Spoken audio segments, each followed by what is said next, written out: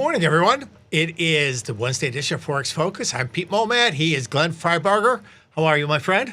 Very good. Happy Wednesday. How about it? Hump day. Now, for someone like you, young man about town, Nothing. weekends start on Wednesday for you guys. Huh? They don't. And not lately. No, Actually, you're I've got an eye doctor appointment. That's big. That's exciting. really. Yeah. Hopefully they don't. Do you wear contacts? I do. You do. Yeah. Okay. Sometimes I'm in here with my glasses. That's why Ryan Grace calls me his quantitative.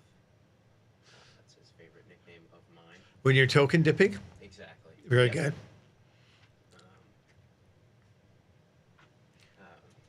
But yeah, not too much going on. You're wearing your nice white shirt today. I decided to take Is there a meeting I missed? the quarter zip out of the rotation. So, yeah, no problem there. Yeah, I'm glad you can. When you wear a crisp white shirt, It's looks, Board meeting or I'm going to a parole hearing or something. Yes. No, just professional. But whenever I wear a crisp white shirt, I get Catholic school dress. What do you call it? Uniform. So I'm glad you can pull it off. Are you getting that from your manager? Because, again, the thin layers of nylon he wears are definitely subject to open, and small sizes are subject to No, I don't. debate. I don't take it to We're heart too referring to our much. friend Frank, who actually I got a text at 4:03 in the morning. He landed in Japan safely. So, Woohoo! That is I've been one time. That is a horrible flight. Absolutely awful. well, it's going to be interesting for him because I did notify Japanese customs. Okay, that good. The bricks of powder that I saw him backing, they might want to take a look at. So I don't Vitamin know mix. how intrusive He's still at the airport, the probably. customs search will be. Yes, No, their customs is really, it's just kiosks. I would imagine it. Like they just scan it's everything. incredibly efficient. Yeah. Yeah. But yeah, it's like, for me, it was like a 14-hour flight. And hour 11, you're just like, you hate everything. You can't sleep. I can't sleep on planes.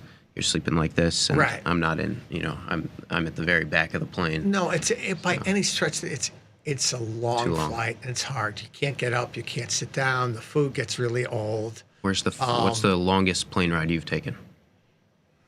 Sadly, it's not that long. Probably the longest plane ride I took was when I went to Krakow. That's pretty which good. Was nonstop from Chicago. Or honestly, equally long going to Hawaii. Hawaii was even longer. Yeah, Hawaii was that like, is out there. It's like 9 hours. It's 4 plus 5, and that's exhausting too. That was annoying. So Yeah. I get that piece. My grandmother's from Guam. Right. And her and my dad always talk about like, oh, like we should go sometime. And it's like, guys, I'm sure it's cool, but that is in the middle of nowhere. That would be such a hassle to get to. And I think the whole island is like the size of this office. So My son okay. went diving in Indonesia, and granted, That's it's cool. not close to Guam, but when you go over to that whole part of the world, you see Indonesia and Australia and then Vietnam, Cambodia, it all seems like, oh, these are all like 2-hour plane rides. It's 2 hours to New Zealand from Australia. Everything there is 8 hours to Japan, Insane. to Indonesia, Whole like lot to of Guam. ocean. Yeah. He flew to Indonesia, and it truly, I didn't realize, but it's the other, you can either go east to west, which you would think, oh, if I'm flying to Indonesia, I'm going to fly west. Right. He flew to Turkey and then down across Africa to Indonesia, and it was Wild. approximately the same distance. Just for some reason, it was a lot cheaper. Sure. Stopping in Turkey. Yeah. So, yeah, they stopped in Istanbul. Did they have to like do a whole layover deal? They spent like 8 hours Okay. in Istanbul. Nice. Yeah, I think but that's they actually ended up leaving the airport.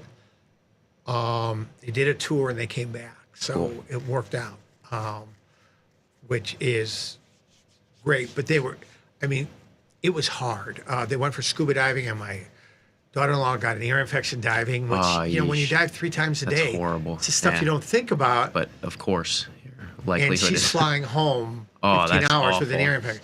But I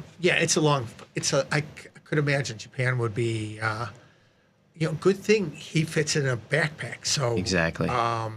with one of those little fans, the nice cat bags with Yeah. the little fans in them. Yeah, and we can tuck them under receipt. Now he can have fun, and I think he took out some of his hikes. Yeah, he did. He saw. There were- He went on Google he had Maps. it on like a Bataan death march. It was like, yeah, the lower days are 7 miles, the bigger days are 15 miles. But that I'm was like the by road. Like he just Google Maps it, and then he like opens up the guide or whatever, and of course you have to like squiggle through this, and each one was like closer to like 10 to 12 miles a day. Like, dude, good thing you checked it. Yeah, and That's horrible. His girlfriend, who's a wonderful girl, she's tough though. Anyone wouldn't want to do that. No, and I was like, she's going to leave you for dead. I mean, she's going to walk a mile, get rid of you, Yep. and then get on the bus and continue on the trip. Maybe that's what he's going for. You never know with that guy. Yeah. So because I was like, you might want to rethink the every single day part, because I had a friend who did a bike trip through Spain, and it sounded great. You bike every day and stop for dinner Yeah. and stuff like that, and but they're biking 30 miles a day, which doesn't seem like a lot. No, that's a lot. Well, yeah, and by the second day, his wife was like, I'm riding in a Toast. van, and Same I really don't muscles. want to be here," Yeah. which is not a good experience. No, So, but wishing him all the best. yeah, I told him to send us pictures. So, In a kimono, yes, in a kimono. Required. Well, hopefully not a kimono, but anything else but a kimono. closed kimono. See if his Lululemon looks any different in Japan than it does here. But, yeah, he should have fun. But let's get into it, my friend. Continuation of yesterday's move. Aussie Yeah. and Kiwi higher. Canada even doing pretty well. So Aussie yeah. higher, Canada lower, which again, dollar Canada, since again, the quote base currencies are different. Canada's higher, dollar's lower. Aussie's higher, Kiwi's higher. Well, the pound flirted with 130 again, and they said, in the words of my friend Glenn, no Man. bueno. Same thing with euro. Yeah. And Swiss can't make up its mind. Japan seems like it can't make up its mind. Swiss right now is wrapped right around the 200-day moving average. And it'll be interesting because we're going to be talking about that a little bit today. Yeah, I mean, first thing it calls out to me from yesterday to today. Yesterday I called out that usually we don't have the pound moving in greater magnitude than the euro. They were both moving higher. The pound moving higher more drastically. And here we have a divergence early this morning. Did we get any news out of UK? No, I didn't see anything. Maybe that All was right. it. Soft inflation. Okay. That's enough for maybe 0.2%. That they cut and they Because they're trying to keep up with us, right. on the rate schedule. So they softer inflation, they cut rates a little bit. Yeah. Yeah. Because it's hard to keep up with us. Turns out. You know what we saw last night was copper ripped to a new Oh man. multi-decade high, 537. And it was Jeez. one of those things where, we talk about markets when copper got to 522, 523 yesterday. Again, multi-year highs went right out near the highs. I think the high was 524. So just a little bit off the highs. Sat for the first 2 hours in Asia, just flatline. And then all of a sudden, when China and Japan came in, 529 print. The next thing you know is 530, 532, Oh, man. 537. Now, remember, that's a 20-cent move in copper is a 4% move. Well, no, a 2% move. No, 4% move in copper. A 20-cent move Yeah. in copper is a 4% move. So all the way up to 537, all on stops, because it whipped up to 537, immediately came down to 530, and it has been kind of grinding around there, and it's still, and this is why we don't trade like, oh, that's the blow off top. Now it's good to sell. Yeah. Because we're at 528 right now, and the U.S. hasn't come in buying again. There's always been tariff talks about putting tariffs on copper imports. I think it's less tariff talks. It's more they've been undermining copper for a lot of years because it's been so cheap. Think about we looked at copper during the pandemic at $2, I think sub $2 briefly. Oh wow. So this is where this is a little bit in commodity markets like this when they get a twist on something. And sorry, guys, we can't show it to you. They can really add elasticity. Yeah. That's right now what's doing it. Is that helping commodity currencies? Maybe. It's interesting to see we've had a march from $5 to $5.37 in copper, and Aussie and Kiwi have gotten this kind of recurring. What we're seeing, and I'm so glad you brought up this chart, because this is the exact opposite of what we saw a month and a half ago. Right. The down days, the down moves are incredibly short-lived. So in other words, if you want to buy a down move, you got to buy in less than an hour. Buyers emerge, and it takes it to a new, relatively inter-week, inter-month high. So this is exactly the different tape action of what we saw on the way down, where we get these little bounces, but they'd last for an hour. Selling would emerge, new selling. So a material change in tape action, market structure. And again, yes, you're not buying them at 62 cents. But if we go out to the hourly in Aussie, it is still. Yeah, we're on the hourly. And this validates if you're waking up, you're looking at these two stories, you're looking at copper, you want to know if it's playing into the Australian dollar market. One thing that could perhaps validate what you're saying is you talked about that Asian Open. Right. Here we are right there towards the end of the U.S. day, right when Asia gets involved, and immediately seeing that up move. No, I didn't notice, but at 8 o'clock, that's usually when China comes in, Japan's in. I didn't notice if there was any Chinese numbers that came out. There might have been. This is why it doesn't matter so much, because I was watching the copper move, and I walked in my office, and all of a sudden I looked at the spike down in Aussie. We had that spike down in Kiwi too, so I was thinking something had to get probably either a statement was made or something was released, but it was like, and maybe because Aussie and Kiwi went down, copper went up. Maybe there was some economic stat. I don't worry about that so much as Australian inflation, but only a little bit lower. Right. So maybe it was right before that move. So we had it tick lower, and then immediately after. I think it talked about that number does exactly what numbers want. I don't care what it is. It gave me, if market structure is starting to roll over here, in other words, we're going from a bearish market to a bullish one, a dip like that gives me an interesting opportunity. And as you can see, everybody looks at it the same way. Yep. They don't give you a lot of time to decide that it's cheap now. And is it as cheap as it's been? Absolutely not.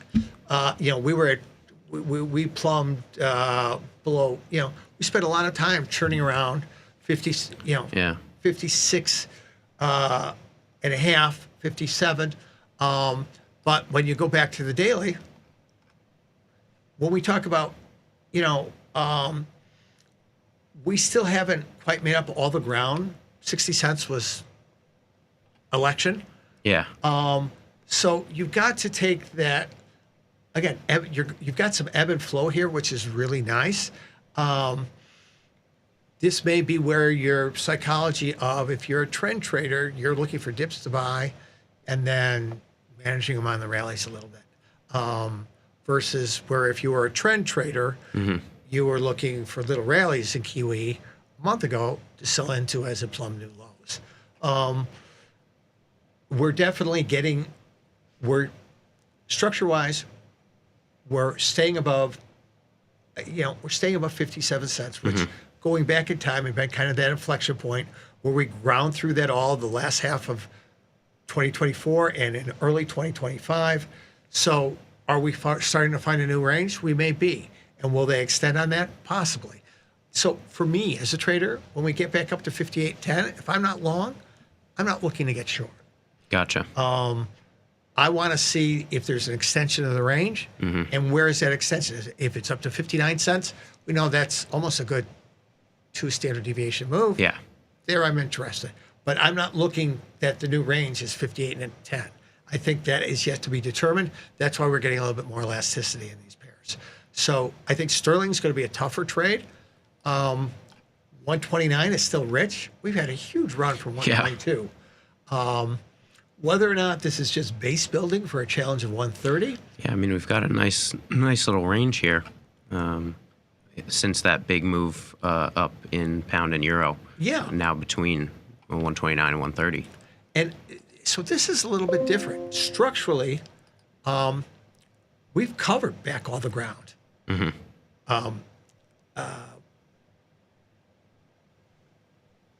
To the election. Yeah, actually. If we go back to the daily. Yeah. Here we are, November. We've Yeah. covered, we're All of there. it. Yeah. Kiwi and Aussie, Not there yet. 40% on their journey there. Yeah. So Wow. if there are things to buy, interesting. This is one where if we got back to the 130 level, I'd say, okay, it's having a tough time getting through. Yeah. I don't think there's this new explosive range above 130. Maybe there is, and I'll be Because we- mindful. But what I like is this setup is so clear. If you're going to sell 129.90s, 130s, you know if they print a new high, if they go one standard deviation, I think 33 points, they print 130.35, I'm probably out. And what am I looking for? I'll pull back into the lower 129s. So have you missed that opportunity?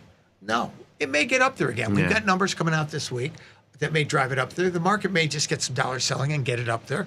So there's good trade here. Would I be buying this dip? I mean, if you're a trend trader, even if you're a trend trader thinking the market's going to continue Right. up, I think you're buying something that has had quite a run. I think you'd probably be looking for a different value area, maybe something closer to 128. But you can go through any of these and look at, where am I willing to be the contrarian? Where am I looking to buy momentum?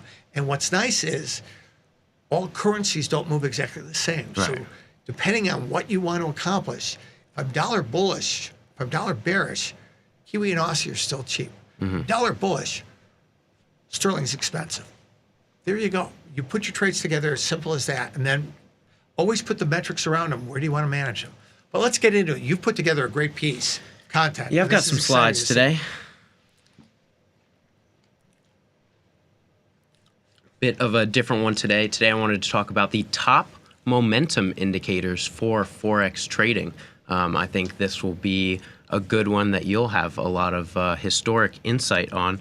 But momentum indicators here are essentially just mathematical computations that appear visually that track price moves and the speed of them to try and give traders more of help them understand quicker where potential opportunities might be.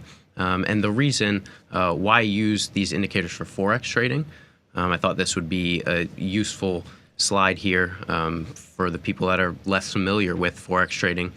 Some of the potential advantages to using some of these indicators for Forex is, one, you have 24-hour markets 5 days a week. Right. So the only gap is on the weekends. So when you're tracking price changes over time, you have very few gaps in that time Right. where that could mess up a signal or any sort of indicator line, which helps smooth a lot of things out when you're looking at averages and changes over time.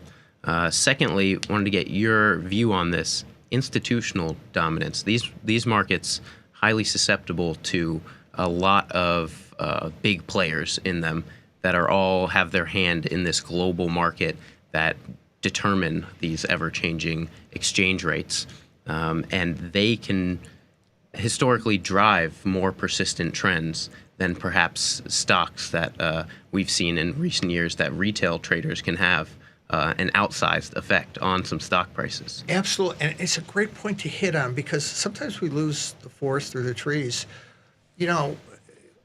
GameStop, when it rallied, and it was like, well, it can't keep going like this. Well, if you're a market maker and you're short Delta and you've sold out of the money calls that are now in the money, you're having to go to the underlying to hedge that because your flow desk is going to want you to explain your risk profile. So where does that buying come from? From new highs? When you get to new highs, it causes people to act. The same way, the reason foreign exchange exists, it's not for you and I to find trading opportunities. It's as a means for countries to exchange goods and services. And let's never lose sight of that underlying end user. And the companies that then have to plan, I'm building this in the US, I'm selling it in Europe, I'm building it in Mexico. I'm selling it in Great Britain. Have currency exposure because what I'm buying them for and the parts I'm assembling, I'm importing them from another country that has a different currency value to it. I have to account for those. Now, if currencies don't move, that's great. I can do all my planning. Everything's Yep. good. If currencies start to move, and this is what every CFO at a major institution is responsible for, is managing risk, financial risk. Currency moves because I can have a car that has a 20% markup on it, and if currencies move by 20%, I go to sell that car in the UK, gone. I've just lost all my money. Right. So part Just of the something that- elasticity right.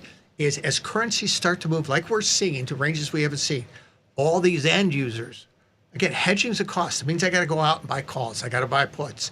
I got to create whatever strategies I do. And they're very, there's forward markets involved. There's all kinds of very intricate ways that institutions hedge Forex exposure. All that does is all those intricate hedges and forward and contracts now all flow into driving the underlying because the market makers use the underlying to hedge. Right. So within that, the more currencies move, the more these institutions need to hedge to protect their exposure. They're willing to pay the cost of hedging Yeah. because they need the protection. The more it drives the trend. So when it's like, why do these things keep going, both to the downside and to the upside? Exactly. This is part of the reason why we get this increased elasticity. More participants because there's more need for price protection and price discovery. So yes, Great call out. that's a great driver. Yeah, great explanation. And lastly here, just highly correlated markets. I mean, looking here, you're seeing on the right here, all dollar pairs. Right. That's a lot for someone to manage, for a trader to wrap their mind around every day. And a lot of the counterparties to this US dollar are highly correlated. So simplifying things into some reliance on an indicator can help identify trends quicker. Absolutely. Now, and I've told friends of mine this. Tom is not a chartist. Tom literally manages probably 120 underlines, and he does it with a ribbon of prices on the Insane. side of his screen. Now, he's a savant, and I've been in the business for 42 years. I tell my friends who are all professionals, and nobody can do that. Yeah. Using charts and using indicators are very productive exercise because his chart's just a history. He's got it in his head Right. in the Craig Sosnoff computer. Us mere mortals can't do that. A visualization and anything that gives us context around movement is good. It's just how we use that. But over reliance on technical analysis is a problem if it disturbs your decision making. But using technical analysis and some of these tools are great complementary tools into your decision making. Perfect. First one, we'll fly through these. Moving averages. Moving averages are exactly what they sound like. Just calculating the average price over periods that you can specify. So here looking at a daily chart. And then if you look in the bottom left, we have a 20-day, 50-day, and 200-day moving averages. So this can speak to how fast moves are coming in. Right. You can also take this up a notch, go exponential moving averages that weight more recent moves heavier. But a common thing here is to look for crosses. Right. So if you look at the very left, we have a cross in the 50-day and the 200-day. And then we've got a couple more between the 20-day and the 50-day, and then the 20-day and the 200-day. So traders can look for opportunities there to gauge momentum and gauge. You like talking about the 200-day moving Because average. the guys who just trained because- me all did, and we all watch Yep. it. We'd sit on the trade desk, and I talk to my guys, my prime brokers, and it's like, yeah, we've got some stuff sitting right around here. So Why not?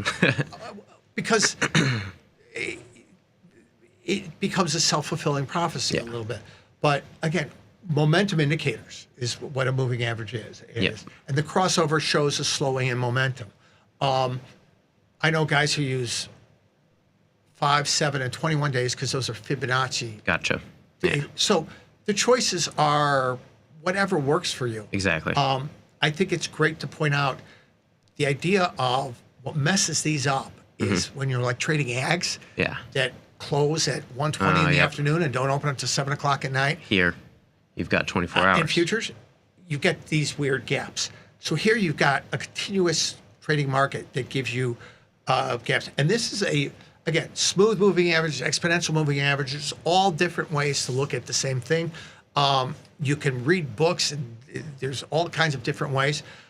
They're interesting exercises. I use the 100, 200 days just because it's old. And it's funny, old school. All the guys that did that for the most part they're not at the banks anymore. There's a new generation of guys, but I'm sure they were trained the same way. Whatever tools work for you that help you find a consistent methodology are great. Let's hold off on the other two because this is too good, and this is great stuff, and we're running out of time. But we'll cover the other two a little bit later. But again, setting these up is, as Glenn said, it's great when you have a continuous market because the signals become true. And actually, they are so easy to do on the platform. And we'll actually start next session. We'll start actually putting one of these on the platform to show you how easy it is to do. So very easy. The platform is incredibly feature rich when it comes to technical studies. Don't be intimidated by there's 100 things on there. You don't have to master. No. You start with a few. I've seen guys who've got so much stuff on their charts, and it's almost like a cry for help because they're looking for any signal. they're looking for any signal, which creates, again, decision dysfunction. Right. But having the right set of things that work for you and help you better define opportunity, those are all good things. You don't have to go it alone. It's not worthless stuff. It's good stuff. Just keep context around. You're making the decisions around where you're getting in, where you're managing risk, both positive and negative. You're going to be in great shape. This is a great piece of content. All I'm so right. glad you put this together. Guys, we got to wrap it up. We're running late. Coming up next, Tom, Tony, and Vanetta. We'll see you back here tomorrow, probably. Have a great day.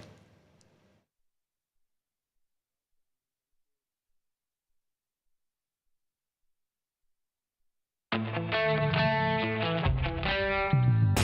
the world of investing, a beast lurks between the numbers.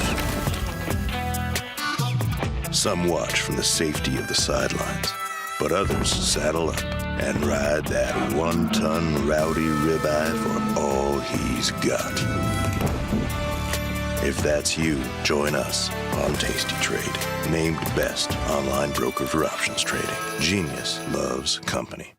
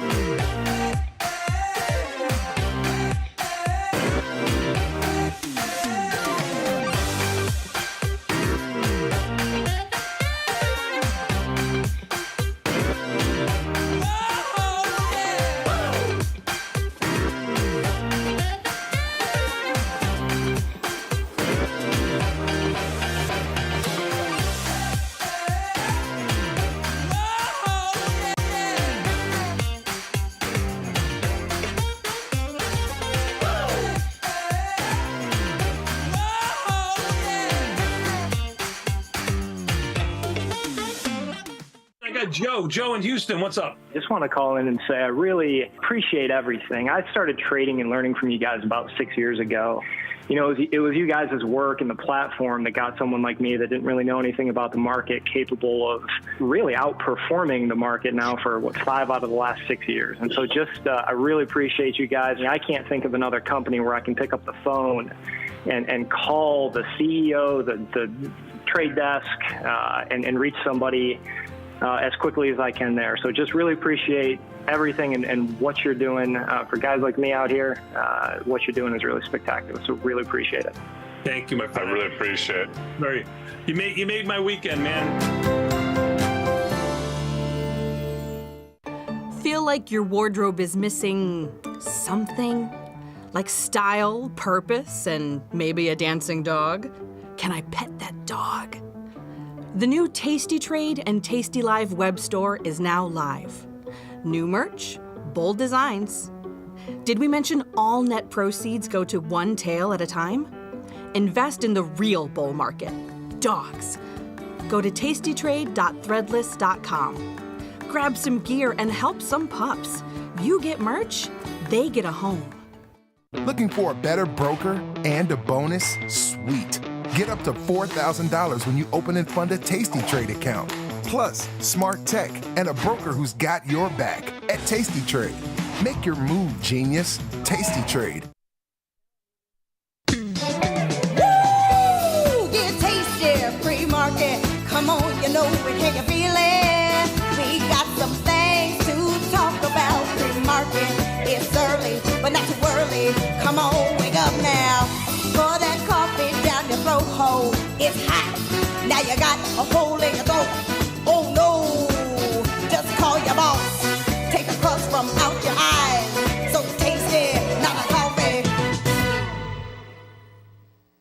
Good morning, you knuckleheads. Happy Wednesday, Tasty Nation. Another beautiful but little chilly day here in Chicago. Tom Sosnoff, Julia Spina, and me, Vanetta. How are you guys doing today? I'm doing great. Thank you so much for having me again. I haven't gotten fired yet. How are you doing? Yeah. I wore this dress actually in your honor. I was like, what's a Julia dress? It is a Julia dress. Yeah, it's got like moths on it and it's like spooky vibes. It's maybe a Julia dress like 3 drinks in, but that's okay. Get it, girl? Yeah. What are you gonna do? Tom, how are you? Tom, how are you? Tom, how are you? Are you ready for more estrogen? I don't know if I could talk about Julia dresses or more estrogen. No. I think we mellow you out though. Yeah, it really balances the room. Yeah, you're not bad. No, it's not bad. It's like it's a little bit of a vacation. It's different. It's just different energy. That's all. Yeah. Fine. I'm good with it. Do you miss the bat though? A little bit. Not at all. Yes, you do. No, I really needed a break from him for the week. Plus, I've been really busy. I can't handle him. You've so been busy. busy. So really busy leaving at noon every day. Yeah, traffic, so I got so much to do. So much to do. Impossible. Oh my God. Impossible. Impossible. Yeah, the bat's getting closer and closer. I don't like. He's posting his pics. Have you seen him? He's No. got some fishing pics up that he's posted. No, I so. deleted him from my social media. Oh no, you did not. You're just not on Twitter. That's all. I refuse to be on Twitter. I will never go on Twitter again. Okay. Well, fired- I fired Vinny you caught on some. Twitter. Vinny caught some grouper, and yeah, look at the I grouper. don't forget what the other fish is called, but there he is. I got a grouper. Look at that. Look at the size of that. Oh, it's pretty good. There you go. It's a big old fish. Big old Yeah. fish. Are they gonna eat the fish? And he said also he got some redfish and snook. I don't. Snook? Yeah, I'm just reading his tweet. I don't know what any of this is. I don't know what those are either. I don't think they eat them. I think they throw them back. That's gotta be so traumatic for the fish, though. Like you're just chillaxing in the deep ocean and you get yanked onto land for an Instagram photo and then thrown back without even like, hey, how's your mom? Speaking of that, okay, I learned something crazy like a couple months ago, and it's still bothering me. You know the blobfish, right? Yes. Have you ever seen a picture of a blobfish? It looks massive, right? It's massive, but when you look at it in its proper like environment, it looks like a normal fish. It's just because we bring it up to atmospheric pressure like too quickly, and that just kind of causes all the blood vessels to freak out, and then it turns into a blobfish. So we've been making fun of this fish this whole time, and we did it to them. I know. The poor blobfish. He's like, I'm small. Blobfish. Have you ever seen a blobfish? No. Yeah. No. I feel bad for blobfishes and pigeons. And then like that other fish too with like the light in front of the it too. anglerfish? Yeah. They were so small. They're so little bitty. Yeah, I didn't know You that. know, last time I went snorkeling. You went snorkeling? But I said the last time I went snorkeling. And the fact that you've ever been snorkeling is pretty amazing. That it also implies a future time that you will be snorkeling, right? Not because you didn't say the only time I went snorkeling. You said the last. The last time. It kind of has the implication. What did you say? The fact that I've ever been snorkeling is amazing? Yeah. Why? Because she studies physics and it's not supposed to work. It just doesn't, I don't know. It just doesn't, I don't know. It doesn't equate to me. I've never been snorkeling. Is it fun? You've never been snorkeling? Why are you saying that like you're surprised? Well, I mean, it does involve the outside and like the sun. It does, yeah, that's true. That is true. Never been. I've been snorkeling a lot. It seems like a very like Cancun thing to do. Cancun. It's kind of like a Caribbean. Caribbean thing. Yeah. I'll allow that. I once was in. Well, I've snorkeled on a lot of places. I guess you could snorkel in the dells. But I don't know. No, I think I once was in Cozumel, possibly. Where's Cozumel? What year was this, Grandpa? It's off of Cancun. It's an island off of Cancun. Okay. But I have snorkeled in the Caribbean a bunch of times. And the last time I went was I want to say about 15 years ago. I was in the Bahamas. Okay. And I went snorkeling, and it got really windy, and it started to get really windy and wavy, but you don't really a little choppy. Very choppy. Yes. You don't really feel it when you're snorkeling. Sure. And then I kind of got a little bit away from the boat, and I also got, because you don't really realize where you are, and then wasn't this a movie? when they left those people in the Great Barrier Reef. No. Yeah. No, I could see the shore, but it was really far. I couldn't get there. And then this big giant fish, I don't know what it was. It was giant. Maybe it was a snook. I don't know what it was, but that was Maybe someone flushed a goldfish. You know, if you do that, the goldfish get huge. I've heard that. Yes. This was in the Caribbean. This was some giant fish. I don't know if it had teeth. I thought it was like a barracuda or something. I don't know what it was. You're such a baby. It was not a barracuda. I thought at first it was a shark. Then I thought it was a barracuda. I don't know what it was. Okay. It was giant. As soon as I saw that, went up to the surface, looked for the boat, found the boat, went back. Never snorkeled again. Took off my fins. That was it. That was it. That was the last time I ever snorkeled. Do they have a mask that'll fit your giant head? It's gotta look like this. I went scuba diving once. You gotta get certified to do scuba. I got certified in a pool in Mexico. Sounds about right. Took about 15 minutes to get certified. I got ordained on the internet. I got certified in a pool in Mexico, and I almost died scuba diving. But don't worry about that. I don't know. We weren't really a scuba family or a beach family. We were a national park out west family. So it was a lot of deserts and mountains and stuff. See, that's cool. Which I liked. But no snorkeling. I feel like I'm missing out now. It's all right. It's just a different kind of risk, like falling off the side of the mountain, getting eaten by a bear or a cougar, that kind of thing. There's still time for you to go snorkeling. There's plenty of time to go. Yeah. I can't believe you've never been snorkeling. It's just, we weren't a resort family. Maybe that's a better way to put it. I feel like that's a resort kind of thing to do. I think now they have those mini subs, so you could ride in, and then that looks cool. Those look cool. No, those are not cool. That guy went down to the Titanic and. I'm not talking about a billionaire fantasy. I'm talking about a small submersible. Thank you, Julia. No, this is like a jet ski that you ride underwater. You're not that deep. It's perfectly safe. You can go on a glass bottom boat then if that makes you happy. You want to feel water in your hair. I don't know. Yeah, anyway. Water in my hair. Yeah. Speaking of your hair, we got the full flow yesterday. What happened, girl, during last call? I lost my. You want to talk about it? I lost my beret. You didn't lose it. I found it. You didn't lose it. You forgot it. I left it. I left it behind. Man, I'm surprised you don't just have a closet of those at home. No. Your senior moments are getting closer together, like contractions, because you left it at home, your beret at home, and then now you're leaving it at the you need at least two berets that are broken in. So you I'm thinking of getting rid of it. Oh, new look? I'm thinking of the new look. You should do a faux hawk. Oh, what is I think you nailed it, Vanessa. I don't know. No. Cornrows. I could see rocking some cornrows. Yes, cornrows, girl. I can do cornrows, but I don't think it would work for me. Well, faux hawk, you should dye it. You should get an undercut and dye the sides red. I think you should go to Flavortown and just get the Guy Fieri spikes. Boom, platinum tips. Platinum, yep. Good. Yeah, we could lighten you to a level 7, level 8. I think we can make it happen. Can you let the people in this office give it a spin first, and then you can actually go do whatever haircut you want it to do or new look? When you say let the people in his office give it a spin, what does that I'm thinking 80s fashion montage. So wait, how long have you been wearing the beret? Because it's been since I've been here at Tasty, so I've been here 14 years. But I know it preceded that because you had one at Thinkorswim. Yeah, I started at Thinkorswim back when we started Thinkorswim. So has it been 20 years, 25 years? I don't 25 years, but the other one was black. Wow. It's time to switch up the look then. It's just going to be a beret with a little bad coffee. You know what, though? We can do so much with AI, Julia. There's a lot that we can do. Right. If we just take a base picture of you, we can, color me mine. You can do a lot with AI. You could basically, at this point... Yeah, in Miss Congeniality. Yeah. I mean, honestly, there's enough stuff out there. There's enough hours of, of me speaking and Tony speaking. You could basically recreate the show Sure. Just using AI. You probably could, Probably actually. could, yeah. Yeah. 100%. That'd be fun to see, actually. Oh my God, I love this for you. Yeah, we could do it. I'm so excited. We could be dead. I'm sure after It's the true weekend at Bernie's. I'm sure after show going for 40 years. After your son gets married, because now both your kids are married, like they don't you have to worry about anything. So So I have to worry about before. well, like you got to be in photos, That's so fair, yeah. right. So because like whatever you do to your hair, it may take a while to next grow weekend- out or That's whatever. true. Next so. weekend when they have the family photos, they told me I could go play golf.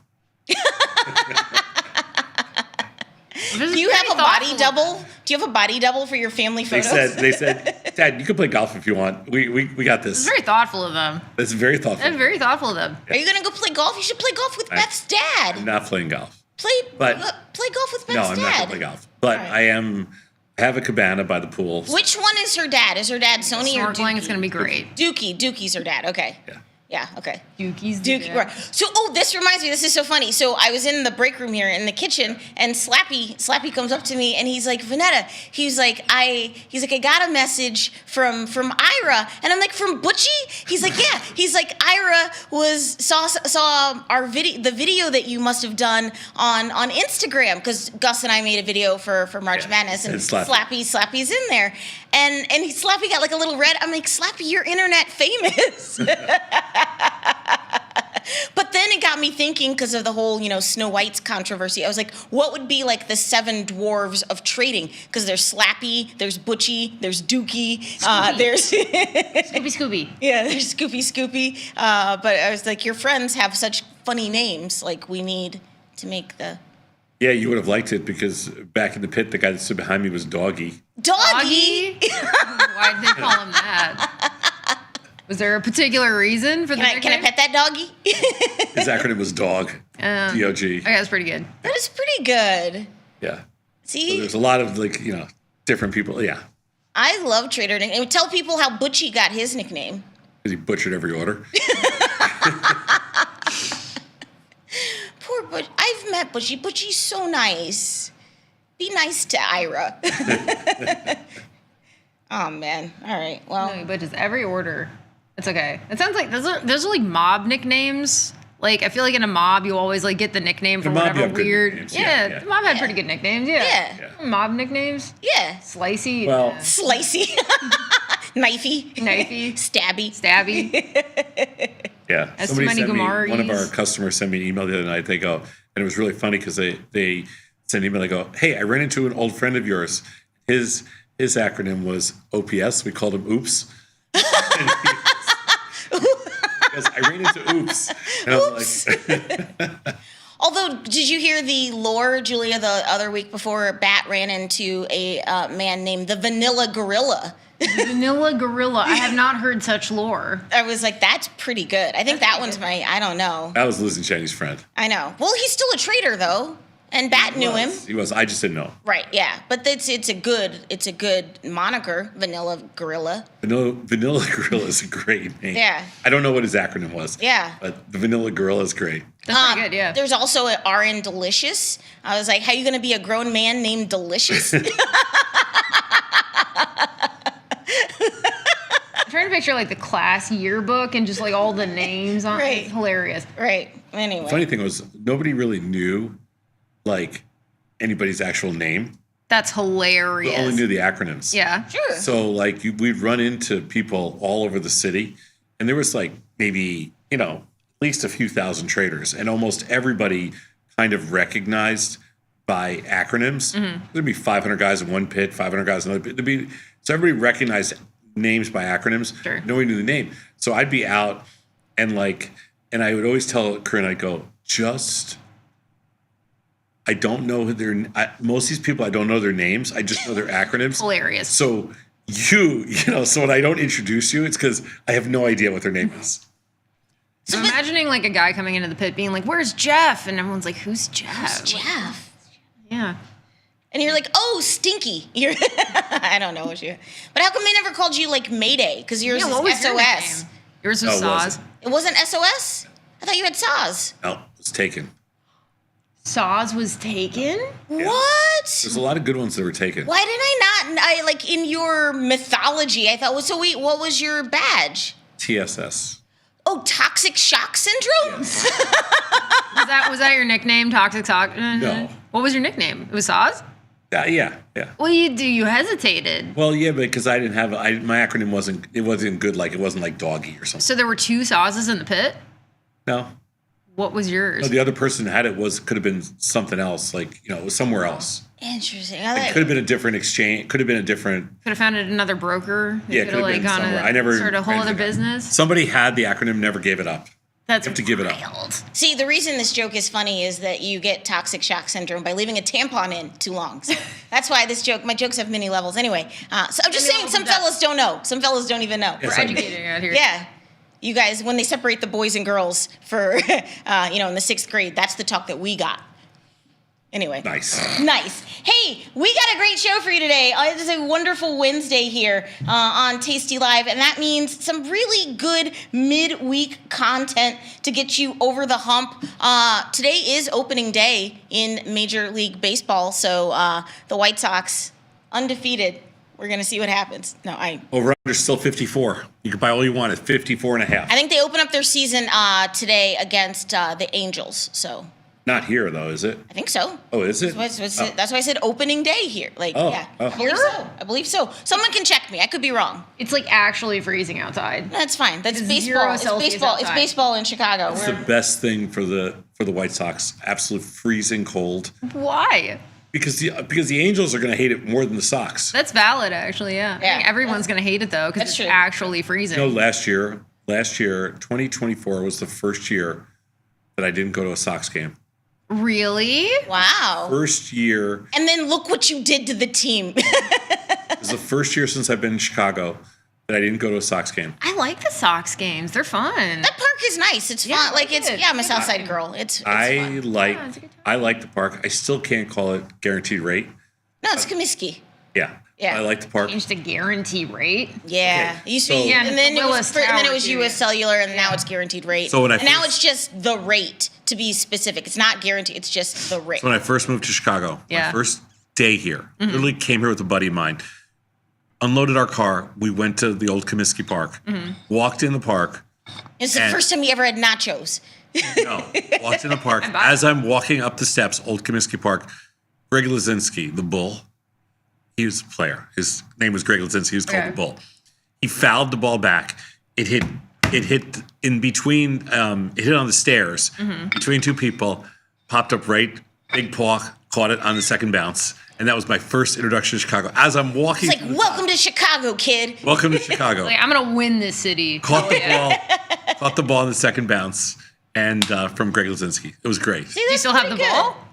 No, I don't have the ball anymore. I have the ball. Come on, man. I've caught 2 balls. One at Comiskey and then one off of Derek Lee fouled one back at a Cubs game, and I got it. He was Cubs first baseman, and I got it. Well, we got a great show for you today. Hey, at the top of the 8 o'clock hour, we're going to do an options jive all about expected moves. I like to move it. That's going to be at 8 o'clock. Is anyone coming in to help you with that? No? Option jive? Yeah. Oh, yeah. That's all My you. morning meetings are. You're doing all the heavy lifting. Doing all the heavy lifting this week. Then we got what's your assumption at 8:40? Tom and Julia, who's gonna be at this schedule's so weird. I'm doing what's your assumption myself. You're just doing it by yourself. Why are you kicking her out? Scheduling. It was a mistake. Yeah, I know. Why are you kicking her out for what's your assumption? Because I want to do it by myself. Okay, fine. Have a mantrum then. So Tom's gonna do what's your assumption Yeah, by his own under damn all that. self because he's independent. He don't need no man. He's gonna do what's your assumption. So reviewers write in with an underlying, and they have a directional bias. Godspeed to you, Tom. I hope you have the day you deserve. Thank you. That is a nice Southern saying. I hope you have the day you deserve. I hope you have the day exactly as you scheduled it. 9 a.m. We got Skinny on Options Math. Jacob in the house. Probabilistic drift, and directional correlation. Probabilistic drift and directional. It's not as bad as it seems. that is a chunky mouthful. It's not as bad as it seems. It's Okay. heavy, but not as bad as it seems. All right. Well, And we have TP in the house. We will. TP will be in for that. That's Great. gonna be fun. And then 9:30, 9:20ish, moving up a little bit today. We got live from the trade desk. Big boy Scotty S. Scott Sheridan in the house, counting down all the top trending tickers from Tasty Trade. Not to be overlooked today. Also, Nikki Bat in for Johnny Trades. So if you got a Johnny-sized account, Nikki's got some trade ideas for you. You can ask Nikki about his bracket. I think they were checking the brackets, and I think everyone was just happy that you were losing. So I'm out. yeah. I'm out. Hey, today, programming note, thank you for reminding me putting this up. Liz and Jenny are going to have a special guest today live from the floor of the SIBO. They'd like to tell you all about it themselves. Watch this. Maybe? Oh, maybe? No, we talked about this, John.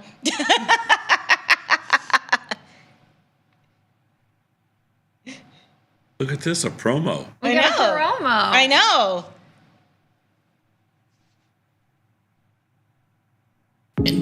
Hi, I'm Liz. And I'm Jenny. Please join us tomorrow for a very special day where we are live from the SIBO with our special guest, Kathy Clay. 3 former floor traders back together where it all started. We can't wait to see you tomorrow. So yes, Liz and Jenny live from the floor of the SIBO. I thought you were going to give something juicy in that. Wait, listen, I have been on emails as a marketing partner with people from the SIBO. I am not trying to F this up. I need to know if they're hiring. That was also very color coordinated. Yes. The shirts and sweaters matched the backgrounds, very balanced. Have you just met those guys? Flawless. Of course. Anyway. No, everything's They're not in your world. No, they're not. This black on black. Anyway, that's our run of show today. Hey, let's get this going. I got a lot of news. You guys want your daily dose? Let's do it. Hit me with my theme music. Let's go. Our leading story. Breaking news. Coming across the wire. Our leading story. Top stories. Jump in. Today's headlines. This just in. Breaking news. All right, everybody. Today is a wonderful Wednesday. It's March the 26th. It's part of the show we like to call the Daily Dose, where we talk about today's financial news and headlines. My name's Vanetta. Are you ready for the news? Sure. Yeah. Hey, I just wanted to talk about this because Julia and I certainly are not old enough to remember. But no, I'm being sincere about this. But when people are throwing this word around, it's being bandied about. I like that word. But I want your perspective on this. And I know you're kind of going to hate this, but I do want your historical perspective. And that stagflation is on the radar for the U.S. economy, but it won't be a repeat of the 70s. Of course, that's when inflation and unemployment are both up, but economic growth is down. I was being sincere. Julie and I were not around in the 70s, but you were. Do you see parallels, or is this like all overblown? And what does stagflation mean to you and for the market? I'm just curious. Stagflation isn't something you can figure out till 10 years after it actually happened. Okay. And in the 70s, when they used to talk about stagflation, I mean, I was in college. Okay. When you're in college, you don't, the You're world. broke anyway, so it doesn't really. Totally broke. Right, you're unemployed anyway. You're unemployed anyway, yeah. You're broke. I mean, college back then wasn't like college today where kids, get a credit card from their parents and Well, it's you because you're the parents giving your kids credit cards. I did not get a credit card from my parents. I think I got $10 a month or $10 a week max, had to make everything. We had to work. So well, but you can sort of reflect back on it from a historical I know, but I don't do you think that our time as we are now is we're sort of headed on a similar trajectory? What I'm trying to say is that's hard to say. What I'm trying to say that although there was a lot of there was a lot of stuff going on in the 70s, high interest rates, oil embargoes, crazy gas lines. Sure, kind of hostage situations. You could hijack a plane like nobody's business. When you're the golden age of true crime. When you're a kid in college, okay, I just want to say none of that really mattered. Yeah. You're almost oblivious to what's going on in the rest of the world. All right. I did pull this headline because I thought you would get excited because I was like, are they watching our show? I was like, I don't know who else understands this. Maybe you can break it down. U.S. bond investors weigh convexity risk in recent Treasury yield decline. Tom, they're writing about bond convexity risk in Reuters. What? Well, it took them 25 years to catch up. What is convexity, or what does this mean? Well, I don't know what they're talking about here. What does it mean to you? That's all that matters. I'm not. I don't know. I don't know what they mean by this. I'm not asking them what they mean, but what is bond convexity risk that you've been talking about? It's principal risk, but I don't know what this headline even means. I can U.S. send bond you the investors story. weigh convexity risk in recent Treasury yield decline. Yes. So the purchases, so they're saying that yields have raised speculation that a wave of buying of Treasury securities and derivative products called interest rate swaps by mortgage portfolio managers and insurance companies is partially responsible for the decline. The purchases are for convexity buying that helps offset the cost of mortgage refinancing. I don't know. Actually, I don't understand that totally. I have to look at it. But But what's interesting is that they're talking about like short-term rates and swaps. Yes. Yeah, and when we trade bonds, like right now, I'm bidding for bonds a little bit below the market right now, like the 115.29 and 115.30, a couple ticks above that. Yes. Like we trade the long end of the curve. Okay. They're talking about the short end of the curve here. All right. So I'm not. What are you doing in bonds though, just in general? We're a little bit long. We're betting for Treasury yields to decline. Okay. But they haven't moved yet. Sure. On the long end. PCE on Friday. I know. On the long end, they haven't moved. On the short end, they moved a little bit. I'm not really sure what they're worried about here. Julia, do you ever get tempted to just nibble on bonds, or? Oh, no, don't. You're like, no, it's not for me. No. You're like, nah, it's a no for me, dog. At some point, I'm going to learn how to properly trade bonds, and this would really be the time to do it because we're actually seeing rates change, which is relative. It's like pretty, it's kind of rare when that happens long term. I did make a trade today. I put an order and I haven't been. You did a trade today? No, based on something you said. Oh yeah. Ooh. You took the opposite side of what I was going to do. Of course. Because Julie was mad that she didn't get a chance to sell put spreads in. I was going to sell copper. Put spreads on the copper futures yesterday. Yeah, I'm on her side. Like, so I'm off. YOLO. So as soon as I heard her say that, I hope you get crushed. Knowing how public you are, I decided to put a call spread offer in. Oh, goody. Let's see how I'm that not goes. filled. I'm at 310. Crushed. Mid price is 320. I should be. Well, it's just a little thin in there. All right. Hey, I got to keep it moving. Consumer confidence and where the economy is headed hits a 12-year low. We did it, you guys. The board's monthly confidence index of current conditions slipped to a 92.9, a 7.2-point decline, and the fourth consecutive monthly contraction. Do you put any credence to these sentiments as more and more come out? I mean, it can't be good news. I mean, it depends which side of the fence you're on. Is it consumer? Well, when consumer confidence is really low, it's a 12-year low, then chances are it's only going to get better. Okay. So it depends how you want to look at it as a contrarian. Obviously, I mean, I think consumers have every right to be a little concerned right now. Sure. But again, I think it's more just uncertainty, just about like where prices are headed and like what the employment situation is going to be. Nobody ever bought or sold something based on consumer confidence, and nobody ever made a trade based on consumer confidence. So this is another one of those like very tricky headlines that really doesn't. It does contribute to the vibe, though. No, it does. Yeah. It's really? Consumer confidence changes the way you think about anything in the world? Well, it more reflects the vibe that could have sort of longer term impacts on the market and the broader economy because we're the biggest. I respectfully disagree.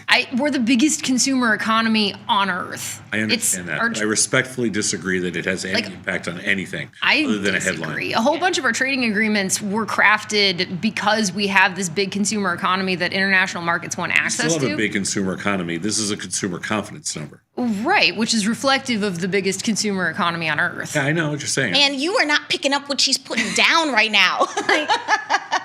I'm just. Hey, let's shift gears to currencies real fast. Dollar unmoored as traders unsure on tariffs. We're waiting for the big matzo ball of tariffs to kick in next Tuesday. We'll see what happens with that.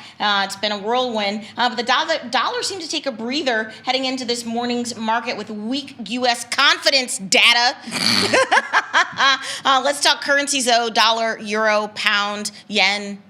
Nothing mixed. Nothing much. We do have a mixed bag of nuts today. Canadian dollar's up. Pounds down. It's mostly just flat. Euro's down a little bit. Everything's just kind of flat. Yen's You down. think they're waiting for something, or No, it's a nothing market. I don't know what dollar unmoored mean, but it's well, mooring. So if you No, I tether to understand something, that. That's, okay. I get unmoored. I'm just saying I don't understand this headline because the dollar's mixed. That's what you can Sure. say. Yeah. Okay. All right. Hey, gold climbs as bullion-backed ETFs add to holdings this year. Gold holding steady around above that 3,000 number last I checked, as more ETFs continued to see big inflows. That's still it's around $40 shy of their record high, but gold-backed ETFs have seen persistent outflows for the last 4 years, but now they're starting to see more consistent inflows. What are you doing in gold? And we talked about Julius Copper and your spiteful trade in copper. Put spread on gold futures as well. You mean a short put spread? Yeah. Yeah, I'm short strangles in gold. Okay. So far this morning. What gold? What do you when you say gold? What are you trading? GC and GLD. Okay, GC. Okay. Yeah, but that's it. They're working this morning. Okay, we will see what happens.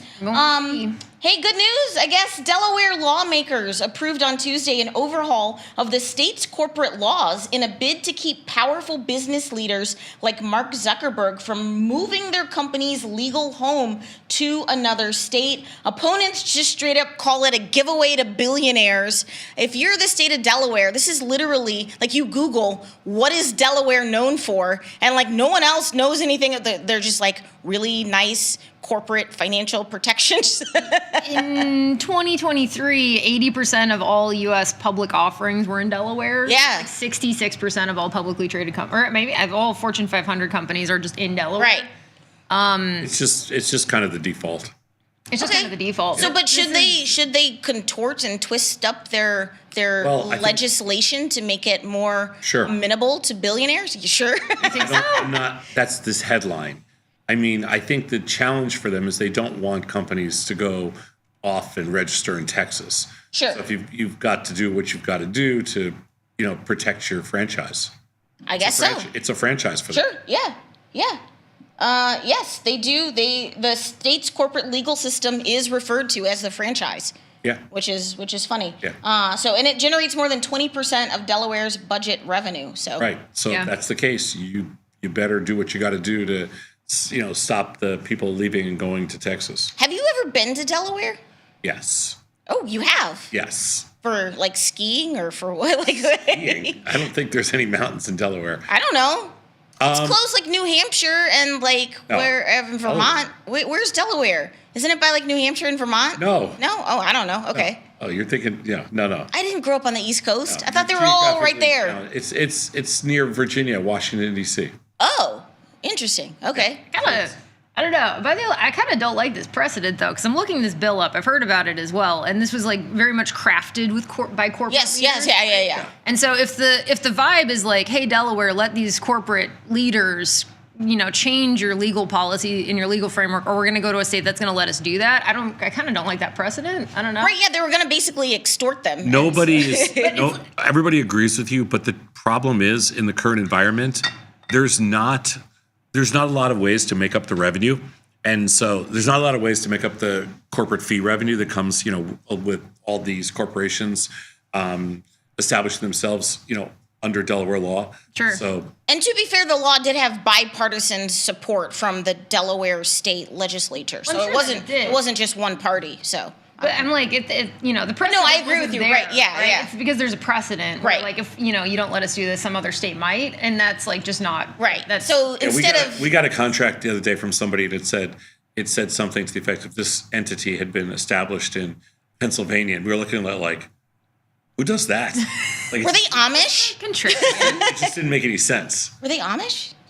We stand. Hey, BlackRock is launching its first Bitcoin product in Europe in a bid to tap growing demand for cryptocurrency exposure in new markets after attracting more than $50 billion into similar products in the United States. The world's largest asset manager has launched iShares Bitcoin ETP. So what are your thoughts on that? I don't have one. What is Bitcoin doing this morning? Nothing. A whole lot of nothing. Down 400. Oh, that really is nothing. It is really nothing. Yeah, no, it's been very stagnant. I'm curious to see if like any interest in Europe is actually going to move this, because it's been pretty heavily tied to like American politics. Sure. I was curious. How about this? GameStop had their earnings last night, and basically they want to become a little mini MicroStrategy. Strategy. They're going to invest their corporate cash into Bitcoin now. I don't even know what GameStop does as a company, but GameStop, the meme stock jumped more than 6% in extended trading following the news. What do you think of them under Ryan Cohen's leadership wanting to get more into crypto? I personally think Ryan Cohen is an absolute moron. Chewy also had earnings. Okay. Chewy did also have earnings. I think Chewy's up $1 or something. GameStop's up quite a bit. It's up about $3. But Chewy, CHWY. Chewy is, I had it up $2, $1.50. Yeah, both of them. I personally think Ryan Cohen is a complete idiot. I don't know what Well, his stock prices this morning beg to differ with you. That's not a strategy to me. Okay. Do we remember when Radio Shack briefly became a crypto exchange? Yeah, or Kodak became like a Kodak. Yeah. Also like our Long Island blockchain, but they were like iced these guys are not becoming an exchange. They're just saying they're just investing all their money in Bitcoin. So you're really going to buy GameStop because they're going to invest their corporate cash in Bitcoin? I heard it on a podcast, bruh. Yeah. Why don't you just buy Bitcoin yourself? Sure. I think it's a genius. Why would you buy GameStop to invest in Bitcoin? It is a genius move. Because it's more affordable. It's more affordable. It's more affordable. It's so ridiculously stupid. What is MSTR doing this morning? Let's take a look. Sure, down small. Down a little bit, not too much. Dollar Tree also reported, and they're up about $2, $2.50. Thank you. Yeah, Dollar Tree also reported. I think there's a lot of overlap between gaming and crypto, right? Between like the traditional gaming space and crypto. These guys sell games. Yeah. Okay. And they can change their business model. Really? They haven't. They already are. Yeah, they're investing in Bitcoin. That's their change. It's the start. I don't know. There's a lot of compatibility between the video gaming space and the cryptocurrency space. That's a good point. Whether that's a good thing or a bad thing, that's not what I'm saying. But like, there already is a lot of overlap. Like even Roblox has a cryptocurrency. Sure. Yeah. And it's an interesting way to like monetize video game, like time spent playing. Right. Yeah. And time put into them. So I think it's an interesting move. I'm curious to see what they do with it, because they've tried to revamp like a couple of times, and that has yet to actually work out. Right. They can't even handle like the vertical blind situation in their stores. I'm like, it's so 80s. Like, why do you have vertical blinds? But somehow they're going to massively manage like a leveraged Bitcoin position. Okay. Hey, Alibaba Group Holding Chairman Joe Tsai warned of a potential bubble forming in the data center construction space, and he argues that the pace of build-out may outstrip initial demand for AI services. Is he right? I have no idea. Well, but Microsoft canceled a bunch of their leases already. Like, obviously, but Microsoft was still like, yeah, we're still going to CapEx $80 billion into AI. But they did cancel some of their build-out space because maybe they got a little out over their skis, so to say. But this actually sounds pretty reasonable. Yeah. Because like I think we underestimate like how many like legacy industries or existing industries are still very like they need to be technologically improved or refined or innovated. Sure. Like how many doctors' offices still use paper for pretty much everything. Sure.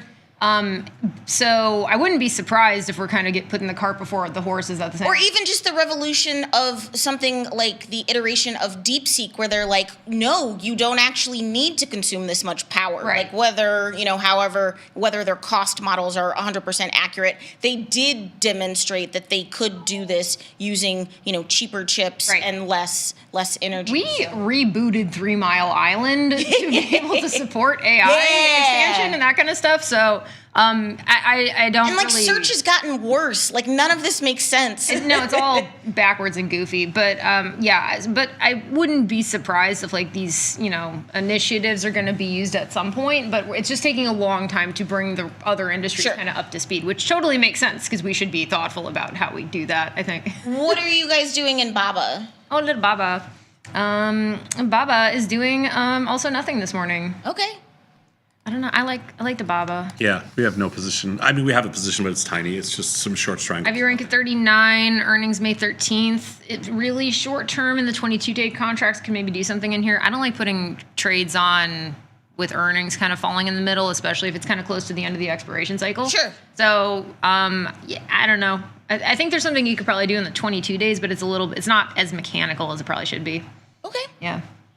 Hey, in other AI news, OpenAI has launched GPT's 4.0 new image generation. They're integrating it right into ChatGPT. So goodbye, DALL-E. Get ready for now unbelievably better results. This image is the unbelievably better results. Still uncanny valley. It's so creepy. I don't know. She's got the right number of fingers. I mean, I guess. So far. Boobs are weird, but whatever. Oh God, I'm not ready for this. What are your thoughts? I mean, we use this here to take loads off of our graphics department. Sometimes we'll use AI to generate an image for Luckbox or whatever. Doing a good enough job on me. Okay. Oh my God. Oh girl. Hey, in other news, this is interesting. A London-based startup called Synthesia is offering equity shares to actors who help create its AI models. They're saying they're going to have a $1 million pool of stock funds. The company's valued at $2 billion, but what if they could license your image in perpetuity to make avatars of people, and then in exchange for that, they give you some sort of equity in the company? Is this a good solution? I don't think I fully understand it yet. So you are an actor. So instead of going to the gig and instead of you getting paid your scale wages for being an actor, because that's normally a more ephemeral product, like it's a commercial, it's only going to run a finite amount of times. This company is like, we are going to, measure everything on your face, and we can create an AI avatar of you that we could use into perpetuity. Yeah. And then in return, we'll pay you that. We'll give it to you in equity. Right. Yes. Yeah, I guess it's fine. I don't know. But what's the cost of your likeness for all time? Well, here's the thing: is that right now everyone's giving it up for free. Yeah. People who are not necessarily in this industry. Do you remember the SAG strikes? AI was a big, big part of that, and they ultimately bid and find out. They ultimately compromised on it. They said the AI was one thing that they were kind of holding out for, and they compromised on allowing studios to use their likeness for all that kind of stuff. Yeah. So I appreciate what they're trying to do, but I don't think this is a good solution. I don't know what the good solution is. I don't know what it is either. But right now, I feel like a lot of companies are just using likeness just scraped from the actual internet without consent, without concerns for privacy and all that kind of stuff. So I do appreciate what they're trying to do, and this is a better way of doing it. But I still don't feel great about it. Yeah, it's like, what would you sell your image for? Well, I mean, very little. Didn't a girl find her face on a a board in Russia or something? Oh, I don't know. I mean, it sounds so plausible. Yeah. I mean, I don't her likeness or something like that. I have to look it up just to make sure, but I thought I remember reading a story kind of like that. So I appreciate what they're trying to do, but it just doesn't. I mean, this whole industry needs a whole lot of work, I think.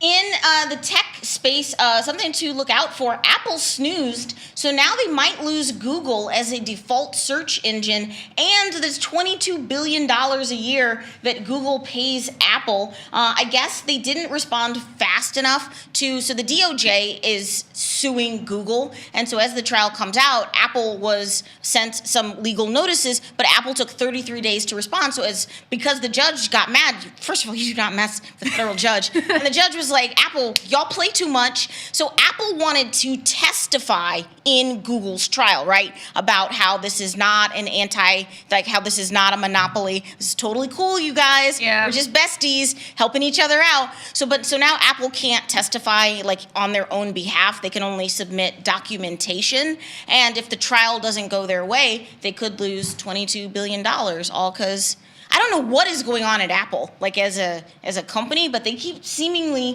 to drop the ball on some things. They did also post yesterday that their June 9th WWDC will be all virtual, but they did set the date for June 9th. What are you doing in Apple? We're flat. It's pretty flat this morning. I'm getting diluted exposure in the NASDAQ right now. Okay. and S&P actually, because it's a pretty big component of both of those. This is so interesting to see. I wonder how this is going to affect Google as well. Well, yeah, because again, these whole DOJ antitrust trials obviously started in the previous administration. Some stuff from the FTC has been walked back in this administration, but this Google trial is still going on. We'll see what happens. I don't know, but I'm sure if Google, which they would do, they would appeal this, and I'm sure that their appeal would be more favorable under this current environment. But I don't know. We'll see what happens. Hey, skipping a story just real fast. U.S. judge abruptly, again, do not mess with federal judges. U.S. judge has abruptly just set a date for Boeing. They're like, look, you're going on trial for fraud because they've been hemming and hawing. And judge is like, you know what? I had enough of your shenanigans. We're going to trial June 23rd. Buckle up, Buttercup. So trial date has been set. This is again for the very devastating crashes in Indonesia and South Africa? Ethiopia. Anyway, what are you doing in Boeing? We're a tad short. Okay. So it's doing nothing this morning. Okay. It's doing nothing this morning. And this, I feel like every time there's really bad news about Boeing, it does the same thing. It just kind of does nothing. Does a little shrug. Yeah. Maybe it's even up a little bit. And so I say it's like too Boeing to fail at this point, especially with all these government contracts. There's only like 2 companies that make commercial aircraft. Like, what are you going to do? Yeah, what are you going to do? Exactly. And huge government contractor as well. Sure. So and I also, didn't they get a fine? I thought I remember. So they had entered a plea, but then the family sued, and then they were like, it's going to go back to trial because they tried to just plea it out. And it is complicated, and I still don't understand all of it. But hey, I got to keep it moving real fast.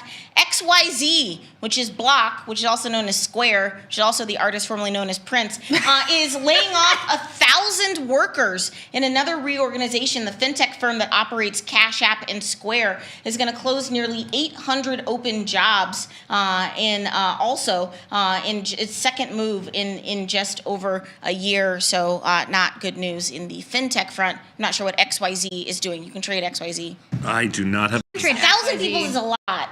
It is a lot of employees. I don't know if they've had layoffs previously, but we saw this with a lot of tech companies that kind of overloaded during the pandemic and have been laying off their, big chunk of their workforce since then. I also wouldn't be surprised if Block loaded up on employees just because everyone was using it for a long time, and now there's maybe more competitors specifically in like the payment processing space that they sort of appeal to. So I wouldn't necessarily expect like a huge hit to their business, but their stock's down a little bit this morning. Yeah, 50 cents. Around 50 cents, not too much. Surprisingly liquid. I've actually never traded this. Get into some XYZ. Surprisingly liquid. It's okay. It's not. I thought it was going to be a lot worse than this. It's not great, but it's a lot more liquid than I was expecting. This is pretty funny. I'm skipping a story here, John. What is the proper punishment for this? This is funny. A United Airlines flight had to turn around 2 hours into the flight from its journey from LA to Shanghai because the pilot forgot his passport. The passengers diverted to San Francisco where they got meal vouchers and compensation. I would have started an angry mob so fast. Oh my God. Oh. It's like if you had forgotten your beret, the whole plane has to turn around. That's the stupidest thing I've ever heard in my life. Wait. I would have been irate. So how about this? Once I'm going somewhere with a buddy. But like, how did he even get into? How did he get? Don't you have to go through security? Right. Yeah, I know. But anyway. So I'm going somewhere with a buddy of mine, and he leaves his. We're going out of the country, and he leaves his passport. In the, they didn't, whatever it was, but they didn't check when you got on the plane. So he left his passport in the lobby area, the waiting area. So we're on the plane, and he's like, he can't find we haven't left the gate yet. Sure, yeah. So he goes, oh my God, I left my passport, because he left his passport in another bag outside. So what is he, new? This is a long time ago. So he runs up to the front of the plane. And they say, you can't get off. So he talks to the pilot, and the pilot says, I can't reopen the door. And right. I think it is against like FAA rules. Okay. Like once the door's been sealed, I think. Can't reopen the door. Yeah. I can't let you go out to get it. He goes, well, what am I going to do? They're not going to let me off the plane. They're not going to let me into the into the country. Yeah. And he's like, I don't know what you have to do, but I can't do anything. So they had this big argument, and the guy wouldn't let him off the plane. So we got to where we were going, and they wouldn't let him in the country. Okay. And so he had to wait there until somebody went back another flight, got his stuff, and flew back on another flight. Wow. And wait in the airport in holding. How long was he there for? What? How long was he in holding for?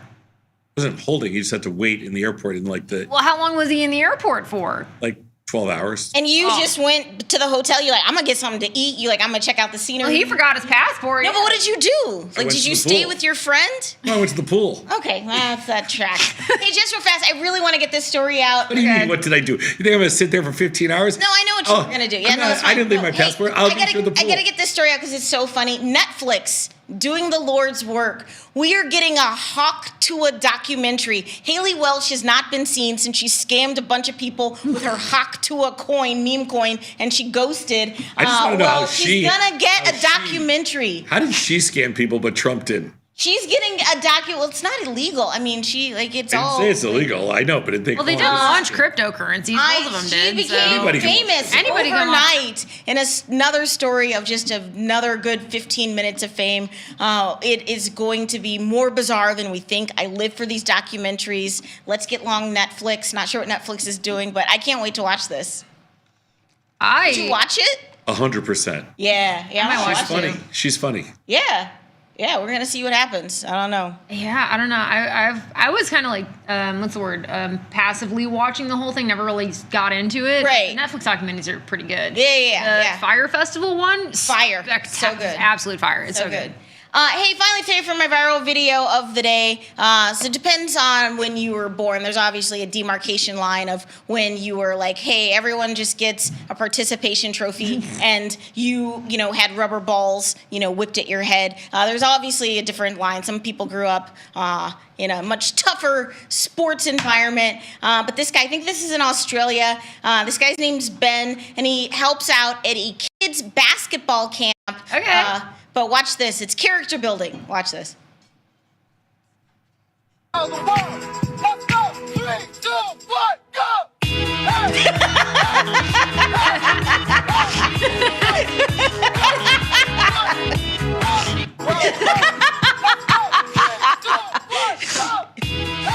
This is what you should do. Pretty good. All these kids getting dikembe'd. But see, now when they actually make the basket, they're gonna feel great. Yeah. There you go. There you go. That's There you good. go. I really appreciated that. Hey, we're going to take a quick break here. When we come back, Tom Julia answering viewer questions. Little segment we call Confirm and Send. You're watching Tasty Live. Thanks, guys. Peace.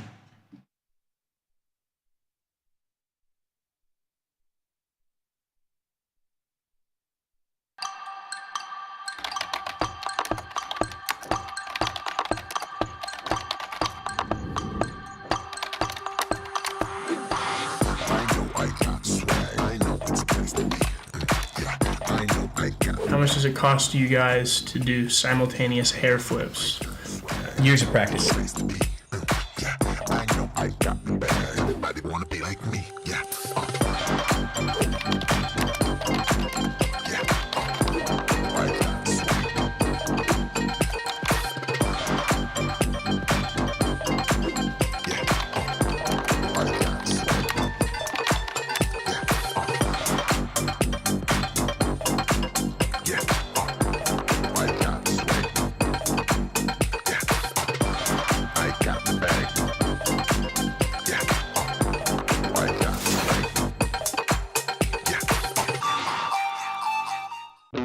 Looking for a better broker and a bonus? Sweet. We got you. Right now, you can get a bonus of up to $4,000 when you open and fund a Tasty Trade account. Plus, low rates, smart tech with the analysis tools you need, and award-winning support. So, get a broker who's actually got your back. And up to $4,000 at Tasty Trade. Make your move, genius. Tasty Trade. Look who's back testing. Tasty Trade now has options back testing for free. Test your trades with over 10 years of data for the most popular symbols. See how your trades would have performed in the past. Look back at profit and loss and take the guess out of guesswork. Oh, did we mention that it's free? Get back testing at Tasty Trade. In the world of investing, a beast lurks between the numbers, ready to pounce. Some traders hide from it, some ride it.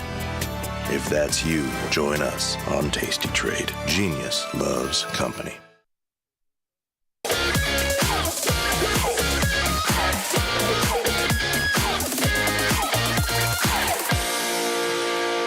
Hello, everybody. We are back.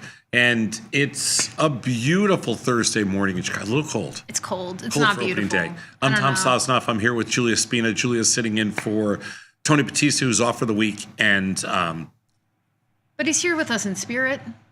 but he is here with us. Flat Tony is here with us. Flat Tony's here with us, getting closer and closer. So I'm doing the first until 8:30 with Julia. Then we've got some live trading. Then I got TP coming in with Jacob. So it's going to be a packed house, and we've got stuff going on all day. I have a podcast with Dylan at 1 o'clock today, where I'm not even sure what we're going to cover yet. We got a couple different fun, controversial topics, and Nikki Bat's coming in the studio. Liz and Jenny are on the floor of the SIBO today. They're in the SPX pit with Kathy Clay, who's like one of the top women executives in the derivative space, and ex-floor trader too. And so that'll be a fun talk. They'll be down there. They'll freak all the guys out in the pit. And then let's see, what else do we got going on today? And we got last call. I'm doing it with Vecchio this afternoon. Ooh, that's going to be fun. Yeah. It's going to be packed. And I got crazy stuff all day long. So let's do it. It's 7:56. It's Central Time. We're in Chicago. We're in our studios in Chicago. And all right, Julia, you ready? I think we're ready to do it. Let's go. Okay. First one, John.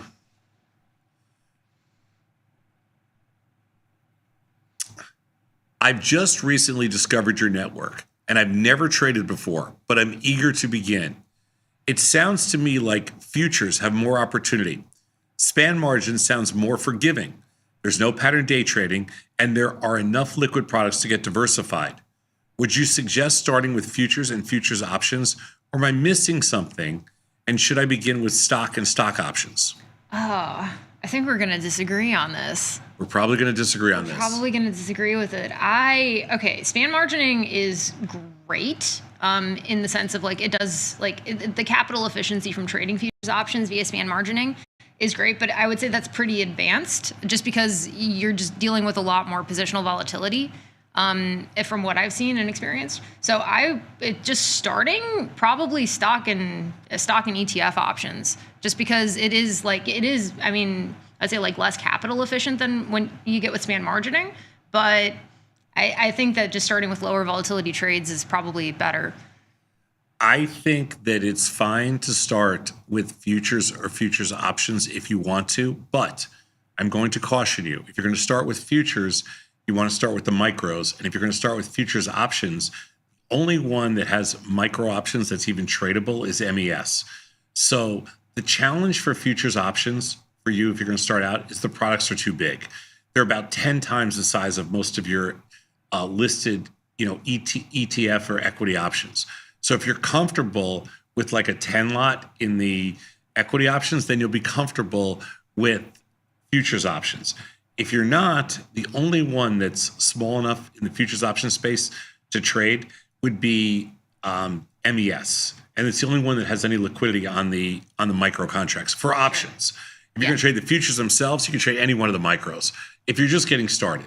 Yeah. Other than that, I agree with Julia. I would go to use ETFs, index, and equity options just for you have more choices and you can get smaller. You get smaller and your sizing is just a little bit less volatile, right? You have a little bit more control over that, I would say. Next slide, John. If liquidity was not an issue, and let's say you want to use 2% of your account's buying power on a trade, would you rather trade the micro futures options naked in a smaller account using 2% of your buying power, or would you rather trade the regular futures options with a defined risk trade that uses 2% of your buying power. If liquidity was not an issue, but that's like the most important issue. Of course. So, okay, if it's not, I would still probably, and I think we're going to disagree on this, I would rather trade personally regular futures options with a defined risk trade, just because, again, like the product is so big and there's so much positional volatility that I always go defined risk when I trade futures options for that reason. But what do you think? I'm going to say the same thing I said to the last person. If you're talking about MES and the micros and you want to do something naked, go ahead. It's about 1/2 the size. It's about 1/10 the size of the ES. It's about 1/2 the size of SPY. If you want to trade MES options and use 2%, I don't care.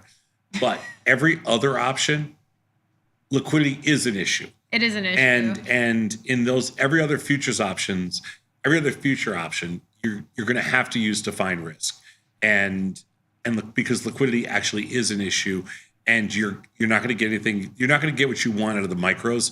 So you're going to have to use the minis, and you're going to have to use defined risk, and I think you'll be fine. Cool. Let's go next slide. Could you make an argument that we at Tasty Trade have an edge because we get better fills, better technology on our trades with very little slippage? Does that seem like a stretch? Because every trading platform has great technology, not a lot of slippage, that there is no execution edge? We also mechanically focus on liquid products. And at that point, I would be very surprised if there was any meaningful execution edge between platforms, but maybe you know more about this. So Tasty is the only platform I know of. I think it's the only platform in the world that's built on HFT middleware. That means we partnered with a high frequency firm to build the middle piece to our platform. So it's super fast. It has less stops along the way. It's not a legacy platform. So I would argue that Tasty technology is among the fastest in the world for retail investors. Now, does that mean you have an edge? And the answer is no. Every platform uses the same kind of logic nowadays. Now, if you go back 25 or 30 years ago, sure, certain platforms were faster than other platforms. In today's world, I think we're faster by a few milliseconds. In some cases, it might be 200 or 300 milliseconds. Some cases, it might be 25 or 50 milliseconds. But does that really make a difference? Talk about the blink of an eye. And so how much of a difference does that make? I don't really think that gives you any kind of an edge. The difference is you're never disadvantaged at Tasty. You're absolutely never disadvantaged because we're as fast or faster than anybody else out there. The other thing that's important is there are some old legacy platforms that don't support active trading. And those platforms are noticeably slower. Now, that's not the firms that we actually compete with. So those firms are usually fast. But there are legacy platforms out there that support mostly passive investors that work on legacy backends that have they could be 700 or 800 milliseconds, whereas we're 25 milliseconds. So we could be 30 times faster. But the reality is most of the active firms now, they're all fast. Yeah. But it depends. The front end technology does make a difference, and the usability of it. Sure. And that's where I think we shine. Yeah. Let's go next slide. Makes sense. Do you think that trading index ETFs is safer compared to individual equity positions, excluding binary events like earnings? In essence, does including ETFs in a portfolio provide less volatility compared to individual stocks? If so, does it make sense to allocate a certain percentage of a portfolio to ETFs and the remaining part to stocks? Like, for example, 30% ETFs, 70% individual stocks. That's tricky because defining safer is kind of nuanced, if that makes sense. It is very nuanced. It's very nuanced to define what safer actually means, right? Because you get paid for you have a much with individual stocks, you have a higher volatility, so you're going to get paid more money. You get paid more money. So it compensates for it. It does compensate for it, yeah. So when we talk about safer, I would say, the market in ETFs, or pretty much any of the ETFs, are inherently diversified assets, right? They consist of a basket of securities and are inherently less sensitive to, in the case of a market index, sector or company specific moves. So when McDonald's donked last year, for example, obviously the index is going to be a lot less sensitive to that specific idiosyncratic source of risk that we see with single companies. But that being said, if SPY's IV rank's at like 2 and a single company is at like has a higher IV rank, right? You know, and especially if that's not around a binary event like earnings, calling the ETF safer for short options is a little bit dubious, I would say. I agree with you. I don't know if it's safer. I think it's. I agree with you. I think that is dubious. I think that the pricing rewards you. Like it's not. You know, when you talk about dollars at risk, it's very even. Yeah. I do think, though, that it makes sense to use some ETFs along with individual options, along with futures options. And the diversifying by product and diversifying by strategy is fact, reduces risk. Yeah. So what I usually do is like if I ever go undefined, it's like in an ETF. I don't like going undefined in single company names, and that's largely because of my account. If I do go undefined, it's in an ETF. So that's I mostly just change the strategy depending on what the risks are.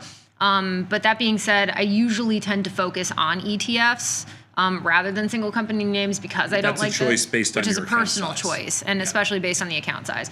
So calling one safer than the other is a little bit dubious, but generally the ETFs are going to be a lot less sensitive to those like single company risk factors, right? When you look at dollars at risk, it's all pretty equal. When you look at diversifying a portfolio, what you wrote here is smart. Let's go next slide. Heck yeah. I'm starting to grasp the Greeks, though perhaps just enough to be dangerous. I'm trying to solidify my understanding of the theta gamma ratio and believe that the rule of thumb is 3 theta to 1 gamma.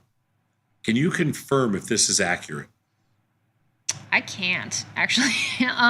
We don't really use theta to gamma ratio. We use theta to net lick. So we have some mechanics around that. We generally don't use the theta to gamma, The gamma ratio? In fact, I don't know if we've ever even talked about it on the show. But if we were to talk about it, okay, we do talk about theta to net lick. Yeah. And I want to be really clear about that. Theta to net lick, we always talk about 0.1 to 0.3, depending on account size, or 0.1 to 0.2, or 0.05 to 0.2 or something like that. Yeah, 0.2 is usually the max. Yeah, in that range. But That's your depends a bit on theta to account net lick size, yeah. ratio. That's important to us. Theta to gamma, if you want to say 3 to 1, sure. I mean, it's let's just put it this way. That would be in the ballpark. That's like kind of an average. That if you're going to generalize 3 theta to 1 gamma, sure, I'm comfortable with that. But like I said, we don't watch that.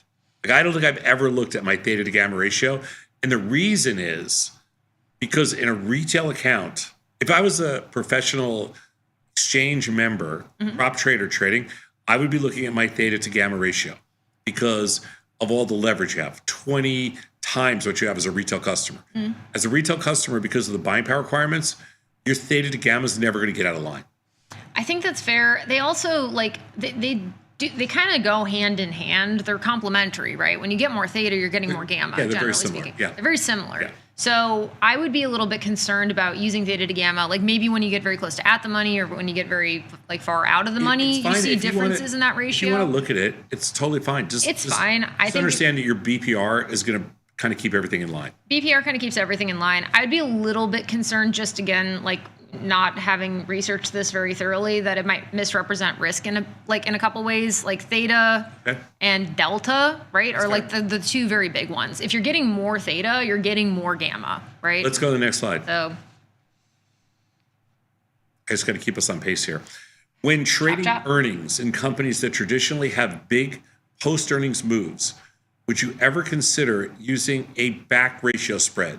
And just so everybody understands, a ratio spread is when you, just as an example, you buy 1 and sell 2 options.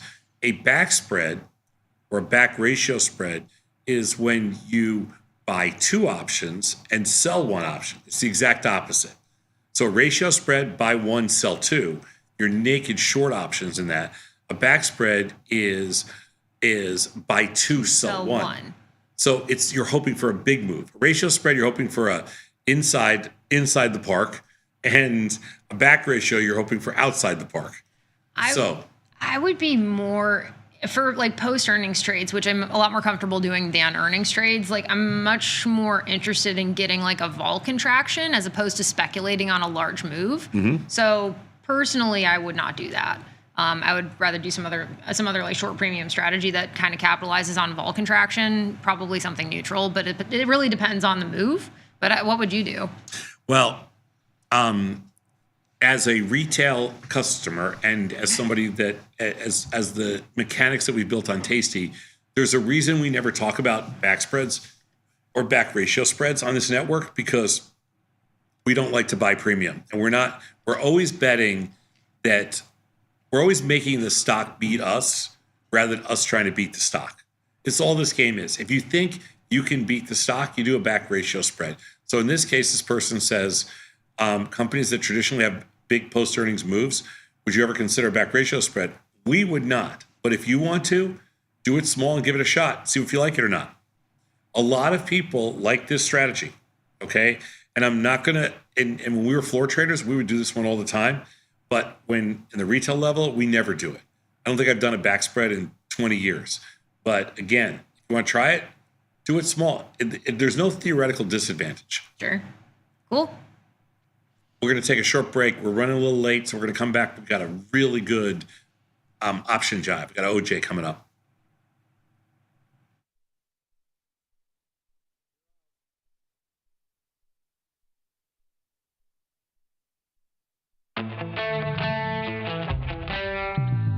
In the world of investing, a beast lurks between the numbers. Some watch from the safety of the sidelines, but others saddle up and ride that 1-ton rowdy ribeye for all he's got. If that's you, join us on Tasty Trade, named best online broker for options trading. Genius loves company. The beauty of thinkorswim was that we were different. From the name to the front end technology was clearly what we wanted as traders. Second time around, I think we did a better job. Yes, we are known for our ability to support complex derivatives traders, but we also have the tools for somebody who's brand new who wants to come in on the first floor and work their way up to the top of the building.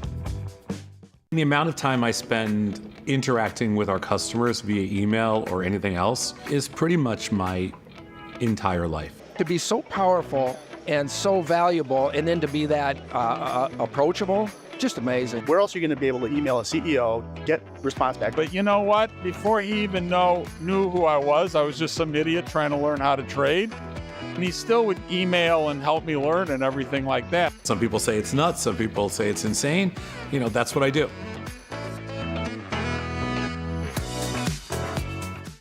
Calling all traders. Are you using tastylive mechanics and enjoying awesome results? Are you an up-and-coming options savant? We're looking for you. For over a decade, tastylive has shared the most inspiring stories of traders teaching themselves a new skill, using probabilities and experiencing new levels of success. If you think your trading journey should be shared with Tasty Nation, we'd love to hear from you. We are always on the lookout for the next class of rising stars. Email us at risingstars@tastylive.com if you'd like a chance to share your trading journey and inspire others. Ready to take your trading skills to the next level? Dive into the world of stocks, options, and futures with Tasty Trade courses. Whether you're a beginner or more advanced trader, our courses can empower you with the knowledge to succeed. Watch as our team in Chicago shows you how to use the Tasty Trade platform and go over the basics of trading. Perhaps you'll learn about a new strategy or a potential product for your portfolio. To find our courses, go to the Manage section of our web platform or head to courses.tastytrade.com. Start taking control of your financial future. Visit our courses today. Got trader's block? We've got the cure.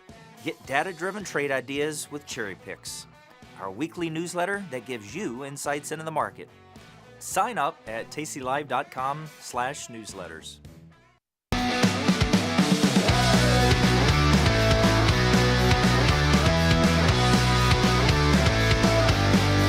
It's option. Jive. Eve. That's our favorite thing. I bet it is, yeah. A little option jive. Jive. Yes. It is 8:14, and I'm Tom Sosnoff here with Julia Spina. All right, Miss Spina, you ready? Let's do it. Okay. All about expected moves. Yep, we're talking about expected move today. Very important concept in options trading. I don't know if you've ever heard of it. I have heard of it, but I never heard of it until we built Tasty. Really? Yes. I bet you used it all the time. We used but Delta, not knowing that it was the same thing as expected move. Yeah, there you go.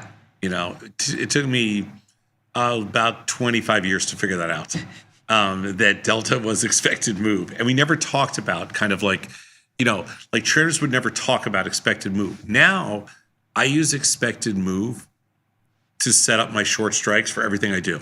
Interesting. But there's a couple different flavors of expected move, like a bunch of different ways you can calculate. No, I understand. We'll talk that. about those. Do you have a favorite way or a favorite method? No, I don't really care. I just use it right off the platform. Like last night, I traded both earnings plays, Chewy and GME. I just sold puts, but I sell puts at the expected move.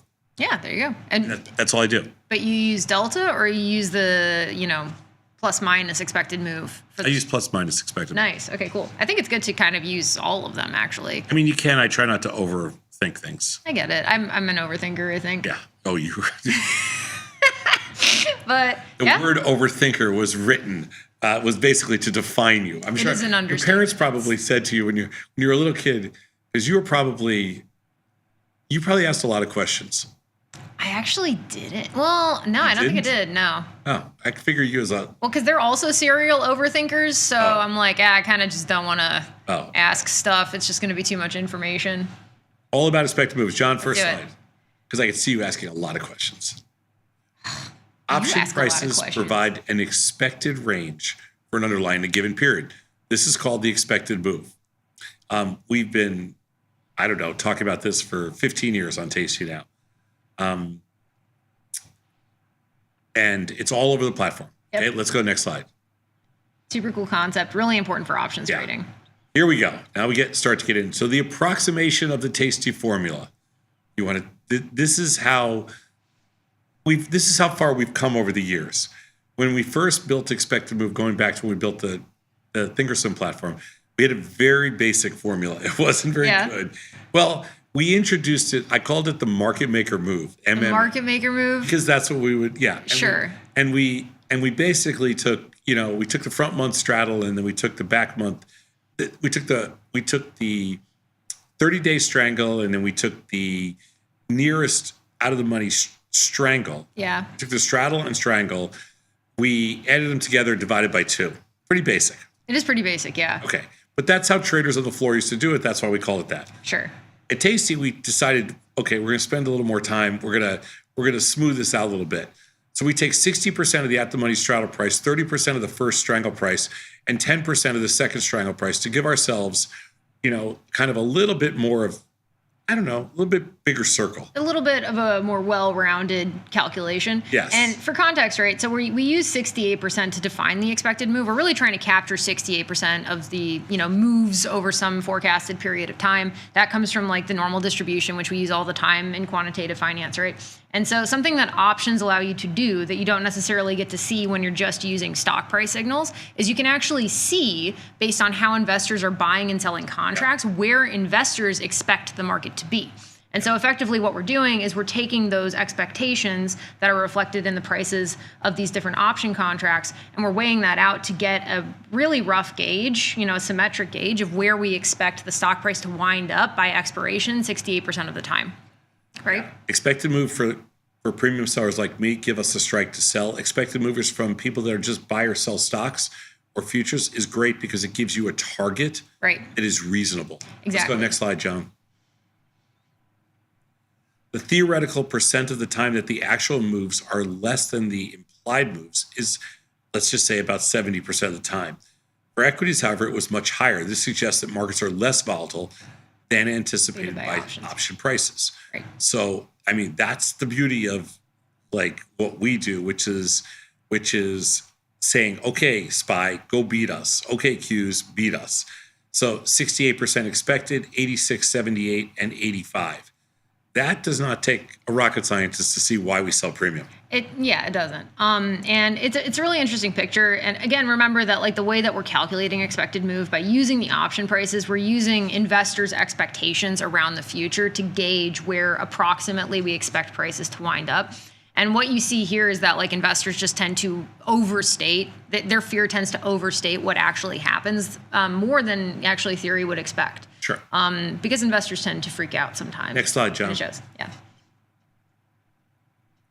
So the commodity ETFs that we like to trade saw similar expected move overstatement, but not to the extent of equity indices. So crude oil, gold, and silver, much closer to that expected 68%, but all of them are still over it.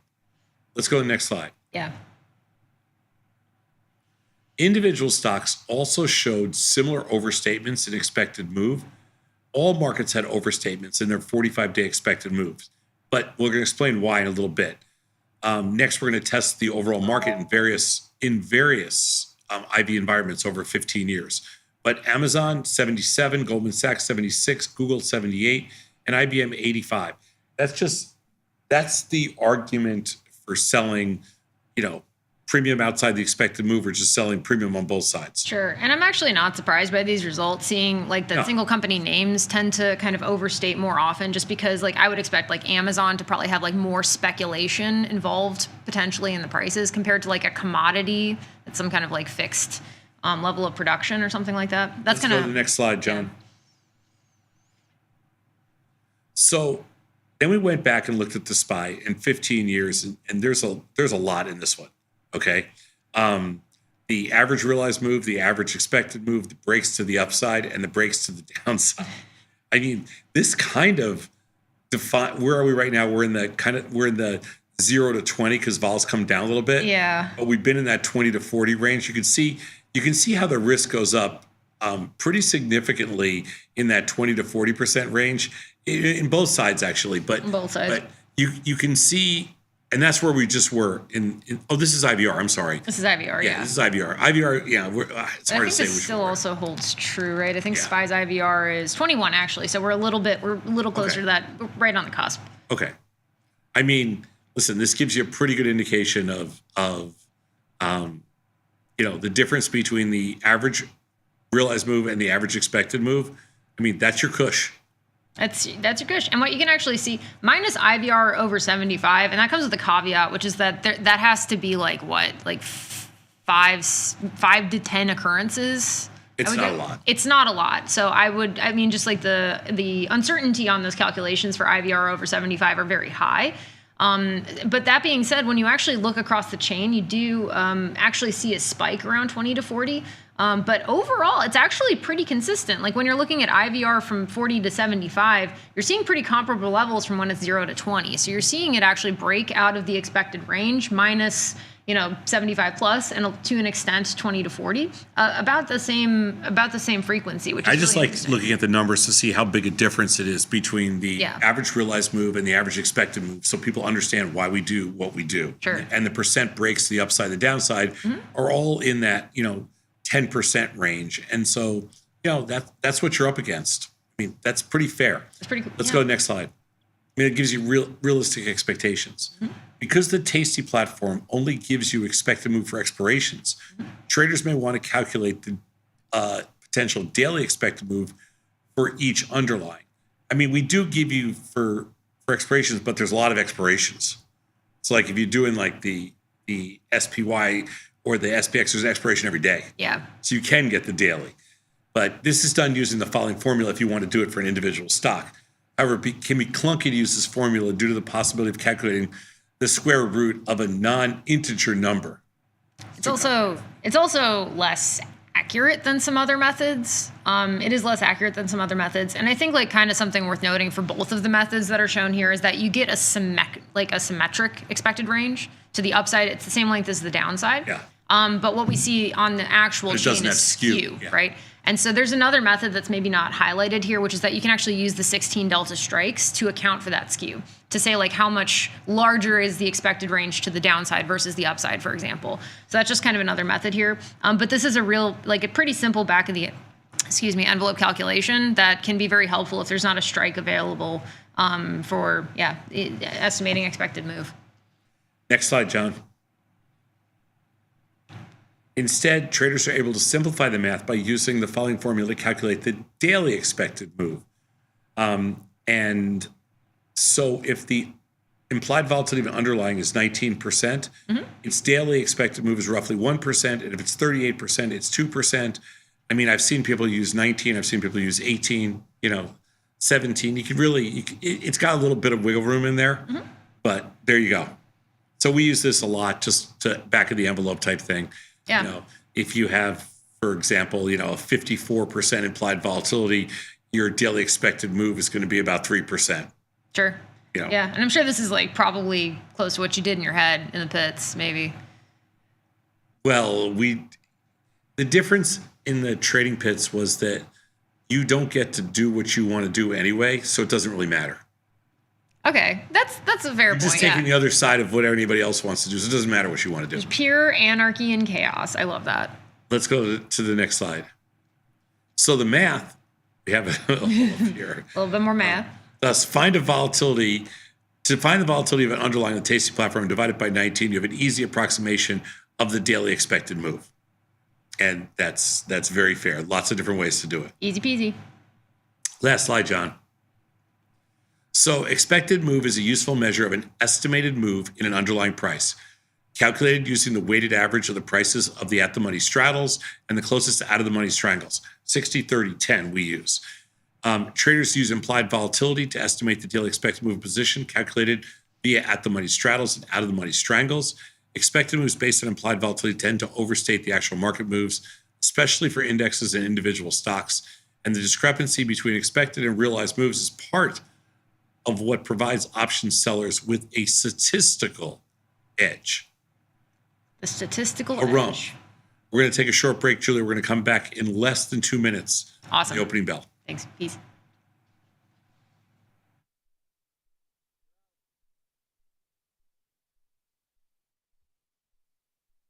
If you missed the live show, here's our cherry on top weekly recap.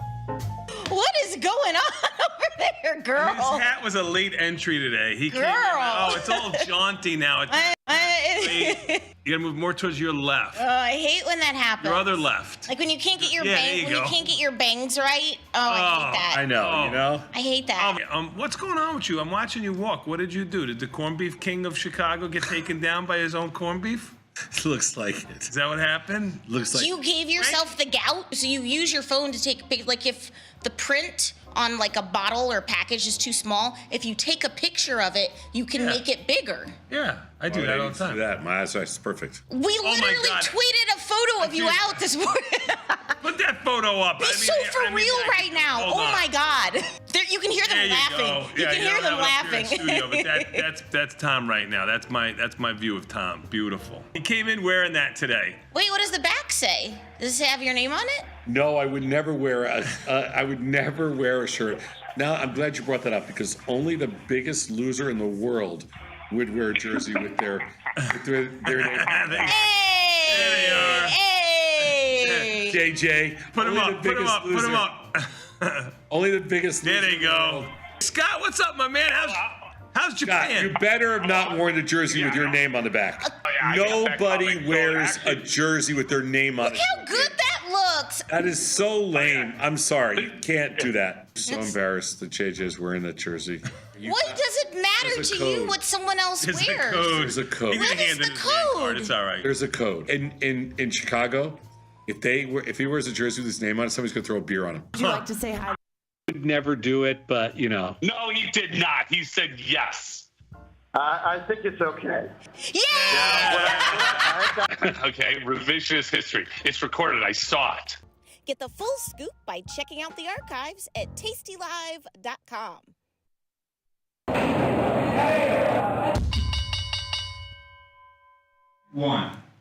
Hello, everybody. We're back with exactly a minute to go before the market opens. I'm Tom Sosnoff. She's Julia Spina, sitting in for the bat. S&Ps are down 4, and NASDAQ is down 49. They just hit the NASDAQ a little bit. Bonds are down 14.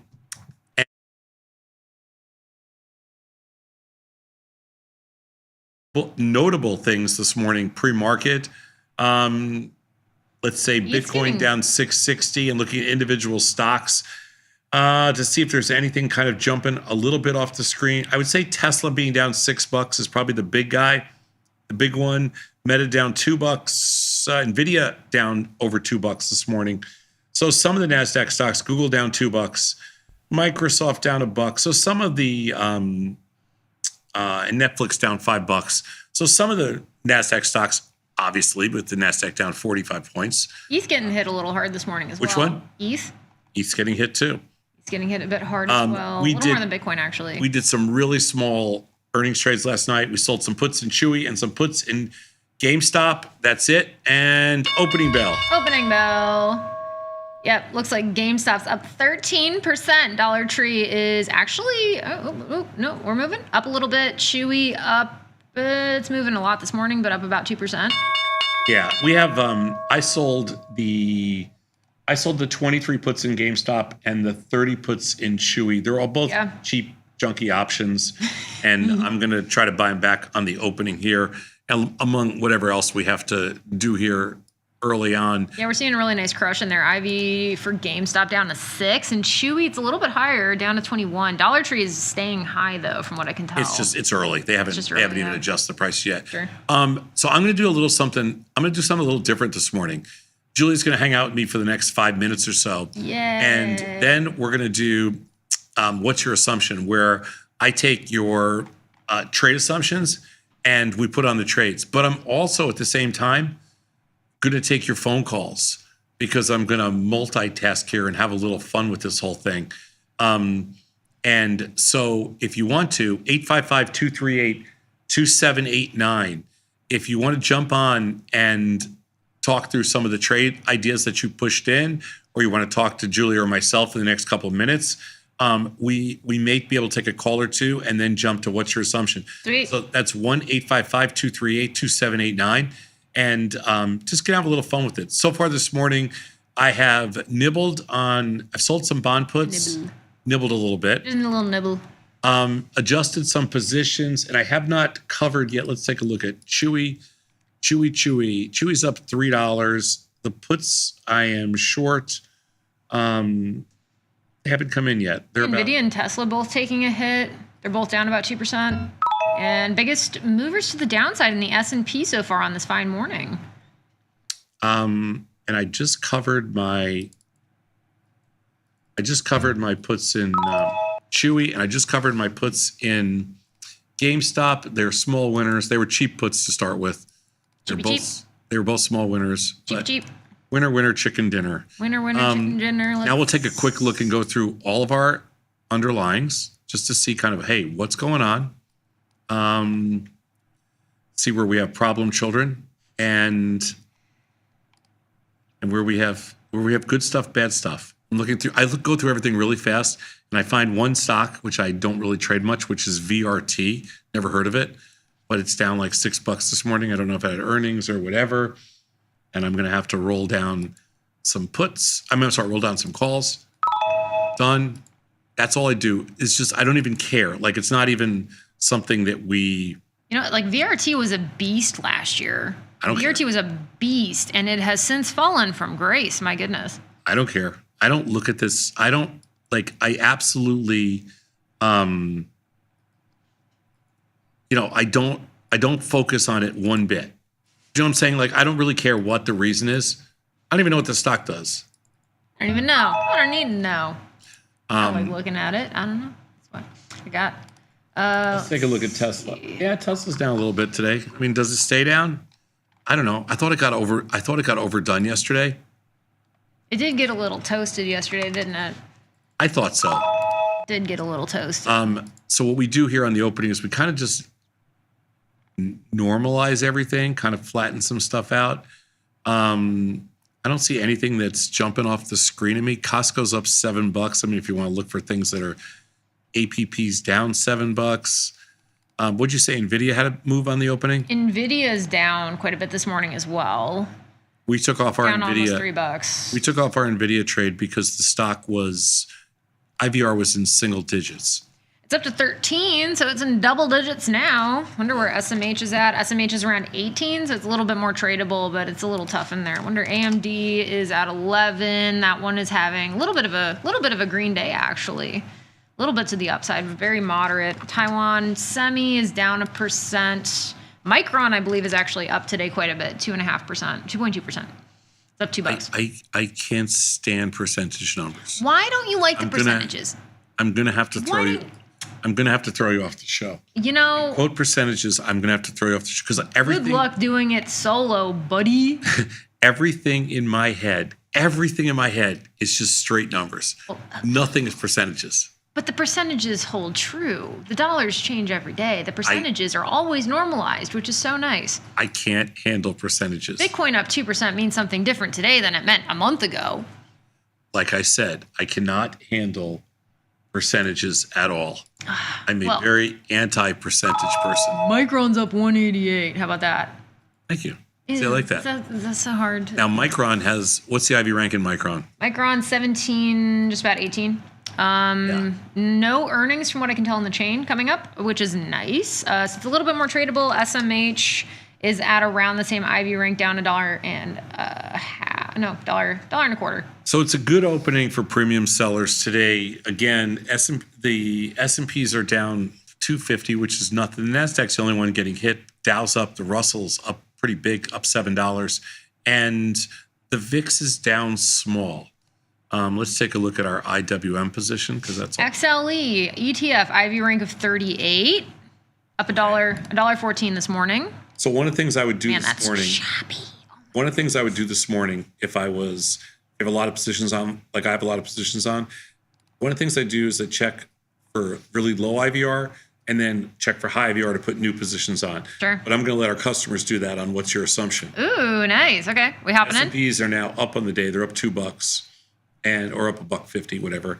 And so cancel crash. We are going to do something strange today, which means we're going to take some calls. 1-855-238-2789. 1-855-238-2789. So if you want to chat it up on your trade ideas, I'm all ears. I'll listen to your crazy prices.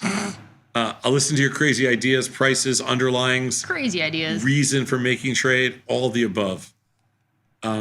Let's do it. Anything else? I think, no, that's it. Looking at XLE right now. Anything else? You find anything that's jumping off the screen at you? I mean, I like looking at the Tasty Fast Movers list as well. I usually look at like the S&P, see how the indexes, like index components are moving. And I also like the Tasty Fast Movers list. Lines up pretty 1-for-1 with Wall Street Bets if you care, which is kind of cool.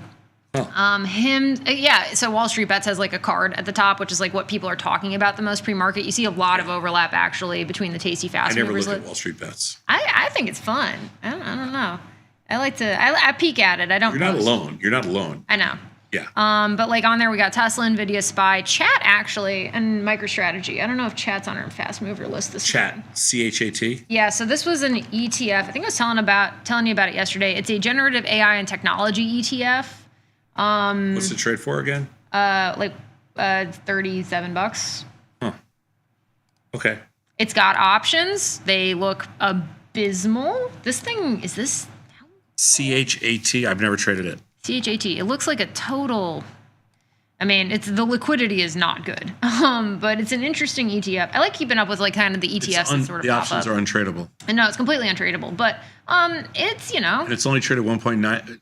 Nobody trades this. I wouldn't touch this with a 10-foot pole. See, I wonder if people are going to be talking about it. Wouldn't touch this with your money. That says something actually. Yeah, I'm not touching it either. But I like keeping up with ETFs that just kind of pop out of the ether. There's a whole bunch of them.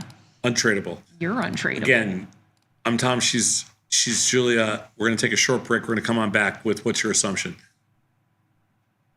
Thanks, Julia. Oh, thank you so much.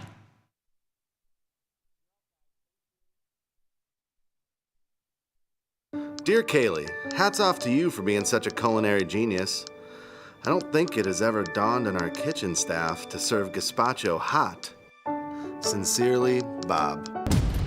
Sometimes it feels good to get smart.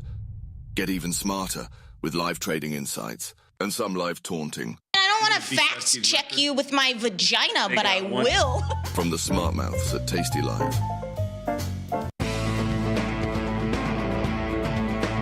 Coming up on Bad Money with Jim Blamer. Blamer's hot stock tip of the day.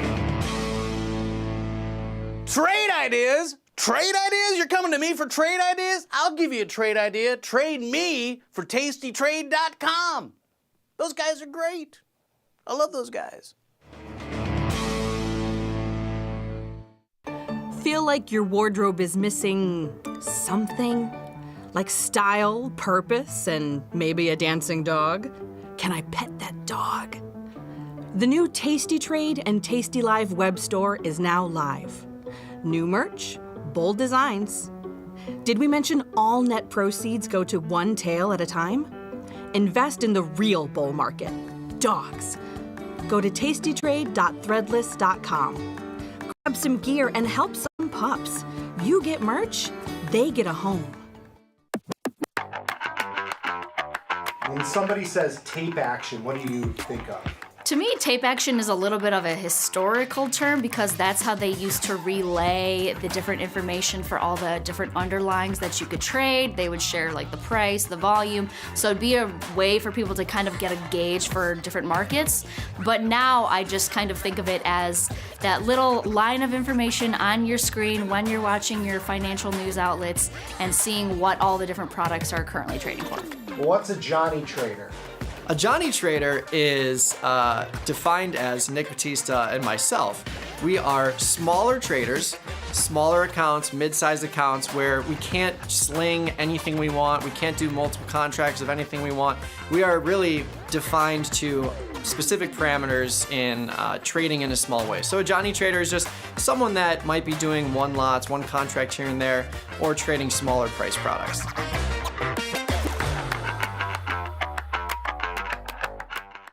I love to take risks. I love the instant pain, the instant gain of trading. I would describe my trading style as a calculated risk taker. I like to play towards volatility, which is something that you can quantify high and low points of. My favorite strategy currently is the diagonal spread. I like the idea of having defined risk, but while also having a little bit of positive decay that works in your favor if you're not directionally correct. But the best part about it is the positive gamma that you get from it. I really like that the position can grow and get bigger as you're more correct on that position. So I think that the variable of trading on a day-to-day, hour-to-hour, minute-to-minute basis is really powerful and really fun to have access to.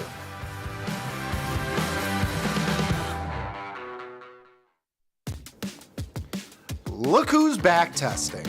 Tasty Trade now has options back testing for free.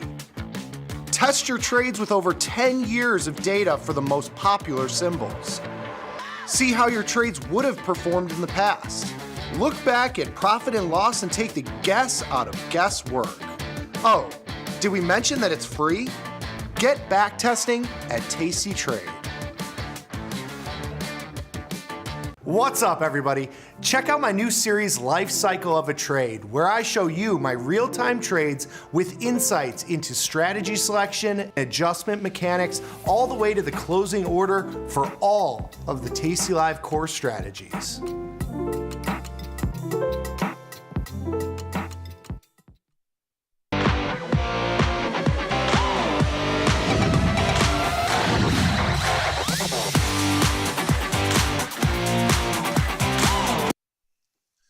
Hello, everybody. We are back. I'm Tom Sosnoff, and I guess we is me, and ready to do a little What's Your Assumption? Got a lot of stuff to do today. I'm actually going to do this and fly a little solo in the process. Haven't tried that before. It should be fun. Just making some minor adjustments here. Should be fun, and really just trying to, to listen to get your ideas, listen to what you have to say, kind of what's behind the thinking behind some of these trades, and let's see what's going on. 1-855-238-2789. That's don't be shy. 1-855-238-2789, and let's get right down to it. I have not looked at any of these trades yet, so first time seeing them. We should have some fun today. I'm looking to put on some positions. As long as the IVRs are high, sure, we'll do it. First trade is from Goldie. And Goldie is in Tel Aviv, Israel. Let's take a look. Looking at Spot. And I have not traded a Spotify in quite some time. Stock is down big today. 84 IV rank. Let's see. Earnings not until April. I'm not sure why the stock's down so much today, but it looks like it's absolutely, I would call this absolutely in play. So high VR, it's expensive stock, by the way. We're talking about a $600 stock. So we're going to be careful here. So high VR, 85, reasonable liquidity, agreed. Earnings on the April 22nd, 27 days from now, looking at selling and let's take a look. We're going to do May, 690. Now the expected move in here, let's call it's $90. So we just talked about this a second ago. Let's move it $100 away on each side. So we're currently trading at 600. So let's do the 700 calls, and let's do the 500 puts, just for kicks and giggles. And the puts are about $12. The calls are about $14. That's what we call a little bit of skew. So let's move it outside of that. These are still pretty expensive options. So the first thing I do is set it up at the expected move, right? That's it. Now I'm going to take it down, and I'm going to go take it down to around, let's say around the 16 delta, and I'm going to try to line up prices a little bit. So that takes me to the 740 strike on the call side. That takes me, well, I'm really right where I am right now. So let's go down to the 13 delta, the 480s on the put side. So that takes us right to about an equal amount of premium, about $8.50 on each side. Now we'll reduce our quantity because in Spotify, since it's a $600 stock, we want to use a reasonable amount of buying power. And this can get to be a little bit expensive with 20% of the underlying approximately. You're talking about $12,000 per one lot of short strangle, a little bit less. So in this case, let's call it 10,000 plus because it's far out of the money.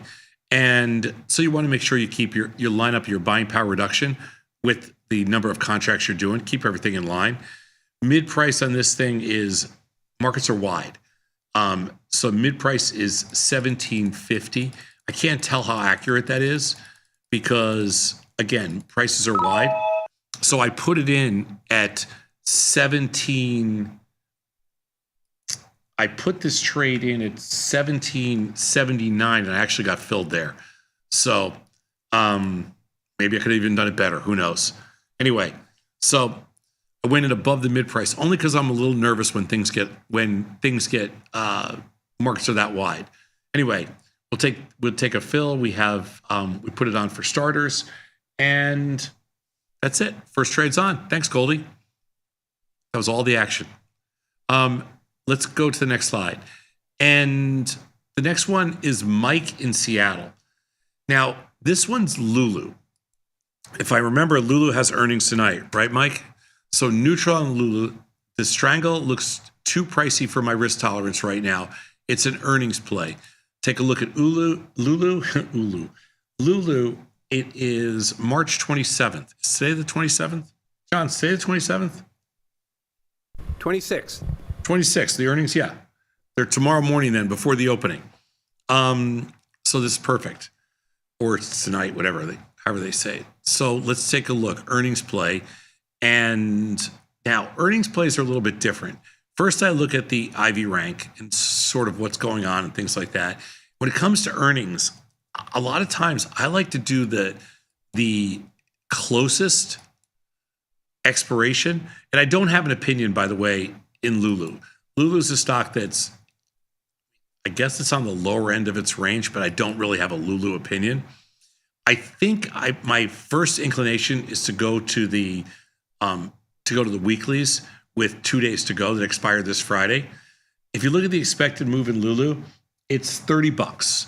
So, Mike, I'm going to go, the current price is $336.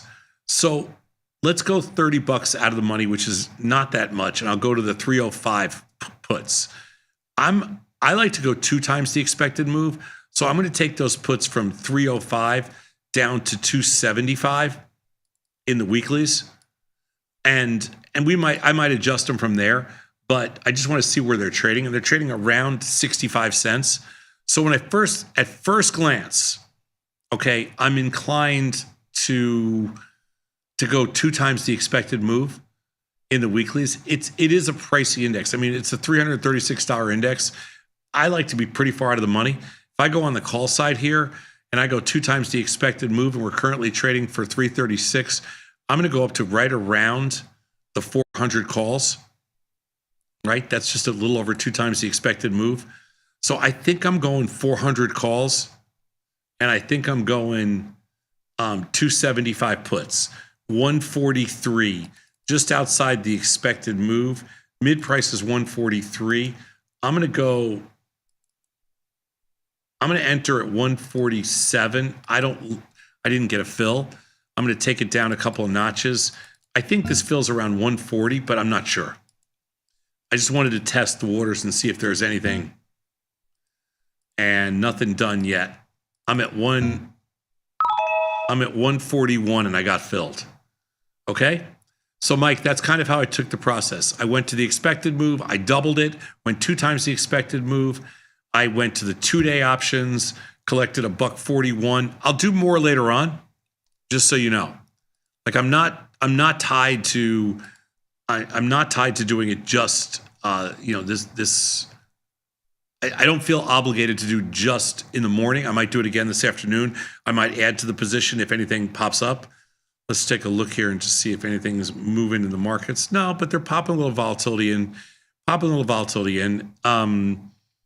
And let's take one more. I'm going to do one more slight adjustment while we're on here. I'm just going to roll down some calls in Marvell just to neutralize my position. So you got to do everything at once. 1-855-238-2789. That's 1-855-238-2789. We're going to go to the next slide. And Dave from Phoenix, Arizona is looking at Tesla. All right, Dave, Tesla's down $5 today. Neutral. Tesla's back up towards 300. It's 283 right now. Getting interesting now with high V and the price bouncing around. Yeah, I mean, the IV rank has come in a lot. It bounced up a little bit yesterday. Perhaps a strangle. So I'm in Tesla now with a wide range. I like a strangle in there. I'm currently in the 255, 315, but I'm very happy to add to that position and move things around a little bit. I like to go to the 16 Delta in Tesla. No hero crap. I don't have an opinion. The 240s on the put side and on the call side, let's call it the 335s. They're about the same price, kind of. And let's increase our quantity. Let's do a little more quantity here. Let me add to my position. So I'm selling the 16 Delta Strangle in there, and I'm also at the same time adjusting an existing strangle that I have. So we'll get a fill here in a couple of points, a couple of ticks.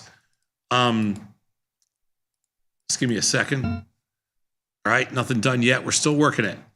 John, let's go to the next slide. Dave, take a fill, Dave. Tesla. Let's see what we did. 240, 335, 856, 857. The pilots from Panama. We're taking a look right now at IBM. IBM has been, I haven't traded a lot recently. The markets have been kind of thin in there. It's mid-range for sure at the 250, where is it? 252 right now. It's mid-range. The pilots are looking at a time frame of 52 days. That takes us out, hang on one second. That takes us out to May expiration. That's May 16th. It's actually 51 days today. Neutral, pick your poison. 97 IV rank. Earnings aren't until April 23rd. IV's up there.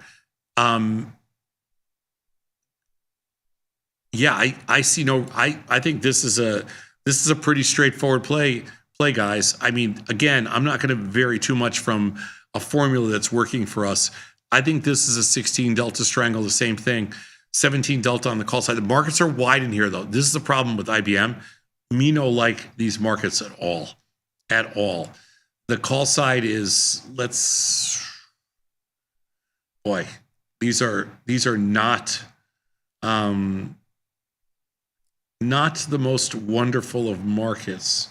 I'm going to go 290, 215 mid price. I'm going to do a little price discovery here. I think it's going to trade around 395. No, it's going to trade less. What am I saying? Just looking at the prices now, they adjusted them. S&Ps, by the way, sold off pretty good. Nasdaq's down 116. The S&Ps are down 11. Dow's still up and the Russell's unchanged. Taking a quick look here. Filled at 290, and I did a small quantity because I wanted to test the water. So what I'm going to do here is I'm going to set the trade up again.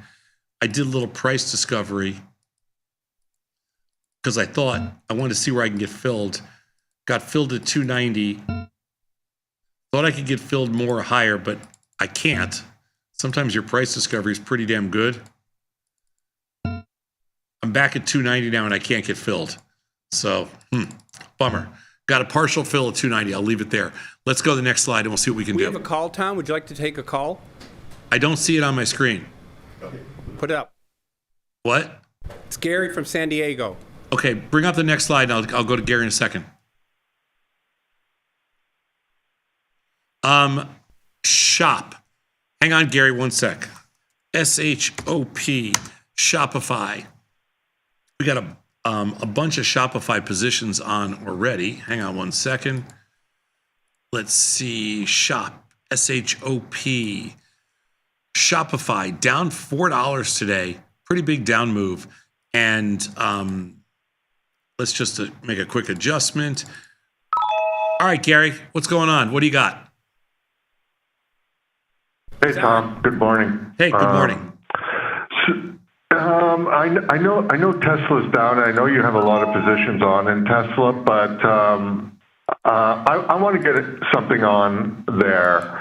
My assumption is definitely down, so I want to get on some negative deltas. What do you suggest at this point, or do you suggest that we wait because it is down like $9? Well, I mean, it's had a monster. It's had a monster move to the upside. I mean, for sure. You're talking $50. I mean, I just sold the 16 Delta Strangle in there because I don't really have it.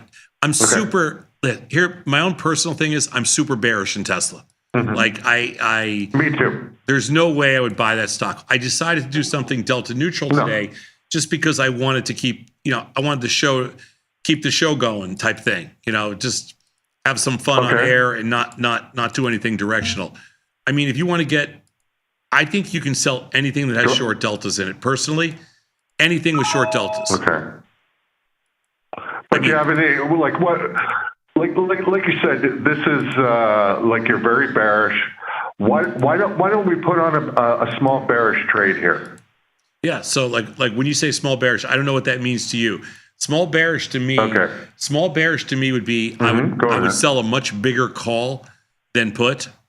Like that's small bearish to me. I sell a much bigger call than put, or I just sell calls, or I just sell call spreads, that kind of thing. Okay. I don't know exactly what you want to do, but that's what I would do. No, I'm going to do something like this. I got one last quick question for you. Okay. ZB positive delta. How do you feel about putting on call spread? I like it. Because I know you sell puts. I just sold naked puts. But I just sold the 115 puts in there this morning, and I'm offering puts right now. I'm offering the 110 puts in the notes. I'm a couple ticks away, and I'm offering more puts in the bonds at the 115 level. So I'm definitely a buyer of I'm a buyer of bonds here. I'm a buyer of bond delta for sure. Yeah. Okay. So if you want to put on like a bond debit spread, yeah, what would you put on here? Oh, I would buy right now. You're going to be in. You're going to trade April. Hold on one second. Let me go to bonds. I got to go quickly. April 25th. April 20th. Yeah, you can still trade. You can still trade April in there. That's still the kind of front month. There's plenty of volume. I mean, if I'm buying a bond call spread, I'm probably buying. I'm probably buying the 116s or the 115 and a halves. Either one, they're all liquid, and selling the 117s or the 117 and a halves. I'm just going. I'm going straight straddling the at the money strike. Perfect. That's what I did. Okay. Thanks, Gary. Gary. Thank you very much. Thanks. Have a good one. Thanks. We're going back to Shopify, John. Put up the trade. It was Shopify. And so Alejandro from Austin, Texas, with respect to Shopify. So I got a bunch of positions on in Shopify, and I'm going to agree with you. This is a good candidate. It's reasonably liquid. It's a good candidate for a strangle. If you go to the expected move, Alejandro, it is about $10. The stock is down $4 today, so it takes you to 95 on the put side and takes you to 115 on the call side. I mean, that's legit. That's pretty legit. Right mid-price filled. So I just did that strangle. It's like what is it? I say 319. Let's go to the next slide. And by the way, I did April. I'm going to roll to May probably tomorrow. I should have probably done May. So in Baidu, Sean from Hong Kong. We're all over the world today. Thanks, Sean. 1-855-238-2789. In Baidu, Sean, what are you doing here? Neutral. Baidu's price hasn't ventured beyond 80 and 115 for more than a year. Doubt it'll break out of that range the next month. Sure. Hey, Sean, we have right now in Baidu, just to let you know, we have the 95-100 strangle. I think I'm going to widen the strikes out and add some contracts because you brought it to my attention, which I like. But I'm going to probably, you know what? I'm going to roll these to May. That's what I'm going to do, and put on better strikes in May because tomorrow's the roll date. So let's see. What is Sean? You're pretty neutral, right? So let's go to the. I think you live in that 20 delta area here, the 115 calls, because I'm with you. I don't think it's changing. 115.85, and I'm going to do this in May. Sean, 115.85 in May. Let's go to the next slide, and we're going to keep it moving. I'll let you know, Sean. Tom? What? We have 2 calls. Okay, I can't see them on the screen, John. We'll bring them up for you. Okay. Scott from Orlando. Okay. Hey, Scott, how you doing? Tom. Hey, man, how are you? I'm doing great. How are you? Great. Thanks for taking my call. Hey, so I'm new to options, and what I did is I sold a put on Tesla with an April 17th expiration, a 310 strike price, and I'm upside down, and so you I sold, have no idea what to do. So you sold that like a long freaking time ago. Yeah. Okay. I've been upside down for a long time. Well, you were upside down about $50 worse just a couple days ago. Yes. Yeah. It hurts. Okay, so you're in April. Okay, here's what I do. Yes, sir. Here's what I do if I'm in your shoes. I roll. What are you, 310 put? 310 put, yes, sir. I roll the put from 8. Are you still bullish in Tesla? I am. Okay. Not short term. But I don't care. If you're still bullish, I roll the put, right? Yeah. I roll the put today from April to March, 310. I don't change the strike. 310 put spread. Just buy back your April, sell out the March. I'm sorry, sell out the May, not March. Buy back your April, sell out the May. You do it as a single trade, okay? It's one click. And at the same time, I sell the April 310 call. So it's not a very complicated trade. It's just all done as a single trade. You buy back the April 310 put, you sell the May 310 put, and then you sell the May 310 call. You're going to get $17 for the call, and you're going to get a nice credit. Let's just see, April 310 puts and May 310 puts. You're going to get $8. You're going to get almost $8 for the roll, and you're going to get $17. You're going to pick up $25 in credit. It's going to reduce your risk in the position by $25. So I roll my April put to May, and I sell the May 310 call. You have a crappy trade on. You're doing the best you can to defend it. That's what I do. All right, buddy. Thank you. Thanks, Scott. We got another call, Tom. Would you like Yep, to but talk hold to on him? 1 second. Let's go back to the trade for a sec, John. Sure. I'll get to the call in 1 second. Next trade on the board is copper, HG. And let's take a look, /HG. I got to move here. So HG, disregard the IV rank in there. It's actually much higher than 14. You can use FCX to see what the IV rank is. It's stuck at 14.1. So this Amir from Charlotte, North Carolina says, I want to fade the move, but after breaking all-time highs. I agree with you, Amir. You're afraid of the momentum. We're all afraid of the momentum. I got convinced this morning when I heard Julia say she wanted to play the upside. I knew it was time to fade it. I think you got to go out to April, 29 days to go. And I think you sell the call spread. And I wanted to do this earlier today. I'm going to go take a look at the expected move. It's about 3 cents. So copper's trading for 537. I'm going to go to 5. Well, that's too high, actually. I'm going to go down to 537, 565. I'm going to go right to the expected move. Takes you to the 20 delta. I'm going to wide it out by 2 strikes. And I'm going to sell the 565, 585 for actually right at mid price, 23 cents. All right. So that's what I did, Amir. Let's go to the next slide.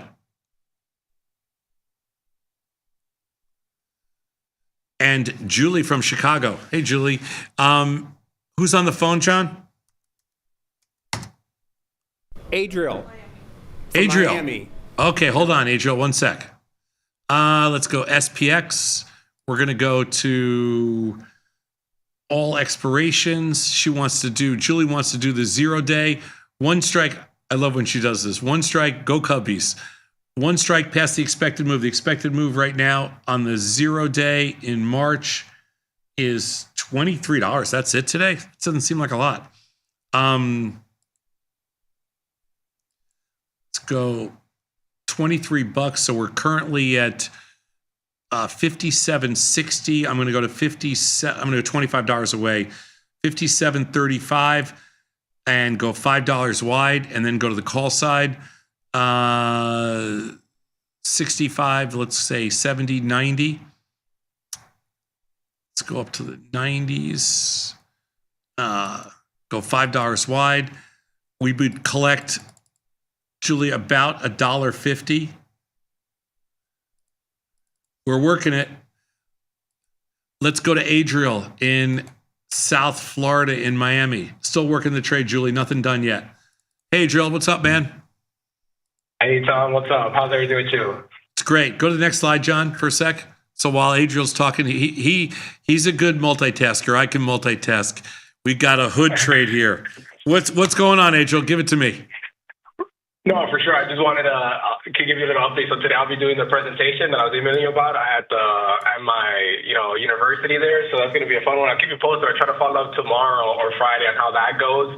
But I also just wanted to get your feedback. Even though I know the topic is mainly on beta-weighted deltas, I'm, again, big advocate of always wanting to get other younger people get into options. Anything else you think I should kind of throw in there to sprinkle to maybe spark their interest even more? I remember the first time I presented beta-weighted deltas, I've probably gotten better presentation myself, but I remember the first time I presented it like back in 2017, 2018 when I was still there.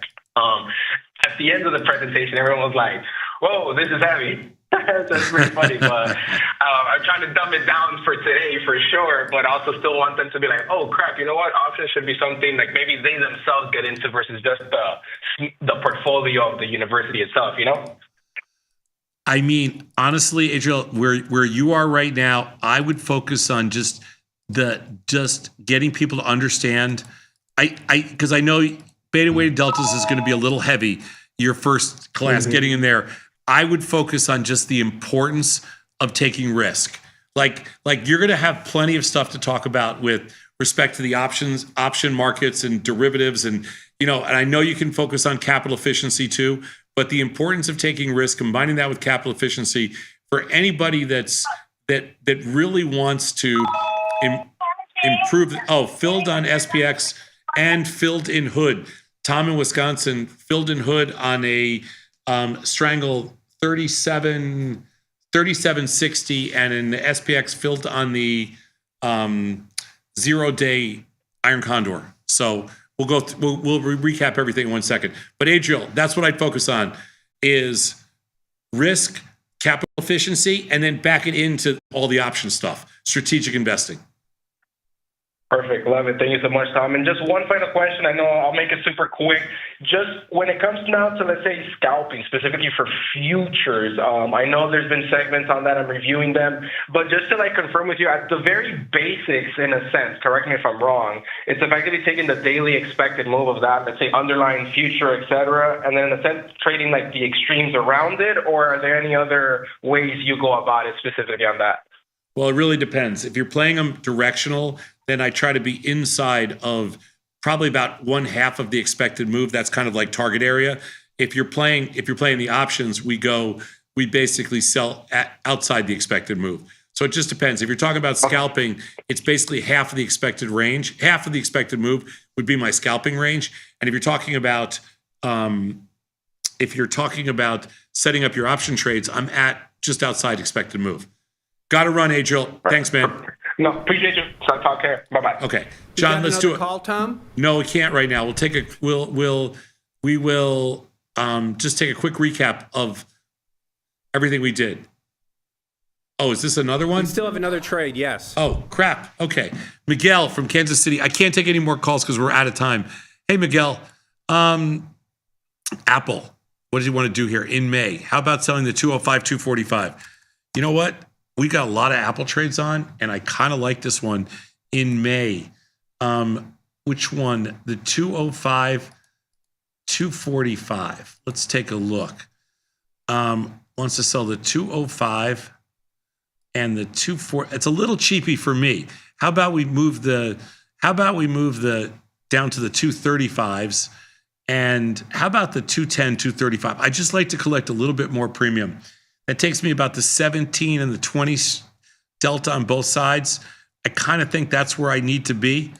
So Miguel, I'm going to just take a little bit more premium and notch up your strikes. If you want a higher probability of profit, then do the one you suggested. I just filled the one in May. So I listened to you and what did I do here? Oh, okay. So we're short the May strangle now, but we did the what did I say? The 205 what did I do here?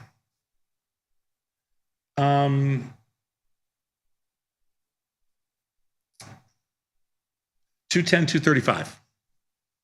Okay. All right. John, let's take a look and see what we did. All 10. See, that's good with call-ins and everything. 10 out of 10. We did a strangle in Spotify. We did a custom earnings trade in Lulu. We went 2 times the expected move. In Tesla, we sold a strangle, IBM strangle, Shopify strangle. We were very aggressive on strangles today. Down move, high implied volatility. We just got super aggressive. Baidu, we sold a May strangle. HG and copper, we sold an out-of-the-money call spread. SPX, we sold a daily iron condor. In Hood, we sold a May strangle, and the same thing in Apple. Thank you guys so much. Would you like to go to break, Tom? Yes.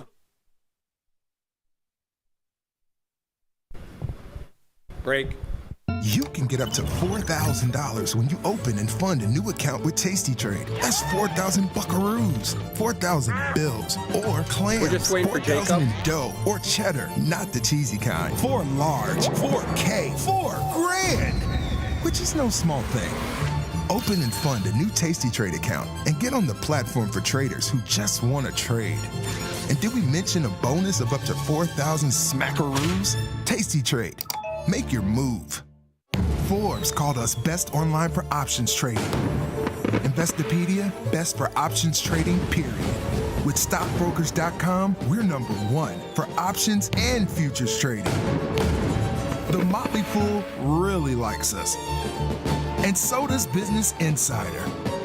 So what else can we say other than, boom, trade like a trader.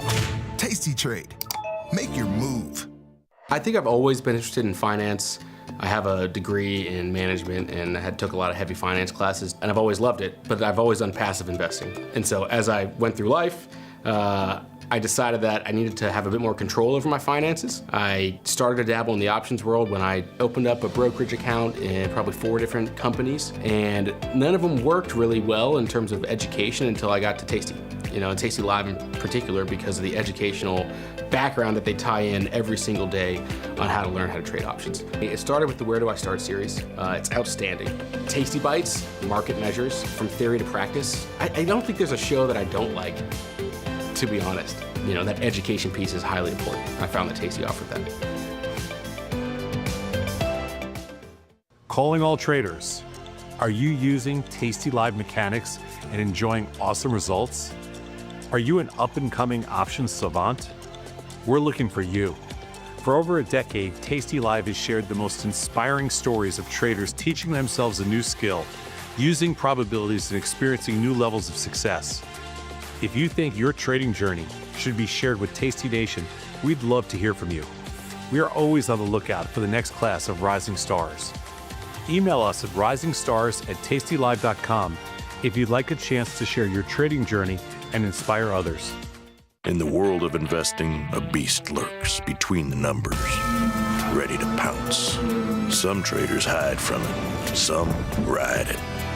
If that's you, join us on Tasty Trade. Genius loves company.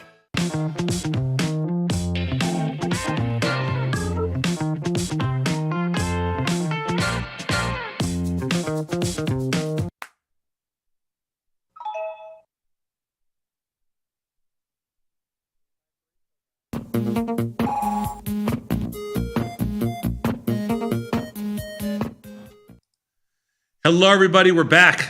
I'm Tom Sosnoff, and I'm joined by Tom Preston, TP, welcome, and Jacob Perlman. Got the dream team here today. What the hell's going on, boys? TP, JP, doesn't get any better than this. Yes. Yeah, no, it would be easy, but that's not how we refer to. How are you doing, Tom? You had a good what's your assumption, I saw. Well, glad to have both you guys on because I know this is not going to be an easy piece. It never is. So, it's different levels of difficult, though. If I knew I had a TP here, I would really hit you hard. you could just get your emails. I know, but we'll have a medium difficulty piece. Jacob says which in Jacob's world is like PhD level math. But that's okay. That's okay. We'll get through it. This is the undergrad level math. Let's we're going to rename this our University of Chicago segment. Yeah.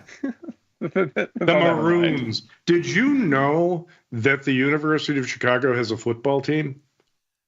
It does. Yeah. Had. They did. They don't anymore. They actually competed for a national championship like 100 years ago. Yeah, in 1925. Yeah. Yeah, it was a whole legend. The legend tells that they built the library on the old football field when they got rid of the team. Yeah. To really set their priorities straight. There's a lot of legends at that place. Okay, there's a lot of old stories. They like a good myth. I've been trying for 15 years to get Gene Fama to come on the show, and he's respectfully turned us down every single time we've asked. That's as long as he's respectful. But for a guy who's been milking his idea for the past 60 years, now it's big stuff. I get it, good for him, but really, he needs. I would think he would get out more in public and just have fun. Because he really hasn't been doing anything of equal importance lately that I know of. And I know he consults the dimensional funds down here in Austin, the David Booth stuff, which I abhor. But whatever. He's on the dark side. Okay, whatever. Well, I think he's, to be fair, I mean, what is he, 88 years old now? They throw him a couple of bones or something. He's still teaching. That's pretty good. Yeah, he creeps out on stage. Anyway, I'll be lucky to make it to 65. That's okay, whatever. Oh, man, if you're lucky to make 65, how doomed am I? You got that head start going, All right, guys, you're scaring the children. Let's go. All right. Let's get to it. We're going to talk about probabilistic drift, which isn't so much a standardized term, but it's what we often refer to this fact here as, and directional correlation. And the idea here is going to be that even when you have skewed underlyings, if they were independent, you would find that the probabilities of having mixed days, even under heavy skew, would still be much more than one might expect. Might sort of initially think to themselves, and sort of how to incorporate that into. There's one line which says how to incorporate that into our trading, but I think the more important thing is to how to incorporate the fact that is not real into our understanding of the market. So let's dive in, and it's sort of from which we will see the correlations. So here we have a bunch of things. Just throwing out our terms here. So we've got implied volatility, and I really have to hammer in what implied volatility is. I mean, for most people's regular trading, it's just a measure of current option prices to let you know, is this a good opportunity or bad opportunity? But in the actual meat of the thing, implied volatility is for an option, is the volatility which, if volatility were constant between now and expiration, would make that option correctly priced. Right? We don't actually think the volatility is going to be constant between now and expiration, so you shouldn't think that the implied volatility is the current volatility, but it's the volatility that, if it held steady, would be the fair one. And so, right, every option has its own volatility, and as a result, we wind up with the volatility smile or smirk. It's called these things because in typical underlyings, we see that the volatility is going to, implied volatility is going to be higher further out of the money, right? That this shows that the actual distribution of future prices, at least according to the market, is going to be heavier tailed than the log normal distribution that it is in the Black-Scholes constant volatility model. And then the other feature it has is this volatility smirk, where it tends to be higher to the downside than to the upside. And what that means, right, if your downside options are more expensive, right, if they have higher implied volatility, that means that they are more expensive on a theoretical level.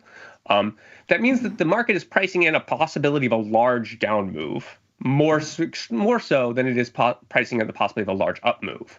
Right, the market considers sudden large down moves more likely than sudden large up moves, right? This is your 1987 revelation for everybody.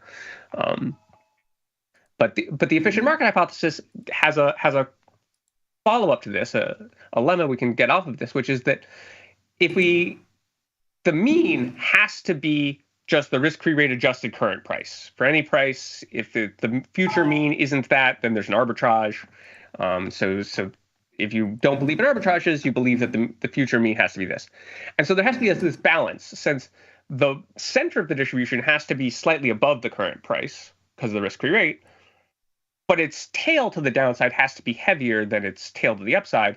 That means that the bulk of it, right, it's this negative skew in the bottom right here. The bulk of it is to the right, and it's got this heavy tail to the left. And since the bulk is to the right, that means that the most likely outcomes are these small up moves, right? That's what it takes to balance the probability of the increased probability of these large down moves and still wind up with a expected value fair underlying. So yeah, Yeah, no, Jacob, you're exactly right. And to put that in specific trading terms, the way you see this is if the 50 delta option is often just out of the money. In other words, the calls are, like if you look at IBM, the 50 delta is the 252 half, and that's about, what, 35 cents higher than the actual stock price. So what Jacob is pointing out is that because of cost of carry, there's this slightly upward drift to stock prices that is evidenced in the probability distribution and the resulting IVs. Yes. Right. So you can sort of see where the market puts the center by where that minimum IV is. And it's just like historically, we've looked about 52% of days are up days. Right. And so the question I wanted to sort of put forward there after that is, if you had two independent underlyings, each that were 52% to have an up day, what's the probability that they're going to agree in direction? Because, as a diversified trader, a lot of our risk comes not from a single underlying doing a single thing, but from many underlyings all doing the same thing at the same time. So we sort of want to look at how these probabilities compound. So let's go forward one, and we'll take a nice, extreme, simple example where the numbers work out easily and the intuition's perhaps more readily at hand. Because 52%, it's hard to think about how 52% is different than 50% on a emotional level. So let's take two massively skewed independent underlyings. Let's say ABC and XYZ are both independent and 90% to have up days. Well, if that's the case, we can make this table of the four possibilities of both up, both down, one up, one down, one up, and we can write out what each of their probabilities are. Right? We get that it's 81% to have both up, 9% to have XYZ up and ABC down, 9% to have XYZ down and ABC up, and then 1% for them both to be down. So we get that they're only 82% to go in the same direction, even though there was sort of 90, even though they both were so heavily skewed, 90% up days all the time. You'd think that seeing them up both would, intuitively, I think a lot of people would group that to also be somewhere around 90. But in fact, it falls down to 80. It's sort of twice as likely to miss. And sort of as an intuitive way to think about that, it's because the odds of them both being down is so low, but the odds of them having one up and one down is about twice as much as having the odds of either of them going down by itself. So you get about 20% chance that they're both up and down, that they're both, at least one of them is down. And in that case, it's very rare that they're both down. It's much more likely that they're one up, one down. And so there's sort of this pull back towards 50%. And that's going to be what plays out in the general cases. We'll go forward to the next slide to, I'll put this little table into some symbols. Right, if we have two underlyings and they both have a probability P, right, we're doing symbols now, to have an up day, then it's P squared that they both go up and 1 minus P squared that they both go down. And then over here on the right, I've graphed the straight line is just P, and then the parabola. And last week, Tom, you were giving me a hard time about bugging with parabolic arcs. All a parabolic arc is a curve that's shaped like this parabola on that picture over there. That's just a squared parabola curve. And what you can see here is that it's at its minimum at a half, where it exactly aligns with a half, right? If each one is a 50-50 to be an up day, well, then they're 50-50 to agree, because it doesn't matter what the first one did. The second one's 50-50 to hit the same. And as you go to the right, for probabilities between a half and one strictly, we get that the chance of them agreeing is going to be less than the chance of either of them being up, right? It's that curve being underneath the line. So even with skewed underlyings, the chances of mixed day are greater than you might expect. And then this is going to become more exaggerated if we have more than two independent underlyings. There's a combinatorial effect here where if we had n underlyings, then there's n factorial over n minus k factorial times k factorial, or also known as n choose k, ways to have them have k up and n minus k down, or vice versa. And that's the biggest it can possibly be when k is half of n, right in the middle. When you have half ups and half downs, there's many, many ways to arrange half of them up and half of them down, as opposed to there's only one way to arrange them all up, and there's only one way to arrange them all down, and there's only n ways to arrange them one up and the rest down, and n ways to arrange them one down and the rest up. But at half and half, there's many, many, many, many, many ways. This factorial is a very quick learning function. That's a very large number. And so what this is saying is that if we had independent underlyings, we think it'd be very unlikely to have sort of these mass up days and mass down days. It'd be much, much more likely to have almost every day be pretty thoroughly mixed, with about half going up and half going down. A little bit of spread around that, but not that much. This is a really interesting graphic, Jacob, with the showing the one way to think about it is the parabola is what we might see in real life, as opposed to the straight line that you might think of everything moving up or everything moving down at once. And when you get this, what you're talking about is looking at more instances. When you have a bigger and bigger basket of stocks, you see this sort of up, down, up, down, up, down, up, down, all mixing together. That's why you get the parabola below the line and shifted to the right slightly. And as you get bigger moves, yes, a big down move or a big up move, they tend to start moving together if they have high correlations, things like that. So, in other words, it is not mathematically true necessarily, but a way to interpret it is that the big move trumps everything, right? It drags everything up. It doesn't matter if you have a bias towards up or down. It doesn't really matter. Big move, they all move together. And this is the thing we often sort of say a little flippantly because it's hard to define exactly what you mean. But when we say that correlations increase during large moves, is a thing we often talk about, which it's hard to be precise about what that means, but it is sort of intuitively the case. We can go forward one and see a little bit more detail. Right. What about those days when everything goes one way, usually down? The market doesn't actually do this, right? We don't actually get this vast majority of days, right? We do see actually, like historically, much more often than not, you get a mixed day where some stuff's up, some stuff's down. But these days where almost everything is down or almost everything is up are happening way more than theory would say, right? Than independence would say. And the conclusion there is that underlyings are just not independent, right? We can go back and we can compute their correlations, and in long-term investors who are trying to, reduce their aggregate risk by using uncorrelated underlyings, since the sum of standard deviations for independent or uncorrelated random variables is less than the sum of their standard deviations. That's fine. But as an active trader who's sort of out there every day dealing with things in the minute to minute or hour to hour or even day to day, the more relevant feature of correlation is less how much diversification you get out of it, and more the fact that we get these mass move days more often than theory would say. And so you're not able to, this is the undiversifiable systemic risk that gets talked about in CAPM. That there's no way to split up all of your holdings in such a way that if everything goes all at once in the same direction, it will break you, right? You can't be taking on risk and being paid to take on risk and be protected from that outcome. And this is why I always argue about, without being pejorative in any way, long-term investors who put their money in mutual funds, S&P funds, and just hold them forever. They don't realize how much risk they're actually taking. And they just cannot imagine trading something as scary as options, right? They just don't. It's like, I would never trade an option. It's too confusing, too scary, too much risk, right? They don't know how much risk they're actually taking by having all of their portfolio sitting in long stock funds. Yeah, because if you're just all long, then when the whole market moves all at once, you're not diversified. Even if you're in many underlyings and they all move together, your diversification won't help you. Right. And you're actually showing mathematically why that is the case. So, okay. That's it. Yeah, so we can go to takeaways. The idea here is exactly as TP is saying, that it can be tempting to think about using many underlyings as being sufficient diversification, especially because when you actually compute their correlation numbers over long spans of time, they don't come out that high necessarily. Maybe you get a lot of 0.6s and things.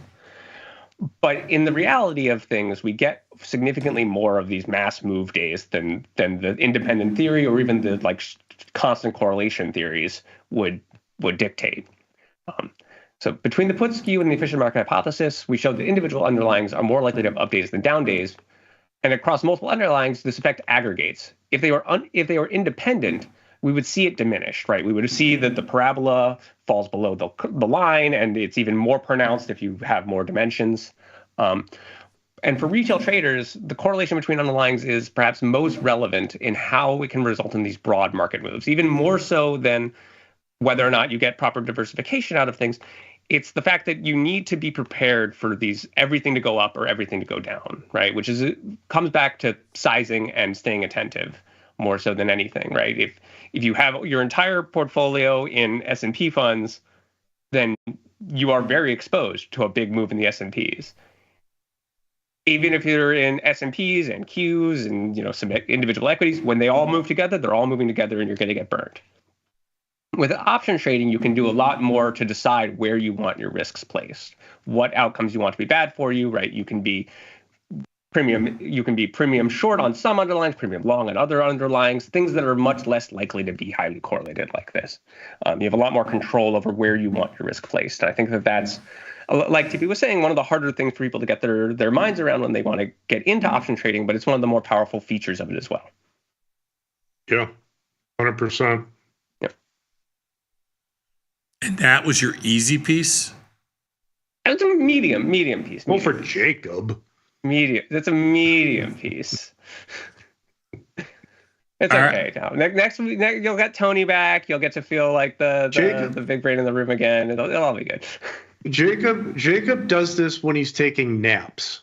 Okay, his hand can sort of limply clutch a pen and a piece of paper, and the twitches in his physiology. He does this in his sleep. Okay, Tom. I usually type it these days more than. All right, so there you go. His hands are limply on the keyboard, and he can just type this out.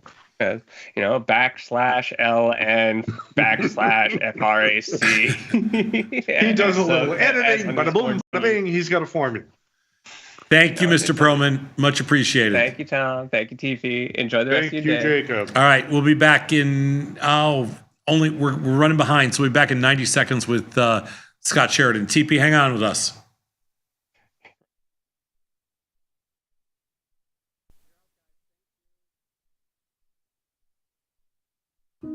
Dear Karen, thank you so much for the relationship advice. Of course, since you met your husband in high school, I should obviously just go back to high school.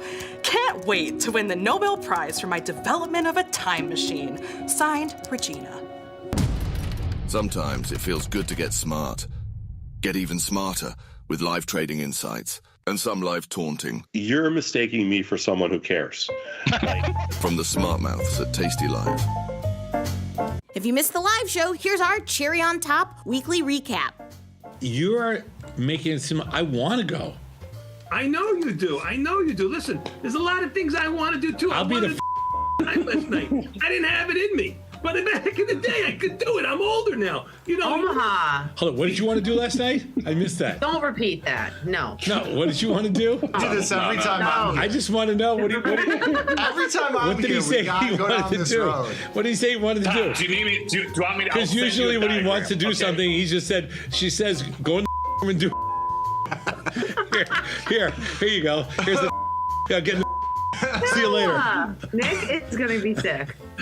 The last 3 weeks I've been on this show on Wednesdays, it's gone down this rabbit hole. Nikki's about to throw up. What do you want me to do? I got 3 old guys talking about. Like, what do you want me to do? Nikki's about to throw up. The thought of you guys is like sickening. I'm sitting here like this, like, it's hot as hell in here. I'm like sweating, like it smells. Got the need for speed? No problem. At Tasty Trade, you can turn smart ideas into real trades with just a few clicks. Wow, that's fast. Tasty Trade, make your move.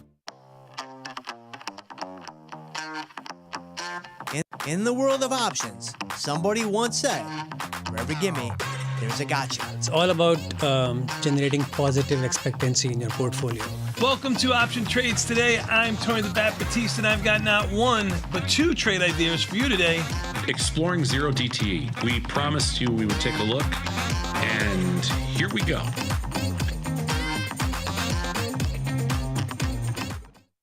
Forbes called us best online for options trading. With stockbrokers.com, we're number one for options and futures trading. So what else can we say other than boom?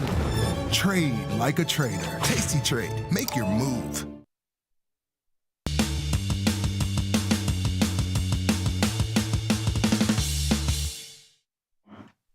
Hello, everybody. We are back, and it's the time to kind of like take us home, the home stretch. We're rounding the corner, rounding the last turn, TP, heading for home. That's right. Don't relax. We've only have a little ways. I'm not going to relax. I never take my foot. Never take my foot off the pedal. Who's going to take us to the finish line? Well, we got checkered flag. They forced that one on you guys. Yeah. Well, we got Scott. We also have Nikki Battenhouse. Mr. Scott Sheridan. I didn't want to chime in, Scott. I didn't want to steal the thunder. Tom's Look at you guys dressed. They look alike. They walk alike. At times they even talk alike. Me and TP? Yeah. Yeah. Great minds think alike. Huge. Yeah, we're huge. Look at that. Nikki and I are huge. Yeah, we're you're huge. size.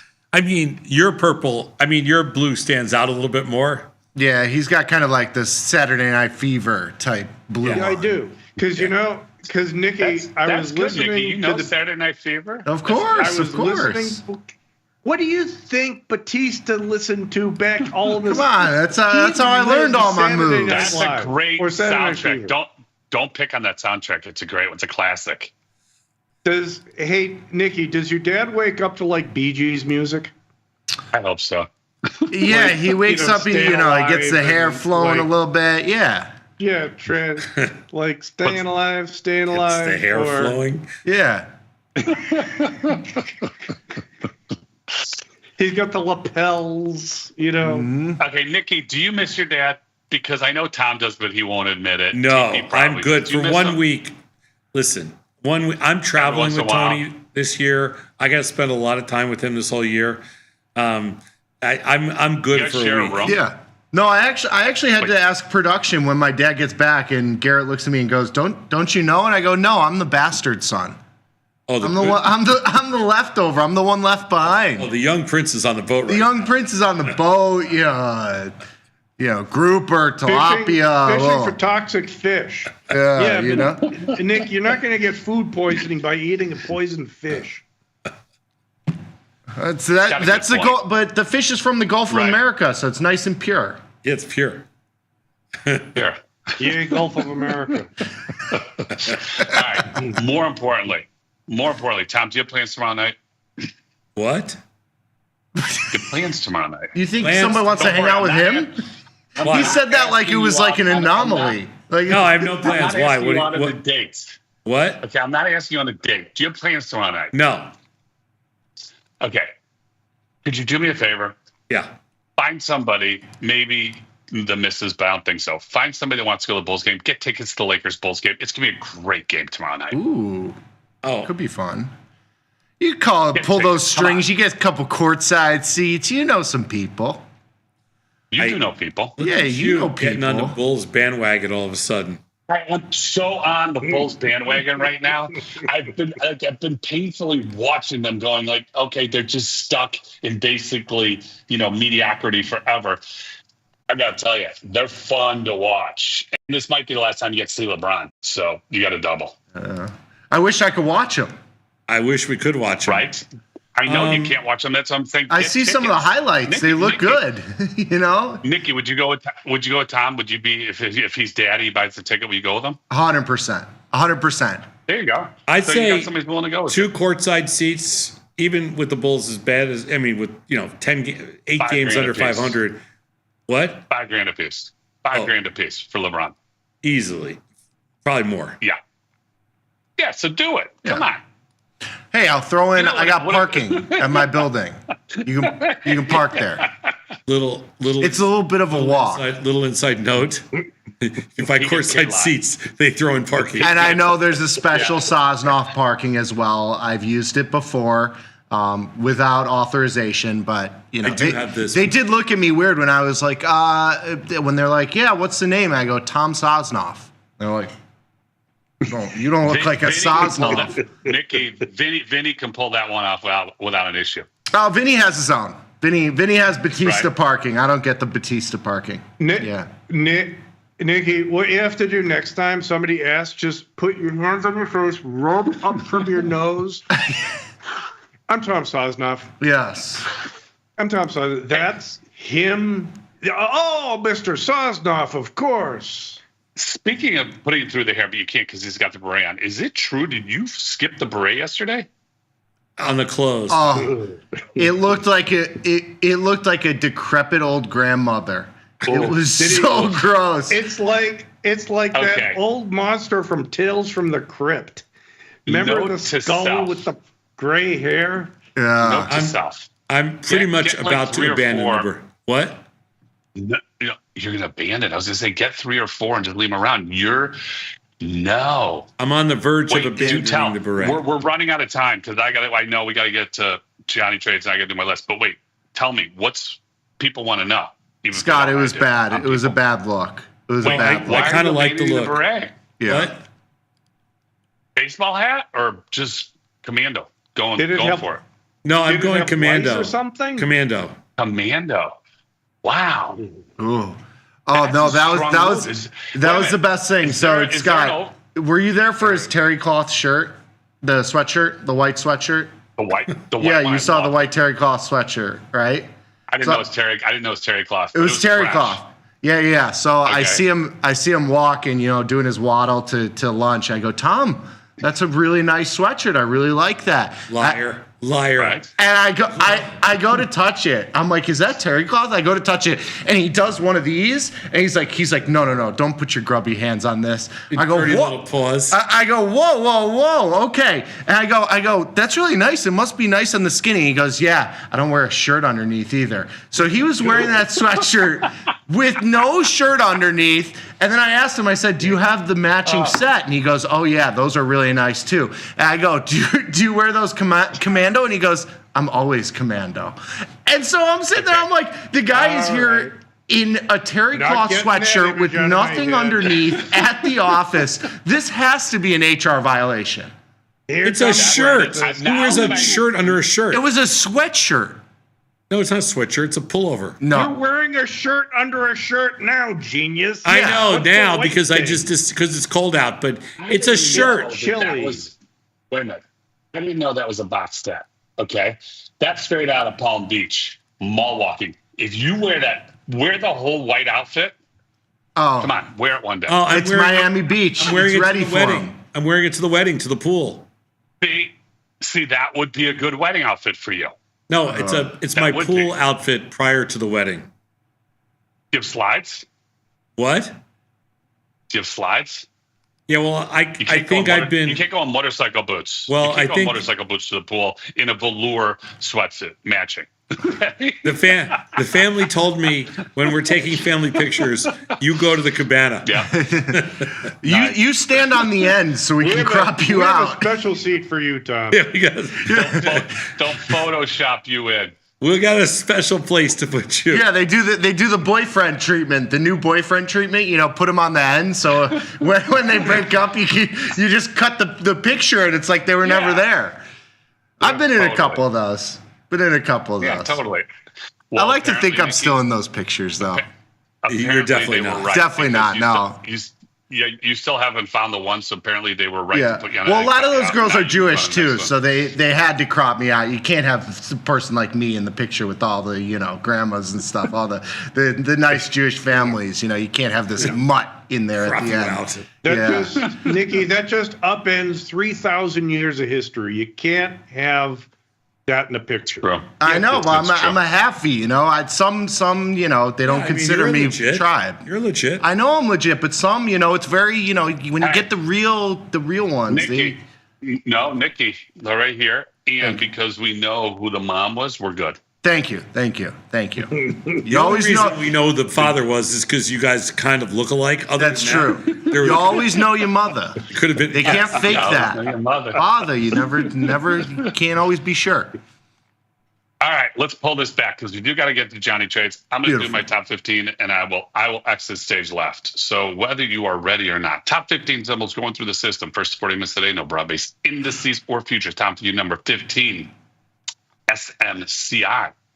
at a 21. For everybody else, Tesla at a 61, Nvidia at a 14, Apple at a 34, AMD at a 12, GME at a 7, PLTR at a 52, Meta at a 28, DLTR at a 26, Amazon at a 28, MSTR at a 23, TLT at a 19, Netflix at an 80, Chewy at a 9, Google with an L is 35, and number 15 for Tom, SMCI at a 21. Rounding out the next 10, AVGO at a 36, TSLL at a 53, IBM at a 98, CMG at a 69, TQQQ at a 46, Shop at a 35, and Hood at a 43. Get it out of the way for you. All right, I'll leave you to the real talent. Nikki. Thank you, Scott. They're all yours. Thank you, sir. My pleasure. As we'd say, John, they're not going to say it, so John would say it. Play some music, and I'm going to exit. How did I do? Thank you, Scott. Thank you. Johnny Trades, boys. First, I have to commend you. The what's your assumption?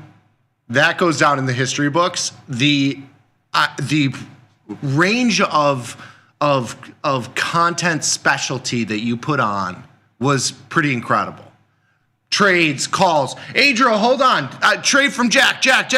John, what was that trade? John, next slide. Next caller. 855-238-222. Blah, blah, blah.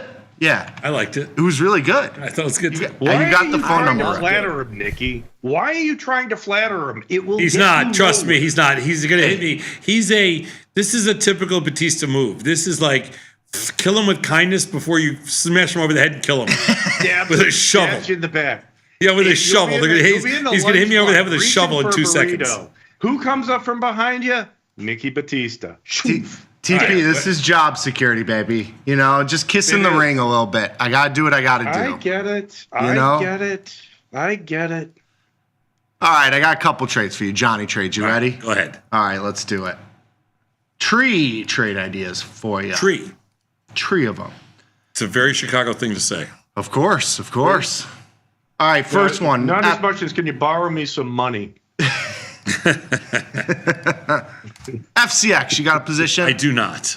Copper's been a hot trade recently. Yeah, why is this thing down? Oh, I sold a copper call spread today. You did? Very nice, yes. What's HG doing there? Mr. Westwater has been leading us to the promised land in the metals, specifically copper. But I'm looking at... so far so good in copper. Yes, you're having a nice day today. I'm up $12 in there. No, we just sold it this morning. Well, it's got to be pretty good. Copper, I mean, it's reversed its entire move. Not really. It's reversed 3 cents. from when you put it on. All right. Anyway, yeah. FCX. Okay, 40.45 strangle in May. I did this a little bit earlier this morning. It was trading at like 42 and change.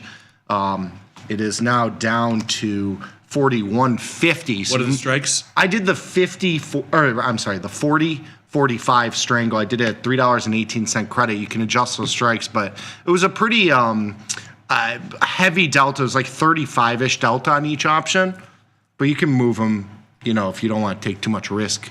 Yeah, I think I would move it 38. I would go 38.46. Sure. Take a fill, mid-price 220. Beautiful. Figure you like that one. Just a couple $100 in buying power, like $500-600. So nice little Johnny trade there. All right, we're 1 for 1. I like it. Yep. I like this Tom. The no bat Tom is very agreeable. Oh yeah, and nice. Yeah, the no bat Tom is just like there's no pressure on. There's no. You don't have to carry the weight. Oh my God, and he's the load. Yeah, he's a load. Like he's like he doesn't look like it, but he's a load. Yeah, it's hard to lift. I'm like deadlifting like 400 pounds. Yes, it's just so much. The freedom that you have is just so much better. All right. He feels so free, he doesn't have to wear underwear. Yeah, exactly. Or shirts. Yeah, you just commando all day. Hope you guys enjoy that visual. NVIDIA. Volatility is so low in NVIDIA. 17. I think you play some up. SPX, we just made our 25%. Oh, a little zero. Look at you. You 0-day trading too. You are amazing. We made our 25+%. Yes. Unbelievable. Always take it off 25%. Boom, boom, boom. 92% success rate. This calls for How does Daddy do it? No, it doesn't. That is just beautiful. All right, NVIDIA. We thank Julie from Chicago. Julie. Shout out Julie from Chicago. Yep. All right, what's next?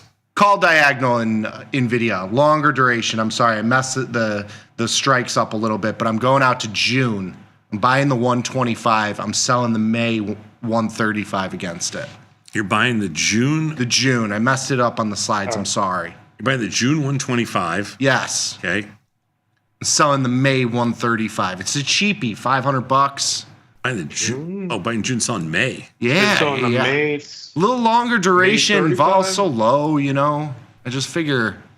You're buying the June 125 and selling the May 135. Stock's down $5. I did this when it was at 116. It was about almost $2 higher, $1.70. So what price you do this at? $5.92. You probably do it at like $5.30.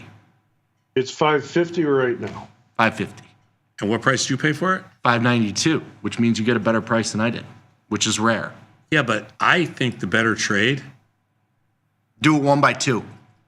Do it 1 by 2, Tom.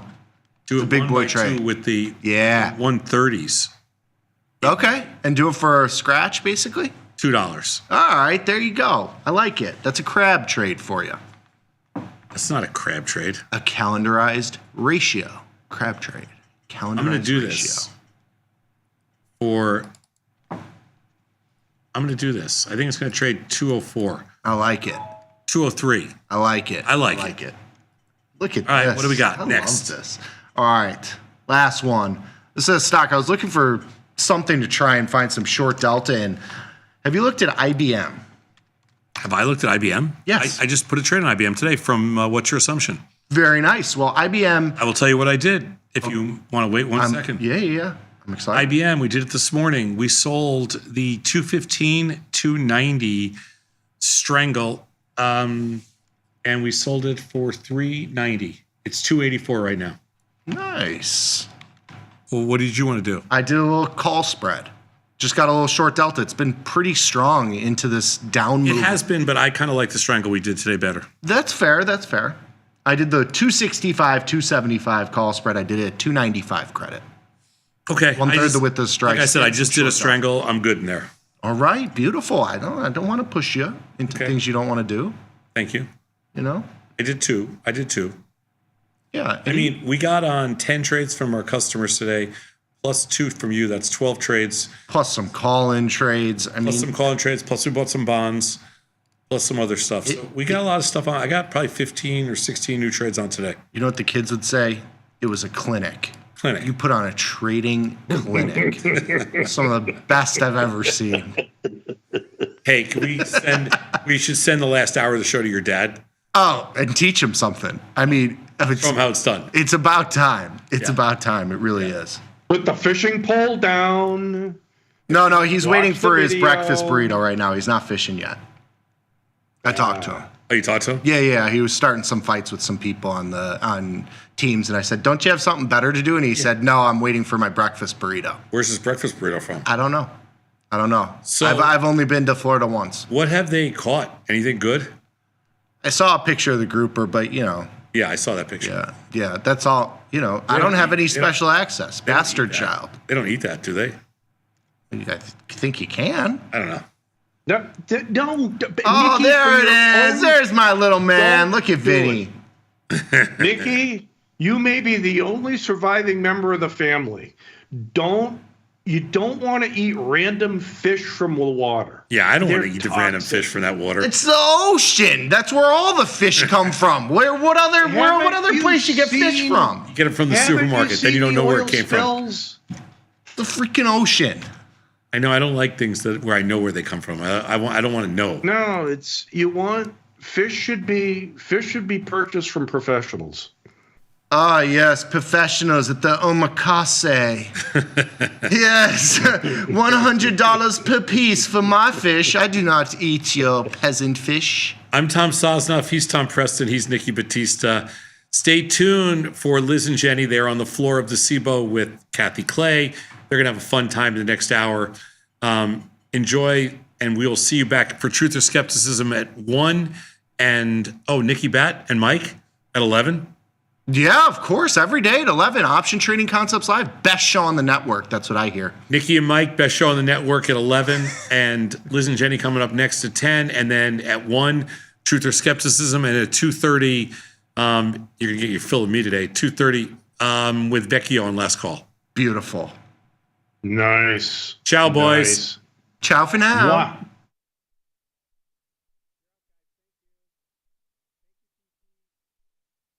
You can get up to $4,000 when you open and fund a new account with Tasty Trade. That's 4,000 buckaroos, 4,000 bills, or clams, 4,000 in dough or cheddar, not the cheesy kind. 4 large, 4K, 4 grand, which is no small thing.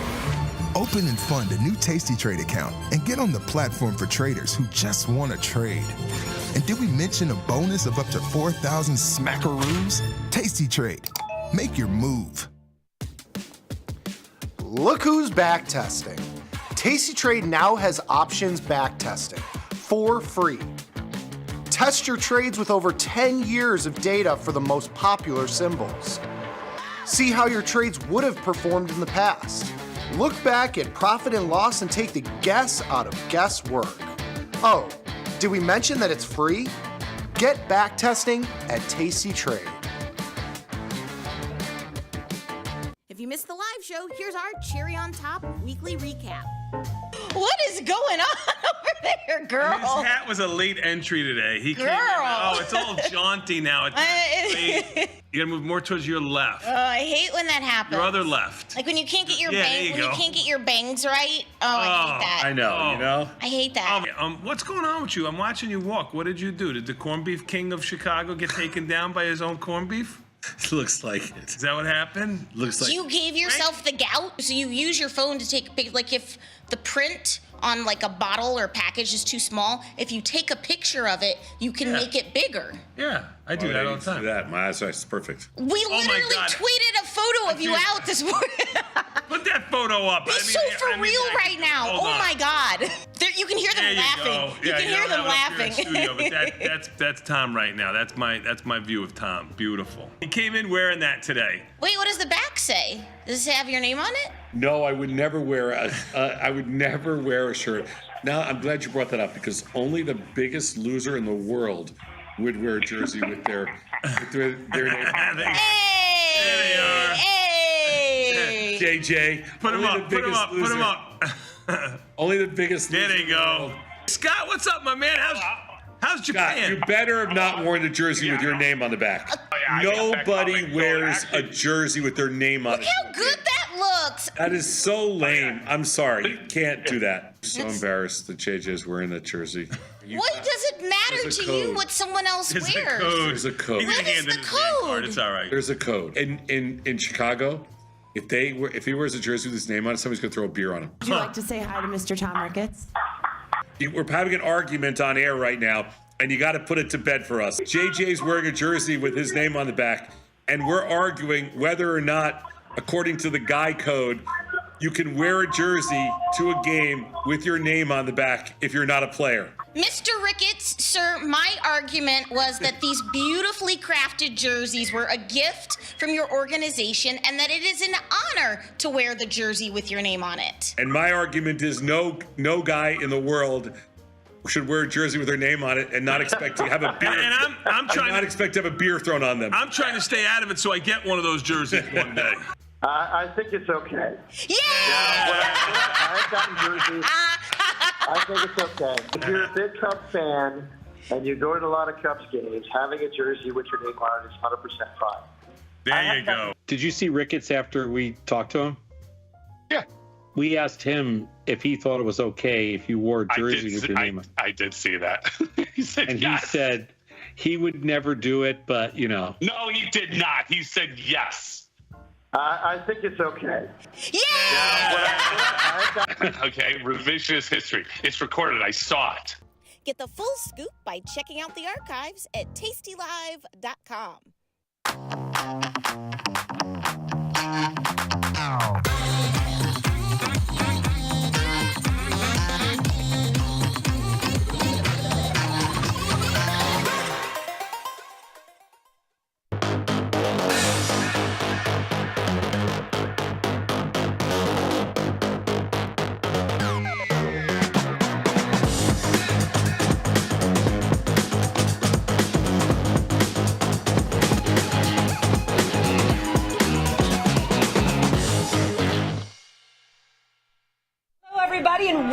to the Wednesday edition of the Liz and Jenny Show. My name is Liz Deerking. The beautiful brunette to the left of me is Jenny Andrews, and today we have a special guest, a beautiful blonde to my right.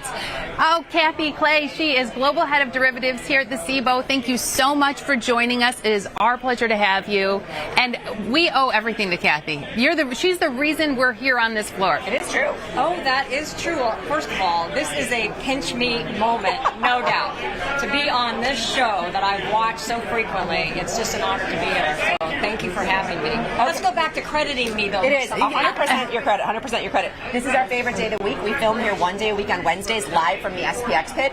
Little known fact, Kathy was also a former floor trader, much like Jenny and I. That is right. Right. How long were you a floor trader for? So I was on the floor of the P-Coast, which is now owned by the New York Stock Exchange, for about, I'm going to say 12 years.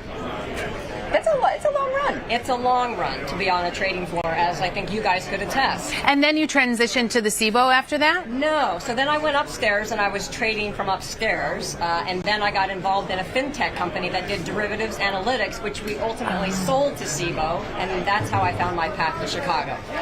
Okay. We always say the world is round. Traders always find each other, don't they? That's absolutely the case. It is. That must have been a tough transition moving from the P-Coast to Chicago. Well, change in weather. The change in weather was significant. I didn't abandon my home in San Francisco, but I have truly enjoyed the Chicago area and living here. And the summers, as you know, are just absolutely glorious. Yeah. The summers, I think it's the best city in the world, 3 months out of the year. I think you're right about that. Only 3 months out of the year. Okay, March is International Women's Month. So, we are very handful of female floor traders. How many were on the P-Coast? I think out of the 550 seats, remember exchanges were membership organizations before they became, publicly traded SROs. I think there was 550 memberships, and of those, 12 were women. Can you explain that again? So they were seats. Back when we were there, they were seats. I remember I had to rent my seat. I didn't own my seat. Yeah. But now they're SROs. So for each one of these traders, they're no longer on a seat? That's correct. So exchanges, which are self-regulatory organizations or SROs, became publicly traded companies for the most part, or privately held companies. And so the membership organization that exchanges used to embody no longer exists. So the floor traders we see behind us here are on permits, but they don't own a membership per se. Does anyone own a membership here? Not that I'm aware of. So that's interesting because that, as a trader who rented a seat, it was such a big part of our day. Oh, I have to cover the cost of my seat every month. Well, that was a big part of our... Do they pay for their permits? They do pay for the permits. Okay. And think about the cost to be a part of a floor trading community. There's connectivity costs. I mean, the costs are large, which is why you don't really see what we used to know as sole proprietors down on the floor trading their own money. Most of the people on the floor here represent large firms, large global firms mostly. Yeah, your mom and pop market makers are no longer down here. Mom and pop didn't make it. Mom and pop didn't make it. But there are a lot of the tasty clients, I'm sure, that trade through the platform. Or their tasty show hosts. Because the talent. I think they're called the talent. That's right. We talked about that before.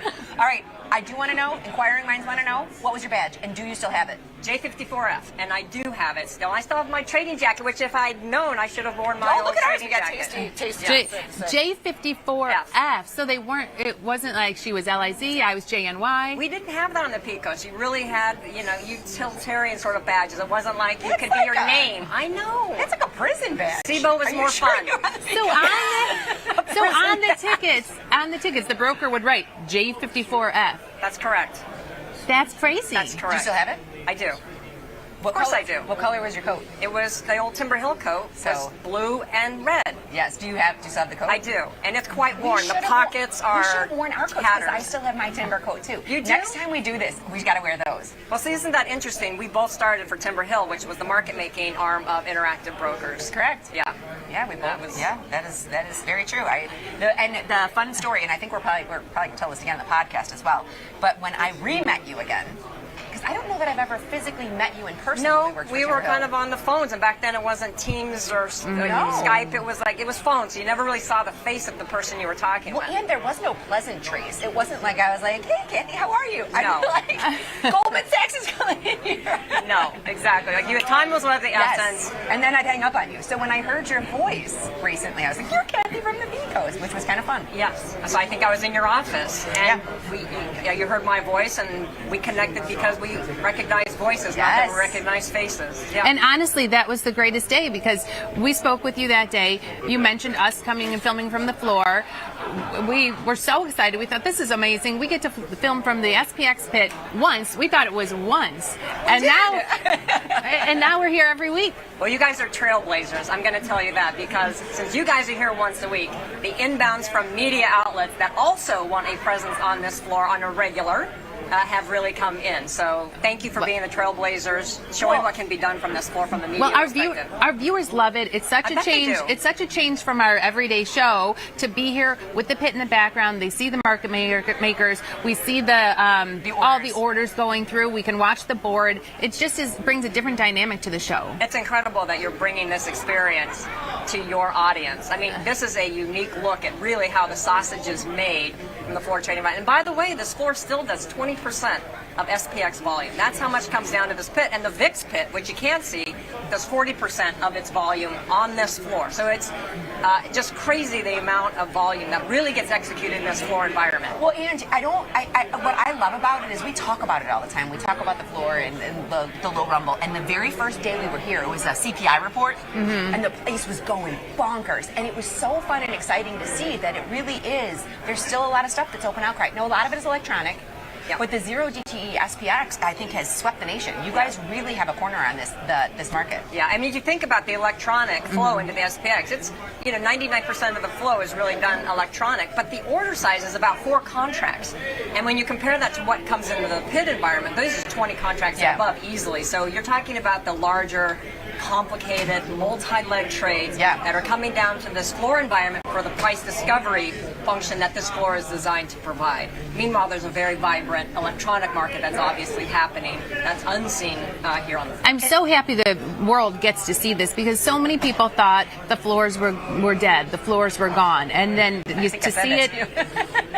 I think you did, Liz. I think your exact words were, does SIBO still have a floor? Now, were the floors slowing down and then the zero DTs brought them back to life? No, SPX has always been vibrant, it's been here, but has it always been this busy, or did the zero DTs really bring the floor back to life? I mean, there's been a lot of factors that have increased volumes and options in general, and into the SPX in particular. Zero DTEs was one of them.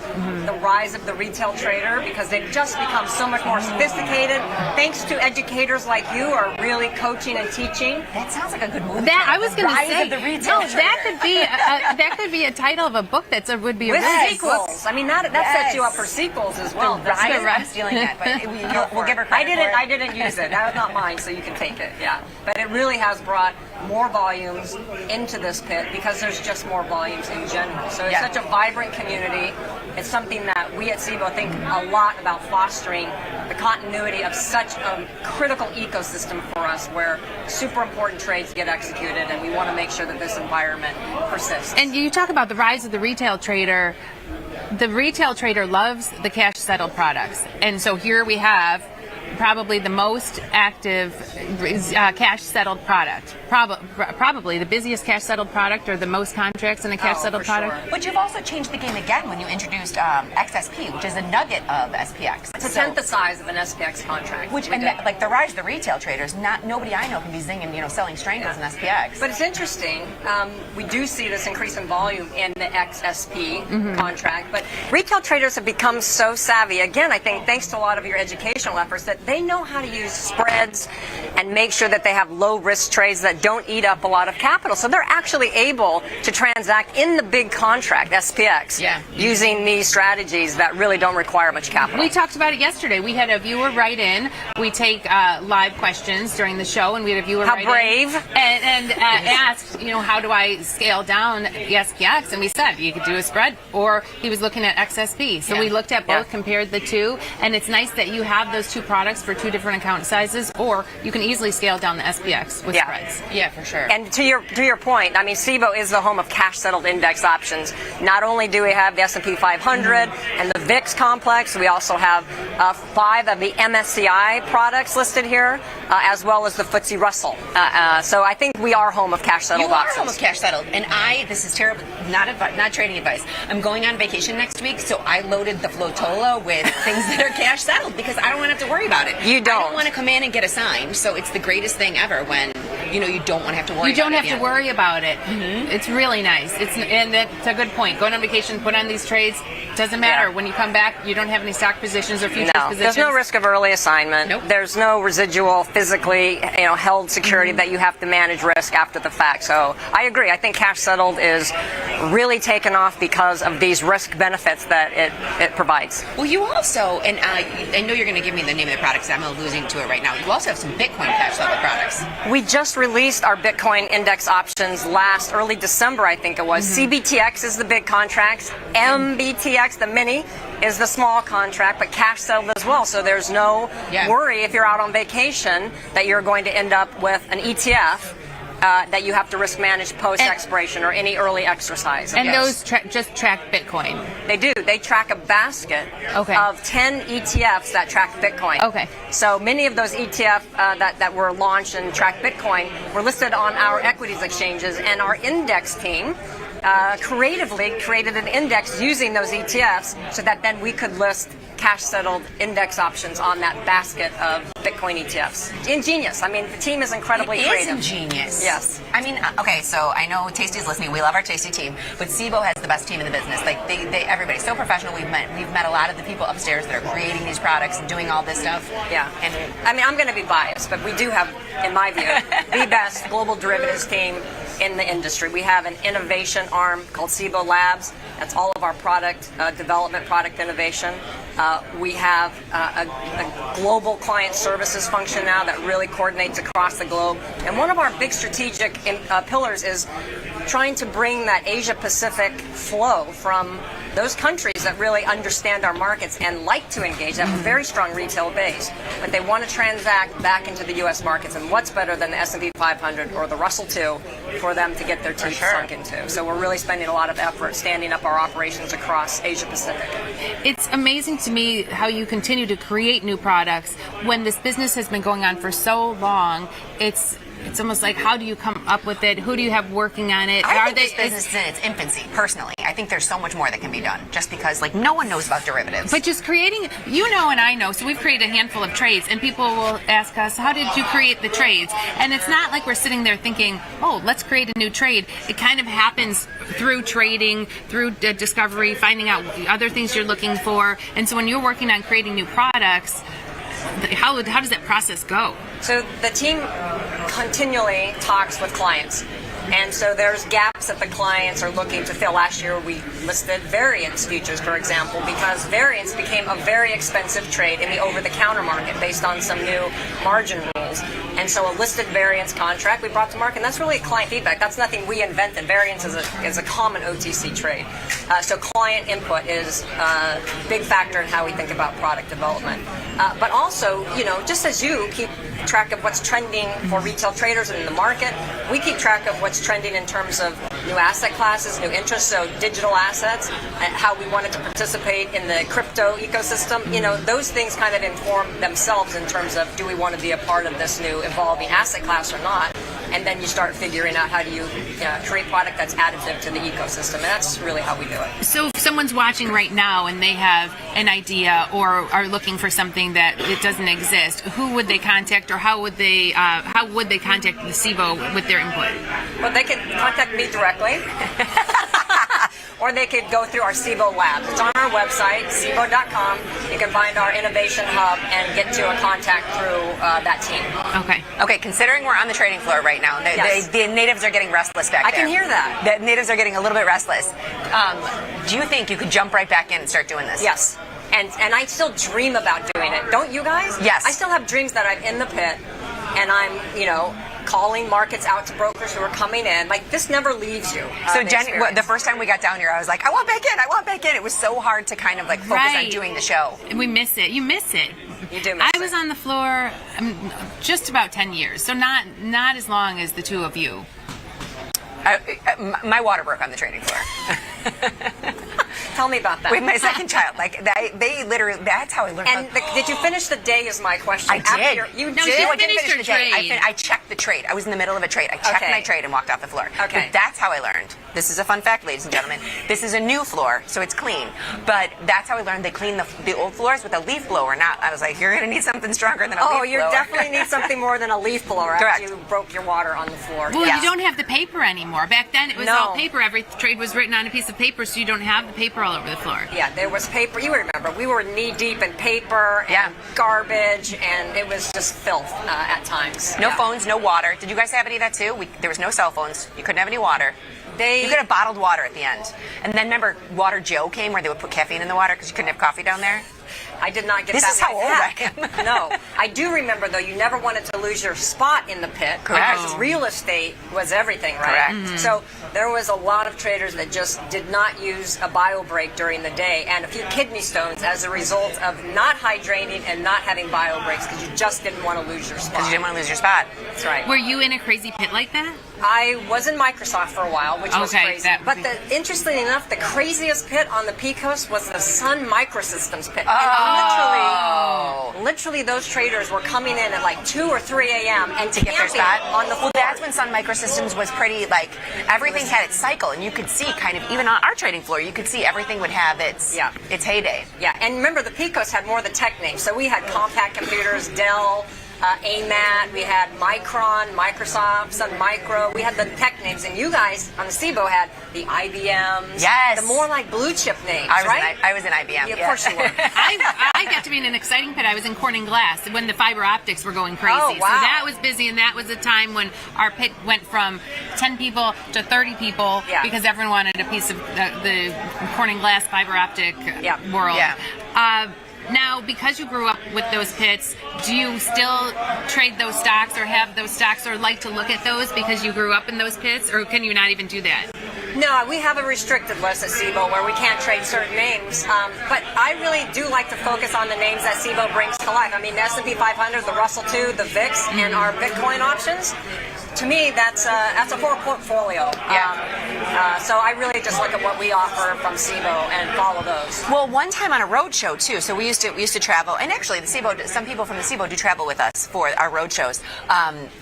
We had gentlemen come up to us and be like, you start with this huge universe of products, which the trading floor has all the universal products, and then you kind of wind up trading just the SPX. And it was pretty interesting because instead of trading just an individual name, you can go to a basket of products. But yeah. That's right. I mean, sophisticated traders will have a broad portfolio, an equity portfolio. Yeah. They'll reduce the risk down into SPX units. Yep. And then they'll come into the SPX. And beta weight delta do it. Exactly. And a lot of people, they just want to trade the SPX because of the tax benefits. That's right. It does qualify, talk to your tax accountant, but it does qualify for 1256 tax treatment. So you get a 60-40 short-term to long-term capital gains. And we didn't even train her to say that because 9 times out of 10, whenever we get tax questions, we say talk to your tax I've been through it enough to know, we do not give tax advice. You guys don't give tax. No, we don't give any advice. No, but we do know quite a few people, they like SPX because of the tax benefits. That's true. Yeah. A lot of people do like the tax benefits it provides their personal situation. Do you still talk to any of the old floor traders from the P-Coast? Of course I do. Do you? Of course I do, yes. Now, JJ, when did you meet him? Because JJ's from the SIBO. JJ's from the SIBO. But, we ran in circles for many years. As we started, this is a world of associated peoples. Whether you're on the P-Coast, the Amex, the PhilX, or the SIBO. JJ was in my first ever pit. How was that? He was nice. He's a nice guy. He's a nice guy. I love JJ. Yeah, he's a very nice guy. Yeah. Okay, but the same circles, the and same that's circle. how you kind of ran into him again. So you're at industry conferences, you're at same events, you get to know the players over the years. Yeah. And the players kind of stay in the game for the most part. So you knew JJ before Tom Sosnoff, right? I did. Yeah. Yes, I did. But then, of course, Tom, a legend in his own right, and so how can you not know Tom Sosnoff and everything that he's brought to the listed option space. I mean, what a legend. And, a big note of gratitude from those of us who watch what he's done exists. Because a lot of what we see in terms of the volume growth and the rise of the retail trader. The rise of the retail trader. You just got to say it dramatically. Rise of the retail trader. I don't know. Is that right? It's perfect. Perfect. But Tom gets a lot of credit for all of the road shows and education that he's so passionate to this day about. It has been amazing because when I think back, we started at Tasty 14 years ago when they started, and I think maybe we had 200 viewers. Maybe. I don't know. I don't remember. When our show came on... In the beginning, it was just my mom. And now to think of how many people, how many retail traders it's reached, and we reach every day, it's amazing how this is accessible to everyone. And with the low fees and the ease of access, everyone can trade at home. Yeah, but it's so funny because we came from a different spot, and I don't trade anything like I did on the trading floor. Now, in my own personal account. How could you? You can't. You're taking advantage as a market maker of the bid-ask spread, staying delta neutral for the most part, and just trying to capture that difference. So just doing the exact opposite of what we did on the trading floor. You learn what not to do. Yes. Yeah. That's pretty funny. Okay, so how often do you come down to this pit? I like to come down at least once a month. We have a quarterly breakfast down here. You do? We do, and it's actually this Friday that we like to thank our floor community and engage with them, and so we hold a quarterly breakfast. I like to come down just once a month and talk to the traders, and as we said, it's We've been here once when you were feeding them. Did you eat? No, but I saw so much food in the room. Remember that? Mm-hmm. Yeah. They really appreciate it, and it's just a great time to engage and talk and see what their concerns are, listen to things we can improve on the floor environment. So it's really vital to be down here. Because I was pretty impressed when we first came down here, too, that a lot of the same people are still here. Yeah. Oh, right. We recognize we've been gone for so long. At Tasty for 14 years, and I don't know how many years passed in between you leaving the floor and us starting Tasty. Not many. But to see so many familiar faces when we came back down here. Yeah. Is Tasty in danger of losing the talent to go back to the floor? If I get hired. Just kidding. No, we say all the time, we have the best job. I love that because we can trade ourselves. So if we were on the pit, we're not trading our own accounts. I love being a retail trader. So we were just trading on the train on our way in. The bell rings 8:30. We have our laptops open and we're placing trades on our way here today. And if we were in the pit, we couldn't do that. We would miss that. We would. I cannot wait for the latter half of the show when you're going to talk about those trades and what you're looking at and what you've put on. So, Ann, we are going to look at that. Every day we look at SPX and put on an SPX trade, but we're going to take a look at some of your Bitcoin. Go to the MBTX. MBTX. So, MBTX, we have traded that. We do love that product. Go to that symbol and look at it. And the bid-ask spread might look a little intimidating in terms of, this looks wide. There's liquidity in that inner market, so don't be a rookie and hit the bid or take the offer. You guys know that already. Go midpoint. I always say it's quoted in nickels, traded in pennies. There you go. Yeah, I like that. And we're going to talk about SPX. We do every day. We have so many followers who every day are just posting their SPX trades. Interesting. Oh yes, we have. Jack Tucker's famous. Jack Tucker, he probably does 30 contracts of SPX iron condors every day. 40, yeah. 40. He posts his trades, and he talks about what he does if it didn't work out, or it's so cool that we could leveraging education to everyone. To everyone, That's it's fantastic. Yeah, That's amazing network. We have been placing the SPX daily trades, iron condors, but we're not as big as Jack Tucker. Yeah, well, we can dream. We can all dream to be as One big day we're going to be as big as Jack Tucker. Okay, now I did just get the signal from Matthew, so we only have a couple minutes, but I have a couple questions for you here. Okay. I'm actually going to prompt to see if you'll say what I want you to say. But so it is unlikely. It is International Women's Month, right? It is. So the one thing I was going to say is I think this is the greatest industry in the entire world to be female in, and I can't talk women into doing this, but I think now being a self-directed, I get the floor was intimidating. I get that wasn't for everybody, right? You were a basketball player. I think you had to be an athlete to be down in this floor at that time. But now it's you versus the computer. This is the only industry I know where there is no barrier to entry. You don't even have to interview to be a woman in this trading business. So how do we get more women trading? I think it's actually already happening. Because I can tell you, years ago, let's go back 10 years, I would go to an event where there would be retail traders. And most of the time, it was white males over 50. That was the demographic, right? That was trading options.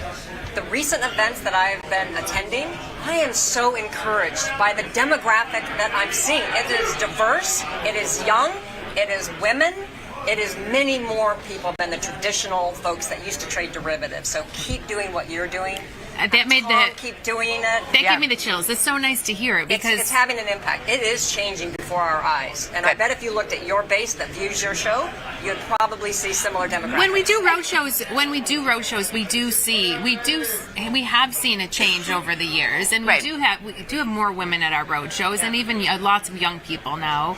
And during COVID that was a game changer because when so many people started working from home, we had people who could work and trade. So that opened it up to a lot of people. And we just need more role models, such as the two of you doing what you do, because it is having an impact. And I do think women will learn how to trade options because it's so good for the portfolio, as you all know, for protection, for income generation, for growth in your portfolio. For talking about at cocktail parties. It's amazing. It's amazing. You can have people gloss over or they can really get engaged either way, but it's so important. So I think it's changing. I'm so thrilled that it is. Yeah, well, Kathy, thank you so much for joining us today. It was our pleasure. I hope you have me back. It's our dream come true. I actually was thinking about having you back again another time, too. We're going to try as much as we can, as long as you're okay with this environment. I'm fairly comfortable. This is home. Thank you. All right, everybody, we're going to take a quick 90-second break. When we get back, we're going to kind of shift our chairs, and we're going to be trading some of these products from the SIBO.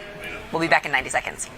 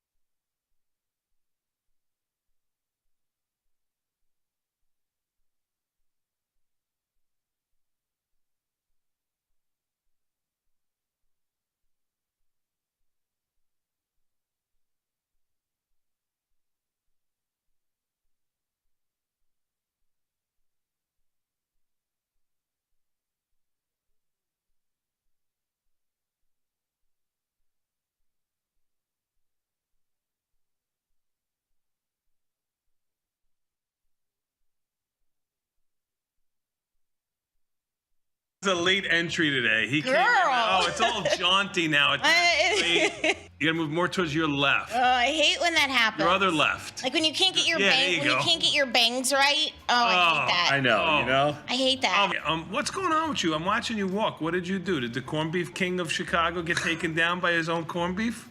Looks like it. Is that what happened? Looks like. So you gave yourself the gout. So you use your phone to take a picture. Like if the print on like a bottle or package is too small, if you take a picture of it, you can make it bigger. Yeah, I do that all the time. Do that. My eyes are perfect. We literally tweeted a photo of you out this morning. Put that photo up. Be so for real right now. Oh my God.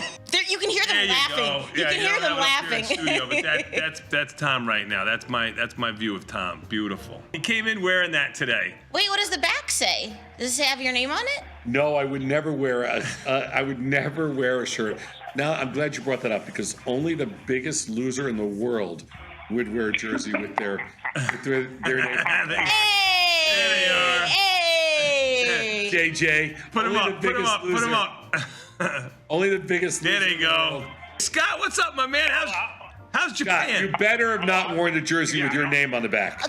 Nobody wears a jersey with their name on it. Look how good that looks. That is so lame. I'm sorry. You can't do that. I'm so embarrassed that JJ is wearing that jersey. What does it matter to you what someone else wears? There's a code. What is the code? It's all right. There's a code. In Chicago, if he wears a jersey with his name on it, somebody's gonna throw a beer on him. Would you like to say hi to Mr. Tom Ricketts? We're having an argument on air right now, and you got to put it to bed for us. JJ's wearing a jersey with his name on the back, and we're arguing whether or not, according to the Guy code, you can wear a jersey to a game with your name on the back if you're not a player. Mr. Ricketts, sir, my argument was that these beautifully crafted jerseys were a gift from your organization and that it is an honor to wear the jersey with your name on it. And my argument is no guy in the world should wear a jersey with their name on it and not expect to have a beer. And I'm trying not expect to have a beer thrown on them. I'm trying to stay out of it so I get one of those jerseys one day. I think it's okay. Yeah! I've gotten jerseys. I think it's okay. If you're a big Cubs fan and you go to a lot of Cubs games, having a jersey with your name on it is 100% fine. There you go. Did you see Ricketts after we talked to him? Yeah. We asked him if he thought it was okay if you wore a jersey with your name on. I did see that. He said and yes. He said he would never do it, but you know. No, he did not. He said yes. I think it's okay. Yeah! Okay, revisionist history. It's recorded. I saw it. Get the full scoop by checking out the archives at tastylive.com. So I started trading in the equities market when I was 18. Real basic ETFs, mutual funds. I didn't discover options and really tasty live until about 2012. It made sense to me from a risk perspective. And so I started trading and never really have looked back. The people you see that's who they are. They're trying to be as open and clear as they can with the trades that they're putting on. Teaching a methodology, like teaching the logic behind things. It is tried, true, and tested. They back it up with research. They share that research. It's not just trust us and do this, which is a very dangerous thing in the financial world. But learning about that in a tasty universe, it starts to prove itself out, right? When you follow the methodology, you'll see those profits and you'll understand why a position did what it did. Sometimes the market wins and sometimes you have a 90% winner and you don't know, why don't I do this every day, right? This is easy. But you kind of have to reset that and just go, okay, close the trade and move on to the next one, which is really what Tasty's about. Dear Kaylee, hats off to you for being such a culinary genius. I don't think it has ever dawned on our kitchen staff to serve gazpacho hot. Sincerely, Bob. Sometimes it feels good to get smart.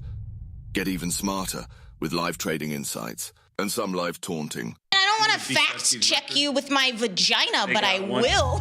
From the smart mouths at Tasty Live. Feel like your wardrobe is missing something? Like style, purpose, and maybe a dancing dog? Can I pet that dog? The new Tasty Trade and Tasty Live web store is now live. New merch, bold designs. Did we mention all net proceeds go to one tail at a time? Invest in the real bull market, dogs. Go to tastytrade.threadless.com. Grab some gear and help some pups. You get merch, they get a home.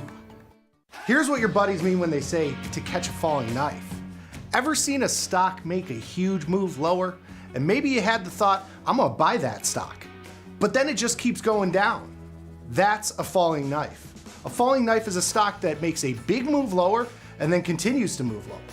The contrarian trader has the idea to go long that stock in the hopes for a bounce, catching that falling knife. But you gotta be careful trying to catch those falling knives.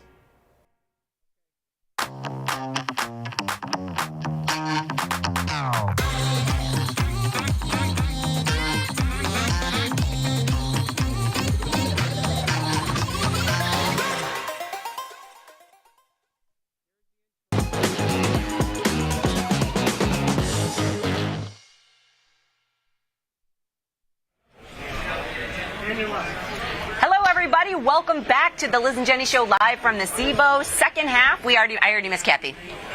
Oh, it was so nice having her on. And if you want more of Kathy Clay, we're going to be filming a podcast with her after this, and that will be, we'll let you know when that comes out. That'll be out probably in a couple weeks. That's not live. We get to say the good, the bad, and the ugly, and they said if we don't like it, we can say take two and redo it again, but we don't need to. It'll be fine. She's a professional. It was so wonderful to sit with her, and it's good to see, people cut from the same cloth. It was really nice to have her on. Okay, so we're in the SPX pit. We're here at the SIBO. They've got amazing products. We're going to play some trades. We're going to take live tweets. Send us a tweet, include your hashtag LAZJNY. What do you want to start with? The crypto products, because we haven't traded those in a while. We traded them when they first came out, and we've done a few trades in them in those new SIBO crypto products. Yeah, let's take a look at those. All right, let's take a look. What do you want to? When do we want to start with? MBTX, the micro. MBTX. Michael, Brian, Thomas, X-ray. So you can see right here, SIBO Mini Bitcoin US ETF Index. Perfect. That's what I'm pulling up. MBTX. They have options, and Kathy said if it looks like it's a little bit wide, you'll get filled. Yeah, like I said, the old adage is trades in nickels. I'm sorry, quoted in nickels, trades in pennies. So, but let's take a look. So you've got MBTX. Can I see the chart for it, Jenny? Bitcoin is 86,000 right now. If this tracks Bitcoin, you just have to keep an eye on Bitcoin. It's down a little bit. Had a little bit of pop up. So this is the mini. The other one was this is the mini. CBTX, wasn't it? CBTX. Right. So this is the mini. So let's take a look. Now, if you think Bitcoin, where's Bitcoin right now? It's 86,800. So it's down a little bit from where it was, because yesterday the high was about 87. Mm-hmm. So it's down a little. Do we want to make a bullish trade? Bullish trades, selling a put spread, or buying a call spread. There are lots of things we can do here. It's interesting though, Jenny. Take a look at this. And I would like to on down days be bullish and on up days be bearish. Sure. Just like the Chicago teams, right? I was afraid you were coming at me. Do you know why the Bulls and Bears are named the Chicago teams? Because this is the city of trading of the Bulls and Bears? No. Well, no. Yes. Okay. I don't know why. And why it's called bearish and bullish? Because a bear fights down and a bull fights up. Oh. Fun fact, I actually Googled that fact one time when you weren't on the show. Excellent. Learn something new on the show every day. Bears. And that's why we the Windy City has those. Okay.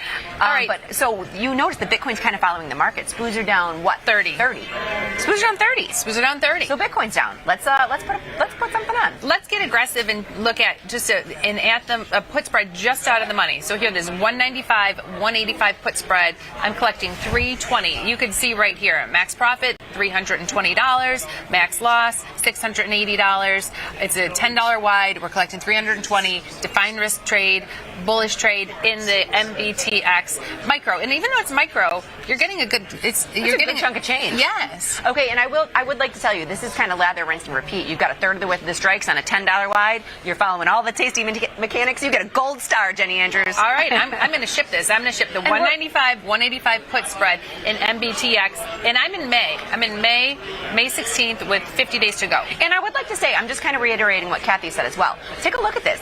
Even though the markets look a little wide, you're going in at mid-price. You're going to let those market makers come to you. Yeah. I'm going to put this in for 320 and wait for them to come to me. Ready? I'm going to lock this and ship it. 320 credit. It's just let it work. Let it work, just like these orders back here. Sometimes you'll see brokers will come in and they let them work the orders. We're going to let this one work. Let this work. So let's see if I get filled. Let's see if we can get filled. Okay, so that's MBTX. Then, can I tell you about what I'm loaded the Flotola in, but we'll use it in a smaller product for my vacation next week? Yes. Okay. Long story short, I decided that end of quarter, end of month might be an update. We're not sure if it's going to work or not. Can you go into XSP? I'm going to do XSP instead of SPX. Okay. XSP. No, I put it on an SPX, but for our account, for our purposes, I don't want to take you down by too much because I'm going to be gone. Okay. Tell me. So go to end of quarter, end of month long. So that was going to be March 31st. March 31st. You can see the Q. You can see the Q, right? Quarter, and you can see the date too. Q quarter 31st. It's not an AM. It settles at the end of the day. Perfect. Now go down. Now this is just my strikes, so you can adjust these according to your plan because I'm going to be gone. But go down and buy the 580. It's only $1.94. So $194 in SPX. This would be 10 times, so $1,900. And these are not trade recommendations. But now I'm going to go. This is only 5 days. But go to the 3-day, or let's open up a nearer one. Okay. You've got 2 days. You can do 0 day, 1 day, 2 day. They cash settle, so they'll fall off. It doesn't. They cash settle. They'll roll off. They will roll off. They'll roll off. So, but we know. Remember what can happen with the calendar in these cash settled products. If it goes through the calendar and one's worth a lot and that cash settles and then it comes back down and yours isn't worth anything, I don't know that you could just leave calendars and go on vacations. No, but this is, I'm here for my short expiring. I'm gone for my long expiring. Okay. So let's take a look at yours. Go to 2 day, and then we'll see if it's worth it in the 1 day. 2 day, so you're looking at a calendar. That's not bad. Getting $1 for it? So getting $1 for the 2 day. So what you've got here is that quarterly is holding up to value. This is 86 cents for this calendar. Now you can adjust your strikes. I went 580 from a tweet that I saw. I was going to say, so we've been following this 580 calendar because I know you have it. I took it on, I had it on, took it off. Had it on, took it off. I would be shocked if it's only $870 right now because this morning it was like $2,800. Oh, you mean in SPX? Yes. You can look at it. I have go to the 1 day. I have the 1 day. So take this, highlight it, and take it down by a strike. Take it down by a strike. So the 2 day to the 1 day, $1,500. That makes sense. We're squeezed down 30. It was $2,400 this morning. Down 30. But here, so look at this. Your 1 day is only 36 cents, and I'm just talking about the short option. I'm just talking about the short option. And then to go to the 2 day, you're getting $1. So you're basically paying $87 and hoping that in the 2 days your short roll, it won't roll off. You don't have to worry about rolling off. It'll cash settle. Hopefully it's worth zero, and then you have the 580 for your end of quarter, end of month, end of the day rally that's going to happen. So, and with the calendar, you wanted to go to it, not through it. To it, not through it. Meaning like until the one comes until out, the one expires. expires. This is my plan, my vacation plan. I'll put on our little baby 85, and then people. Well, I figured then you could think about me while I'm gone. I'll think about you. People can watch how I manage this. It will. Who do you have on Monday? On Monday, I am doing a crypto special with Ryan Grace. Shoot. I'm going to say, Ryan, stop the crypto talk. End of quarter, end of month. We have to look at this calendar. Yeah, hold please. We got to watch this calendar. Okay, so that was 85 in XSP. I want to go to SPX and take a look at it there. If I did that same trade there where I'm selling the 5,800 in the 2 day and buying the 5,800. Should be exactly 1/10 the size. It should be. And it is. And it is, which is shocking to me because this was close to $2,000 this morning. No, I mean, it was the 1 day that you were looking at. Even this one was expensive. Yeah. They were all expensive. That's what. Well, when we were looking at them on the train, because she likes to, ladies and gentlemen, she likes to review my positions and make sure they're okay. What start with A. So we looked at them on the train, but SPOOs were unchanged, remember? I was up. Yeah. SPOOs were unchanged. We've dropped 30 points since the open. And this calendar has been an interesting calendar to watch because we've been in and out of it. You've been in and out of it. I've been in and out of it. I don't have it on right now, but it's been interesting to watch. But we had been, and I don't know if our viewers remember this or you remember this, there was a time where we went further out in time. And we were using SPY, but I like it better in XSP. We did SPY calendars where our long was further out in time, and then just daily, getting that daily decay. And that works until it doesn't. And that works as long as we're in the range. Range. Yes. This has been moving pretty wildly. This moves wildly. Yeah. And that's why it's been on and off and on and off. Okay. So I don't have as much risk in it. I probably have that much risk in it. It's probably what it's worth right now. It's worth $8.45 right now. Probably have that much risk in it. But we've got our baby XSP. But I would like you guys to think of me while I'm gone. So put it in an XSP. I put it in an XSP. Good. I put it in, and let's talk about 1046. 1046. Did we get filled in anything else? Or is there anything that needs to be managed in there? I don't think so. We're working our MBTX. We were filled in XSP. Yeah, we were. That could come off tomorrow. If it's through it, when the one's about to expire, if it's through it, I'm closing the whole package. You can't let a cash settled. If it's to it or if it's through it, you got to close the whole thing. It would be just like our morning AM PM day. Oh, but I will be here. I will be here when that short expires. Yeah. I will not be here with the long. It's kind of crazy how quiet everybody is today, isn't it? They're like, what's that trade? No, they're on their best behavior because Kathy was here. Kathy was here. She's big time here. Yeah, she's big time. She's big time here. Everyone's on their best behavior. Yeah, I'm on my best behavior. Jenny's on her best behavior. I didn't wear gym shoes today. It's the first day you didn't wear gym shoes. I know. It's like I don't think I can wear gym shoes. Like, Kathy's coming. Okay, each week we do have, and I don't know if you have it pulled up or not. Because I don't. Oh, okay. Yes, I will. Let's just pop into Twitter briefly. Okay, let's do that. And then we can go to the study. So, Twitter, we have a handful of tweets. Look how serious you look. Tell me, Liz. We look so serious. Yes. Okay, so this was great. No AI Gone Wrong shared this. Said many times on the show, trading is a zero barrier to entry. Yes. It doesn't care if you're a girl, guy, a bunch of robots. It doesn't. This is the only thing I know where it doesn't matter who you are. And there used to be a large barrier to entry, and there is zero now.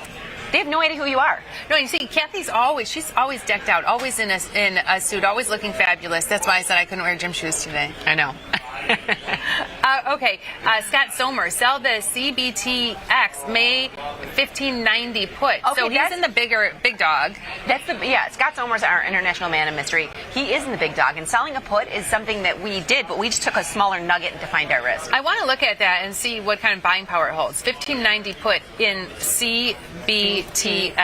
So He was pretty far out, though. Can you go back to the... You said May, right? May, yes. Which is where we went with it. May, 50 days to go. 1590 put. CBTX. Scrolling. 1590. There what? You go. Look at that. What the heck? Scott Sommer. International man of mystery. I like it. It's this is the big dog, though. You look at the buying power, 63,000. Yeah, 63,000. Okay, but you're getting $1,700. That's the mid market for it. So you're getting. It's not bad.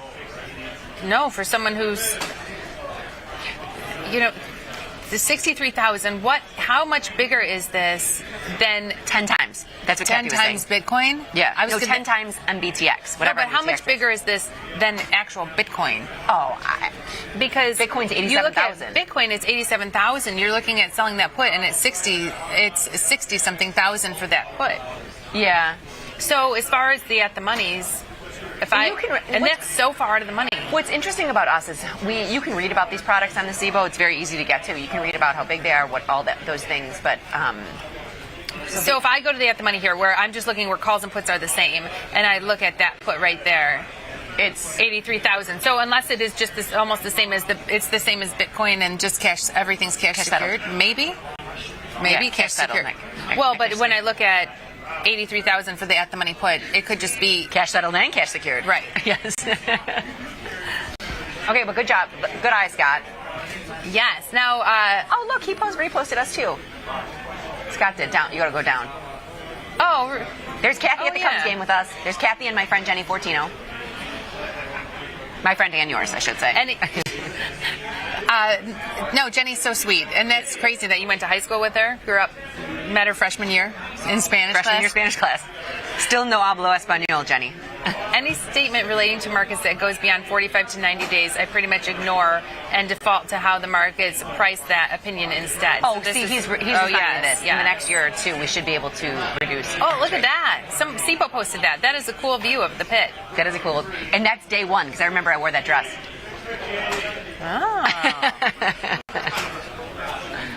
Okay, here, listen, Jenny Forever. Yesterday, I paper traded the JT trade. Jack Tucker. Jack Tucker. At close, all legs of the iron condor were worth 3 cents. Total profit, $95.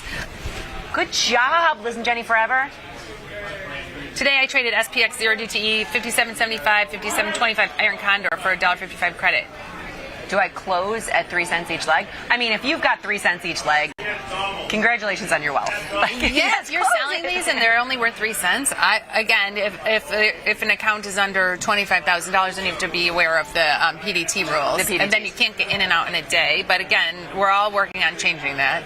We should ask Kathy about that. What are you doing? Oh, she's fighting it. I know she's fighting it. I know. I think that's where she met JJ, fighting that rule.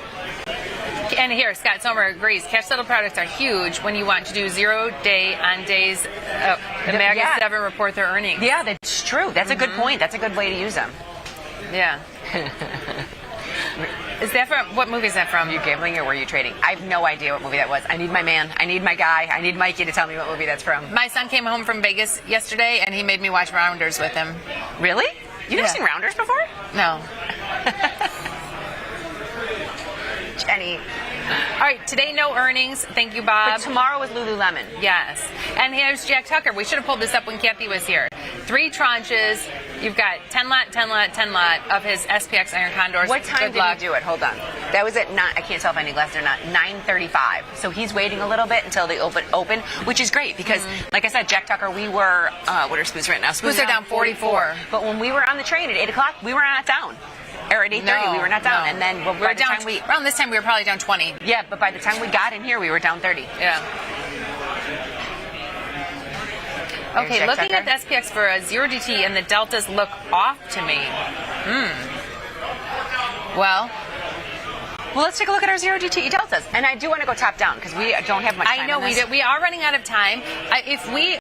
So Jacob made an SPX study. He did. So we can talk about it and do what we can with it. Tom will go into it tomorrow in depth. So we each week do an SPX study from here. It is sponsored from the SIBO. We have an extraordinarily intelligent human named Jacob, who's our University of Chicago quant. Yes, and he does the studies every week on the SPX options, mostly 0DTEs. Lately it's been 0DTEs, but he has done studies going further out in time with the SPX trades. Yeah. So let's pop in and just kind of go through them. So the slides will be attached to our show, and then we can see from there. Because this was about, and people ask for this, and I know a lot of people have asked for stop losses. Okay. This stop losses and defined risk 0DTEs requires more than 5 minutes, which is all the time we have left in our show. So luckily for everyone out there, Tom is going to go through this tomorrow. I don't know who he has on tomorrow for the market measures, but Tom will be going through this tomorrow. Jacob, I think, might be coming on with him. Hopefully. Yeah, or TP. So stop losses and defined risk 0DTEs. He's taking the 0DT Iron Condors. Yes. Using his shorts. I read this. I can give you a recap. Using the 20 delta shorts and making different width iron condors. And you can see, if you go back to that last slide, just to let people read it real quick, they examine selling iron condors at market open every day with 20 delta shorts and then wings at $20 and past there. They keep doing different wings for the 20 delta, which is Jack Tucker-esque. Right. Esque. Now, last week we looked at iron condors starting with the 50 delta with our shorts, 40 delta, 30 delta, 20 delta. We looked at varying shorts. This study only looks at 20 delta shorts. And last week I've been doing the 40 deltas. I've been doing the 30 deltas. Yeah, so we kind of, from that last study, which I loved, by the way, Jacob, we kind of have been doing our own thing. And that's great. That's why the research piece is brought to you. I bring it in a little bit. And I love that. And that looked at closing them at 25% max profit. This is looking at only 20 delta shorts, varying widths of wings. You could see each slide will go over, here's $20 wide wings, then $30, $40, $50. It goes over different with iron condors. And this is talking about stop loss. So let's just kind of like walk through what this means. So I'm going to say I sell it for $5. Wait, okay. 25% stop loss would be me closing it at 6, right? Because that's 25%. If I'm collecting 5, I'm adding an extra, whatever, that'd be 20% stop loss. But yeah. So, and if you have a $100 stop loss, if you sell it for 5, and when it hits 10, you're closing it at 10. That's 100. That's 100%. That's 100% stop loss. Yes. So that's that one. So that's what I'm saying. 25%. If you sell it for $5, that's you closing it at just around 6. Now, when these slides come up, this is what I do. I glance at average P&L, see where it's the best, and take a look at what trade that was, and that was unmanaged. Wow. Unmanaged. So stop losses, we're not huge fans of stop losses. Some people do them. We usually don't. I like managing winners more than stop losses. So last week we talked about managing at 25% for the winners. This doesn't take that into account. This is just looking at managing. This is just looking at stop losses. I'm going to give a little bit of a word of warning on here. I don't use a stop loss. Number one, I don't know how to put one in. I'm just going to call a spade a spade. But I don't know how to put one in, but I will look. If I'm not comfortable with my loss, I will put it into close. But once a stop loss gets triggered, it becomes a market order. I know, and I don't like that about them either. I don't. So I'm not a huge fan of them either. If you go, now we have $40 wide wings, and then you have $60 wide wings. And if you do the same thing and look at average P&L, you look for the highest average P&L. Again, losers unmanaged. So your conditional, well, yes, your losers are unmanaged. Your CVAR is a little bit more, but that, you would expect that with that. Right. But Tom is going to dive deep into this study tomorrow, and I think Can we go to Jacob's takeaways? Sure.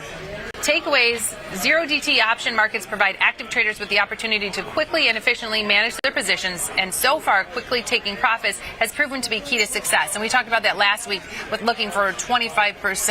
And that was my favorite market measures he's ever done last week. So put a pin in that and go back and watch that. I know some people had did. But stop losses, either automated or through attentive, active trading, are not guarantees. That's right. In a fast-moving market, it can result in losses larger than the intended levels. That's kind of what I was saying, where if a stop loss gets triggered, it becomes a market order. Right. So let's say you have a stop loss in to buy it back at $6 and it trades $6, then it turns to a market order. Yeah. So once it triggers, it's then a market order. So if I'm trading something and I am uncomfortable with the risk where I would want to stop loss, I just like to watch it, and if it hits that, I'll go in and put my own limit order in. Yeah, that's what I'm saying. You keep an eye on it. If I'm not comfortable with the loss, I'll go in and close it. But I close it for the limit order. Right. So but even only checking once every 10 minutes, defending these losers quickly was effective at curtailing the worst losses at the expense of giving up on the frequency of winning trades. Yes, that's true. So large stop losses, however, generally performed worse than letting losers ride. Hey, he came to the same conclusion. If you're comfortable with exposure to occasional large losses, then it may be best to just stick to closing only winners. And go back to last week's market measure, sponsored by the SIBO, where we talked about managing winners at 25% of the total credit that you collect. Correct. I think that was the winner. That was the winner.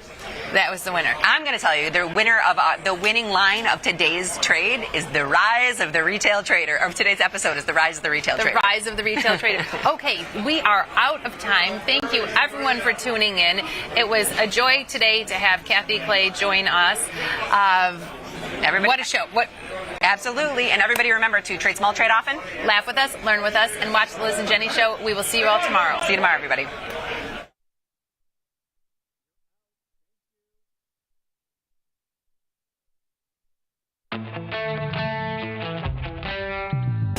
In the world of investing, a beast lurks between the numbers.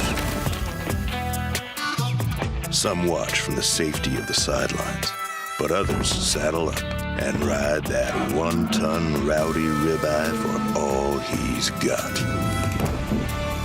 If that's you, join us on Tasty Trade, named best online broker for options trading. Genius loves company.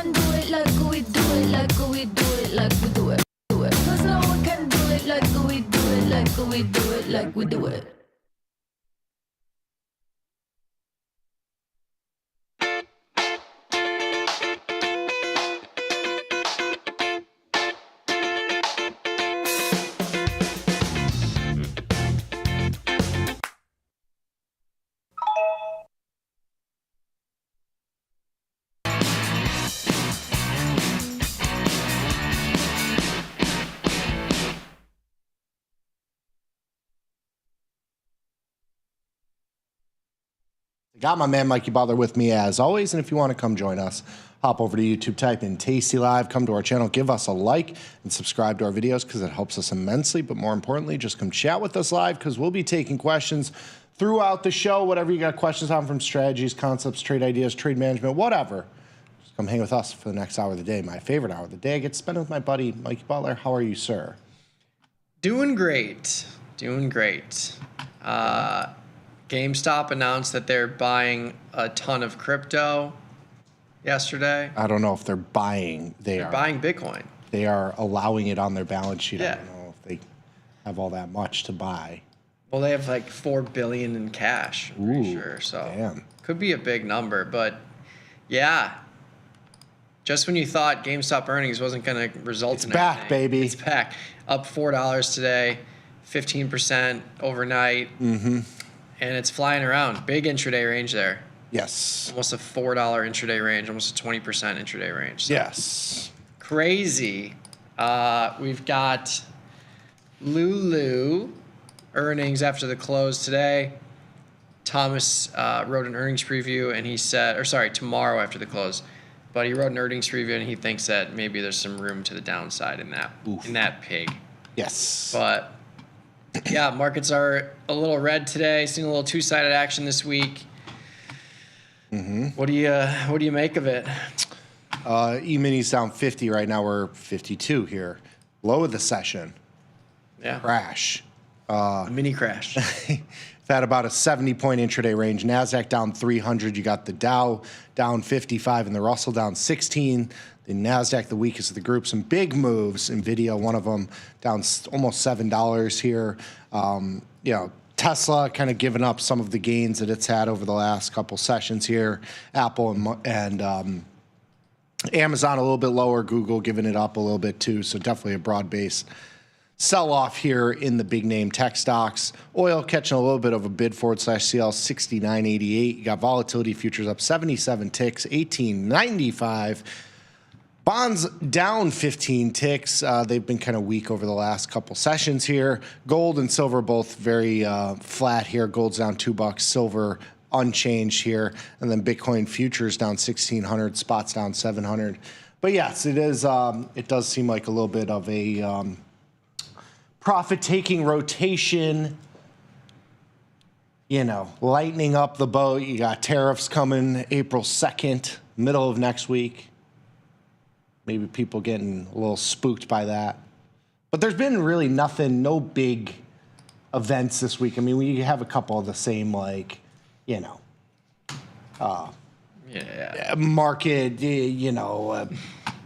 what did we?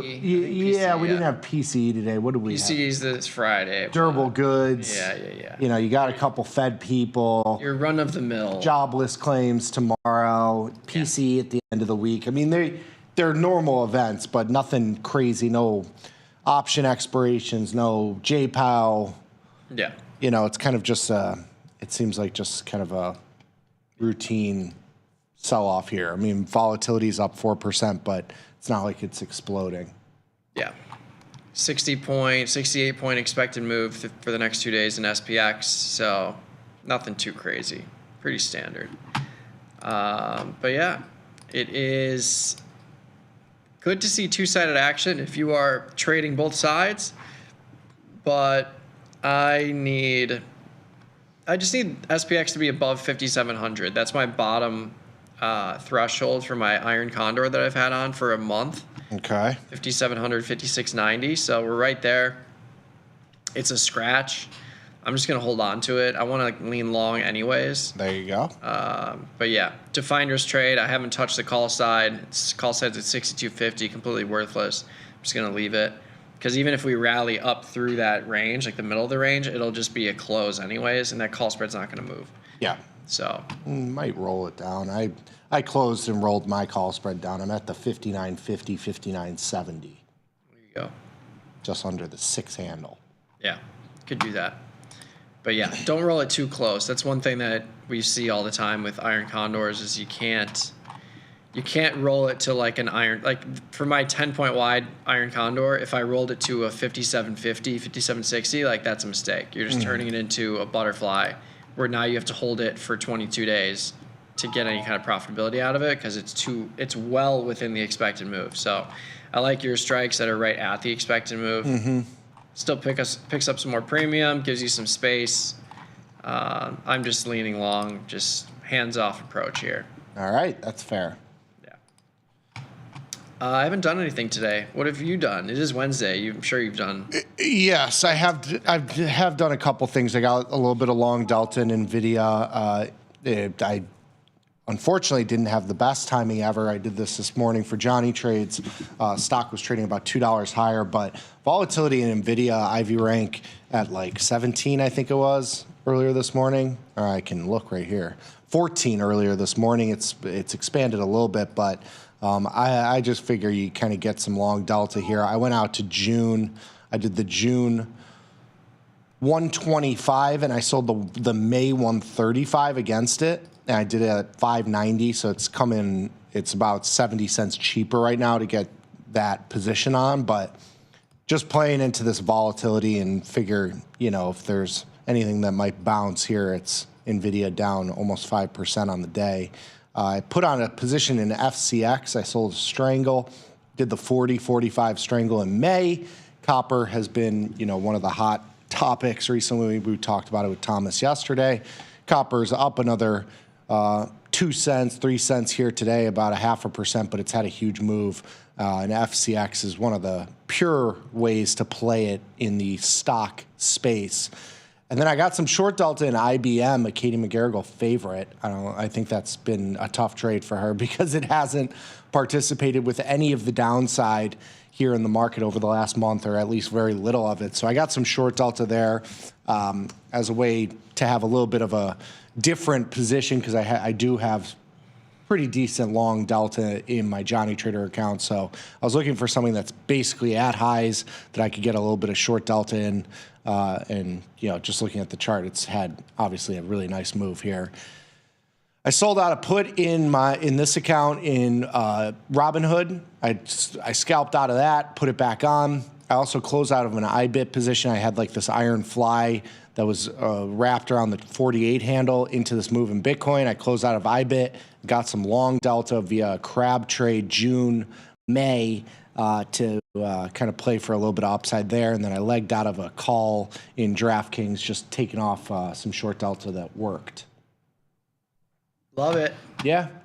Just doing the thing, man. Just cycling out of positions that have worked, rolling, closing stuff when you get a scratch on a junky position that hasn't worked. It's just the name of the game, man. I do know. Yeah. I do know. It's how you manage risk, which is the subject of our live bash presentation, which you can get this weekend. Saturday comes out. Mike and his friends. Mike, his whiteboard, and his friends. Yeah, it's the only time to get it. So yes, just sign up for it and get it delivered so it's in your portfolio, because after it's released on the 29th at 10 a.m., it's dead. It's done. Done. So it's You'll never see it again. It's a one and done. Yes. So sign up for that, tastylive.com/events, totally free. Yes. But yeah. And it airs on Saturday. We would hope that you watch it on Saturday, obviously. Saturday morning with the robe, with the coffee. Yes, job security for us. But if you don't watch it, then you can watch it anytime you'd like afterwards, because you own the digital collectible, so you have it in your Live Bash wallet. Yeah. Really, it is a great resource for everything you need to think about when manipulating and managing positions with equity options, index options, futures options. Mm-hmm. It's a step away from what is the best thing to do. It's a step towards what is the math of this thing that I'm doing, and how can I apply this to every single strategy that I'm doing. Mm-hmm. So definitely sign up for that. Yes. Beautiful. We're streaming live on YouTube as always. If you want to join us there, Tasty Live channel, you'll see this video streaming live. I've got the Cherry Picks newsletter pinned to the top of the YouTube chat. You can get that for free as well. I saw Tasty Crypto release their weekly update as well. So that's tastycrypto.com, another free newsletter. Just collect them all. Why not? Yeah. But yeah, very interesting to see. So what's funny about the GME Bitcoin thing is when they released their earnings, in the bottom of it, it said, it was like a disclaimer. And it was like, all investments, blah, blah, blah, Bitcoin, blah, blah, blah. And then someone looked at the previous one and it didn't have Bitcoin verbiage in there. And then 10 minutes later, they announced that they're going to buy Bitcoin. So it's just a funny stock because it has nothing to do with like their actual performance as a business. It's just like, what are we doing with this cash? Similar to strategy, I guess you would say. But yeah, join us on the YouTube chat. We've got plenty of time for questions, trade ideas into this market sell-off here. Yeah. I think I'm going to put on an AVGO position. Okay. I was debating if I was going to make this a spread or just go naked. You don't get that much relief with the spread going like 10. I mean, you could go 10 points wide. I was looking at like 20 points wide. I guess if you do 10 points wide, I'll do that. A little bit less risk on the table. I want to sell out a strangle, but I'll be a little mechanical here. Let's go to the 165, 155, 210, 220. Selling the call spread at $1.20-ish and the put spread at $2-ish. Yeah, let's do that. Love it. And the reason I came to that stock was that, there we go, filled. 334. I was looking at the S&P 100 just to see the biggest moves. I've already got an NVIDIA position, Tesla. Did I close out of that yesterday? Did I make a good move? What did I do? Did I? Yeah, I did. Okay. Look at that. Maybe I get back in that. Down 15. Wow. Yeah, I closed out of that calendar spread. We got the big move, and then I waited another day just to see if it continued. It didn't continue. I closed it right in the morning. That looks to be a good close with Tesla down 15 today. Paul in the YouTube chat, fire sale at NVIDIA. Yeah, that's a big move, 7 points. Huge move. I just bought a call diagonal spread there, long June. The 115 June, 86 days out is only $1,000.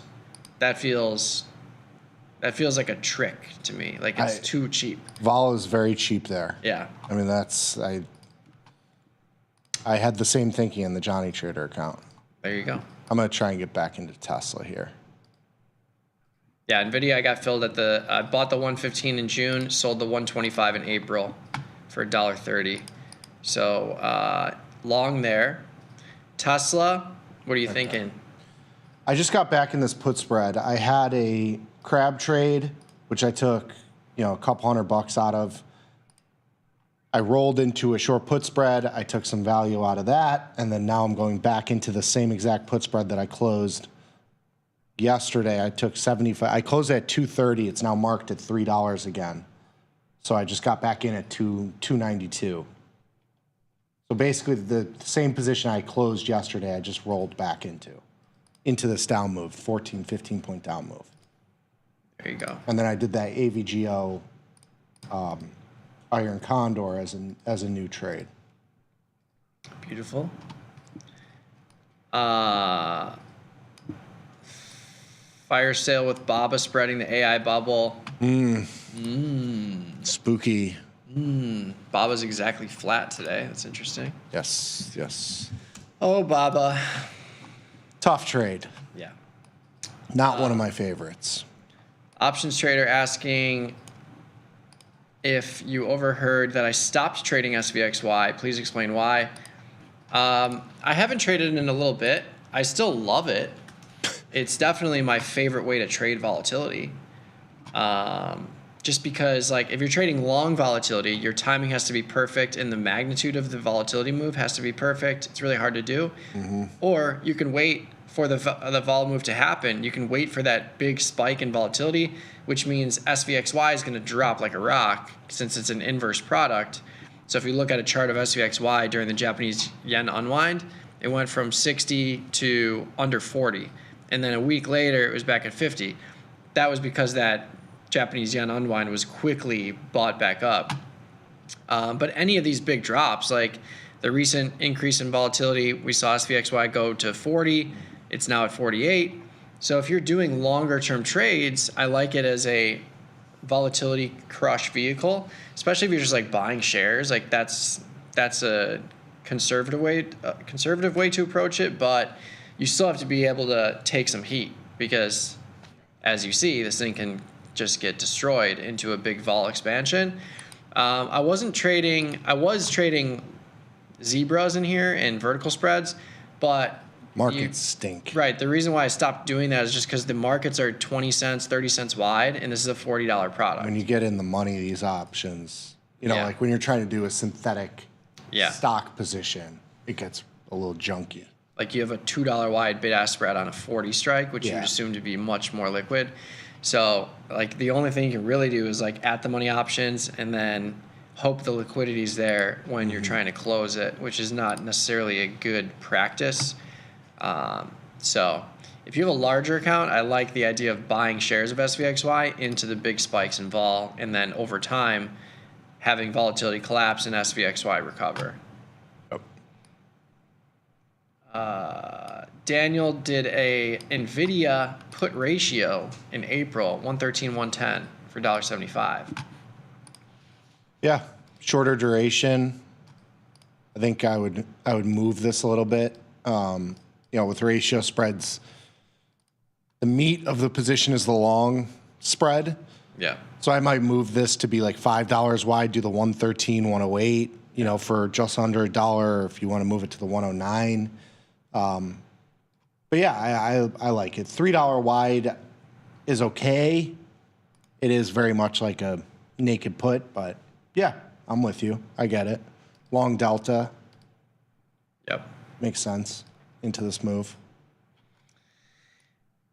H. Montero, we should do a session on the fixed income section of the platform. Yeah, the fixed income section is definitely nice. Nice little update on the Tasty Trade brokerage side. But this is the thing with fixed income is like when you're actually buying treasury bills, you have to know the exact code of the one you're looking for and the expiration and everything. Maturity day, I should say. Yeah. So it's all listed there, but very easy to find online. Yeah. And I mean, it tells you here too. Yep. But the way you look at this is just the price. So if you were to buy this T-bill, it's trading at 99930, which means you'll make 70 cents on this position. And then like the yearly gain is what that is annualized. So it is very straightforward. Yeah. But yeah, we're not parking our show cash into T-bills. I don't think you would enjoy the content very much if we were talking about 7 basis point return we get over the next week. Yeah. Just smash the under on every March Madness game and get it that way. Yeah. How are you looking for what's the spread? Like who do you need to win to hit these moneyline dogs now? It's only for the first round. Oh, so it's done. So it's done. It's done. Now it's just like my own picks, which have been 50-50. As they always are. You just bleed out the juice. Yeah. Painful. But we'll see. I don't know. Sports betting is pain? I like Texas Tech. I don't know, if the spread is under 10, I think you pound that. Yeah, I guess that's true. Duke did look good, very good. They're good. But Houston's going to beat them, for my sake. Maybe. We'll see. Daniel talking about NVIDIA being the biggest winner year to date.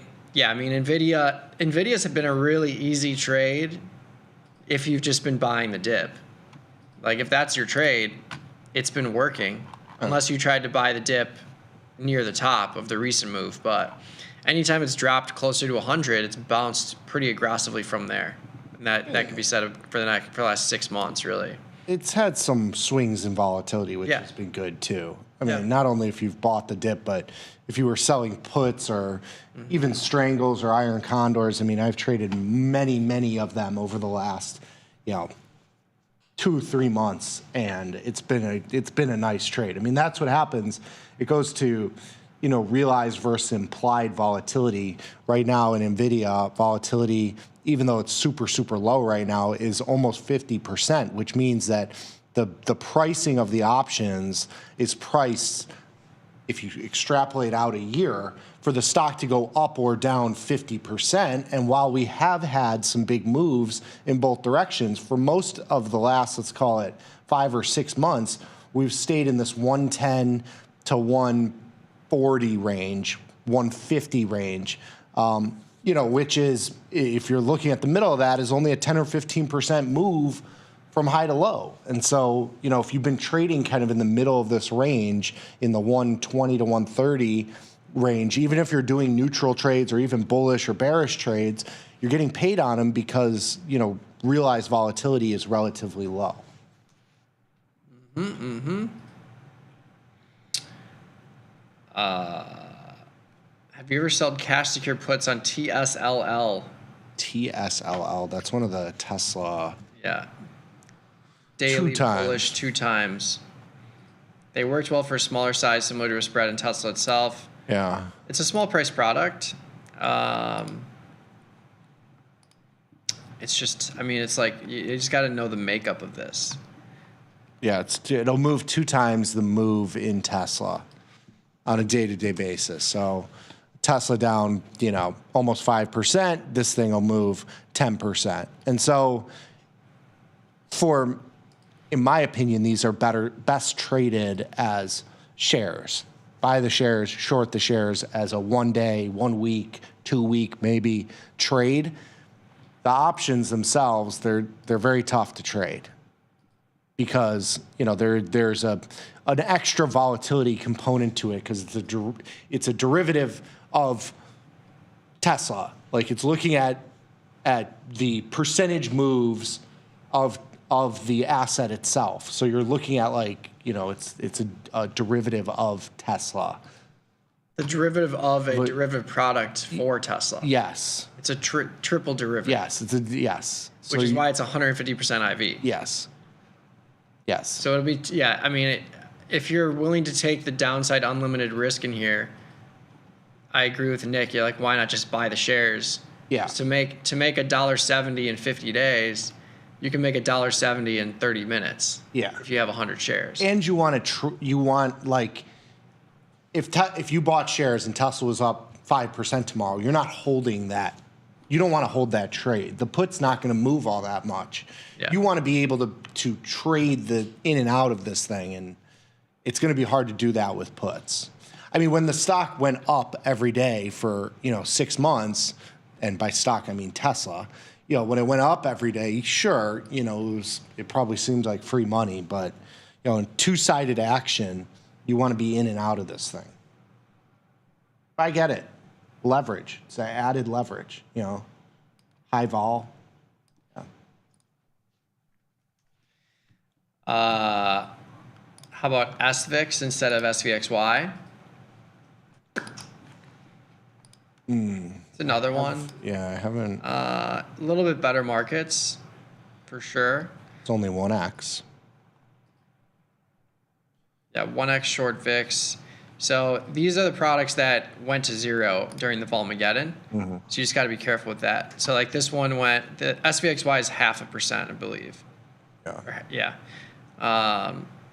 So I don't think if it's 1x, it can't go to zero anymore, but it can go very, very low. The ones that went to zero were like the 3x. Yeah. Because it's based on percentage moves. So this at 22. XIV, I think, was the one. XIV and TVIX, I think, was the other. Yeah. Because volatility went from the teens to 30 after the close. Yeah, so there was a 100% flush out. Yeah, it was over 100% move, which means that if this volatility product is moving 2x the inverse, and volatility has a 100% increase, this would go below zero. Yeah, it would be liquidated because you go above. You have even more than like a 50% move in volatility, and it's a 2x short. Yeah, you'd blow it up. So 1x, you're fine, but obviously, you get a spike in volatility, and that's some pain. Yeah, SVIX went from 50 to 15 during the Japanese yen unwind, where SVXY only went from 60 to 40. So SVXY, you have a much safer floor compared to SVIX. Yeah. Let's see. Let's see. Yeah, XIV. Yep. SVIX is a newer ETF with full leverage inverse to VXX that has downside protection, unlike XIV. Yeah, I would have to look at the makeup of it, but I don't. Which one? The SVIX. Yeah, I mean, they have something in there, but I also don't like. I don't like the fact that it went from 50 to 15 on a move in the VIX from like 15 to 40. Yeah. It's just the floor is safer in something like SVXY, but you have less of an upside too. Let's see. What do we got? I just got bounced.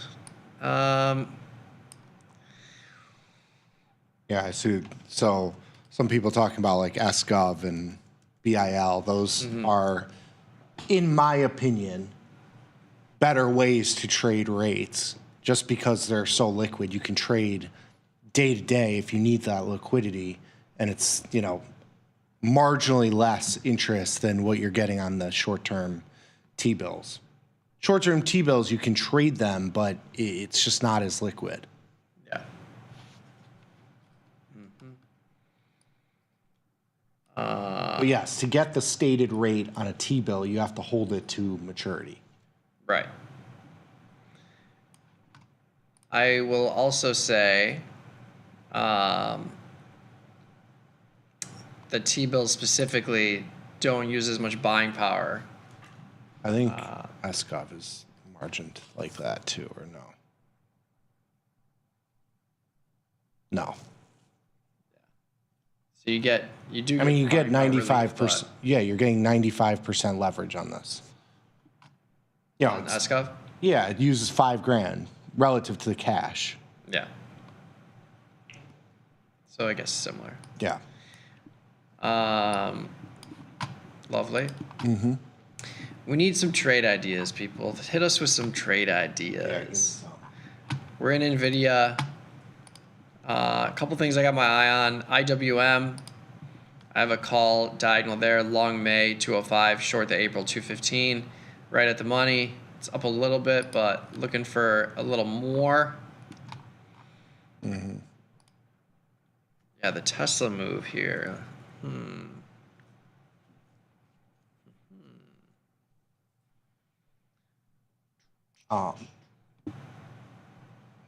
Everybody talking about T-bills now.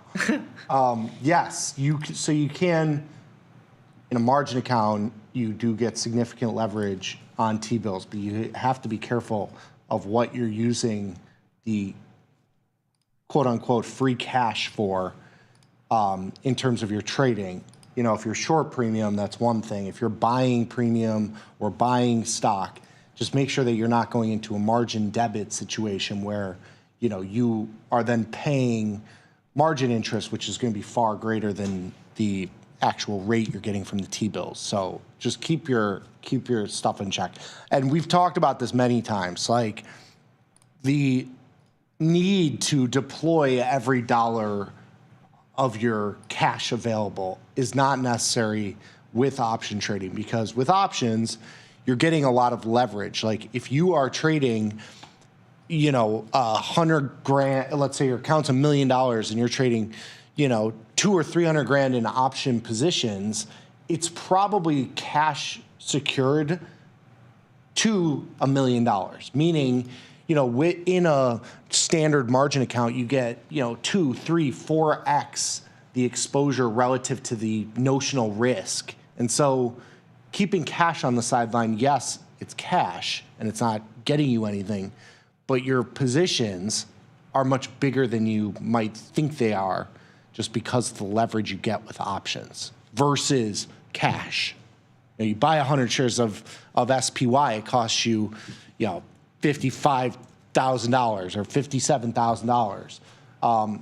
You can get that same exposure for a very small fraction of that. And so think about that when you're looking at your positions. Trade idea in ACHR, our favorite Archer Aviation. ACHR. Sell at 8 put, 51 days to go. Ugh. I don't want to mess with these. I mean, I get it. It's $300 in buying power, 85-cent credit. It's a nice one. Break even is down, near 7-ish. It's just not in my wheelhouse of things I want to be in. I'd almost rather go to GME. Wow. It says a lot. It's more liquid. You don't have to, I don't know. Yeah, these products, honestly, like when you look at a chart of this product, it went from 3 to 12. Now it's sitting at 8. It's just one of those products where it's like, I almost would rather just buy the call.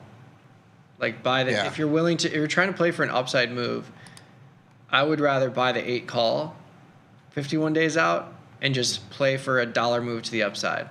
And you'll make the same or more for selling that 8 put with not, you don't have the risk of it going to 3 again. Yeah. If it goes to 3, you lose $100 instead of $500. Yeah, poor man's covered call. Something like that. Yeah, I agree. But these products that are just flying around, like the fact that a 16 IV rank is paired with an 83% implied volatility is telling. Tells you that this thing can double or be zero very quickly. Yeah. So yeah, here, like these products, I'm almost always leaning towards defined risk. Yeah, and you're getting a pop in volatility and a little bit of a down move. I just think there's better uses of capital. Yeah. Than that, Because if you run that trade 1,000 times, you're gonna run into some big pain. Yeah. Within that 1,000-time occurrence simulation. Yeah. Oracle. Okay.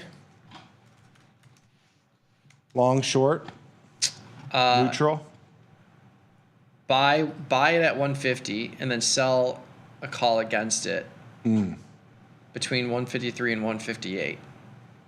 Well, you can try and set something similar up to that. I mean, that's a capital intensive trade, so it's not one that I'm going to do, but 32 IV rank stock is near the lower end of where it's been trading. I certainly don't hate the idea.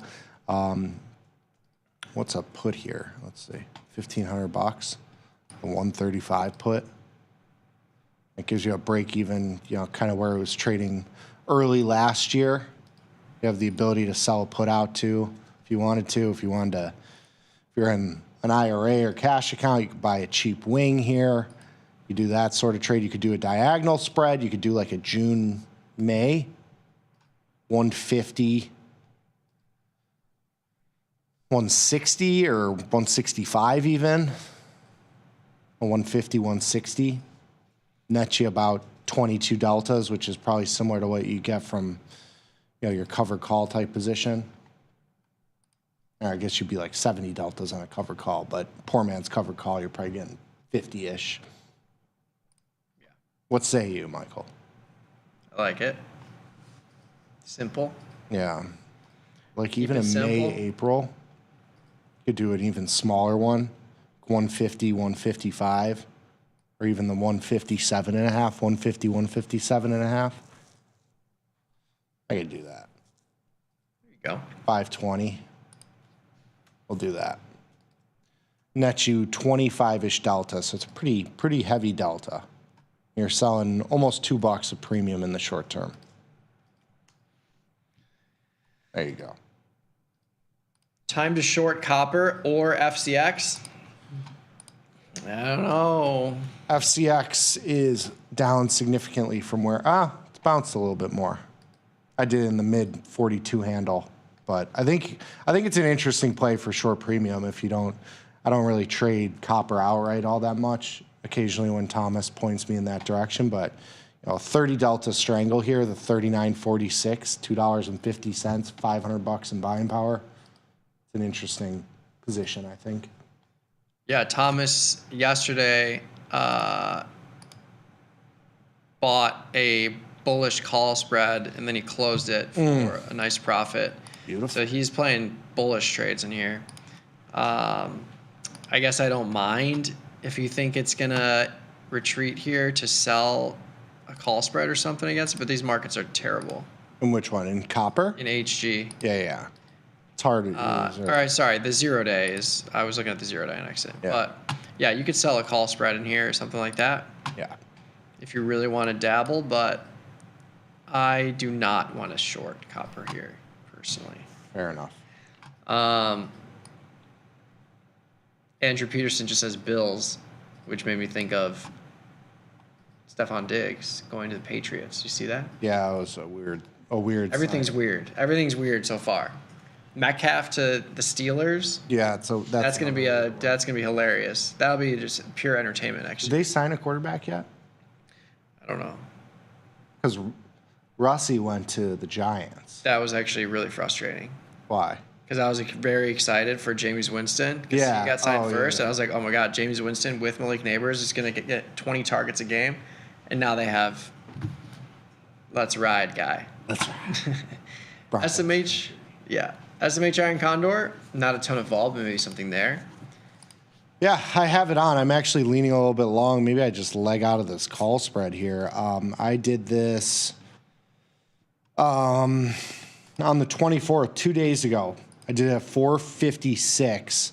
It's trading at about 480-ish, so it really hasn't moved despite this down move. I mean, I did this.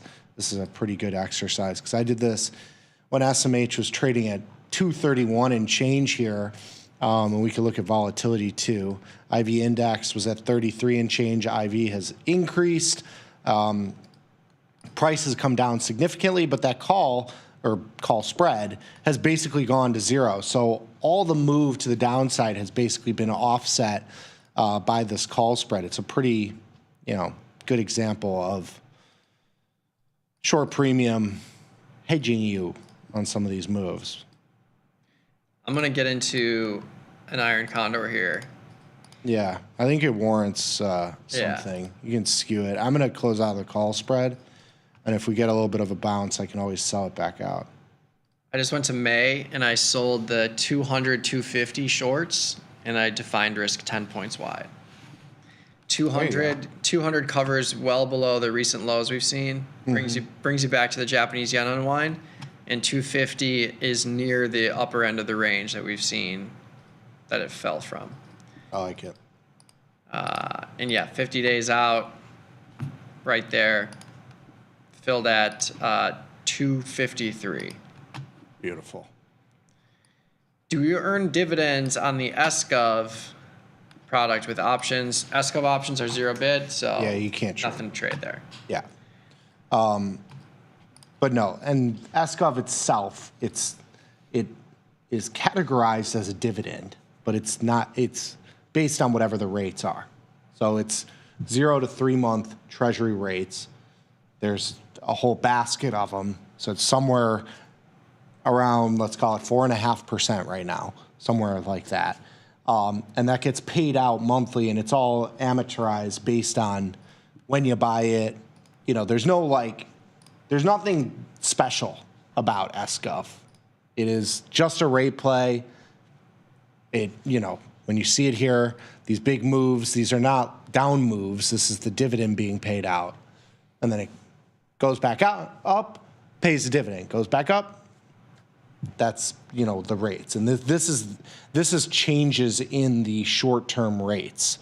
So like the reason these aren't at the same exact spot is because rates, are fluid, especially when you're trading on a 0 to 3 month time frame. And so in that sense, like if you thought rates in the next couple months were going to come down significantly, being long SGov would not be as good as waiting until, or would be, if you're long SGov now, you're locking in whatever the current basket rate is. It can change in 3 months. If rates were to come down, your basket would be lower. Lower rates. It's just a change, 0 to 3 month rates. But yes, nothing. You can't trade options in this. I like the chart though. The chart's fun to look at. Yeah. Ion Q calendar, short April, long May at the 30 strike. I don't mind it. Collecting $1.20 on the short, paying $2.70 on the long. You're reducing basis pretty aggressively there. It's $1.50. It's a really cheap way to play it to the upside for small move. But yeah, I would say your best case scenario here is like 75 cents. Yeah. Something like that. Kind of stuck. I was hoping that there would be more strikes in May. But you got $5 wide strikes in May. So you could move this to like the 25 strike. Yeah. Do a diagonal spread, but then it's, a little bit pricey. $3 and change for a $30 underlying. Jade Lizard and NVIDIA. 105 short put, 125, 127 short call spread for May 2nd. That call spread's only 2 points wide, so I'd probably just ditch it. 105 what? 105 short put, 125, 127. Yeah. I would also just go to the May cycle. Yes. Because, the 125, 127, you're picking up 50 cents on that, maybe 48. Yeah. Yeah. 48 cents with $2 of risk. It's not going to hurt you. No. But it's just it's going to hinder you in the short term. You get a $5, $10 up move. Yeah. Instead of you just closing out the put and moving on, you're going to look at this and be like, oh, well, I gave up 30 cents on this silly call spread. Yeah. Then it doesn't help you in the $5 down move. It's going to move 2 cents. Yeah. Like you could just get rid of the call spread and just sell the 106 put. Yeah. For an extra 30 cents. Yeah. But yeah, the situations where Jade Lizards, I think, are more enticing is when your credit from the call spread is a much bigger chunk of the put spread credit ratio. So like here, you're selling a $3 put spread and you're collecting a 40-cent call spread. That's just not a lot. Yeah. And if you get a big rally, like Nick said, your 40-cent call spread turns into at least $1. Yeah. Or around $1. So that's going to hinder you. Whereas if you were collecting $1.50 on the put and $1 on the call spread, that's a little different. But yeah, don't mind the neutral to bullish. We are in that as well. Dollar Tree fading the market, flight to quality. Are we all going to be shopping there once our financial market implodes and nobody has any money? It was lower this morning. These are all valid questions. It had earnings this morning too. So it opened at 67.15. So it's basically unchanged.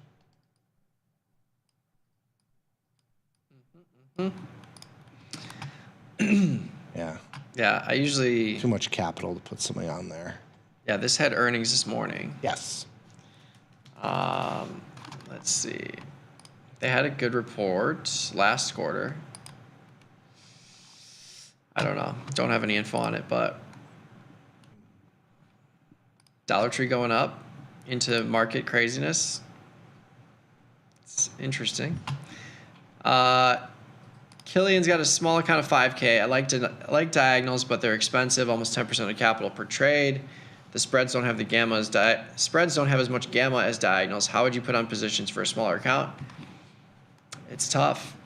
You just outlined exactly the problem. Yeah. The big positions are expensive. The, more conservative positions, you don't make as much. That's trading. Yeah. If you're trying to play the same idea of a diagonal, you could do a calendar. Yeah. Like calendars are a cheaper way to express the same thing. You just got to do out of the money calendars. Like the out of the money calendar I had in Tesla had a big move to the upside in Tesla. $4 calendar turned into $9, $8. Yeah. So that's your best case scenario, is maybe a double up. If you get a good sizable move in your direction and you close it right when it's at the money. Mm-hmm. But outside of that, if you're looking for gamma, that's it. If you're looking for vertical spreads, then you can do those too. But like you're saying, they're slower moving trades, not as much gamma exposure there. Mm-hmm. Anything on in Ethereum currently? I do not have any Ethereum on right now. I would love for the ETFs to have options. As soon as those are out, I will be selling them. But there's just there's no capital efficient way to really trade crypto in terms of like strategically, because you can't. There's no for Bitcoin you have IBIT, or MicroStrategy and Coinbase and Robinhood are all in that realm too of correlation, but from the spot for Ethereum, there's no way to really do anything strategically of, cover calls or crab trades or strangles or anything, any sort of premium decay aspect. It's long only. Can't even short it. I mean, you could short the ETF, but it's like, you can't do anything against it. It's a hard trade, unfortunately, until there's options. Yeah. Pun intended. Literally. Yeah. DraftKings, I've got the 42.5 straddle in April. Looking to roll that. Guess I should have rolled that a couple days ago. I must have missed it. But yeah, the only thing to do here is just roll to May. I'll keep the straddle. I'll move it to the 42 most likely. Probably look to do it soon. Yeah. But yeah, picking up $1.50 to roll it down a half strike and move it to May. Don't mind it. That would bring my total credit to over $5, and I'd have a 42 straddle and a $37 stock. So I'd bring the break even to where the stock is now.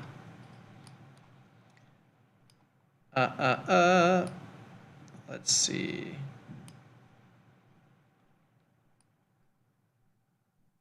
Tony from Mexico does boxes on SPX. Yep. Another way to get access to interest exposure. Yeah. Interest rate exposure. That is a different way. So if you do like a year out box spread, you lock in whatever the current rate is.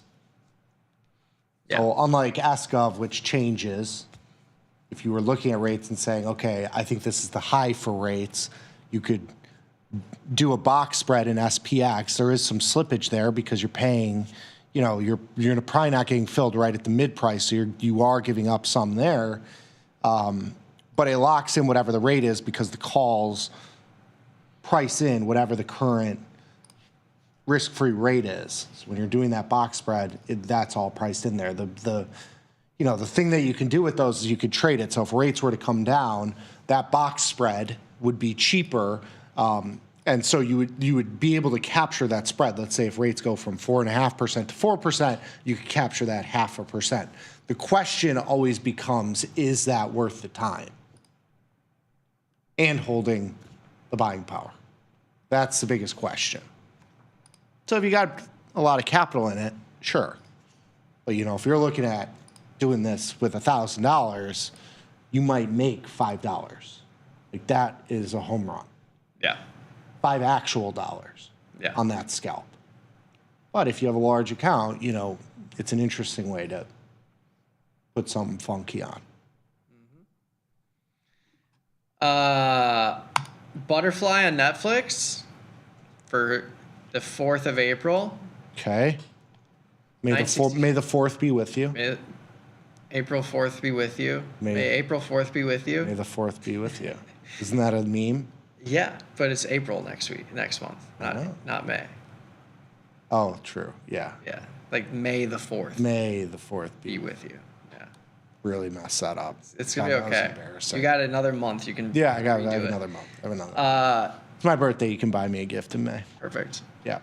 965 shorts, 980 wing, 955 wing.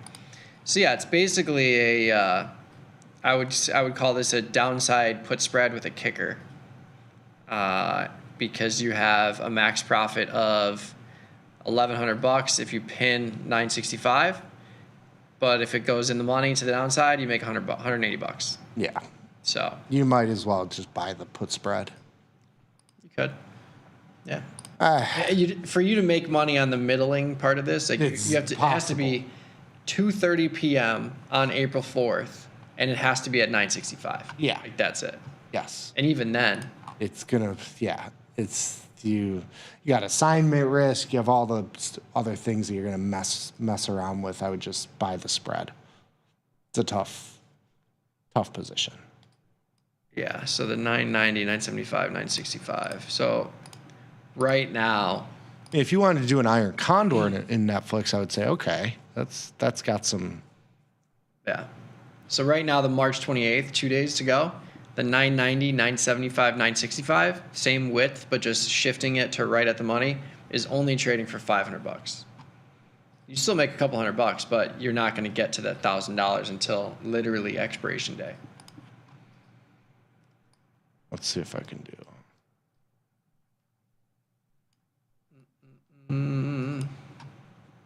All right, we'll do an April iron condor. Let's see if I get filled anywhere close to mid price. I'm guessing I probably won't. Or I will get auto filled at 306, price improved. On a 1 standard deviation iron condor, I guess you have risk into earnings, but I was not expecting that. Usually, I imagine getting filled at 1/3 the width of the strike. So this I routed it at 3. I got filled at 306. This spread with the shorts at a 16 delta or around there, 1 standard deviation, 10 points wide. I would expect this to trade more towards like $2 with 22 days to go till expiration.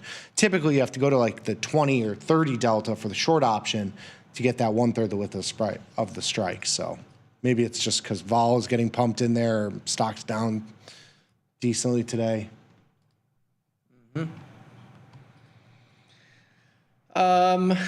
QFIN trade idea, sell the 50-40 put spread in April. This is one of those products that is going to be tough just because. QFIN is a stock. QFIN. Yeah. It has no weekly expiration. So these are ones we usually stay away from just because if there's not enough activity in this product to open weekly expirations, then that tells you there's not a lot of people trading these options. So a 50-40 put spread, defined risk. Markets aren't terrible, but they're not great. 30 cents wide for that 50.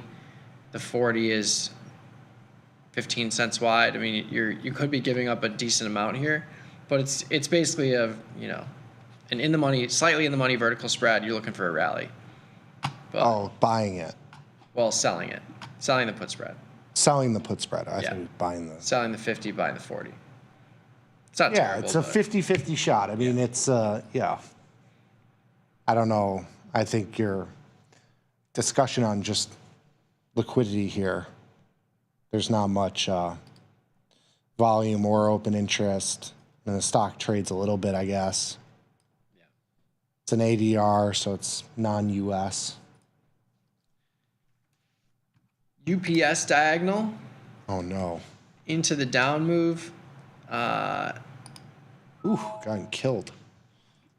Along with FedEx. It's kind of wild, huh? FedEx. No, UPS. Long the 110, 425. So you're straddling the earnings report. Long the 110 in the April 25th. Short the 115 in the April 11th. April 11th. Yeah. So real funky. 5-point wide diagonal for $3, and then turn it into a butterfly into earnings. You could. Yeah, if you get you'll probably want to see a little bit of an up move to be able to do that, because you have to take into account that 16 days, if not 22 days, is going to come out of these options. So, to do this at $3, let's see where, with like 9 days to go till expiration, you'd have to be. So the 112 option, which is $1 out of the money, to do a butterfly, you'd have the 110. Like you'd have to do this butterfly. Like you'd need the stock to be $2 or $3 higher to be able to roll into that. Like you'd have to have it be at the short strike to have it be a free butterfly. Yeah. The skills you learn trading small will be there when you get a larger account. There's nothing worse than still having sketch mechanics and emotions when losing big once you are rich enough to have a fat account. Yeah. Yeah. Size kills, people. Size kills, always. Really is. It's always the problem. It really is. Yes. Really is. And really, it comes down to how much of a big move against you can you absorb? Yeah, because they're selling going to a have cash secured put. Literally doesn't matter. If you. That's why my answer to what's the strategy you do for the rest of your life. If you had $5 million, it would just be selling puts in SPX, close to cash. Who says secured. you don't? No one says I don't. That's true. Yeah, maybe I'm doing that. Yeah. I'm not. Newsflash. But like, if you have $5 million, you can sell, and you live within your means. You can not have a job and just sell puts in SPX, and there you go. As long as you're sized correctly, because if you're sized in a cash secured way, it doesn't matter if the market drops 5% in a day, because you don't have any of that leverage buying power risk, you know. But yeah. Lunchtime. Yes, it is lunchtime. And we're pretty much at the bottom of the chat. But yeah, thank you for the trade ideas, people. We've got a new call diagonal in NVIDIA. I've got an iron condor and SMH. So neutral to bullish in that sector.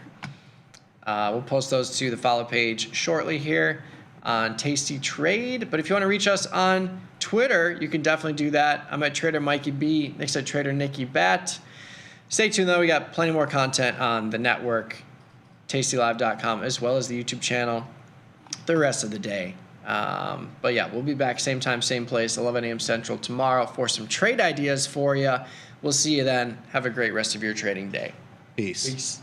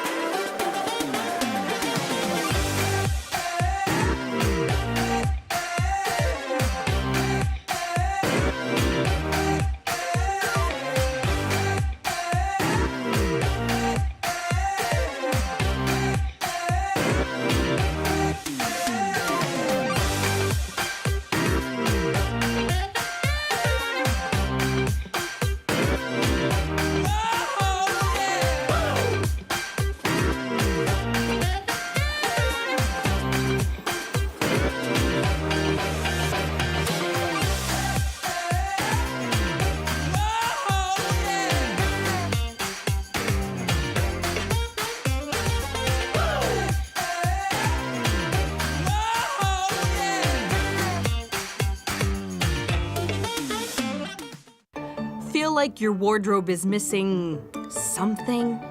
Like style, purpose, and maybe a dancing dog? Can I pet that dog? The new Tasty Trade and Tasty Live web store is now live. New merch, bold designs.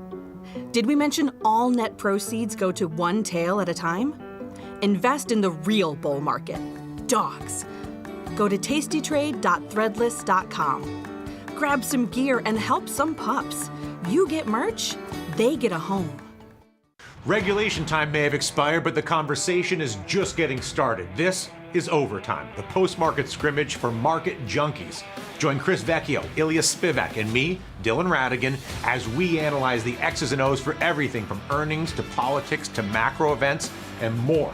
Nothing's out of bounds on Overtime. We break down the news to provide you a playbook for your trades.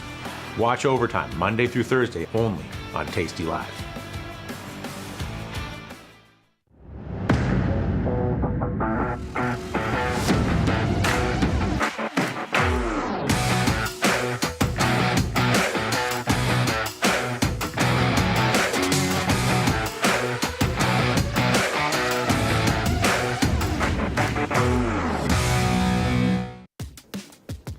Look who's back testing.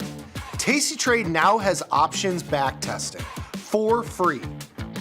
Test your trades with over 10 years of data for the most popular symbols. See how your trades would have performed in the past. Look back at profit and loss and take the guess out of guesswork. Oh, did we mention that it's free? Get back testing at Tasty Trade. Oh, yeah. Tasty Nation, good morning.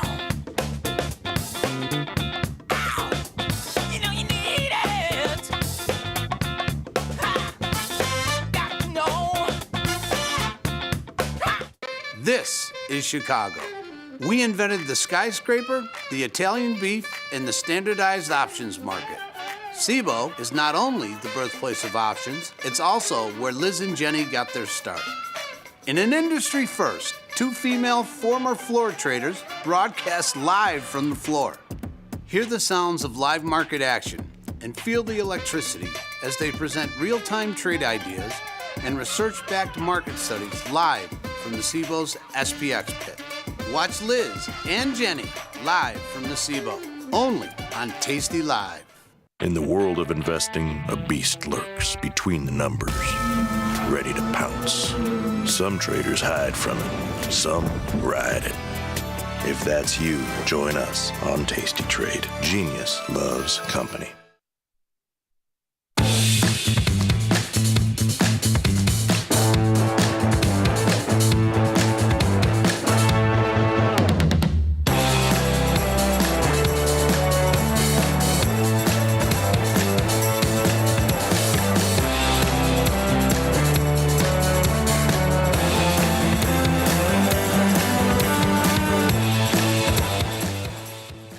We are back. It is still Wednesday, March 26, 2025. This is Futures Power Hour, sponsored by CME Group. I'm your host, Chris Vecchio. He's Thomas Westwater. Thomas, it's a not so terrific Wednesday.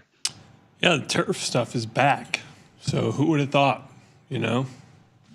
Who could have guessed that the arbitrary and capricious tariffs would be applied arbitrarily and capriciously?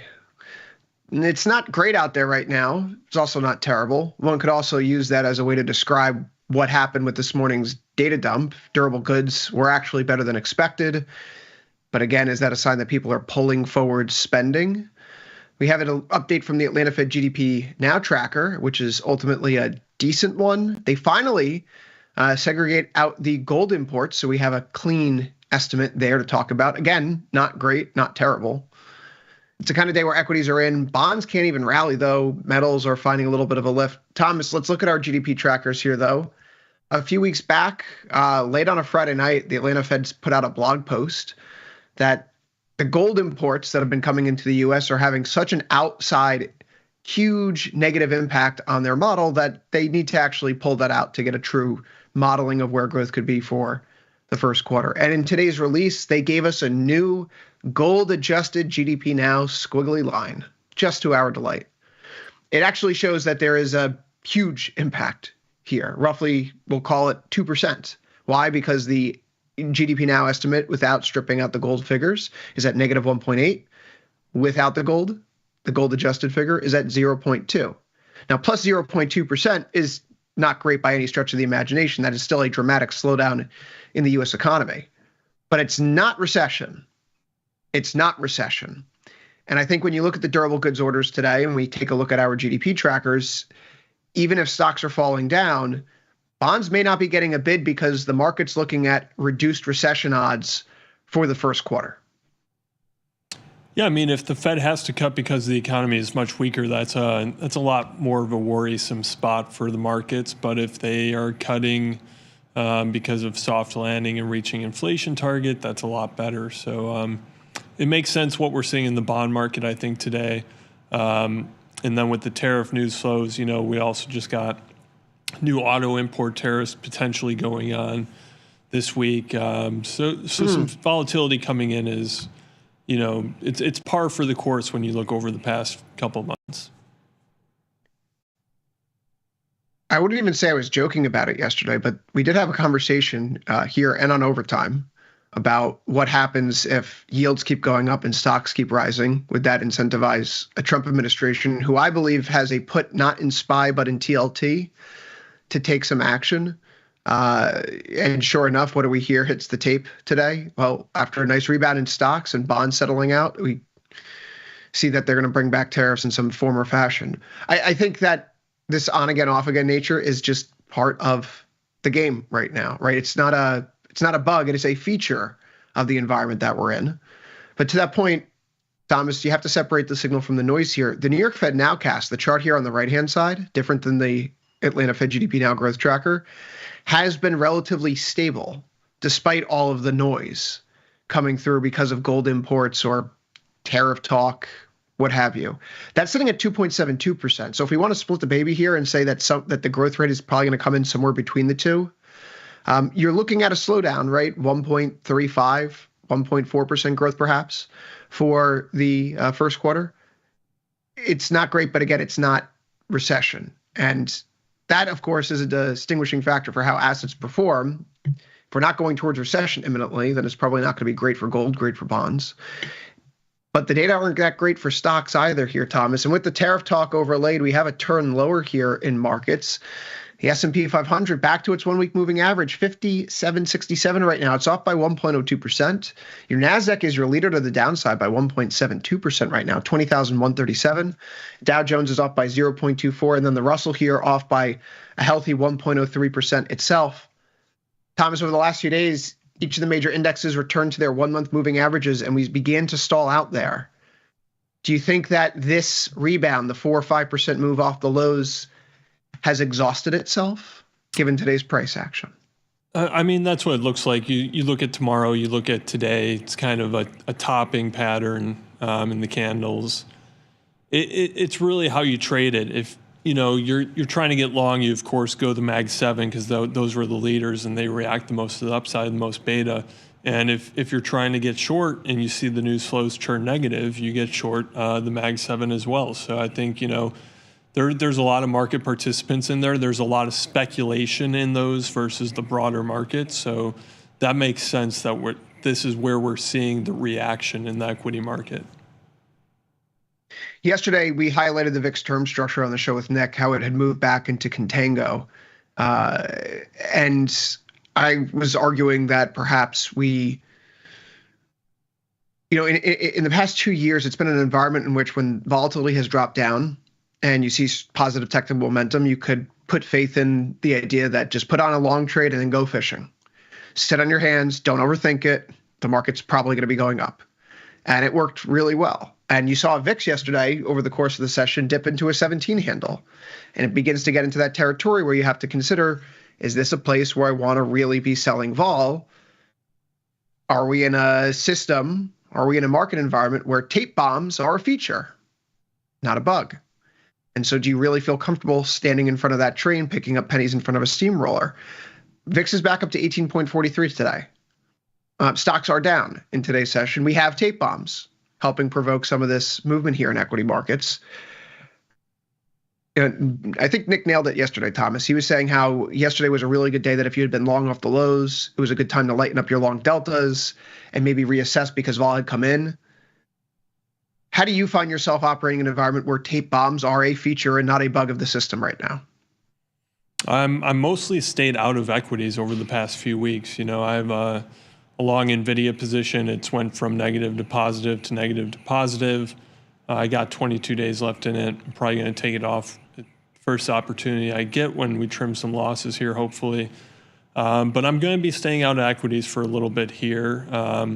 When we get back, if we retrace maybe half of this move, maybe some support there around the 57.20 level where we had, some prices capped back last week. Looking long there. Right here, it's kind of an indecisive point on the chart where I'm not really taking a stab either way. This is a potential technical turning point, right? If you want to see momentum held, holding at the 1 week would be a great place to do it. 5771.50 here. In the S&P, that's 1 point from where we currently sit. In the NASDAQ, it's a similar situation, 20,185.25. You mentioned the potential technical topping patterns here, given the candles that we've seen. I'm in full agreement. If we see the line in the sand that we've been watching here in the 4-hour chart in the NASDAQ area where we had swing lows, it capped off, making our way through the midpoint of the month, we are following back below that line in the sand. Concurrently, if we take a look at our daily chart here, you could squint and make a case that this is somewhat of a maybe evening star candlestick cluster, topping pattern, 3 candlestick topping pattern that occurs. You see it here in the S&P 500 as well. It's not exactly to the T of how it would be drawn if you were to look in the textbook, but it's close enough where, given the reversal against these 1-month moving averages failing up here with a topping pattern and a drop below your weekly moving average, the technical setup all of a sudden looks like this has been a corrective move. The correction after the decline. And when I say corrective, people are referring this move as the correction. No. This is a primary impulse to the downside. This becomes a corrective wave higher, and that would actually mean that we're due for lower lows sometime soon, if you want to think about it from the very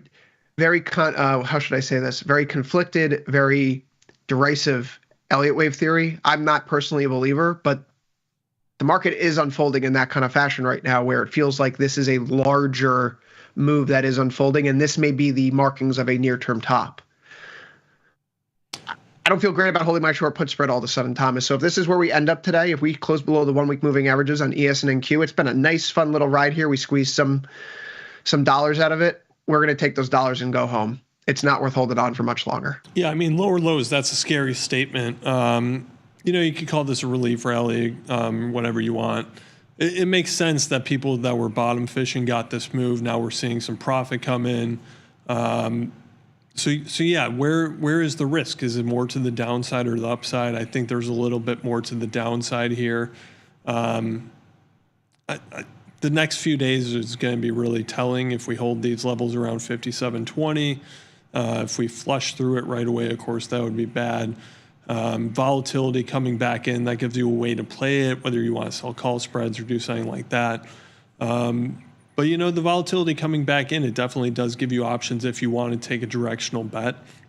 I'm not doing that. Like I said, I'll stay to other products right now. But, these tariff flows and everything, we've gone back and forth many times. Now we've gone to where, President Trump was on Newsmax the other day. He's kind of saying reciprocal tariffs will be a little bit easier or not as a little bit more targeted, perhaps. It gave the market a little juice, but, there's still concern there that these tariffs are going to impact growth, that it's going to hurt the Fed's room to maneuver out of this if we do get an economic contraction. So if you're looking at this at the fundamentals alone, what has really changed from now over the past month? We get some slightly more dovish tariff talk. Is that enough to really revive sentiment? I don't think so. So, that's why I think the risks are more to the downside here. Where the S&P 500 reverses in the recent session over the past, say, 6 hours, because we were trading higher earlier, we find ourselves in an area where, at least in ESM5, you find swing lows in early October, these swing lows in early November. It's an area where the market paused here at the start of March. We can go to the continuous contract for a slightly different vantage point, but nevertheless, similar type of situation where we had been trying to rally back into swing lows that we had seen previously and just couldn't quite scale them. Depending upon how you slice this and depending upon the instrument you're using to look at the S&P 500, you're going to find maybe the market hasn't fallen below the key threshold, but the unifying factor is like here, this isn't even better. This is actually a pretty picture perfect evening star candlestick cluster here at SPX, Thomas, right? So you take the S&P 500 futures, we take out what's happening in SPY, which is what most people, when they open up their 401k statements, look at. What do you see here in SPY? On our 12-hour time frame, that's an engulfing bar. New high relative to the last 12-hour candle, moving below it, potential near-term top in play.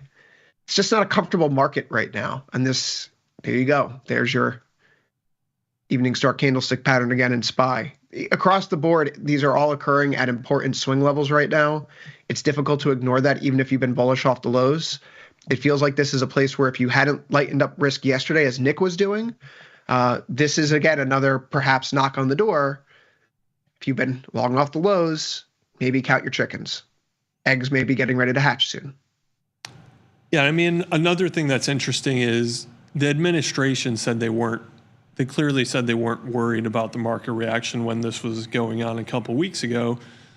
Yet when we saw some of this easing in the tariff rhetoric, it was right near the lows. It was right after a business meeting with, a lot of CEOs at the White House, et cetera, et cetera. But if the White House is trying to push their agenda for tax cuts and trying to get the revenue for that, lower equity prices are at least, if not a big part of the calculation, they're at least relevant. You get reduced capital gain taxes, less revenue coming in, lower corporate profits, lower business and consumer sentiment, et cetera, et cetera. So, they do have to consider that, even if they're saying that they're not. So, it will be interesting to see if we do get back near these lows or, get a sharper sell-off going forward. Are we going to get a reaction to that? Not necessarily that they'll say that's what they're going to be reacting on, but it's going to be interesting watching any cues out of the administration if we do get more of a sustained market pullback. With a move below yesterday's low in NQM5, we do have a bearish engulfing bar, or one could surmise a key reversal here because it does occur after a bit of a bounce.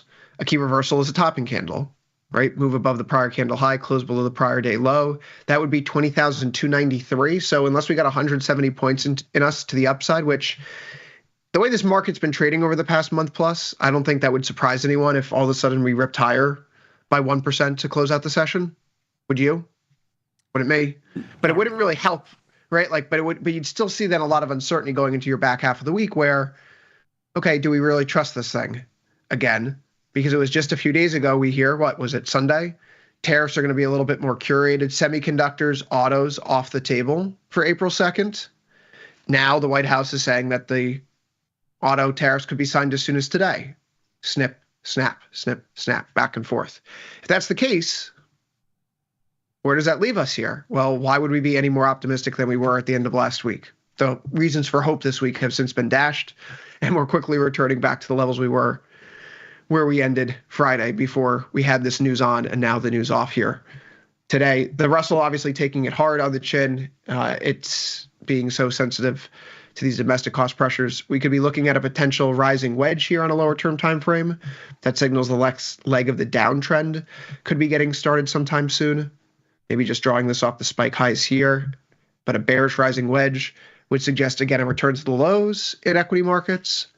And volatility right now is cheaper than it has been in, well, several weeks since late February. So if you want downside protection, I don't know if, you could sell calls here to express that directional view.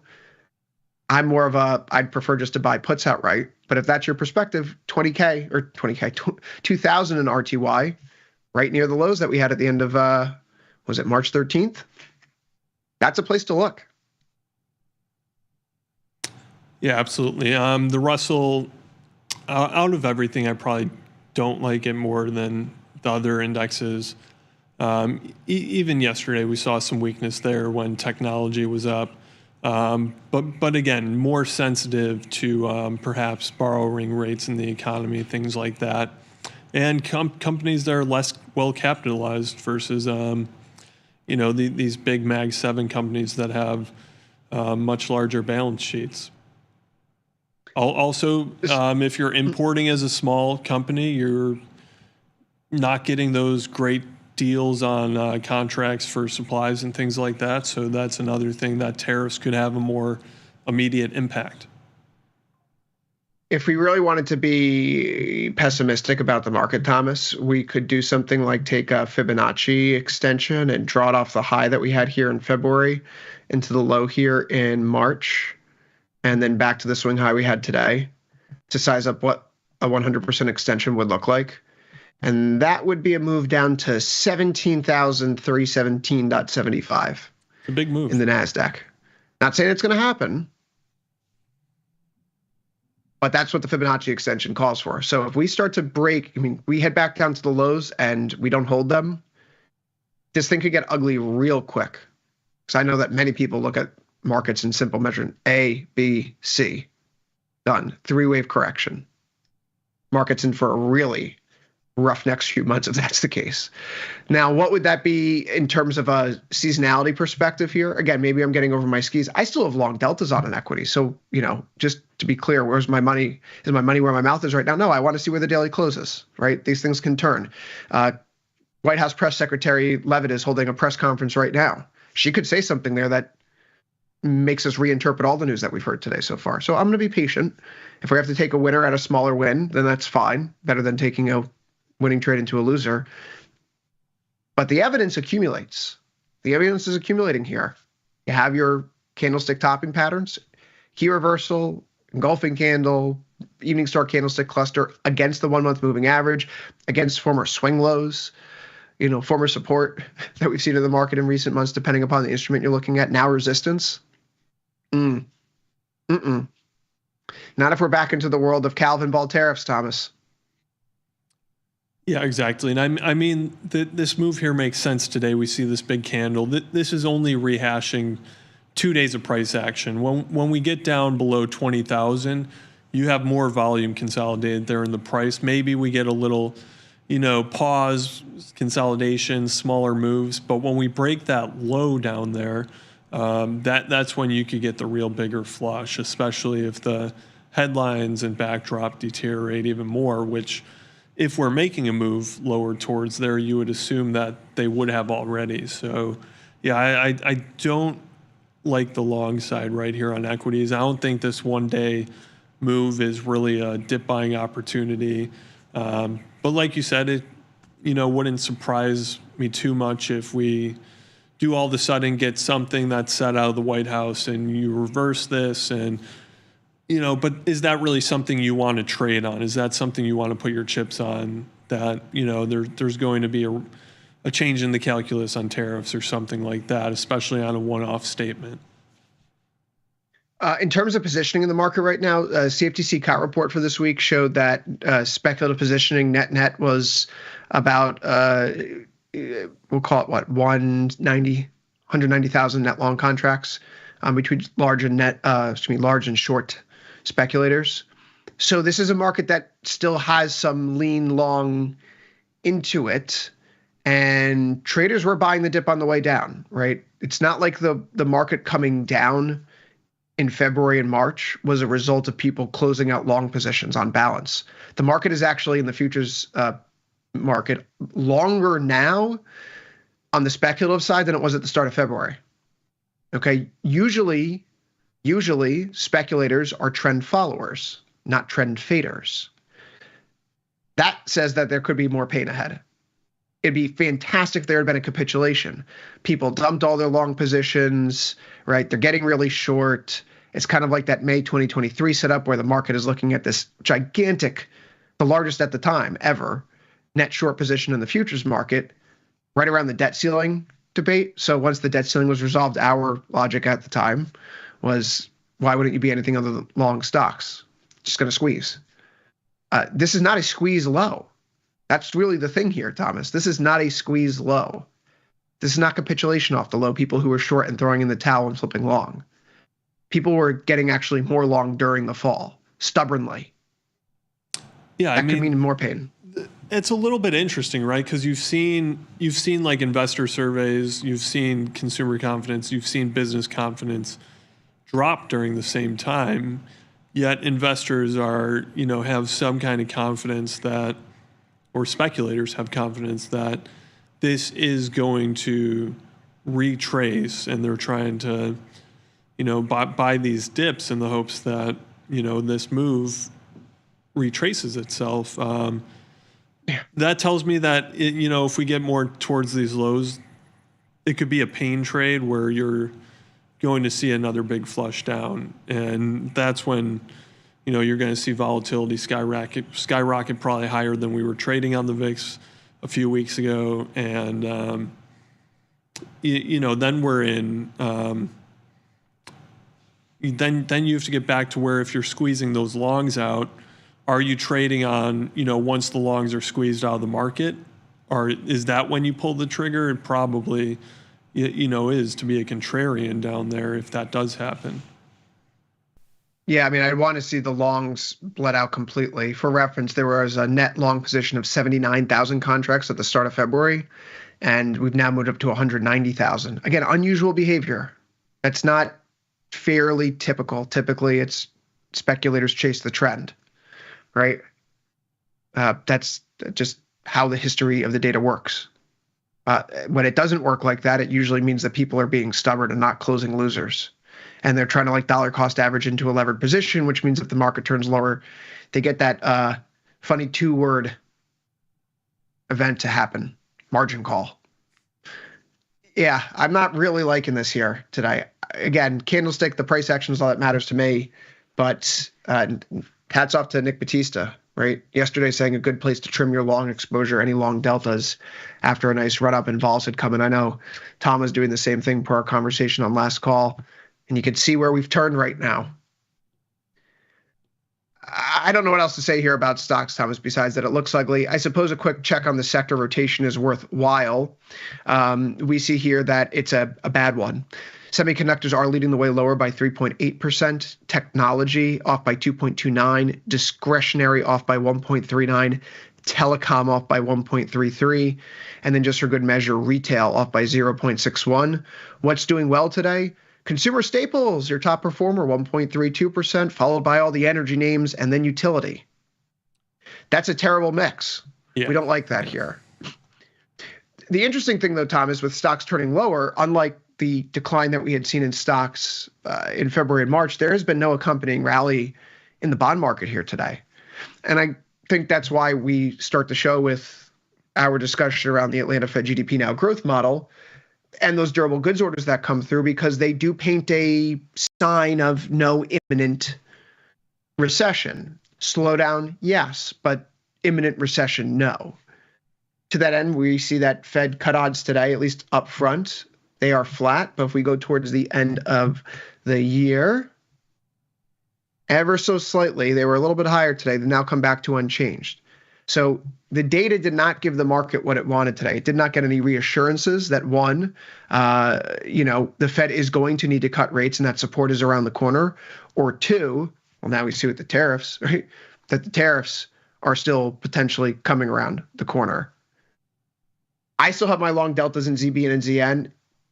This is a disappointing day, and it's starting to get a little bit uglier on the ZB side, where while the short put spread is still working technically, still profitable, this feels like it's beginning to slip. Uptrend being lost from the January and February lows here, Thomas. Yesterday looked like a positive reversal. Today feels like we don't have much more bullish momentum left in the tank. Yeah, I've been long ZB for a couple weeks now. I got long ZN last week. My confidence is really starting to lower on these trades. I was thinking about selling them earlier in the week. Should have pulled the trigger on that. Technically, it's not looking good. Tariffs coming in, if the Fed doesn't have to cut as much because the economy is not as weak as expected. I don't like equities here. I'm starting to not like the long bond trade. So it's we do have some resistance here. That February swing high. It's kind of a make or break moment for ZB. If we start moving lower from here, it's definitely getting out of the trade for me. From the yield point of view, you could see that we're beginning to cross that 4.35% threshold. We're getting into that territory right now on the 10s. It's where we've swung up into in recent weeks on this rebound back, following that sharp decline in yields at the start of the year.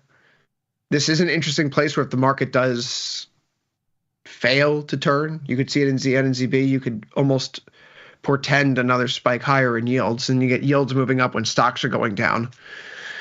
That's a bad situation. The old 60-40 portfolio takes a whack on the head just like it did in 2022.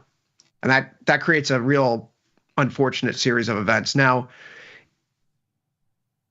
is a recession around the corner in that scenario? In 2022, a lot of people were saying the economy was going to go into recession. Never did. It seemed like it might. On paper, that set of policies should lead to some sort of slowdown, right? The bite of higher interest rates.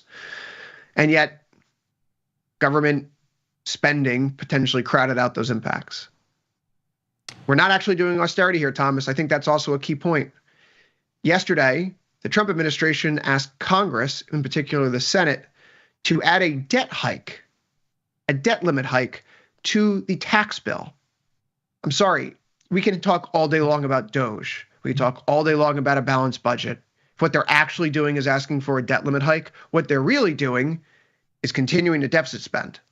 Right. So, the fiscal trajectory here is is still supportive. It's still supportive.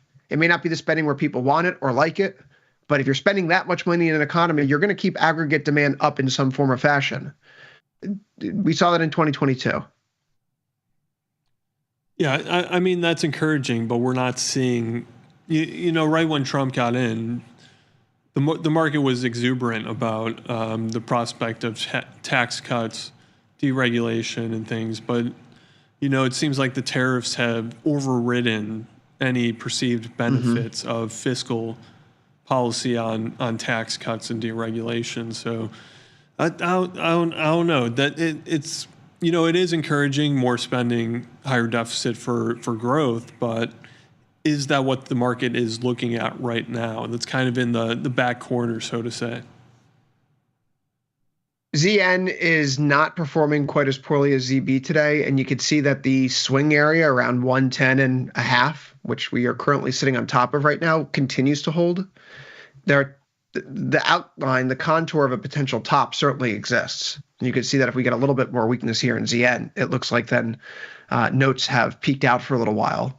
We're going to creep below this EMA cloud as well, which isn't exactly encouraging, but nothing's been broken yet, right? So I'm going to still lean my long delta positions here in ZN and ZB.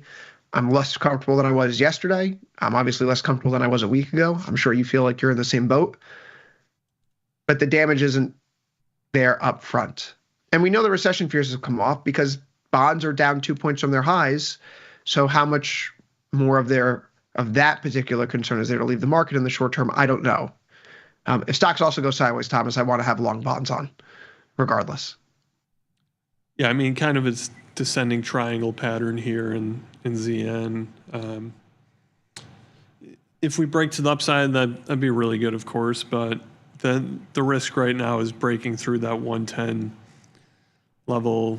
Yeah, I just don't like it right now. If I didn't have bond trades on right now, I'd probably be more inclined to get short here. We'll have to keep an eye on that because we're going to make our way over to metals. Thomas, I know that you're doing really well in copper, a trade that I'm watching from the sideline. But you were talking about that candlestick today. We hear that tariffs may be coming down the pipeline. While there was a study put together by the Trump administration that would determine whether or not tariffs on copper should be imposed, I think it was like a 270-day timeline. That's not now the latest information that we've heard over the past 24 hours. The administration is telling us that the tariffs could be imposed in weeks, not months. We do see that copper squeezed to the upside today up to $5.37.4 a pound, new all-time high here in New York. But you have an ugly reversal candle. Now, I've missed this, so what do I know? You've been in. You tell us, what should we be doing with copper? I got out, so I had to take the big move. I got in long copper on Friday, call spread. Sold it yesterday right at the end of the market. And today I was like, this morning I'm like, oh man, I shouldn't have sold that copper. It's up 2.2%. Check again a couple hours later, it's 0.5%. We were talking about this on OTCL yesterday. Is the news on actual copper tariffs, is that going to be a sell the news event? And I said yes, because we've seen such this rip higher, 31% year to date. It's kind of one of those events where you sell the news. You've made your money, get out of the trade. The news is now, fully priced in. The tariffs, if they're going to be here in a couple of weeks, that leaves less time for suppliers and producers to front load all that supply into the U.S. So the story kind of unravels there once you get a firm date on this. And that's kind of what we're seeing happen. The market is obviously in profit-taking mode right here. It was heavily sold above 5.3. Right now we're up less than 1%. We were, double that earlier this morning. So I'm out of the trade. I know there's a lot of people now looking, when is the time to short copper? That's, of course, a good question. There's not a lot of volatility here, so selling a call spread, if there was volatility, would be a really nice strategy to play that outlook. I don't know. I mean, fundamentally, there's still going to be some of those flows in the next couple weeks trying to still front run this news. But again, there's less runway there to do that. And once the tariffs are on, that product is not going to be coming into the U.S. anymore. The COMEX price base is on U.S. benchmarking. I think the bull run is probably over for now. A pullback, where could we go? 4.8, 4.9, would probably be a good level. But then the story shifts away from tariffs, and now you're looking more at Chinese growth. So you'd have to focus on, how is China doing? How much stimulus are they going to come out with? How is that going to impact copper consumption there? So, yeah, I'm out of the trade right now, fairly neutral. I'm not going to put on a short yet. I'm probably going to see how the next couple days play out and then reassess it. So one of the questions I saw recently in the chat, not today, yesterday, was it yesterday or Monday? Doesn't matter. It wasn't even during our show, but I didn't see it addressed, so I want to just be clear about that. Why are tariffs having a different impact on something like copper than, say, for wheat? Because when you see copper tariffs mentioned, copper is squeezing to the upside. But when we talk about ag tariffs, we're seeing that there's these huge dumps in corn, in wheat, in soybeans. And it's because of the trade balance or imbalance there, right? For copper, for example, the United States, in the most recently available data set, produces about 1.1 million tons of copper per year. And that's but we scrap. consume, right? Mostly We consume, we consume about 1.9 billion. So net, we are an importer. Okay, if we're putting in tariffs in place, can we address our supply deficiency easily? No, we can't. Why not? You can't just open up a copper mine. Forget the red flags and bureaucratic red tape and blah, blah, blah, environmental studies, traffic studies, all the things that have to go into making sure you don't wipe out an endangered species of butterfly to pull the copper out of the ground. What you find is that digging a mine is not something that happens overnight. You can't just flip a switch. Even if you can wave a magic wand and get rid of every single piece of red tape, it would take months and months and months to actually get a mine, even potentially years, to get a mine properly up and running.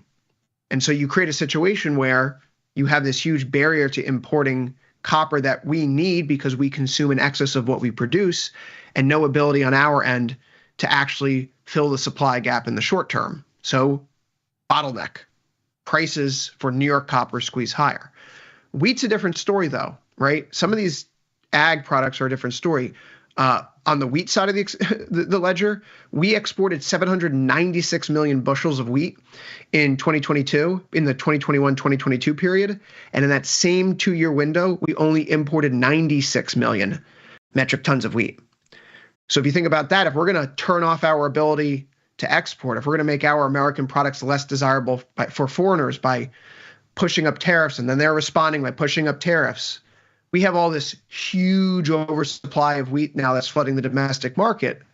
And so the tariffs on a product like wheat sink prices, tariffs on a product like copper boost prices, simply because of how much we produce and consume and whether or not there's excess on our shores or we have to pull it in from abroad. Right. Reasonable explanation, Thomas? Yeah, that's a great explanation. So, I mean, we have to import copper, whereas wheat, corn, we're more exporting that. So, yeah, that makes sense. We're the world's breadbasket. We're the world's breadbasket, right? Right. I mean, during the Cold War, we were selling wheat to the Soviet Union. Yeah, I mean, a big part of the negotiations with Ukraine, Russia right now is the Black Sea shipping lanes, right? They're trying to get Russia to not use commercial vessels for military, things like that. And it makes sense that this deal is being pushed right now because it's about to be, we're going into that season where a lot of that product is going to start getting exported. So they have, a short runway to get it done. If a tangible deal emerges where you do get that could probably put some pressure on prices. And while we're talking about wheat, corn, soybeans, Monday is a big day for the market because you have two big reports from the USDA. You have the prospective plantings report, which comes out only once a year, which gives you insights into the new crop. What are farmers planning to plant? Soybeans, more corn, less soybeans, wheat, etc. And you also get the quarterly grain stocks report, which is released, of course, quarterly 4 times a year. So you get these 2 big reports, and the grain stocks report gives you more insights into the old crop. When you're talking AG products, you're talking old crop and new crop. Old crop is pretty much last year's stuff, the stuff that is already in storage and has been harvested. The new crop is going to be harvested this year. So you're getting these 2 reports, one on old crop insights, one on prospective plantings, new crops. So it's going to be a big day next week for AG products, potentially. Traders are looking for acreage in this prospective plantings. Are corn acres going to be trimmed? Is that going to help the price, et cetera? Things like that. So Monday will be a big day for that. I'm probably going to have an article out on the blog on tastylive.com for that. So I'll probably have that out on Tuesday, just a review of that, going over price action, potential trades, things like that. We talk about the tariffs leading to a growth scare in this market, and when do we see corn, wheat, et cetera, peak? Literally the same day in February that we see our equity markets peak out here. These things are tied at the hip right now. When does copper begin to get a lift? When the tariffs are threatened and going around. They lead to these price distortions in the market. So if the tariffs are really going through, I think one of the clarifying, how should I put this? One of the lenses with which market participants have been viewing things over the past week plus was that there was a slowdown in tariff talk and then a change in sentiment seemingly from White House officials. And then over the weekend, we get the news that they're going to be lifting the semiconductor and auto tariffs, right? And so we had a reason to stop the fall in broader markets. Now we had a reason to start rallying again in broader markets. And then today it feels like it's a bit of a rug pull. It feels like, no. We weren't hearing the signal from the market. We weren't getting the message. We're going to plow forward with this policy. And that's fine. Such is their prerogative. They want to do that. That's the power that they have. What we see here, though, is that the market's adjusting and quickly telling us, okay, we now need to price in a higher likelihood moving forward that these tariffs will be put into place, even if we're being told they're not going to, right? A few days ago, we heard they were more limited. Now they're being signed this afternoon. So you have to entertain a world, pricing-wise, where there's going to be significant oversupply, at least in the ag market, but on the copper side, because this is a metal section, Thomas, it's another day where you get the squeeze higher. You're out, I'm not in. I wanted to pull back to this 1 month moving average. What a fool. That was 25 cents ago in copper. Gold, silver here are holding up. Gold's a little bit off the highs. It's been meandering here, just hugging its 1 week moving average for the past now 4 sessions in a row, basically, on a closing basis, not ready to give up the ghost. Silver prices here holding on to some gains. We gapped open higher. We're a little bit softer here now. What's your prevailing opinion on the precious metals, if not the base metal here? Do they have a role in the world with all this back and forth tariff talk? Yeah, I mean, I think they do. So, this was talked about in Cherry Picks. I think Nick talked about it probably on the show. But the gold-silver ratio, we're still trading right at 90. That's pretty elevated level. If you're expecting, the dollar to get weaker, if you're expecting inflation to come back into the fold, precious metals are going to be a sector that do well. And with this ratio as high as it is, do you want to play something like a silver catch-up trade where your gold has moved into all-time highs, silver has lagged a bit, but the calculus is still for, higher highs, higher lows. If I'm putting my money in one or the other, it's going to be silver here, I think. Even though gold is technically stronger, it's making new highs, it's made new highs, while silver hasn't. I think when looking at this ratio, it leaves some room for silver to catch up. That was the Cherry Picks. Tom's been talking about it for a few days. He gently teased me on Monday, Chris. Whenever that gets into an area like this, you kind of just have to have faith and blindly close your eyes and make the trade. And sure enough, silver has been outpacing gold since then. So we've got to listen to the boss. I like this move here in silver. We talk about the evening star candlestick clusters against the 1 month moving average in stocks as a warning sign for potentially a turn lower coming. The mirror image of that would be a morning star candlestick cluster against the 1 month moving average as a potential sign that a rally is around the corner. This is a potential sign that we have a new higher low here, Mr. Westwater. I'm a fan of that because I'm still leaning long deltas here in silver and in gold, as it were. I have no reason to get off this trade. It's a 4.5 IVR. So first things first, I know there's a temptation to look at gold and silver and say, these things have rallied a lot. I'm going to sell calls here, or a call spread if you want to do it in a risk-defined manner. Gold and silver are not instruments that behave like equities.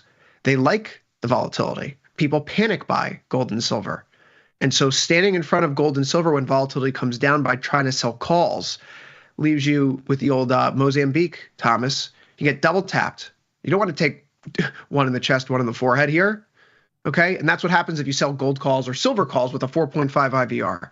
If you want to be bearish on gold or silver right now, at least in silver, let's say with the 4.5 IVR, SLV is a much safer place to do it than silver futures. It's a much more liquid contract to do it.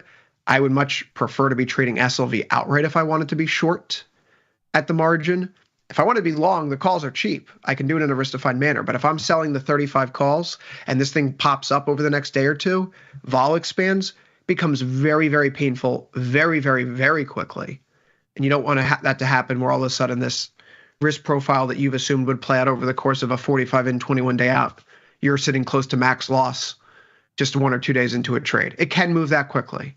So no vol right now. There's still call skew, but it's not worthwhile to operate on the short side from that vantage point. Just people should be aware of how gold and silver, as we try to educate here, gold and silver behave a little bit differently than equity. So standing in front of a short call position, you need to have a very, very good reason to do so. And this vol environment does not substantiate that view in my mind whatsoever. So are you long a call spread or? Yeah, I'm going to say along the call spreads. All right. Yeah, I'm looking at getting in right now. And like you said, yeah, this SLV a little more liquid than the silver futures contract. You don't get as much juice there because of the lower price. But yeah, I'm probably going to put something on here right after the show. You can Hotel California yourself into a silver trade now and again. And I find that to be the case where I want to get out. And, unlike ES where it's, filled almost instantly, silver may take a few minutes or hours, or I may have to come back the next day. And that's not always great, right? Because the market's moving during that time and you're just, please fill, please fill, please fill. So just be aware. Silver a little bit less liquid than gold. Gold, of course, you have MGC, which is a wonderful product. Either way, though, gold, silver here. What a decline in vol. My goodness. Lowest volatility reading that we've seen going back to the start of 2024. That could be a harbinger of things to come. We've seen previous drop-off in gold vol as a warning sign that prices would contract. Maybe we're due for that flush. I would say that if we do get a pullback, the swing highs that we have in GCM5 in the middle of February, coupled with that 1-month moving average, come in right around 3K. And if we're going to continue this stair step higher where we break to new highs, treat a former swing high as now a support level, then it would stand to reason that 3K should hold on a pullback right now. So I am constructive here, even if we dip another 1% or 2%. Yeah, I'd really like to see 3K to get back on the long side. I really wouldn't, because I'm like that means I have to ride out a loss or at least a drawdown. But maybe we can split the baby. Maybe get to 30-25 again and you want to get in long and then we can go back up. I'll do it. Energy is inching up here today, Thomas. Crude oil now up to 69.56. It's up by 0.83%, but it's hammering away at resistance right now. This is now the third day where we've tried to scale 69. We're breaking the downtrend from the January and February swing highs here. We're through the 618% Fibonacci retracement of the 52-week high-low range. It feels like there may be a little bit of we've established the fact that these are range lows that are going to hold. I feel comfortable selling calls up in here. There was something that piqued my interest, though, when it comes to geopolitical risk, and it's not really something that's on the board right now. I saw that Diego Garcia military base in the Indian Ocean is closing its airspace until May 1st, 2025. Diego Garcia, for those that aren't aware, is probably a base that would be used as a staging ground if the U.S. were to conduct significant theater operations in, say, the Middle East, say, in Iran. Do you find yourself looking at crude here and sniffing out any geopolitical concerns whatsoever in any semblance? And I guess the question is, do you think that vol on a long enough basis may be understated where now that we're back to the midpoint of the trading range, instead of doing an iron condor in a low vol environment, maybe it's prudent to do something like a reverse iron fly. We buy the guts basically at the money and we sell far enough wings. We play for an explosion in volatility from here rather than just the range to hold. It's a lot to digest. Sorry for all the questions. Yeah, no, I mean, you got up right almost 70, a little over it, sold off. 70 round number, it's a good place. The rally, you've had things like Venezuela, the tariffs there. Trump says any buyers of Venezuelan oil tariff 25%. You've had a maximum pressure campaign on Iran, and you've seen some additional sanctions come in. The Venezuelan, they're going to have to cut production if they can't get exports out, and that's what it looks like. I've seen estimates all the way from 200,000 barrels a day to 400,000 barrels per day. Significant for coming out of one country. But yeah, if this is the top and you're getting a drop back, you're going to expect volatility to come up, especially when we are only at a 12.1 IVR rank. I just got short crude. I bought a put spread. That's the way I'm going to play it. I was long. I got out of my long crude oil position yesterday, actually. Small gain on that. Didn't play it quite the right way structured. Wasn't able to take advantage of the price increase we've seen over the past week as well as I could have. But I think we do have a toppy situation here. You do have, factors on the supply side, Venezuela, Iran, as I stated, but you also have OPEC spare capacity that could, cap this, especially if we keep going higher. OPEC's going to come out and say we're going to release more spare capacity. I think looking at short play right here is a really, I have a pretty high conviction. Yesterday, Thomas, I got out of my short put spread in natural gas. I was looking for $4, $4.05 to hold on the pullback, and it didn't, so it was a quick loss. Today, we fall into a swing low from early March, 3.81. I guess I owe you an apology because I was told yesterday by Nick that you have been talking with him about being short natural gas, and apparently I didn't get the memo for my favorite commodities quant, so that was money that I lost myself because I wasn't listening to you. Are you still leaning short here in natural gas then today? Yeah, I mean, I got short yesterday. I'm going to keep it on for a little bit. We talked on the show about this, showed a few slides. Warmer weather in Europe, that's decreasing the Dutch TTF premium over NG prices. You got some reduced LNG flows on Bloomberg data. They put that out daily, I think even more than daily, a few times a day. The upside risk here is maintenance season and severe weather. So maintenance, all these pipeline operators, they do maintenance during this season. It warms up. One of the things you can run into is when you do maintenance on a pipeline is you could see it and say, oh, there's an additional problem. We need to keep the pipeline closed for X amount of days longer than initially expected. That causes variations in all the regional benchmark pricings. The gas can't get around as efficiently. It raises prices. So that's the upside risk here.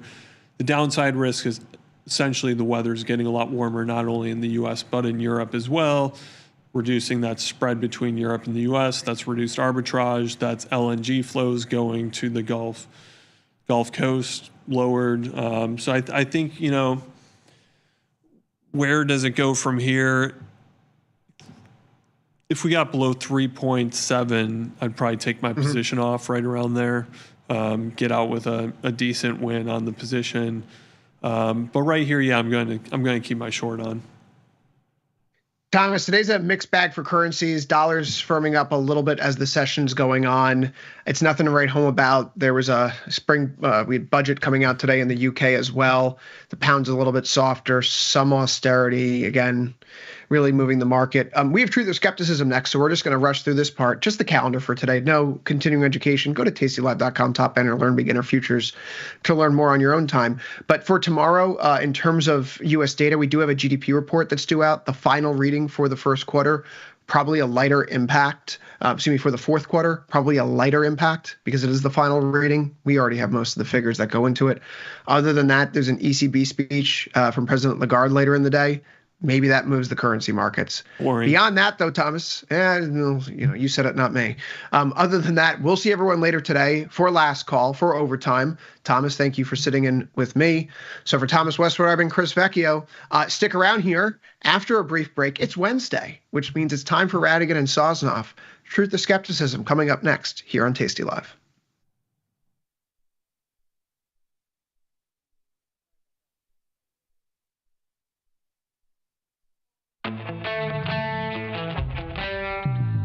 In the world of investing, a beast lurks between the numbers. Some watch from the safety of the sidelines, but others saddle up and ride that 1-ton rowdy ribeye for all he's got. If that's you, join us on Tasty Trade, named best online broker for options trading. Genius loves company. Forbes called us best online for options trading. Investopedia, best for options trading, period. With stockbrokers.com, we're number one for options and futures trading. The Motley Fool really likes us. And so does Business Insider. So what else can we say other than, boom, trade like a trader. Tasty Trade. Make your move. Feel like your wardrobe is missing something? Like style, purpose, and maybe a dancing dog? Can I pet that dog? The new Tasty Trade and tastylive web store is now live. New merch, bold designs. Did we mention all net proceeds go to one tail at a time? Invest in the real bull market, dogs. Go to tastytrade.threadless.com. Grab some gear and help some pups. You get merch, they get a home. Looking for a better broker and a bonus? Sweet. We got you. Right now, you can get a bonus of up to $4,000 when you open and fund a Tasty Trade account. Plus, low rates, smart tech with the analysis tools you need, and award-winning support. So, get a broker who's actually got your back. And up to $4,000 at Tasty Trade. Make your move, genius. Tasty Trade. We built Tasty Trade's web platform for today's traders. See it, click it, trade it. Research with fundamentals, endless forecasts, and more. Drill into data, find opportunity, and track the action with hundreds of indicators. Track your options profit and loss history over time per symbol. Note your progress and plan your tactics with a trading journal. See probabilities, max profit, and Greeks in one click. Fund your account and start trading right in the app. The tools, the data, the knowledge. See it, click it, trade it. Join the club. Tasty Trade. You can get up to $4,000 when you open and fund a new account with Tasty Trade. That's 4,000 buckaroos, 4,000 bills, 4 large, 4K, 4 grand. Get on the platform for traders who just want to trade. Tasty Trade. Make your move.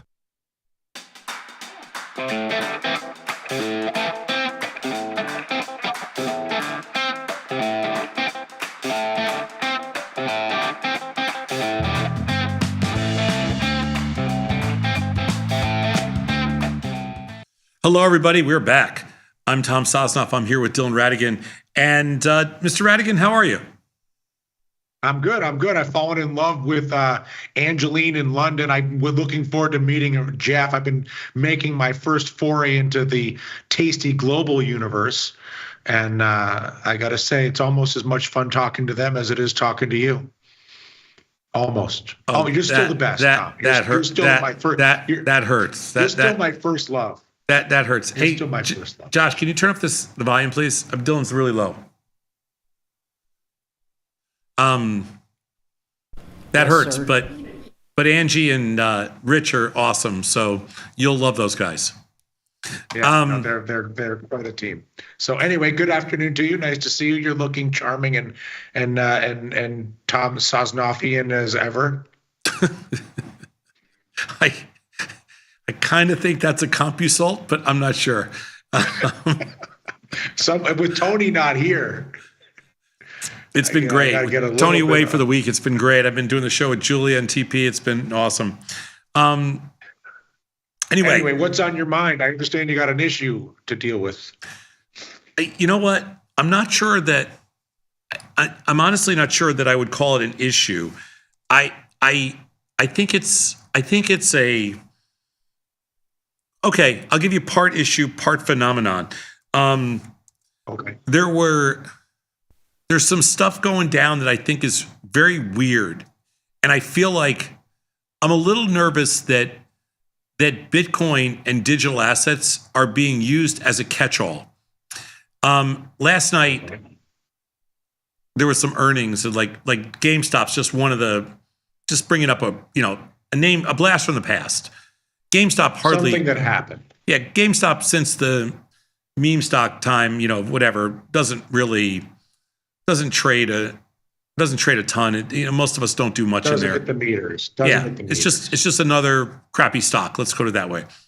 But last night, so GameStop decides, okay, well, our numbers are, whatever. We're right in line with what they're supposed to be. And we made a little bit more money than we thought, but our revenues were down, all the same crap that firms usually say when it comes to earnings. But then they say, but you know what? We're going to invest all our free cash in Bitcoin. Like, that's the catch-all. Okay. Instead of that's what IG does. That's what Microsoft. That's what Pfizer. Anybody with a little cash on their balance sheet. Well, actually, that's not what anybody does, really. It's just what a few companies, Tesla did a little bit, but mostly, it's kind of the MicroStrategy playbook more than anything else.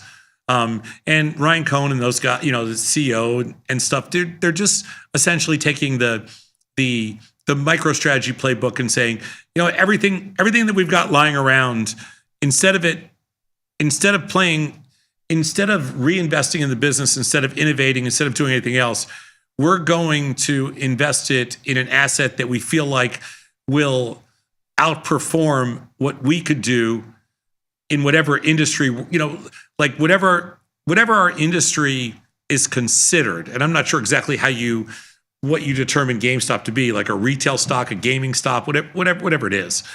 But instead of all that, we're going to essentially take all the money we have that doesn't go into running the business, and we're just going to buy digital assets. And hopefully the digital assets, because they have a much higher expected move and they have asymmetric upside, will take this company to different places. And then we can raise more money and buy more Bitcoin.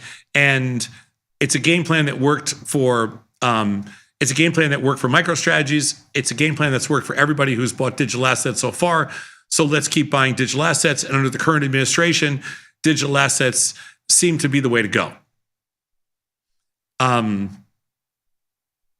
And to me, I can't think of a more dangerous approach to building a business than that.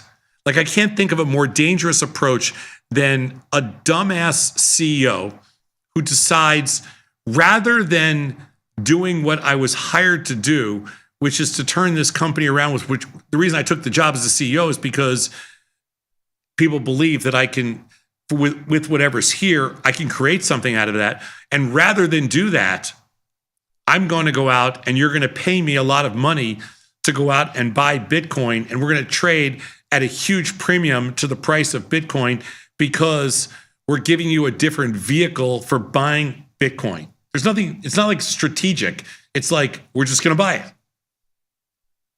It's a scheme. They would call it a scheme. So the stock is up, whatever, $3 today or 10%. So you get a 10% boost in your stock price. Now, what's interesting about that is when you're let's just see what their market cap is. I have no idea off the top of my head. Stock's up about $3 today. Market cap in there. Market cap is $11 billion. So it's a $27 stock's up 280, 10% move. So you get $1 billion valuation boost for announcing that you are going to buy Bitcoin. Okay. Now, there's no math model. There's zero. It's not even possible with whatever cash they have, whether it's $1 billion, $500 million, $2 billion. I have no idea how much cash they have, but can't be that much money. But with the amount of money they have and the premium that was just added, that 10% premium onto the stock price, there's no math model that works for having you buy Bitcoin as to justify or rationalize a 10% jump in stock price. In fact, Bitcoin agrees. Bitcoin's down, let's say, $1,500 today. So 1.5%, 2%. So the marketplace knows it's a joke, but their stock's up 10%. So it makes the arb or the ratio even worse. I guess my point is, we have reached a level of Bitcoin/digital asset insanity that is pushing to limits that now I think are becoming fairly dangerous. Also, there was an announcement this morning that Trump's company, whatever, Trump Media or Trump Coin, whatever it is, the one that Donald Trump and his family, his immediate family, own over 60% of, is going to launch a stable coin. I read the article in the Wall Street Journal, so this is not some crazy left-wing publication or whatever it is. The Wall Street Journal outlined it very clearly. And essentially the discussion was, should the leader of the free world and the president of the United States be able to create a stable coin, essentially a currency that people will use, and be able to profit off that when it's probably the most conflicted business that any U.S. president has ever been in the history of this country. Started during their presidency, to use the presidency. And what does that mean for the regulatory? I think the Wall Street Journal also made the point that the regulator of the currency is the issuer of the currency. So it's one of the, because that's my next point. That's my next point. Yeah. Because so the risk here is that when the regulator is the issuer, who is going to protect the consumer? And how come nobody has a problem with any of this? But I think well, first of all, in reverse order, most of us have a problem with this. Okay, well, it doesn't seem to be. I'm not reading a lot about problems. The people that have the problem have no power. The beautiful thing, Donald Trump has proven I was talking to a friend of mine earlier today.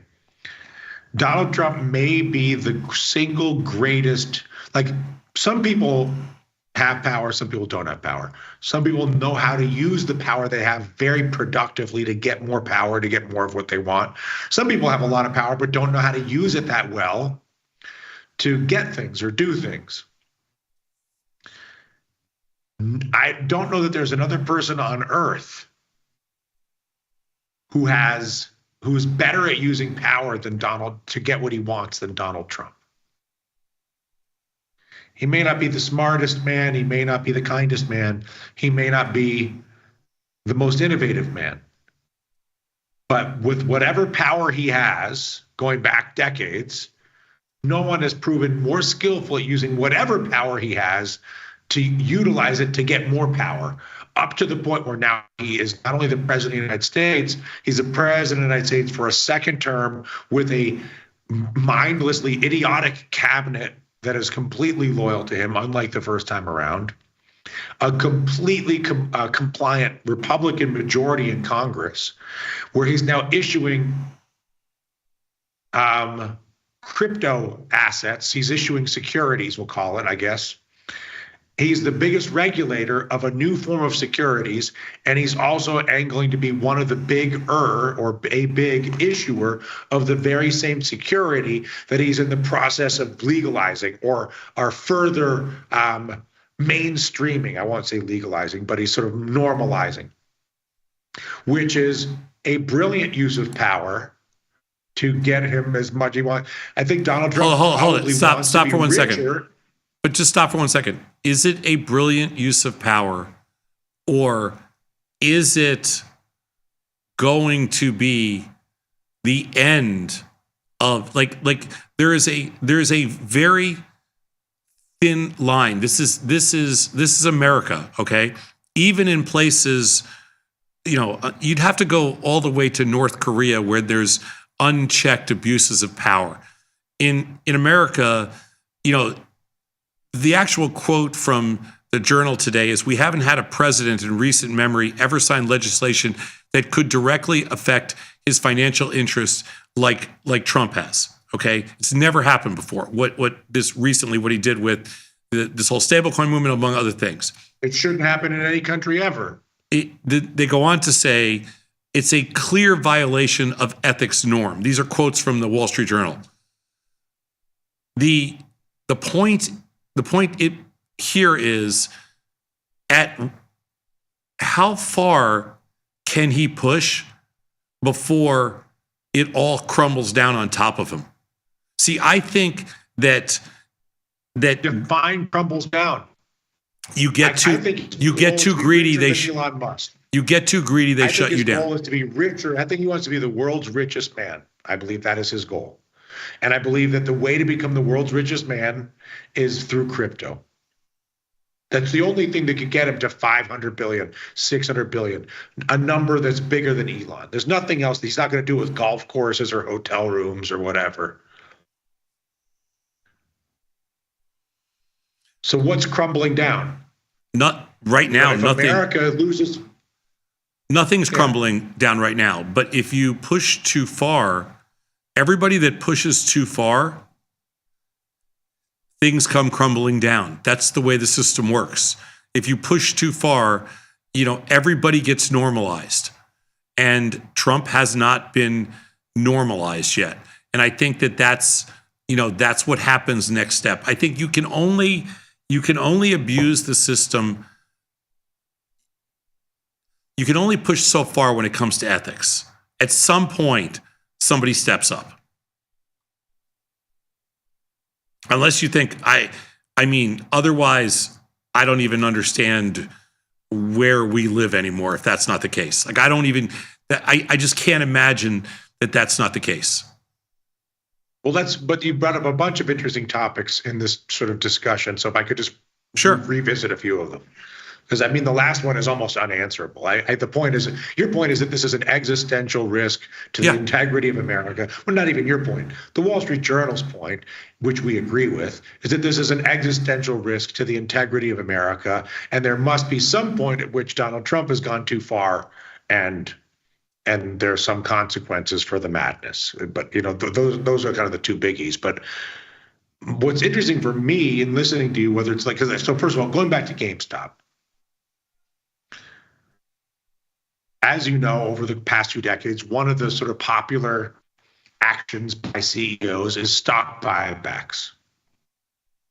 And the big criticism of stock buybacks is you're the CEO of this big company, whatever the company is, some public company with lots of money and lots of things, employees, resources, whatever. And your job is to innovate and grow and create new markets and go to India, go to Brazil, to create a new mousetrap, whatever it is. Okay. And instead of doing that, the most innovative thing you can think of to do is buy back your own stock. Like if the most innovative thing you can think of to do is buy back your own stock, you probably shouldn't be the CEO of this company. That's been a long-standing criticism of stock buybacks. And so buying Bitcoin a la GameStop is like the modern version of the stock buyback, where I'm the CEO of this company. I don't have any creative or innovative ideas on how to create a future. for this company, so I'm just going to buy digital assets, right? Or Donald Trump wants to be the world's richest man, more rich than Elon Musk, and the only possible way to do that is to control a giant a section of the cryptocurrency markets, because nothing else can create $500 billion, in a weekend, other than crypto. You also said that you felt like that there was more fragility, that you're more nervous about crypto now than at any time in the past, if I understood you correctly. Yes, because, and I'll be brief, but I'll tell you the reason being is that this is going to backfire, because if I was a legislator and I was concerned before, I'm super concerned now. And you cannot, you have an obligation to protect the consumer, and there's no check here. And so I think the regulations are going to come back stronger than ever, and it's actually going to hurt the business. Like, you can only take down the regulations so far. At some point, you have to protect the consumer. We have had stable coins that have failed because of not the right collateral, fraud, ineffectiveness, just with with whatever they were holding against the underlying currency. Terra comes to mind, but there's others too. I just don't think this can be virtually unregulated or regulated by the issuer. It's not going to fly. And as such, I just feel like the backlash could send the whole thing crumbling down. What is the whole thing?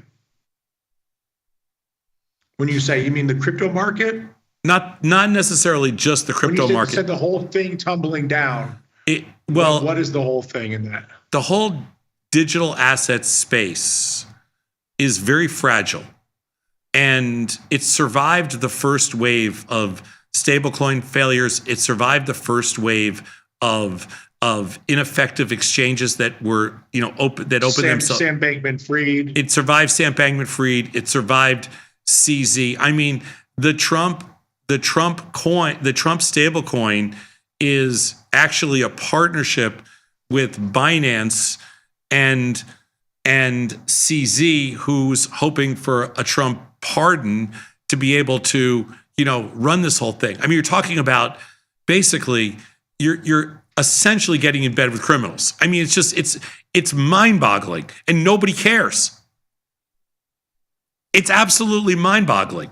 And, you're doing business right now. You're creating a stablecoin with somebody who's in jail for fraud and for taking customer funds. And you're the president of the United States. And there's no separation. You are involved on every level. What's the problem? Well, the problem is this is not Russia. The problem is this is not how things work here. Maybe it is. If it is, so that's the point. If it is, we probably have much bigger problems than we realize. If it is, then GameStop at putting all their money in Bitcoin is only the tip of the iceberg. This is the same group. These guys, these are 6 degrees of separation. They're all tied together. These are not strangers from one another. These are all contributors. These are all party players. This is a very partisan group. They're all in the same Signal chat room together. They're all in cahoots. Yes. And the reason that they've been emboldened, they've been given this kind of this crazy green light. And I think that that's very risky. Anytime in our history when anybody's been given that kind of a green light, it scares me as a trader, as an investor. I'm long this stuff, and it scares the crap out of me right now. Like, I kind of feel like I want to sell everything. We're in the process. But walk me through the future scenario where you wish you sold everything. What's the risk? You're saying you're basically, I mean, what I feel like you're saying but not saying is you're worried about a crisis of confidence in the integrity of the American political and economic system. Well, let me ask you a question. Has there ever been a new asset class that hasn't suffered a pullback or a threat or a crash? No, of course, but yeah, that's all. Sure. But when you say sell everything, you mean get out of crypto because you think crypto is sure. just about to get pounded. You're not suggesting all assets are. No.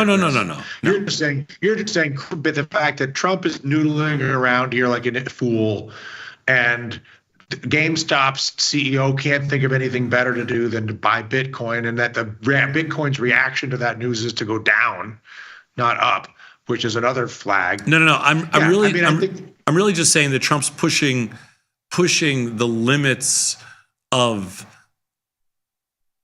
consumer protection and pushing the limits of consumer protection and of presidential ethics to a level we've never seen before.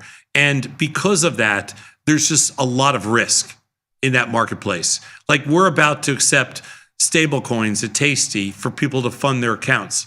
I'm fine with that. I feel confident that most are, we're in pretty good shape.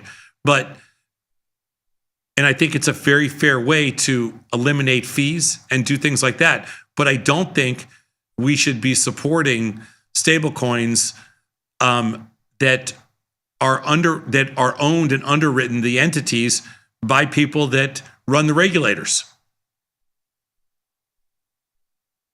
I mean, obviously, that's a statement of the obvious. The point is that the risk is that you're suggesting.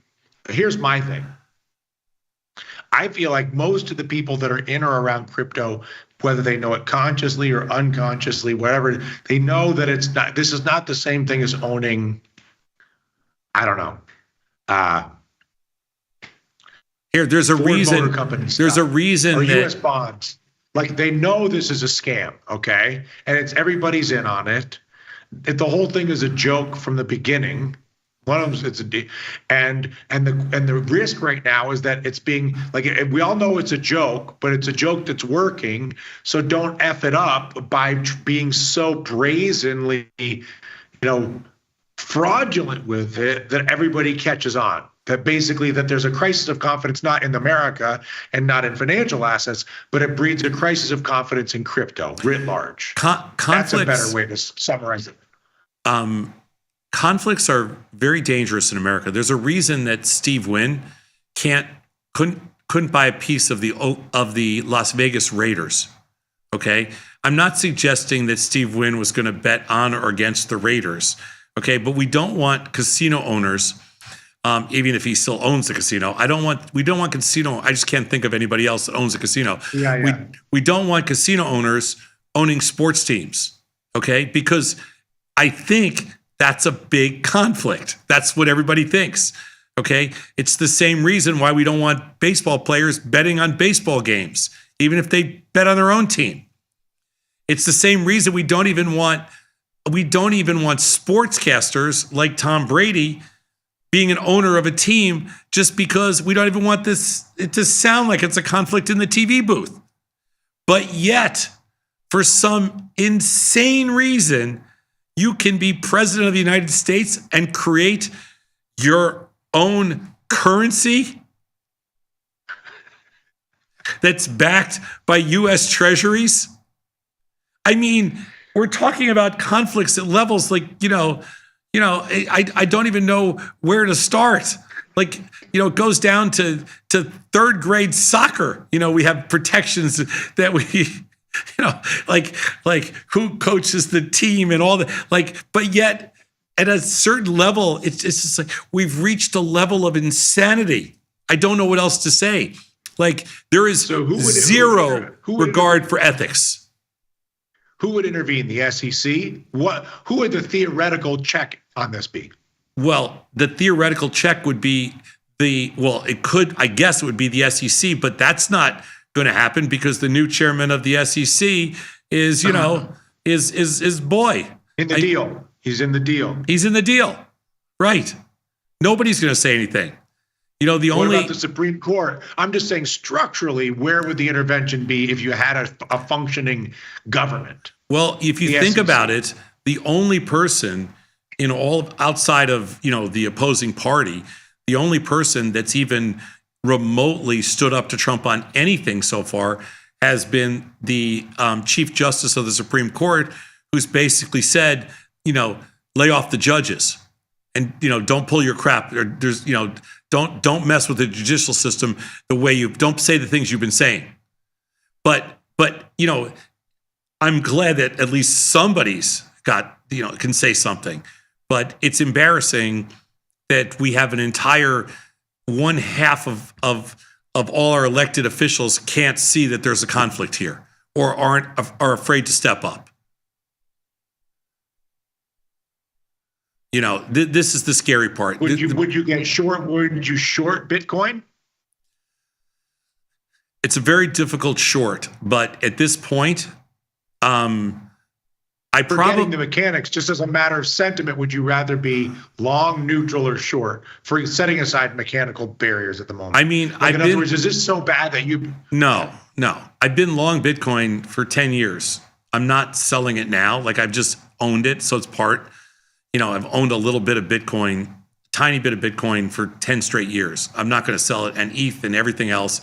I'm not selling it, but I watch the industry and I'm far less interested in buying altcoins. I'm far less interested in all different aspects of digital assets than I was. I'm very bullish on the future of digitization. I'm very bullish on tokenization. I'm very bullish on various forms of blockchain because the technology piece to this is fascinating to me. I just don't like the abuse. I don't think anybody does. And I don't like, no, of course. I don't like even if there isn't abuse, I don't like the perception of abuse. Right. Like you said, the fact that Tom Brady the fact that the third grade soccer coach can't have his daughter as the lead striker for the Pee Wee League. Yeah. But the president can issue his own currency and do a deal with a guy in jail that he's going to pardon to be the exchange sponsor for his currency that he's going to legalize. And so, I mean, it's become more clear to me because I had lunch yesterday with a European defense contractor, big European defense contractor, and they're having obviously they're going to have the biggest 10 years they've ever had. They're going to be his company's a different company today than it was 3 months ago. And European markets are exploding higher. Europe's done, right? They're like, they get it, they got the message. We're out. We're 450 million people. They're 450 million people. America's now our enemy. We get it. I think that's easily reversible, but sure. I mean, I think that's a very temporary phenomenon. Well, my point is that there's a very valuable, I don't know if it was a trade, but there's an investment this year to be long European equities and long European defense contractors because of the Trump policy matrix, right? And I just wonder if the Trump shenanigans with CZ or Binance or stablecoin or Trump coin or whatever also maybe it forces a consolidation into Bitcoin. You know, to the degree to which everything else, all the other shit coins become more, you know, unattractive. Like why don't they want casino owners to own sports teams? It's not just a conflict of interest. They're like, well, if the casino owners own the sports teams, people are going to stop watching the sports and the sports team is going to become less valuable because people are not going to bother watching because they know the games are off, that it's rigged. It's a fixed outcome. Yeah. And so then the audience goes down and the value of the sports team goes down. Well, the reason you don't want conflict in the financial markets or the conflict in the crypto markets in this case is because if it's brazenly corrupt and conflicted, then the value of the entire market sector goes down or collapses. That's the implied risk. And it's like how many goofy things can you pile onto this before It doesn't necessarily collapse, but it's tolerance for, well, I'll say for things that are not Bitcoin collapses.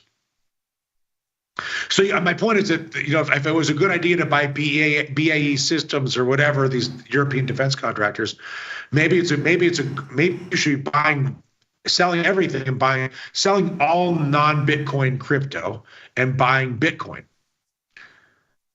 People are going to follow GameStop. People don't want to mess with all the shenanigans, but they think crypto is going to last, and that this is the best chance there's ever been to buy crypto. To Bitcoin, I'm sorry. Yeah, but I mean, I just think that people need to understand how stablecoin, the whole stablecoin ecosystem, and what collateralizes the stablecoins is U.S. Treasuries, right? That's the collateral for the stablecoin is U.S. Treasuries, and the U.S. Treasury, although you can argue how independent that relationship is or isn't, but with Trump, it's definitely not fully independent. I mean, you can't, and so you have the executive branch, which now potentially could have much of their entire wealth essentially tied to what is being collateralized against the stablecoin, meaning that that how those bonds are priced and whatever the interest rates are, all of that can be tied back to the executive branch, which means the level of independence. Remember, the Fed's there to protect.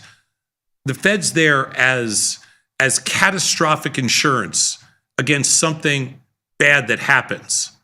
The real conflict is not now. The conflict is if something bad happens, okay? And the Fed needs to act. This is the part that I haven't seen one person write about this, but this is the most dangerous part of this whole thing. So the Fed is the catastrophic support. That's really what they're there for. That's why they're independent. That's why they can move markets if they have to. But they don't need to now, but if they have to. So if something really bad happens and the Fed has to take action, and that action that the Fed takes creates a price discrepancy in the stablecoin, in the collateral for the stablecoin. All right. In other words, it's not worth 1-to-1 anymore. It falls under parity. The collateral's worth less. Then the stablecoin goes down in value. A la 2008. A la 2008. A la 2008, when all the money funds that were worth $1, that were always worth $1, that were always pegged to $1, were no longer worth $1, and they were worth 95 cents. Commercial paper funding facility. That's right, 95 cents, 92 cents, 89 cents. But in this case, it could be even worse. And so you have an executive branch which has the potential to personally be bankrupt themselves, like to really hurt their wealth, okay, family wealth.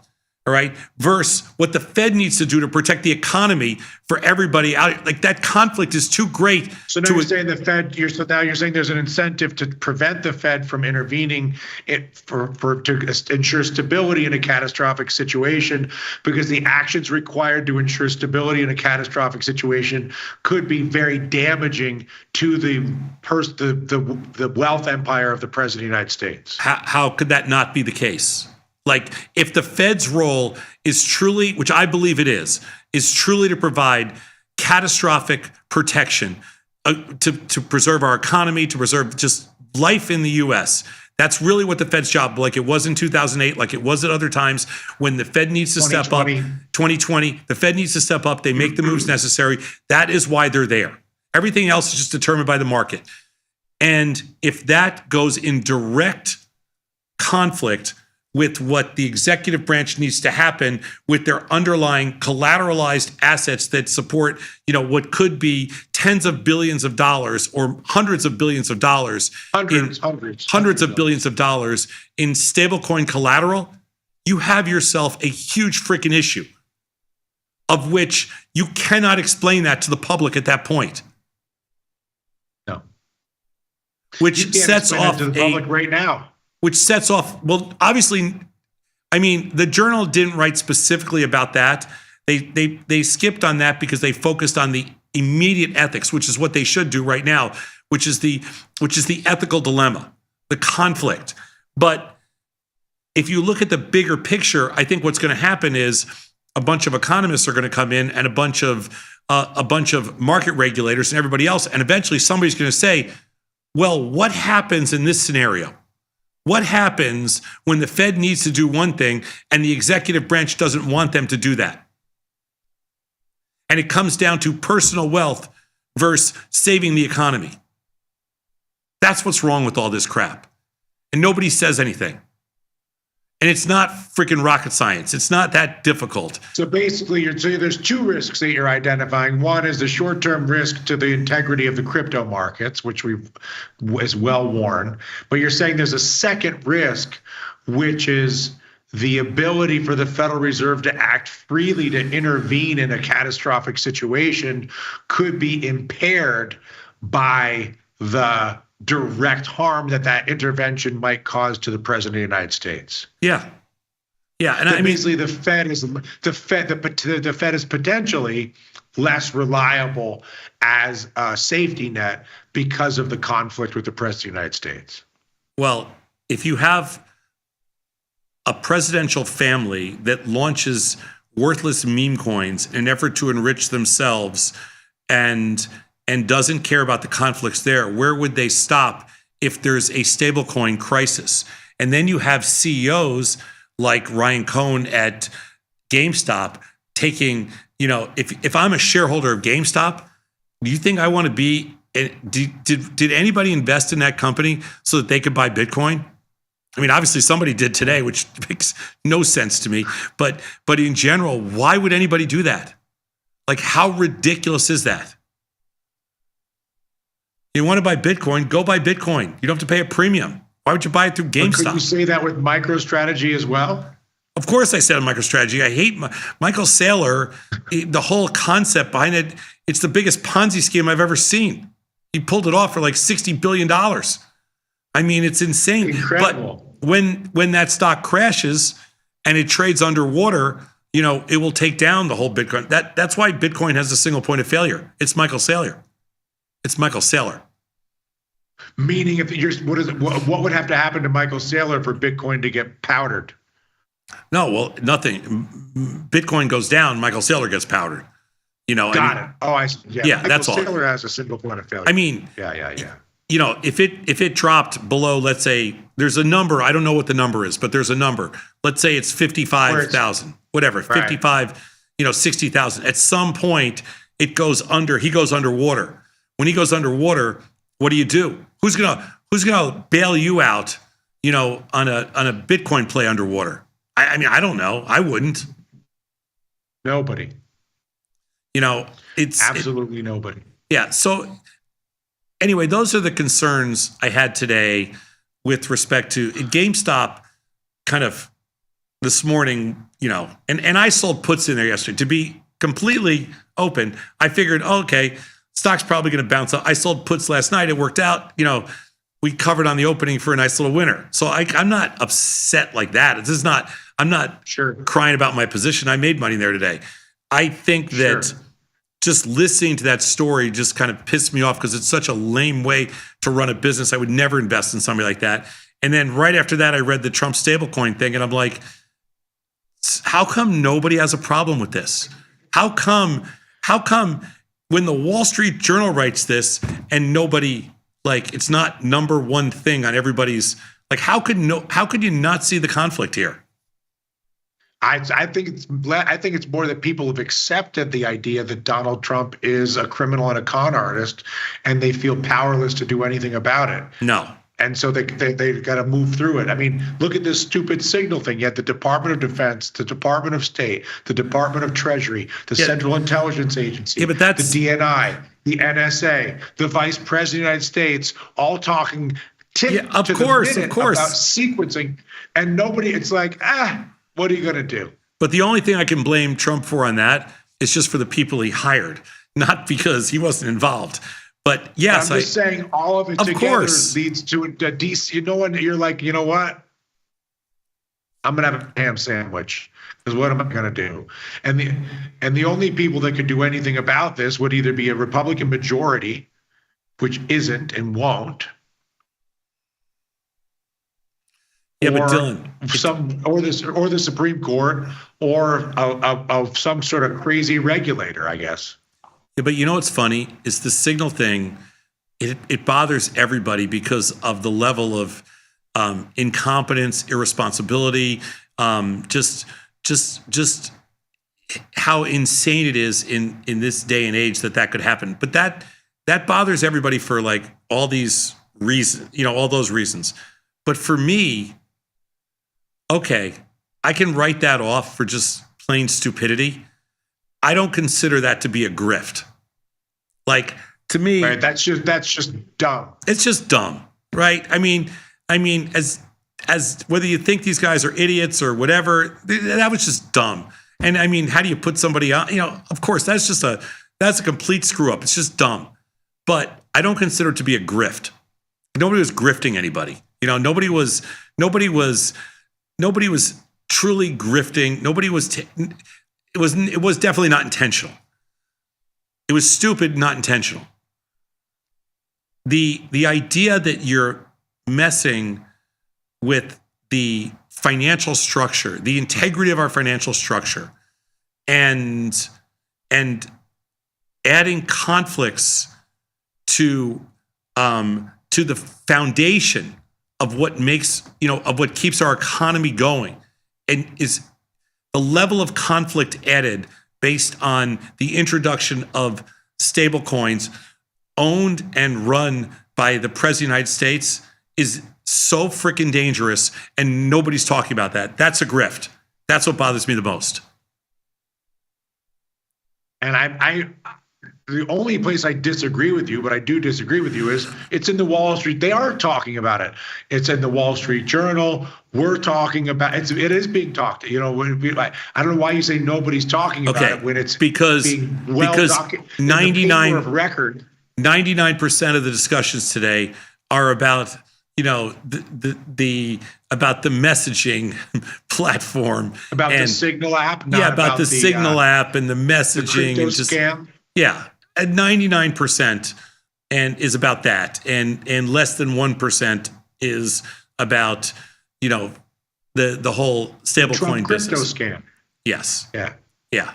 That's why. It's only because of the amount of space that's being taken up on something that, was it stupid? Yes. Will it ever happen again? I doubt it. I mean, it was irresponsible. It was everything that everybody says. It was complete stupidity. But again, it wasn't a grift. And that's what, so it doesn't bother me that much. Maybe they did the Signal thing on purpose to distract everybody from the crypto scam. If you wanted to be the biggest idiot in the room, you couldn't have even thought of something that dumb. Like, you couldn't have made up that. If you wanted to, you couldn't have made that up. So no, that's not even possible. All right. I'm Tom Sosnoff. He's Dylan Radigan. Thanks for spending the last 45 minutes with us. Appreciate it. Truth or Skepticism every Wednesday. We'll see you next Wednesday. Thanks so much. All right. Bye, Tom. Goodbye, Dylan.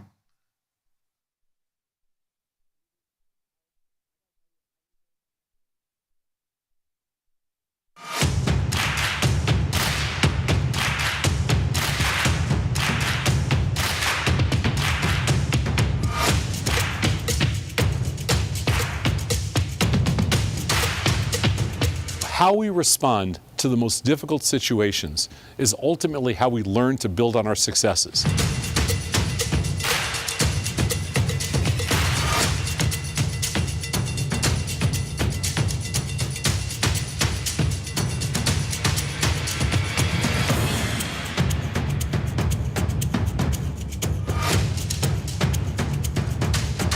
It takes the guesswork out of retail trading.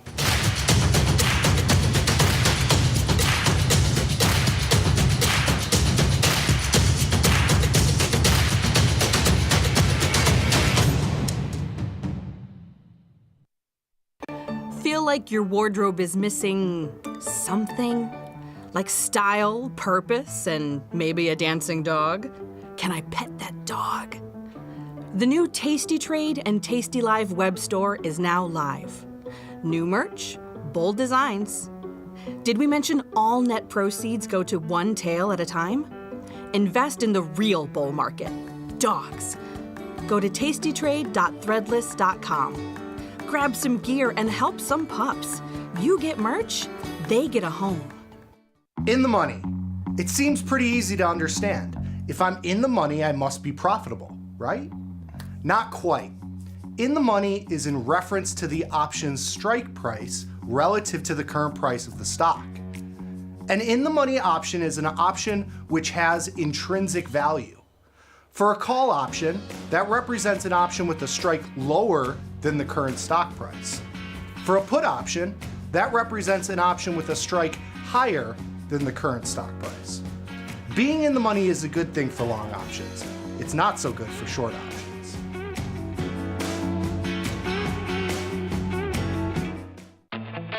There's a beast in the financial world, and it's not the bull. If that's you, join us on Tasty Trade. Genius loves company.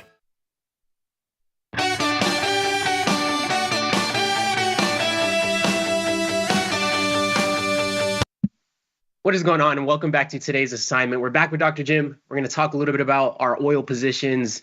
We did a zero last time. We'll break that down a little bit, do a little tour to market. Before we get into all of that, Dr. Jim, how are we doing today? Man, what's going on? I mean, nothing like a little, just a quick little 425 to the downside. Just something light. Just a little something off the top, dude. Like, I don't want to change my look. I'm not looking to change my style here. Just 425 in the NASDAQ to the downside.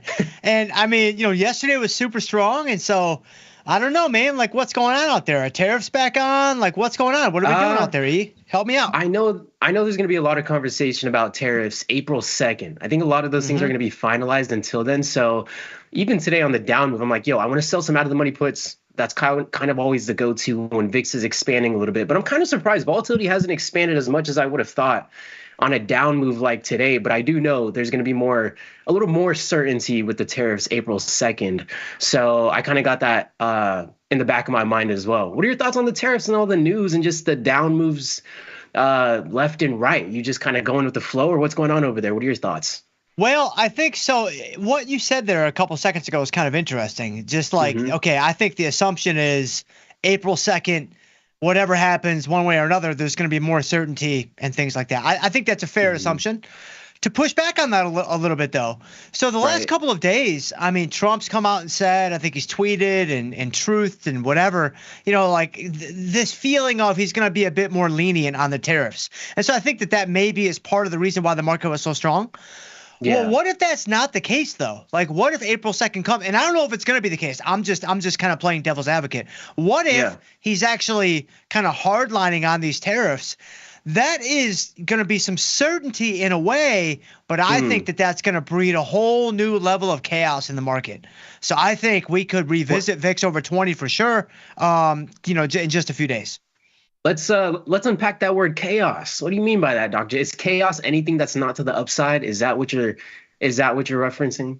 No, I mean chaos. Well, I guess just from the standpoint of chaos, just using it as a synonym for high volatility, right? Okay. So generally speaking, when volatility goes up, the market does go down because investors don't like uncertainty, blah, blah, blah, blah, blah. So, I mean, if there is more chaos, like if Trump hardlines the tariffs or if they're like higher than he thought or higher than we thought, whatever, it's hard to see the market rallying on that news. Now, it could sell off and then rally because the market does crazy things, but it's hard to see like that news dropping and then we just rocket ship to the upside. Like that would be a big surprise to me. Instead, I would see probably some immediate weakness that may not last very long because the market's a crazy thing.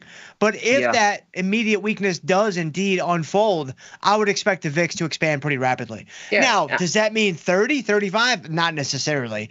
But I could see 22, 24, 25 coming back pretty quick. Let me ask you this before we head into the platform and get into some of these positions. You think Trump's going to back down on these tariffs? That somebody made a really good point. You think he'd back down on something like that? That would go against his personality a little bit. What are your thoughts? Yeah, that's a good point. That's a good point as far as his personality. I mean, I think so. I think that I'm gonna be surprised. I'm going to be very surprised. I don't know if he's going to back down on April 2nd. I think maybe he won't. Yeah. But I'm going to be very surprised, even if he doesn't back down, if these are like a permanent fixture or even a long-lasting thing that we have to deal with as not only U.S. consumers, but global consumers. I have a feeling that, whether it's April 2nd or it's April 18th or whatever, or it's May 1st or whatever, everybody's going to come to the table and there's going to be some resolution that I think is going to be good for just the global consumer and the global marketplace. And I think that's what Trump is trying to do. I think that's what he's trying to get to. Now, is he going to be able to get to that? I don't know. We have to wait and see. But I would be, I'd be surprised if it's long lasting. Now, does that mean that he chickens out on March 31st? Maybe. It would be surprising, but, we have to wait and see. Yeah, we'll see how the market reacts to all of that uncertainty in the market. I mean, what do you think? Give me your thoughts on that. I mean, my kind of thing is I think the uncertainty will decrease a little bit April 2nd. So I think the volatility I feel is going to be a little bit wild until then. I think there's just too much uncertainty. Tariffs I feel like are going to be the new headlines. I know CPI was like the main headlines we were seeing over the last couple of years, but I feel like it's tariffs now. So I think tariffs are going to have the most impact in terms of direction and volatility. And I see it more as like a buy or sell the news kind of event. It's like once April 2nd comes, we'll see what the consensus is. And then maybe will we see a contraction in volatility, or will volatility keep expanding until then? So that's kind of where I'm at. And that's kind of how I'm viewing it. Kind of like a binary event, waiting for that uncertainty to go away April 2nd. So you think that there's a reasonable chance, because today's only Wednesday, right? So we've got Thursday, Friday, Monday, Tuesday, right? Mm-hmm. And then April 2nd, it's a week from today. Like you and I will be on the show when all of this happens one way or another. So you think there's a reasonable chance? I mean, right now the VIX is at what, 18.5? Which is surprising. Actually, almost 19. Do you think that it continues to tick up going into Wednesday? I do think so. I do think so. That's why I was a little bit more hesitant on selling more positions.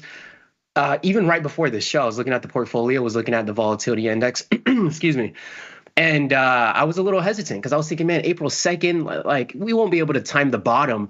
Maybe I could sell some. Maybe I won't put on too much risk. And that's really where I'm at, not putting on too much risk until before April 2nd, where I feel a little bit more comfortable, because I feel a little uncomfy right now in this kind of gray area. But I don't want to shy away from putting on positions if the opportunity is there, if the premium is there, so on and so forth.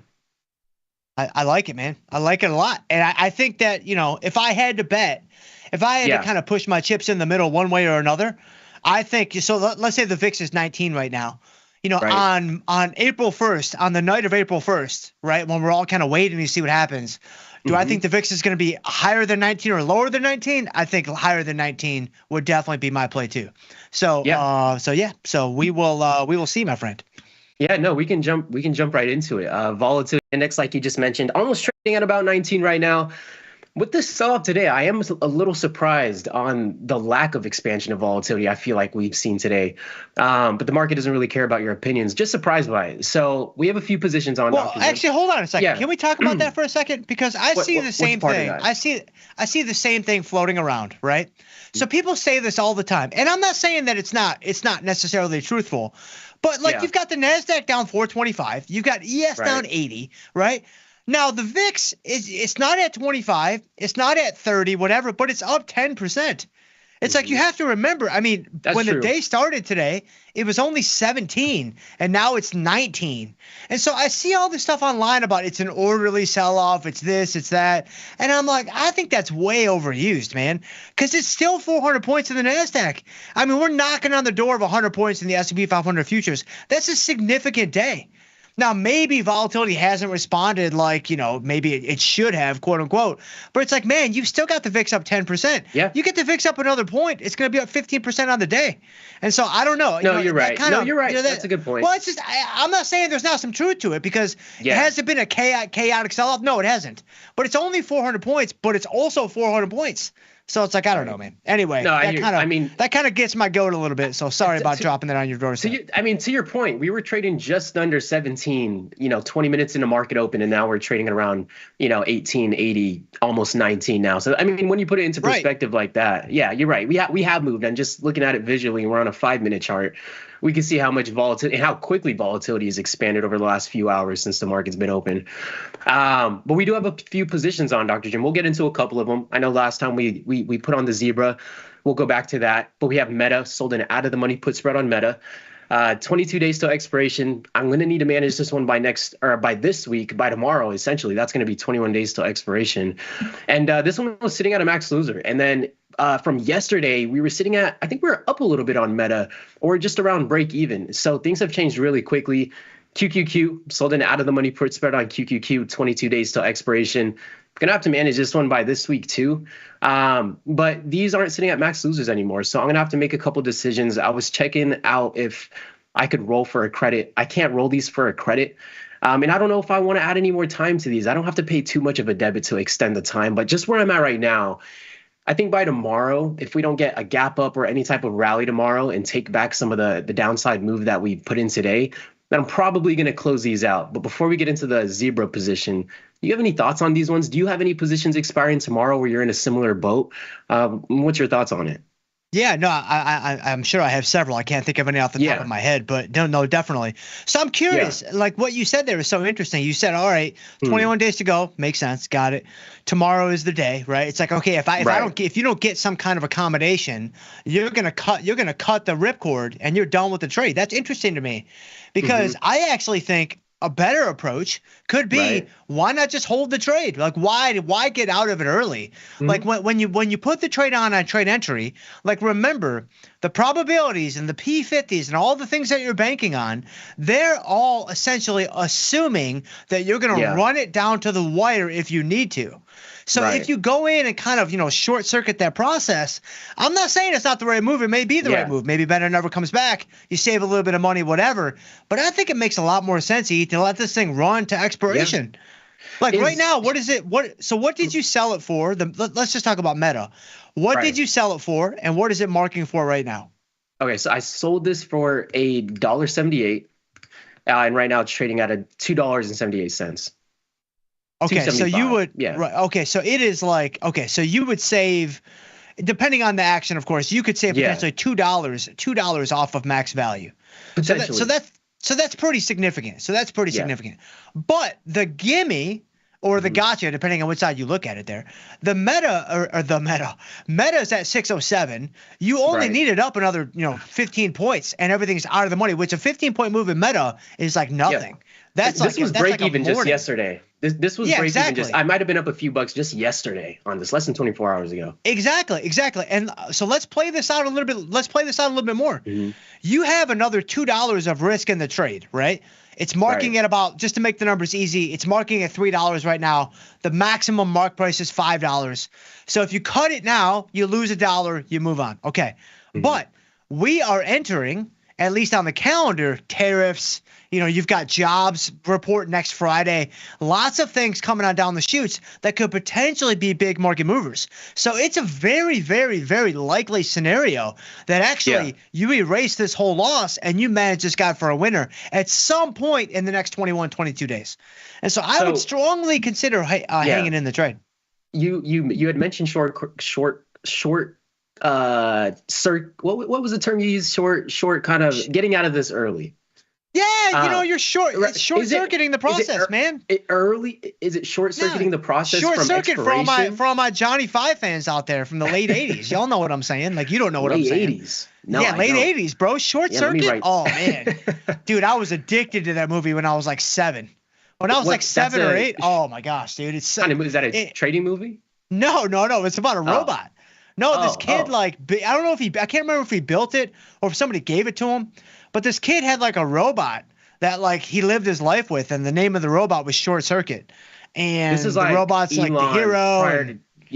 Okay. Oh yeah, this is we're talking 1987 robots, bro. It was brutal. But as a kid, I was like, this is the coolest thing ever. So anyway, I know some people in the chat are gonna know what I'm talking about, so they need to back me up here. No, we don't know. We don't know what that is. I think we were all after that time, possibly. But short circuiting the process from expiration or our typical rules of thumb, like managing around 21 days to expiration. With 21 days to expiration, would you consider that short circuiting the process, or are you referring to expiration? Well, so with a defined risk strategy, right? Yeah. In my humble opinion, if you get out at any time before expiration, you're short circuiting the process. Okay. Any time before expiration. Now, of course, there's a lot of gray area there. There's nooks and crannies and nuances, and you do with that what you will. But to me, I like to put my defined risk trades on, so verticals, iron condors, diagonals, etc. I put those guys on. I size them appropriately on entry, so that I'm like, okay, if I got to run this thing down to the final seconds and it comes to max loss, I'm okay with that. I'm okay with that. I've sized it correctly. I don't want to ever feel like I need to get out early. And I'm not saying that that's the position that you're in right now, because I don't think that is the position that you're in right now. But you want to leave yourself some flexibility. Now, the other side to all of this is maybe this is how you like to do things. Maybe, and you've got to educate me on that. Maybe you like to go to 21 and it's kind of part of the way that you consistently manage these. If it's not where you want it to be at 21, you cut it and you move on. If that's what you normally do, then something could be said to, keep doing that. Right. We'll keep that in mind over the next couple of days. I would say maybe it's not so much of as a routine process. It's more so going back with you and getting your thoughts and just in general and making a logical decision about this. Like, can I provide a reason other than my own emotions why I might want to hold this for another week or another 2 days, or why don't I get out of it now? If I could provide a logical reasoning to that and not just my emotions because the market's volatile, I'm all for it. So that's why we like hearing your thoughts on it too, Dr. Jim. There you go. But I'm in a similar boat with QQQ. So maybe I can manage one, let the other one ride if I want to take that capital out, maybe deploy it in another underlying, because they're both in a similar boat. The position size is very similar. Collected $1.78 on Meta, collected $1.69 on QQQ. So very similar, but we'll probably manage those by tomorrow or this week. We'll make a decision on those. Go from there. Well, so can I offer up one more additional thought? Because you kind of said you've got Meta, QQQ. They're in a similar position, which they are, and you're like, hey, maybe I'll cut one and hold on to the other, or vice versa. Whatever you decide to do, I would not do that. So I would actually be, I mean, just to put it very bluntly, that's not what I would do. Because you got to make up your mind, right? You got to make up your mind, hey, what is going to be now? If you're trying to find your way, you're trying to say, I want to experiment with both. Okay, fine. Then try both, see which one you like better, whatever. But, if you're in the process of kind of wanting to figure out where you want to be on this, or you're trying to make up your mind or whatever, I would be consistent. I would say, all right, I'm cutting them both, or I'm letting them both ride. Because that's actually something that I see happen often, not with you per se, but with like new traders. They do too many different things, and it's like, man, you haven't given the probabilities a chance to work. You haven't even given the consistency that you're going for a chance to kind of grow, a chance to kind of build a foundation, because you're constantly zigging here, you're zagging there. It's like, man, you've either got to zig, or zag, zag, zag. I wouldn't do zigzags. No, it reminds me of the conversation I think we had a couple weeks ago when we were talking about trading futures directionally, and if you should use a stop loss or if you should let it run, give yourself some breathing room. And I remember you made the point before we had wrapped up. You're like, well, whatever you do, it just has to be the consistent process. If you're going to cut them, cut them. If you're going to let them run and give it some time to some breathing room, then do that for the rest of the positions, because going back and forth can put you in a really weird spot. So we'll keep that in mind with the QQQ and Meta. Oil, Dr. Jim, oil. Oil's not one that I trade very often, but we talked about the zebra strategy last week. Worked out pretty well. I didn't have to take much drawdown either, which was really nice, because it was a very directional trade. If you weren't with us, we put on a zebra, which is a zero extrinsic back ratio. Shout out to Liz and Jenny. I believe they were pioneering that strategy, made it a little bit more popular too. But we were looking at USO, and oil's been going on a rally. And right here, Dr. Jim, we were able to take out a few $100 from USO. It went on a rally over the next 2 to 3 days. So that made me a little bit more comfortable because, like what we talked about before, you can get in a really weird position with some of these zebra strategies depending on where it falls at expiration. So I was glad I didn't have to sit into that one for too long. And then on top of that, because it is a very directional strategy, if oil or USO were to sell off 5 points, right, I'd be down $500 because the underlying moves up a point, depending on how many deltas you have on. That's how much you can expect your portfolio to move to. But we snagged a decent portion out of that, out of USO, Dr. Jim. So I wanted to show you that, and I just ended up closing that out. It was one of those spots where I was like, man, what if this just keeps running? But I was like, I'll take what I get, and we'll call it a day. So we ended up closing this one this morning right after the open. That's a beautiful trade. Look at that thing, man. Look at that thing. That is a nice looking trade. Shout out to Liz and Jenny. I mean, that's almost as good as your secret sauce in the MNQ pits. I mean, almost as good, but that stuff is like top secret, bro. Yeah. That stuff is like I don't know what the classified folders, bro. No, the classified folders. No. But look, one of the main differences, though, again, one micro contract is going to take what, $2,200, $2,300 of buying power. Yep. And I think the USO only cost me $700. Let me see what the exact price was. I think I paid $719, and we made $323 only using $719 worth of buying power. That is so close to being a 50% of return on capital, only using $700. We didn't have to take out or use a big percentage of our buying power. So that's one thing I don't want to overlook with this position as well. And like you mentioned before, you can get in a very awkward spot trading a zebra, but this one worked out in our favor, and we'll take it. No, that's good. It's a really cool little tool to have in your back pocket and to have in the toolbox. Yeah, because again, you're showing probably the greatest benefit of the zebra, the capital savings. You're able to get kind of a clean delta exposure to the upside, or you could do it to the downside if you wanted to, and you can do it for a fraction of the capital that it would take to like hold 100 shares of USO, right? And so that's really nice. You just have to understand what you're signing up for and understand it is a bit of a leverage play, and then if it does go down, you can end up with a max loss. No, definitely. One thing I want to do real quick, Dr. Jim, like you just mentioned, it's a lot cheaper than holding the actual 100 shares of USO. So I want to do the calculation just real quick. I'm going to go over here. We put this on 310. Go over here quickly.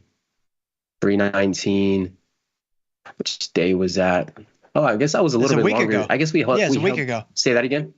It was last week, right? Ago. Yeah, I don't know why it just felt like it was a few days ago, but I guess it's already been a week. 319. Let's just check this out quickly. We were trading at around.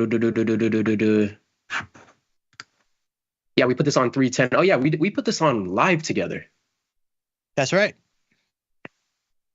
So we were trading at around 73.5 on USO. That's going to take 100 shares of that is going to take you over $7,000, almost $10,000, right? Just underneath that, but almost $10,000 to pick up 100 shares of USO.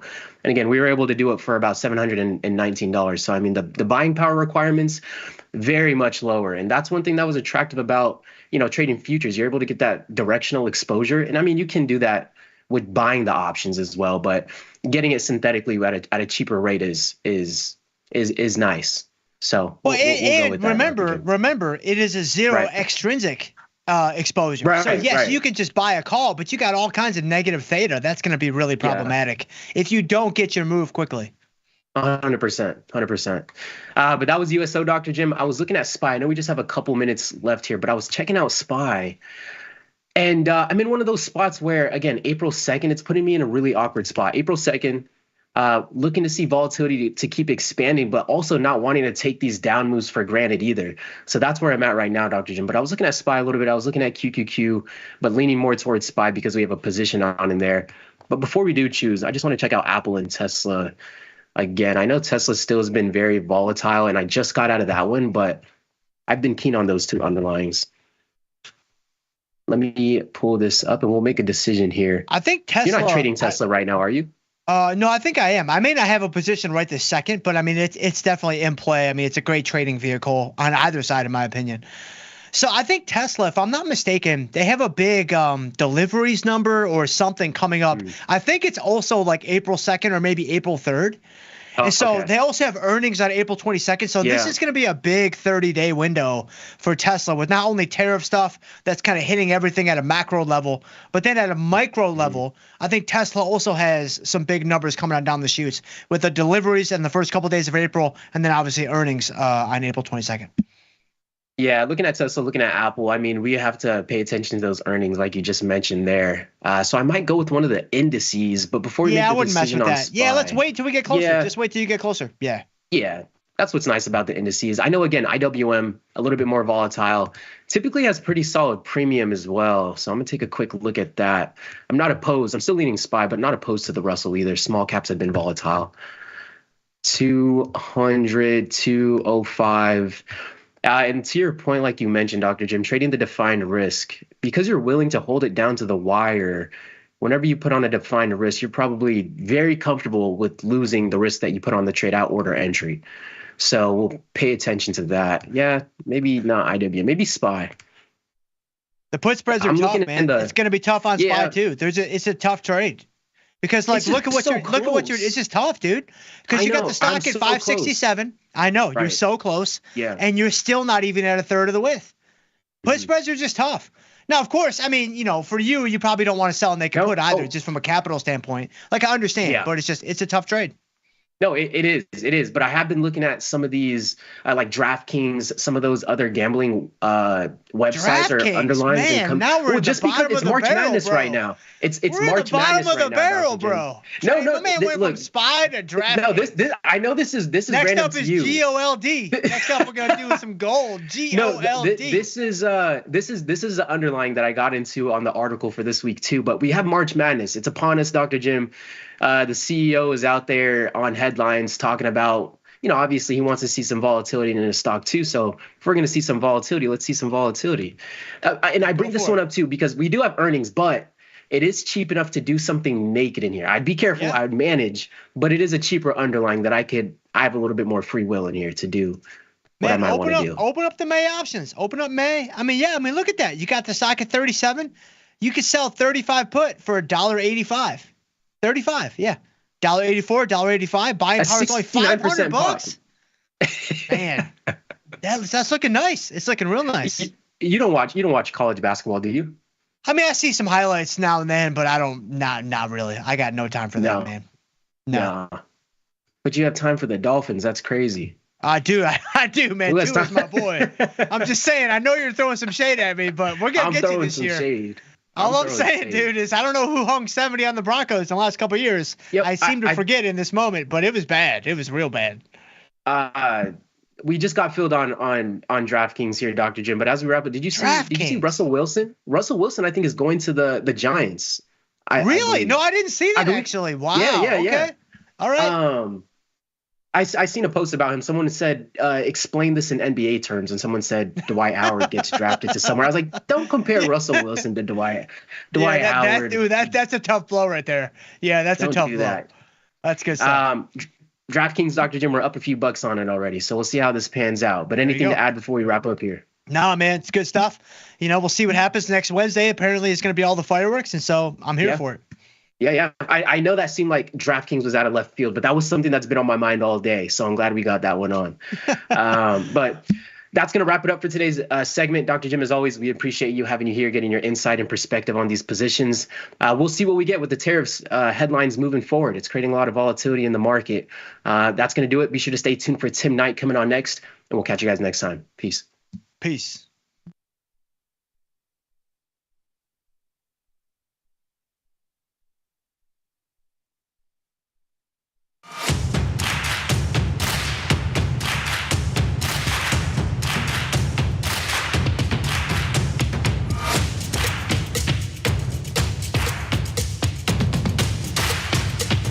How we respond to the most difficult situations is ultimately how we learn to build on our successes.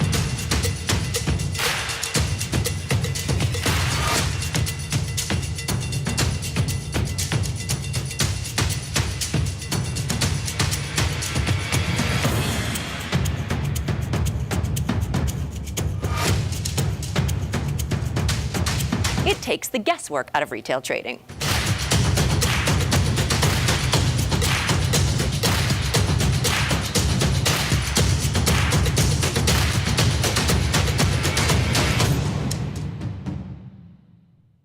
Forbes called us best online for options trading. With stockbrokers.com, we're number one for options and futures trading. So what else can we say other than boom? Trade like a trader. Tasty Trade. Make your move. You can get up to $4,000 when you open and fund a new account with Tasty Trade. That's 4,000 buckaroos, 4,000 bills, 4 large, 4K, 4 grand. Get on the platform for traders who just want to trade. Tasty Trade. Make your move. Forbes called us. And so does Business Insider. So what else can we say other than boom? Trade like a trader. Tasty Trade. Make your move.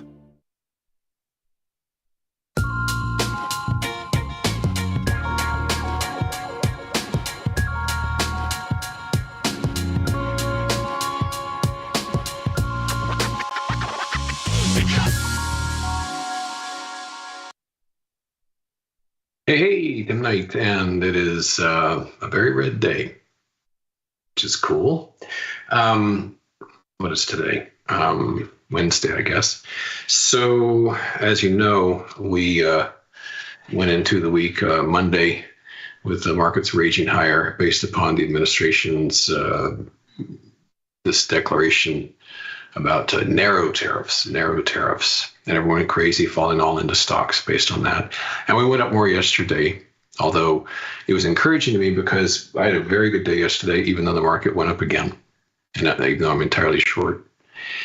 And I got, even on my own website, slopeofhope.com, which is ostensibly a bearish site, getting a lot of flack for being too early and Tim the perma bear, and others wanted to wait until the market was obviously falling, etc. I'd rather be ready. And so that's what happened today. And the two really nasty positions for me, BAC, Bank of America, and XOP, oil and gas, I just bought more puts, and those have worked out nicely. So it's a really good day. And, this on again, off again thing with tariffs, it's bonkers. Because the supposition you have to make Monday would have been, well, the man always does what he says, and he doesn't change his mind. And he's a man of his word. His word is this bond. And besides that, he's really, really smart. So if you want to assume all those things, that's fine. But I just used the charts, and the charts are telling me, especially yesterday, that we were getting very close to the exhaustion. And, wasn't quite sure. The VIX had got down from like almost 30 to 17, almost half. But it could have gone to 16 or 15 or, God help us, even 14. But it felt really close. And so I stayed in position. And I still have some cash left. But all in all, a very good day. 18 different bearish positions, almost all of which are doing really well today. So let's review some charts here and there and kind of catch up with one another. We begin with a spider, like always. And I have this line here, I've sneaked down to be what I hope is our clear reversal point. Monday, we exploded higher. We augmented that a bit yesterday. We've undone almost all of that nonsense. So we're getting close to where we were last Friday's close. So I'm doing things in a big hurry based just upon yet another flip-flop on the tariffs. It was just like this in the first administration. Chinese trade talks are going well. Back and forth, back and forth, back and forth. So, you're not going to spend 4 years going back and forth on tariffs. Eventually, earnings reports will come out, and the recession will come, and other bad things will happen. So you won't be able to goose the market with some fiction about, well, we're still going to make trillions from somewhere, but we're not going to have tariffs, etc. So reality will catch up, and we'll be here to report it. Diamonds down. This was the 50% mark based on that range. And we've reversed hard away from that, as you can see, almost from fib to fib. We've gone from this 50, working our way down toward the bottom on Monday. And Home Depot is still my kind of go-to classic industrial stock. And I've added this line here as a potential exhaustion point. Be nice, because HD has even managed to be up, a little bit today. But we'll leave that there for now, and hopefully that'll be the neckline of the Head and Shoulders. And Apple, always a giant out there. Not a super clean pattern, but we got a little higher today and have burned off most of yesterday's gain as well. So there's a lot of good things going on in terms of redness. Overseas, EFA, we peaked on this last week, as you can see, with a lifetime high for God knows what reason. And we have sunk back down. We've been kind of range around here for weeks at this point. I've kind of lost interest in EFI. There's just a lot of beneficial out there. Tech stocks are getting hit hard. Cubes are down about 2%. This line here, which we talked about yesterday, we'll use as the resistance point. It seems a little low, I guess. But I'll take it if that's all there's going to be. But of course, a week from today, April 2, is ostensibly Liberation Day, when we'll be liberated, I guess, from not having tariffs. And we'll see if that actually transpires. It could happen. And then April 3rd, it'll be Super Liberation Day, where they cancel them all. Who knows? It's just comic at this point. But that's why we try to use charts to clear the fog and see things rationally instead of like an insane person. Here's XLK technology, which likewise has turned south sharply away from its own resistance. And a favorite here, and by far my biggest position, which I've been yammering about a lot, SMH, the semiconductor sector ETF. God bless it, this resistance held. And in fact, that anchor point was from Monday. So we sank a little yesterday and fell really hard today. So this has worked out very, very well. I've taken some profits off the table, those SMH puts, but it's been really aided by the individual components like AMD, which is down almost 5%. Remember, we talked yesterday about the importance of it not exceeding the prior lower high. It didn't. It got close, but it did not. So we're going down on that. And even more dramatically, AVGO, this one had bounced, and actually it peaked long ago, back on the 12th. And we've been kind of meandering around here, and today got hit hard. It's surprising because Broadcom is basically near the lows of this cycle, the cycle being everything past this gap. So we're dancing around where we were way down on those March 6th lows. And of course, the granddaddy of them all, NVIDIA, down almost 6%. This was the bottom. We're springing forward here, peaked last week, and monkeyed around here, and then we're down hard. So yeah, the whole AI mania, NVIDIA mania, Cathie Wood's preposterous predictions about Tesla going to $2,600 a share. There should be like a Cathie media monitor, like the number of times she's on TV or radio and like gets credibility. So that was on the rise. But yeah, NVIDIA's getting hit hard, so that's cool too. A lot of the really high flying stocks had bounced hard, and they are unbouncing just as hard. AppLovin, APP, LOBN is the name, APP is the symbol. This had gotten wiped out. Many stocks over the course of 2 or 3 weeks losing half or more of their value. Blasted higher, peaked yesterday, didn't quite close the gap, and then down today, a juicy $20 and change.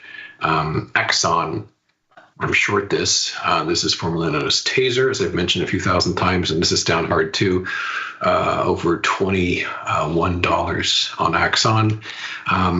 Royal Caribbean. I got into this yesterday, give one more try. So far, so good. We're down over $6 on RCL. And of course, the real eye-popping victory would be if we can break this channel, which hasn't happened for years. This was a real honey. Tech, TECK, Tech Resources. This one's down almost 6%. It was strong earlier today. We've got a monster bearish engulfing pattern on this, so this is getting slapped down very, very nicely. I shorted this one early today. Carvana, CVNA. Didn't get options, very, very expensive, but just a simple short position. And this is down almost $20, almost 9% from these extraordinarily lofty levels. Coppa, which seems like an acronym. So CAVA, this one down almost 4%, having peaked way up here. And this one had already slid from 172 down to 73. So losing about $100 per share, the vast majority of its market cap. It tried to bounce, peak yesterday. Let's just draw horizontal to commemorate that occasion, and it's reversing away today. Let's see what else. IonQ down 2 2/3%, having hammered out this very pretty top, down, up, peaking today like so. Bearish engulfing pattern on this. This is one of those quantum stocks, as I said, the only one whose pattern I really like. And one other crazy one, Shopify, SHOP. And this one, this is a little tricky. I'm not in this one because it's strange with this trend line. This trend line seems to either dictate support or resistance, kind of flip-flops back and forth. We got up to, it's kind of a shame I didn't get into this one. This is a nice trade. We got very close to the underbelly of that broken trend line, and then today gave up the ghost. So a lot of very chart-friendly stocks going on. Like I said, this one's a little weird because of its relationship to that trend line. But congratulations to anybody who was bearish on that one. Let's just add that right there. I mentioned earlier a couple of kind of headache issues for me, which headaches appeared on. One was Bank of America, BAC. And this, I came into the long puts on this, and it just kept going up. And I was sort of gritting my teeth because there was a prospect of it getting as high as 44.94, that price gap, which is a goodly ways away. And I'd ask myself, do you want to endure that kind of, and it's, nowhere is it written that it's going to end there. It just seems like a good resistance point. So I had to ask myself, do you want to tolerate this until there and just hope for the best? And I made a total greenhorn move and just bought more puts, just added the position at very good prices too, sold it into the strength. We've got a bearish engulfing pattern on that now. And so that's looking better because you can see, if you look at it from that perspective, this looks really vulnerable to getting hit hard and cutting below the lows we saw earlier this month. And the other headache, XOP, was quite strong. As you can see, it is burning that off. It's easing back. Oil's been very strong. Therefore, XOP and COP been quite strong. This one isn't as slam dunk as BAC seems to be, but there's every good chance that big pink pattern could complete. So here's hoping. One item that I was thinking of getting short but did not, then shame on me, but it's a real nice one. You've seen it before. Vistra, VST. We've had a nice reversal on this Monday, Tuesday, Wednesday, and not the cleanest pattern in the world. But from this distance, you can see how this one also is quite vulnerable. I've mentioned again and again the importance of keeping an eye on crypto. And Bitcoin is down quadruple digits, which for Bitcoin isn't too big of a deal. But the very important resistance here, that psychologically important $90,000 level, we have spent 4 days kind of tickling underneath there, but it can't quite cut it. And today isn't a hard fall. We want to see a $4,000 or $5,000 drop in a day to really get things cooking. But the weaker this is, the more it'll help equities. I would also mention, I don't trade crypto anymore myself, but for those of you who do, I would mention XRP, which I think is Ripple. Very interesting diamond top on this one. I haven't drawn it, but you can kind of, in your mind's eye, kind of see there's a diamond top there. Very powerful potential reversal pattern on that. And the last one, you do this 20 years, you get good at it. Show's not been on that long, but close. RTY. This is important to watch because we had talked about this big pink top right here. We pushed from this Fibonacci even a little above the one higher, but we were reversed away on that. So we're near Monday's lows. My point being that this top here, and let's stretch this a bit for better viewing, that this bit here might represent the complete top that we could fall away from. So I shorted a bunch of IWM yesterday. So far so good on that. I'm just going to hang on to that. And that top may be it. That may stick. Okay, well, PCE is on Friday morning, so I don't know how tomorrow will be, but I hope you're doing all right. And I will see you Thursday. Bye-bye.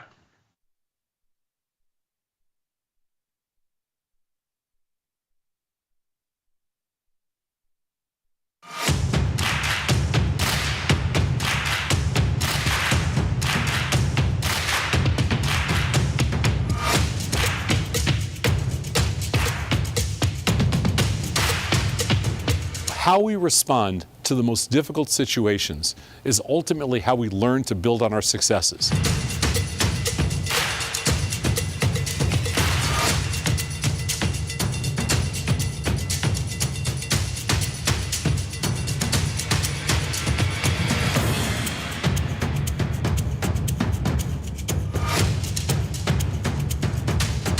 It takes the guesswork out of retail trading.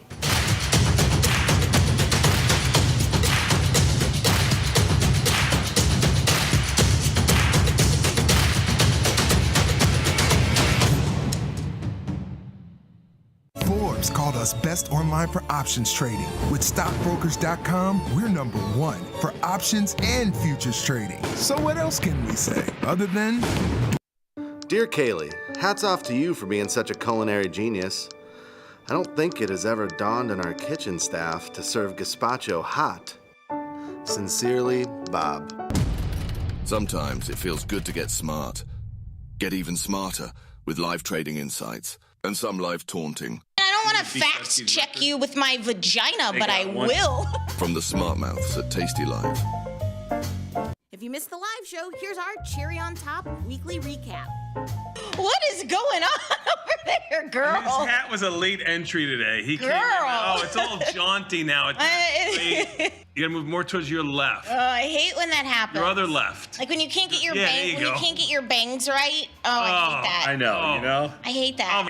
What's going on with you? I'm watching you walk. What did you do? Did the corned beef king of Chicago get taken down by his own corned beef? Looks like it. Is that what happened? Looks like you gave yourself the gout, so you use your phone to take a picture. Like if the print on like a bottle or package is too small, if you take a picture of it, you can make it bigger. Yeah, I do that all the time. That. My eyesight is perfect. We literally tweeted a photo of you out this morning. Put that photo up. He's so for real right now. Oh my God. You can hear them laughing. You can hear them laughing. Studio, but that's Tom right now. That's my view of Tom. Beautiful. He came in wearing that today. Wait, what does the back say? Does it have your name on it? No, I would never wear a shirt. Now, I'm glad you brought that up because only the biggest loser in the world would wear a jersey with their name. Hey! There they are. Hey! JJ. Put him up. Only the biggest loser. There they go. Scott, what's up, my man? How's Japan? Scott, you better have not worn the jersey with your name on the back. Nobody wears a jersey with their name on it. Look how good that looks. That is so lame. I'm sorry. You can't do that. I'm so embarrassed that JJ is wearing that jersey. What does it matter to you what someone else wears? There's a code. What is the code? It's all right. There's a code. In Chicago, if he wears a jersey with his name on it, somebody's gonna throw a beer on him. Would you like to say hi to Mr. Tom Ricketts? We're having an argument on air right now, and you got to put it to bed for us. JJ's wearing a jersey with his name on the back, and we're arguing whether or not, according to the guy code, you can wear a jersey to a game with your name on the back if you're not a player. Mr. Ricketts, sir, my argument was that these beautifully crafted jerseys were a gift from your organization and that it is an honor to wear the jersey with your name on it. And my argument is no guy in the world should wear a jersey with their name on it and not expect to have a beer. And I'm trying not expect to have a beer thrown on them. I'm trying to stay out of it so I get one of those jerseys one day. I think it's okay. Yeah! I've gotten jerseys. I think it's okay. If you're a big Cubs fan and you go to a lot of Cubs games, having a jersey with your name on it is 100% fine. There you go. Did you see Ricketts after we talked to him? Yeah. We asked him if he thought it was okay if you wore a jersey with your name on it. I did see that.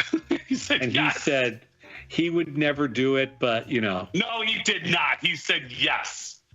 I think it's okay. Yeah! Okay, revisionist history. It's recorded. I saw it. Get the full scoop by checking out the archives at tastylive.com. You can get up to $4,000 when you open and fund a new account with Tasty Trade. That's 4,000 buckaroos, 4,000 bills, 4 large, 4K, 4 grand. Get on the platform for traders who just want to trade. Tasty Trade. Make your move.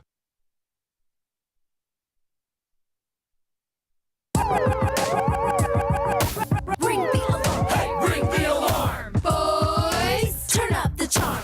Listen up, y'all. Get out the damn stall. It's the last call. Hey, the last call. The last call. The last call. Hello, everybody. We are back. I'm Tom Sosnoff. Feel like you've seen a lot of me today, and he's Chris Vecchio. Hello, Mr. Vecchio. How are you? I'm doing well. Not as well. I actually think I am doing better than these markets today, Tom. How are you? I'm pretty good. Been in a fast market all day long, creating a lot of content, creating a lot of controversy. I just did a podcast with your boy Dylan, and I'm sure we got ourselves in hot water with about half our viewers. But it was fun. And we discussed Bitcoin as an investment for companies to make. We discussed stablecoin in conflict in the executive branch. We discussed lots of different things about the digital asset marketplace, which, by the way, today is not having its best day, down $1,800, not the end of the world. But and then, of course, we had a market that S&P's opened a little bit higher. Well, yeah, a little bit higher. And the NASDAQ's been weak all day, and I think that's an understatement. Down 400 now, and the S&P's down 75. The Dow was strong all morning, and it finally gave it up. It's down 200. And the Russell, which was also strong all morning, it's down 28. Bonds were weak all day. They haven't rallied. Basically, they've had like a 12-tick range all day. They're down a half a point.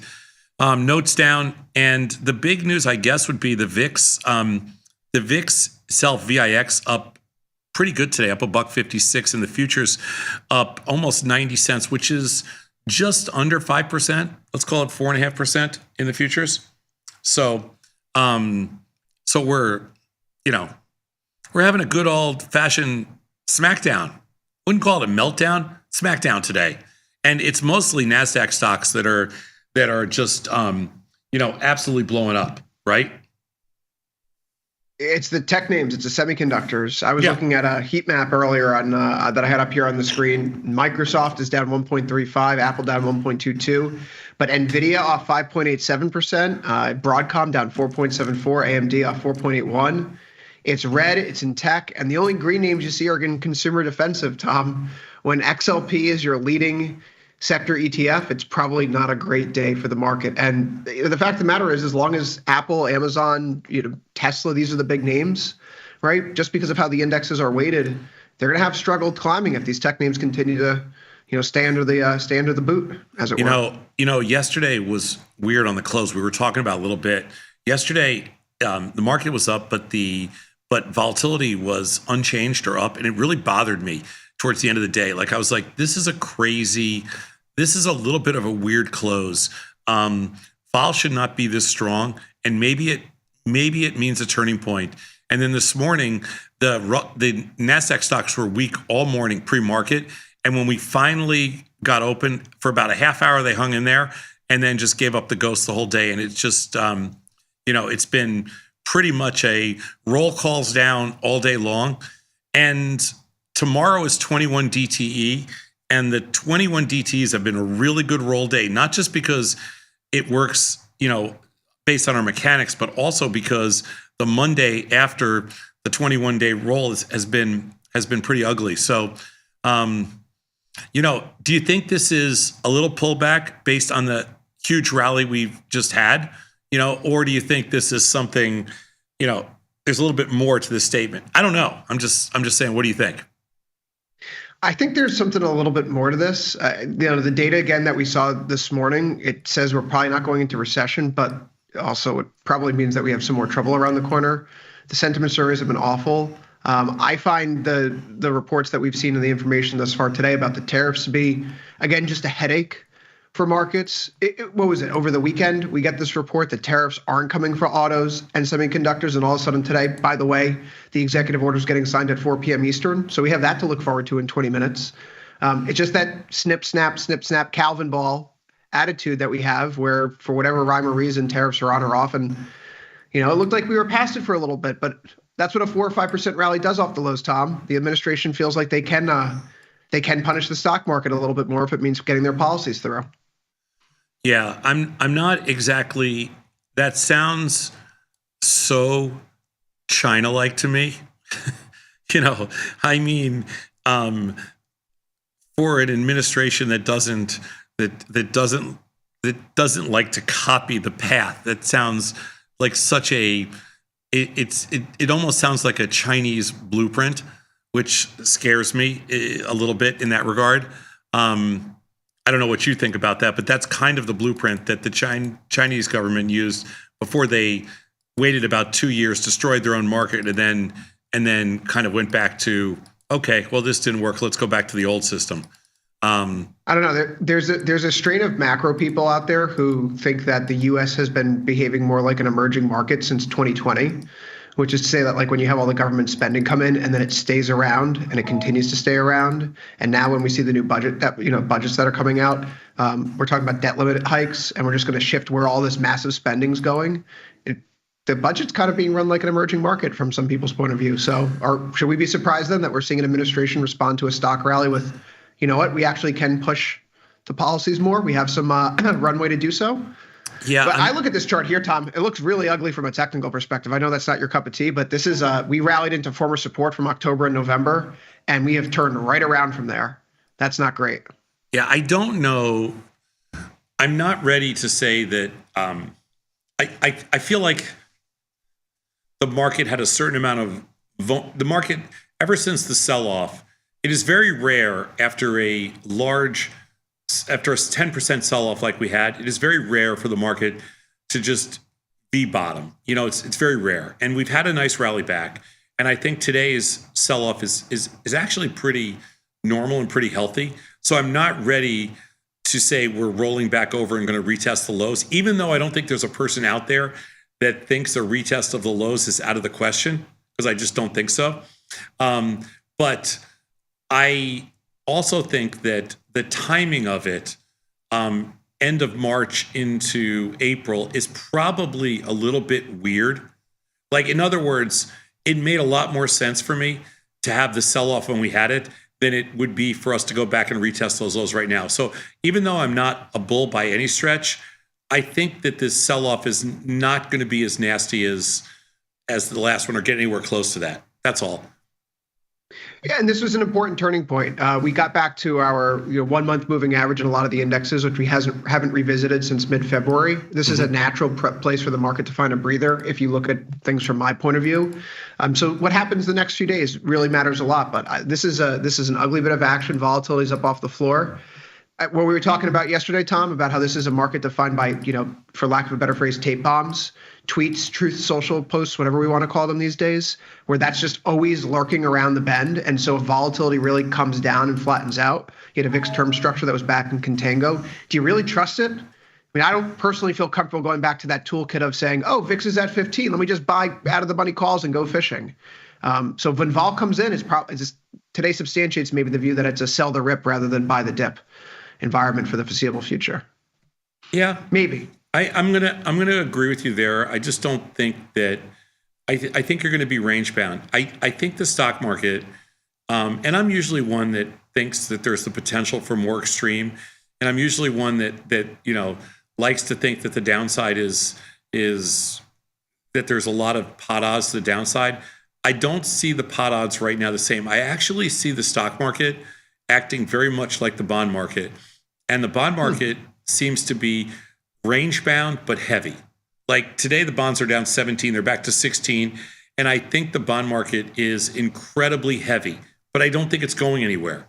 Like I kind of look at bonds right now like I look at stocks. You can almost buy every dip and sell every rally, but I think there's more risk in the bonds of selling the rally, and there's more risk in stocks of buying the dip. But I also think they're both range bound. And Just like I think you can buy bonds if they go under 116 here. I think you can sell stocks over 5,800, decent over 5,800, and you can buy them if they get near 5,700. I think we're range bound. I think we're going to trade in this. This is a seasonally, pretty decent period. Usually end of March into April expiration.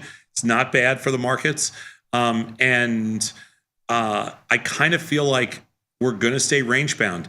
Like I think there's going to be buyers. If we're right now at let's call it 57.5 in the S&Ps, 57.5. And I think 50 handles lower, you're going to have some decent support. And I hope they get there.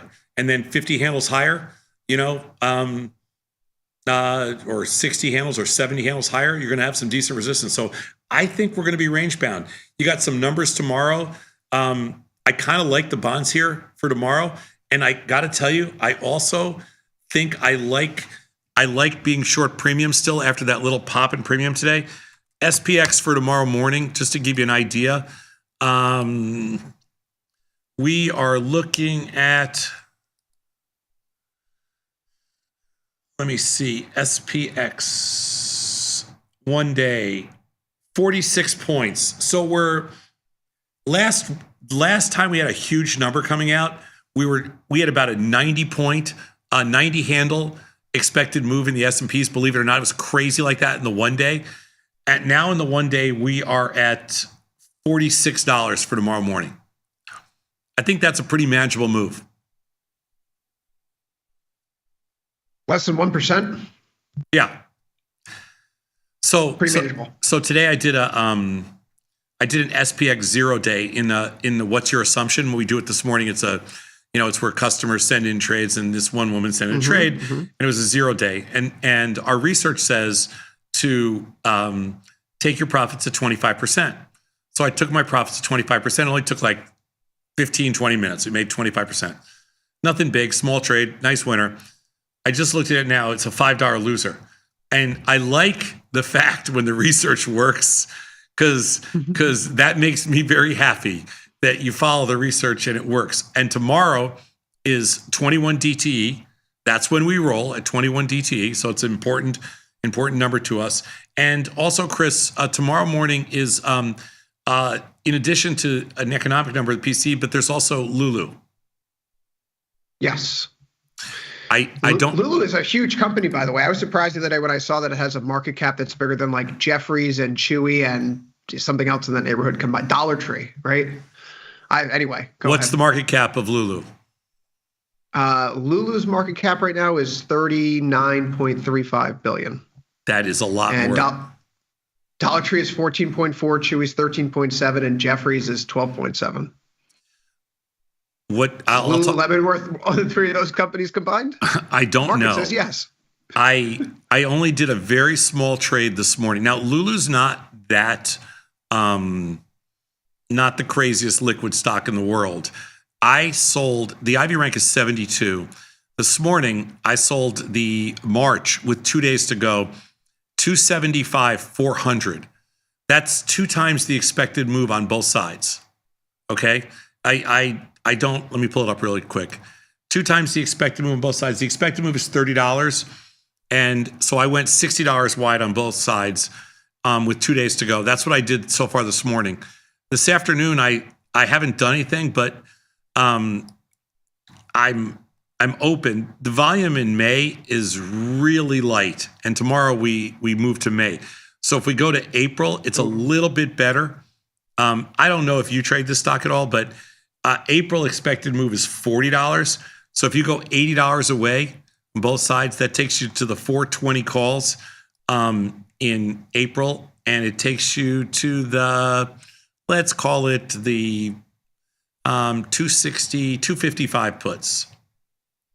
And they don't have 255 puts, 260 puts. 250. Yeah. And that strangles trading for the mid price is 259. And it's very hard to fill these things. Actually, I'll give it a shot. Oh, that was too easy. 253. So have a little bit of a trade on in Lulu. And let me just try one more time. It's so funny. These things fill like, you have no idea. Up 256. I was obviously way too cheap. Okay. So a little bit of a Lulu trade, some in April, some in March. And I'm not trading I'm not putting a trade in for the broad market, but I am coming in a few deltas short with a pretty high theta number tomorrow. And that's how I'm playing the economic numbers. Mm-hmm. GDP report comes out tomorrow morning, 8:30 Eastern. It's the third revision or the third reading of it. So I'm not sure how much that moves the market, but we also have the jobless claims figures due out. You mentioned Lulu here being the earnings that you're watching for tomorrow. I'm curious, is there anything else over the course of the week on the earnings front? I'm looking for market caps at least of $10 billion through the end of the week, and I see two names that really just TD SYNNEX Corporation and PT Telekomunikasi Indonesia, which I don't even think we have that ticker on the platform. It doesn't matter. Point is this just your last earnings play for the week? Yeah, this is yeah. There's no earnings plays on. Yeah, this is it. Also, if you're interested in the bond move for tomorrow, well, I don't know. I'm not trading the 1 day. Let me see. Do they have a 1 day? They should. No. It's 2 days in ZB. You can always go to TLT. Yeah, 2 days. 2 days in the ZB. No, too cheap for me. So I like the April in the bonds. I like the April 25th, and I like the 115, 117 and a half strangle. It's trading for the 115, 117 and a half strangle. It's a neutral trade. Gives you a little bit more room on the upside. It's trading for about 145, or you can move it one strike out and go 118, 114 and a half, I guess, for 124. That's mid price. I'm going to see if we get filled. Sometimes at the end of the day, you can catch a fill. You can catch a fill at the end of the day, and it works. I don't know. We'll see today. So far, nothing done. Yeah, it's a really interesting perspective. Bonds are going to chop around here. I'm looking at ZN. I've been just sitting long deltas in both of these, and they haven't been doing much of anything. Yeah. ZN's been long call spread. ZB has been a short put spread. Yep. 6 of one, half a dozen the other. Honestly, if they chop around, the short put spread's going to be fine. I'm going to have to reposition the long call spread, though, because that's running into theta burn at this point. It's not near 21 DTE. I have another 2 weeks left. Hopefully we can get a lift from here, but it's, on a day where stocks are down, the NASDAQ was off 2%, you'd think, given how the markets have traded recently, bonds may have been able to get more of a lift, and that was just nowhere to be seen on this Wednesday. Well, I'm going to sell a tiny bit of bond premium here. I am selling, just so you know, a couple tranches of the 114 and a half puts and the 119 calls. It's a relatively small strangle in the bonds, and we're playing it's only $3,000 in buying power, and I'm playing a little bit of a vol collapse tomorrow morning in the bonds. I don't think the premium's high enough to go in big, but it's a slightly bullish bond play, and we'll see what happens. Stocks, I'm going home flat. And the only other thing I wanted to talk about today, which I talked a little bit about with Dylan, but you know what? I know actually we're going to bring those guys on. Last night's earnings, we sold puts in Chewy and puts in GameStop, and with 1 day to go, and it worked out. But the GameStop news was disturbing to me because I don't like companies that buy Bitcoin. Agreed. Yeah, I find that to be crazy disturbing, but I don't really want to talk about that more because I talked about it with Dylan. Anything else jump off the screen before we bring those guys in? Aside from the single topic I was hoping to bring up today, no, we can bring those guys in. What's the single topic? Bitcoin and GME. Oh, I didn't know because you didn't say that. You didn't say anything to me, but yeah, I really hope that is not a trend. It seems to me like it's a lot of executive teams are looking for a way to bootstrap their their success from a lack of innovation and imagination about how to evolve their business into what can we do to pump our, share prices, which ultimately are good for the options being triggered on our, contracts. It's gross financial engineering. Makes me think that GameStop is actually a terrible business that's legitimately going under. If somebody came to me on my team and said, I think what we should do with excess cash is buy digital assets, I think I would have them killed on the spot. Just literally killed on the spot. Like, that is not... Noted. I'm not looking for that kind of innovation. What? If I'm ever looking for a way out, I'll make sure I mention that to you. Yes, please do. All right, okay. Let's bring in the boys. Save me. Well, now we know what it takes to get killed around here. Yeah, now you know. Although, we need to get sauced up one of those like trap doors where he just pushes a button and the floor opens up underneath the person and they fall into an alligator pit. Like Dr. Evil. But yeah, that would be cool. Yes, that would be great. We should have one of those here. Also, sharks with freaking laser beams while we're at it. Once a week, somebody gets fed to the alligators, no matter what. Like it's like forced failure. But somehow it's the same guy every week. How is this guy keep getting fed to the alligators? Yes, that's a great business model. All right, boys. Yeah. Here's the question, Ilya: does this sell-off have any legs? Chris seems to think it might. I kind of think it doesn't. What do you think? I agree with you. I don't think that I'm sold on this yet. I think if you look at the damage done today, if you want to be a simpleton about it, as I always do, you look at the chart and you say, well, from the lows, what is this? It's a series of higher highs and higher lows. Show me a lower low, and I'll believe that the downtrend has restarted. But for now, it's a higher low. We're still scraping basically where last week's range was. We've undone the rally at the open of this week, but we're not back into a down move here. And so I'll believe it when I see it. I mean, obviously, I want to be short. My disposition is bearish, but I don't think this is done yet. I think we could yet climb. Mr. Radigan? Yeah, I agree with Ilya. I don't see why would it not climb? I mean, you basically have nothing to preventing it other than the theoretical liberation date on April 2nd. And then I guess a jobs number at the end of next week. But between now and April 2nd, I just don't see why. I feel like the bias from here until whatever middle of next week is to move up, not down. Victor and I were just talking about this on the Price of Truth last night, saying anytime you name anything Liberation Day, anytime a government names anything Liberation Day, almost guaranteed it's the opposite thing. My Soviet alarm went off at like volume 1,000 with that name. When they declared Liberation Day. Oh, good, because I read that wrong. I thought they said Libertarian Day, so I was really worried. As soon as they said Liberation Day, I immediately saw Soviet propaganda about the great and glorious future and became concerned instantaneously. Who are we liberating again? Exactly. Ourselves. And from who? Why is the government liberating us all of a sudden? Is there any, you think there's any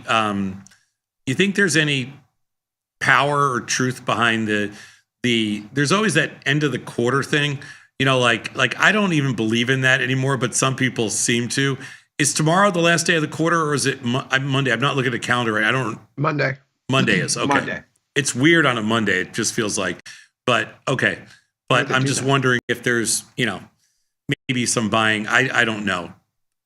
We should have a market holiday on Mondays that end the quarter. That way we're forced to have the end of the quarter on the prior Friday.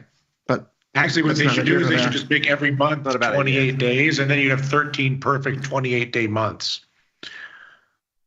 Oh, look at you. You could run on that, Dylan.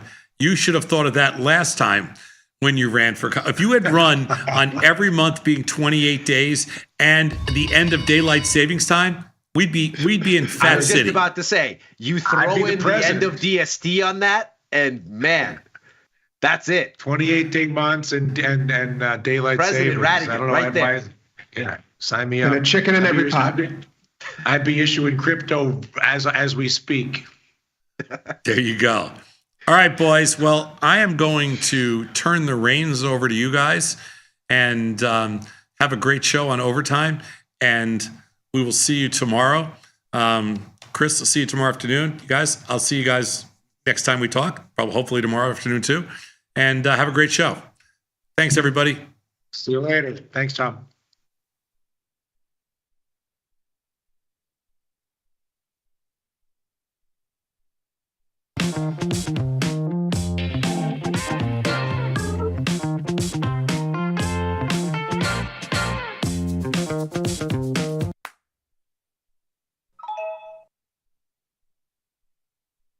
So I started trading in the equities market when I was 18.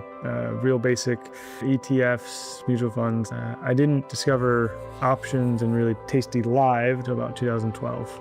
It made sense to me from a risk perspective. And so I started trading and never really have looked back.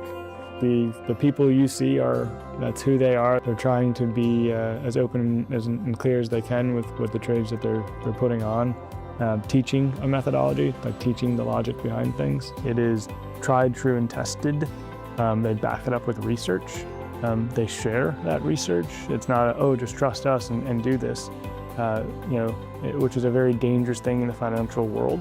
But, learning about that in the Tasty universe, it starts to prove itself out, right? When you follow the methodology, you'll see those profits and you'll understand why a position did what it did. Sometimes the market wins and sometimes you have a 90% winner and you don't know, why don't I do this every day, right? This is easy. But you kind of have to reset that and just go, okay, close the trade and move on to the next one, which is really what Tasty's about. Calling all traders. Are you using tastylive mechanics and enjoying awesome results? Are you an up-and-coming options savant? We're looking for you. For over a decade, tastylive has shared the most inspiring stories of traders teaching themselves a new skill, using probabilities and experiencing new levels of success. If you think your trading journey should be shared with Tasty Nation, we'd love to hear from you. We are always on the lookout for the next class of rising stars. Email us at risingstars@tastylive.com if you'd like a chance to share your trading journey and inspire others. Ready to take your trading skills to the next level? Dive into the world of stocks, options, and futures with Tasty Trade courses.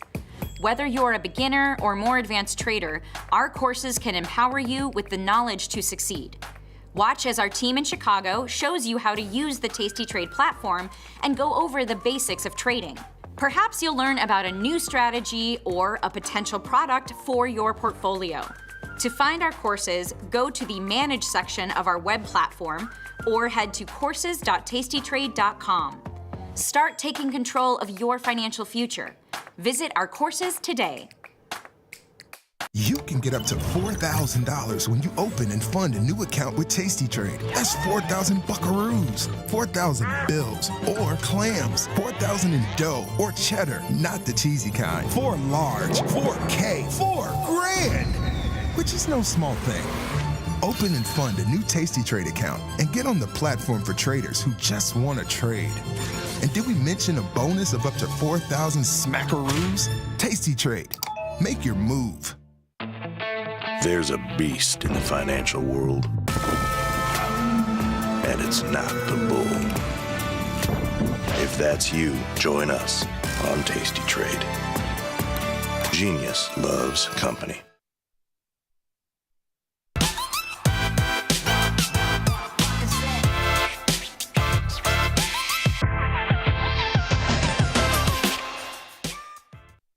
A day of stupid headlines. It's Wednesday, March 26, 2025. This is Overtime. I'm your host, Chris Vecchio, here in New York, in San Francisco, Dylan Radigan in Milan, as we take you through the rest of this hour Futures market closes in just over 55 minutes time. If you're on the platform, if you're on the website, come over to YouTube. Tell us what you're trading. Join the chat. What you think of this reversal here in stocks, bonds, lack of liftoff, and copper prices squeezing up to a new all-time high. If you're already there, come over to the platform. Come to the website, tastylive.com, see what we're all about. Guys, I say it was a day of stupid headlines because we're doing the whole Michael Scott tariff snip, snap thing again. We start the week with the news that semiconductor and auto tariffs will not be levied on April 2nd, America's fabled Liberation Day. But we learned that, in fact, that auto tariffs are coming, and they're coming this afternoon. As we speak, the President of the United States is expected to be signing an executive order with respect to auto tariffs any moment now. When I say stupid headlines, the top stories on CNBC today were about Steph Curry launching a new sports streak with Michelle Obama, or GameStop surging because of its desire to buy Bitcoin and add it to its balance sheet. Just a weird Wednesday overall. Stocks here off 1.2% in the S&P 500, 57.56. The Nasdaq down 1.87%, 20,105. The Russell off by 1.09%, down at 2,089. Did mention that the bonds here were weaker on the day, not bouncing with the stock market coming off. Data this morning, durable goods, we'll get into. The Richmond Fed manufacturing survey from yesterday is buttressed by a Dallas Fed survey today, in which respondents called this, quote, the worst business environment in my 40 years in the industry, unquote.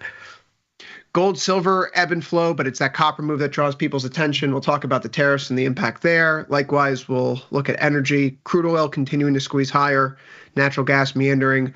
While the dollar has a mixed session, it's budget day in the UK. We learn all about what they plan on doing with austerity or austerity light with respect to the welfare state. And I suppose that's the Wednesday news. Ilya, I look at these charts and I see an ugly reversal here against our 1 month moving average with this evening star candlestick pattern coming into play and closes below our 1 week moving average along the way here. That looks pretty darn toppish in a place where the S&P 500 has previously carved out lows. Why are you not looking at this former support turn resistance and thinking that the rally may be finished?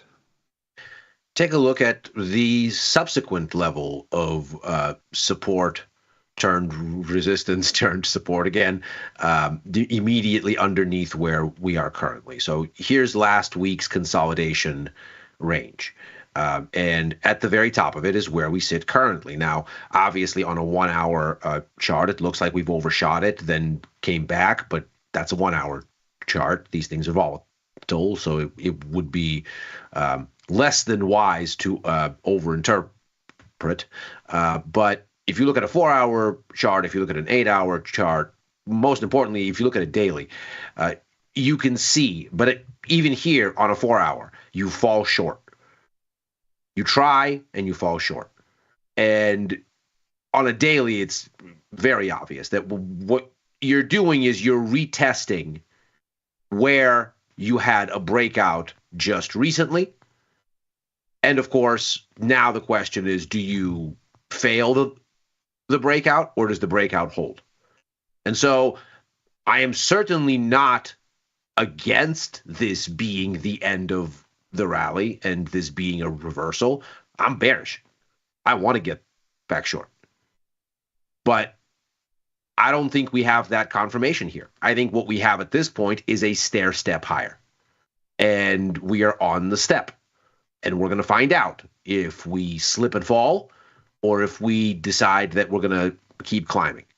I think we could keep climbing. I think getting back to 5,900 or so to really scratch the underside of the January range, where those lows are in mid-January. I think that's still feasible from here.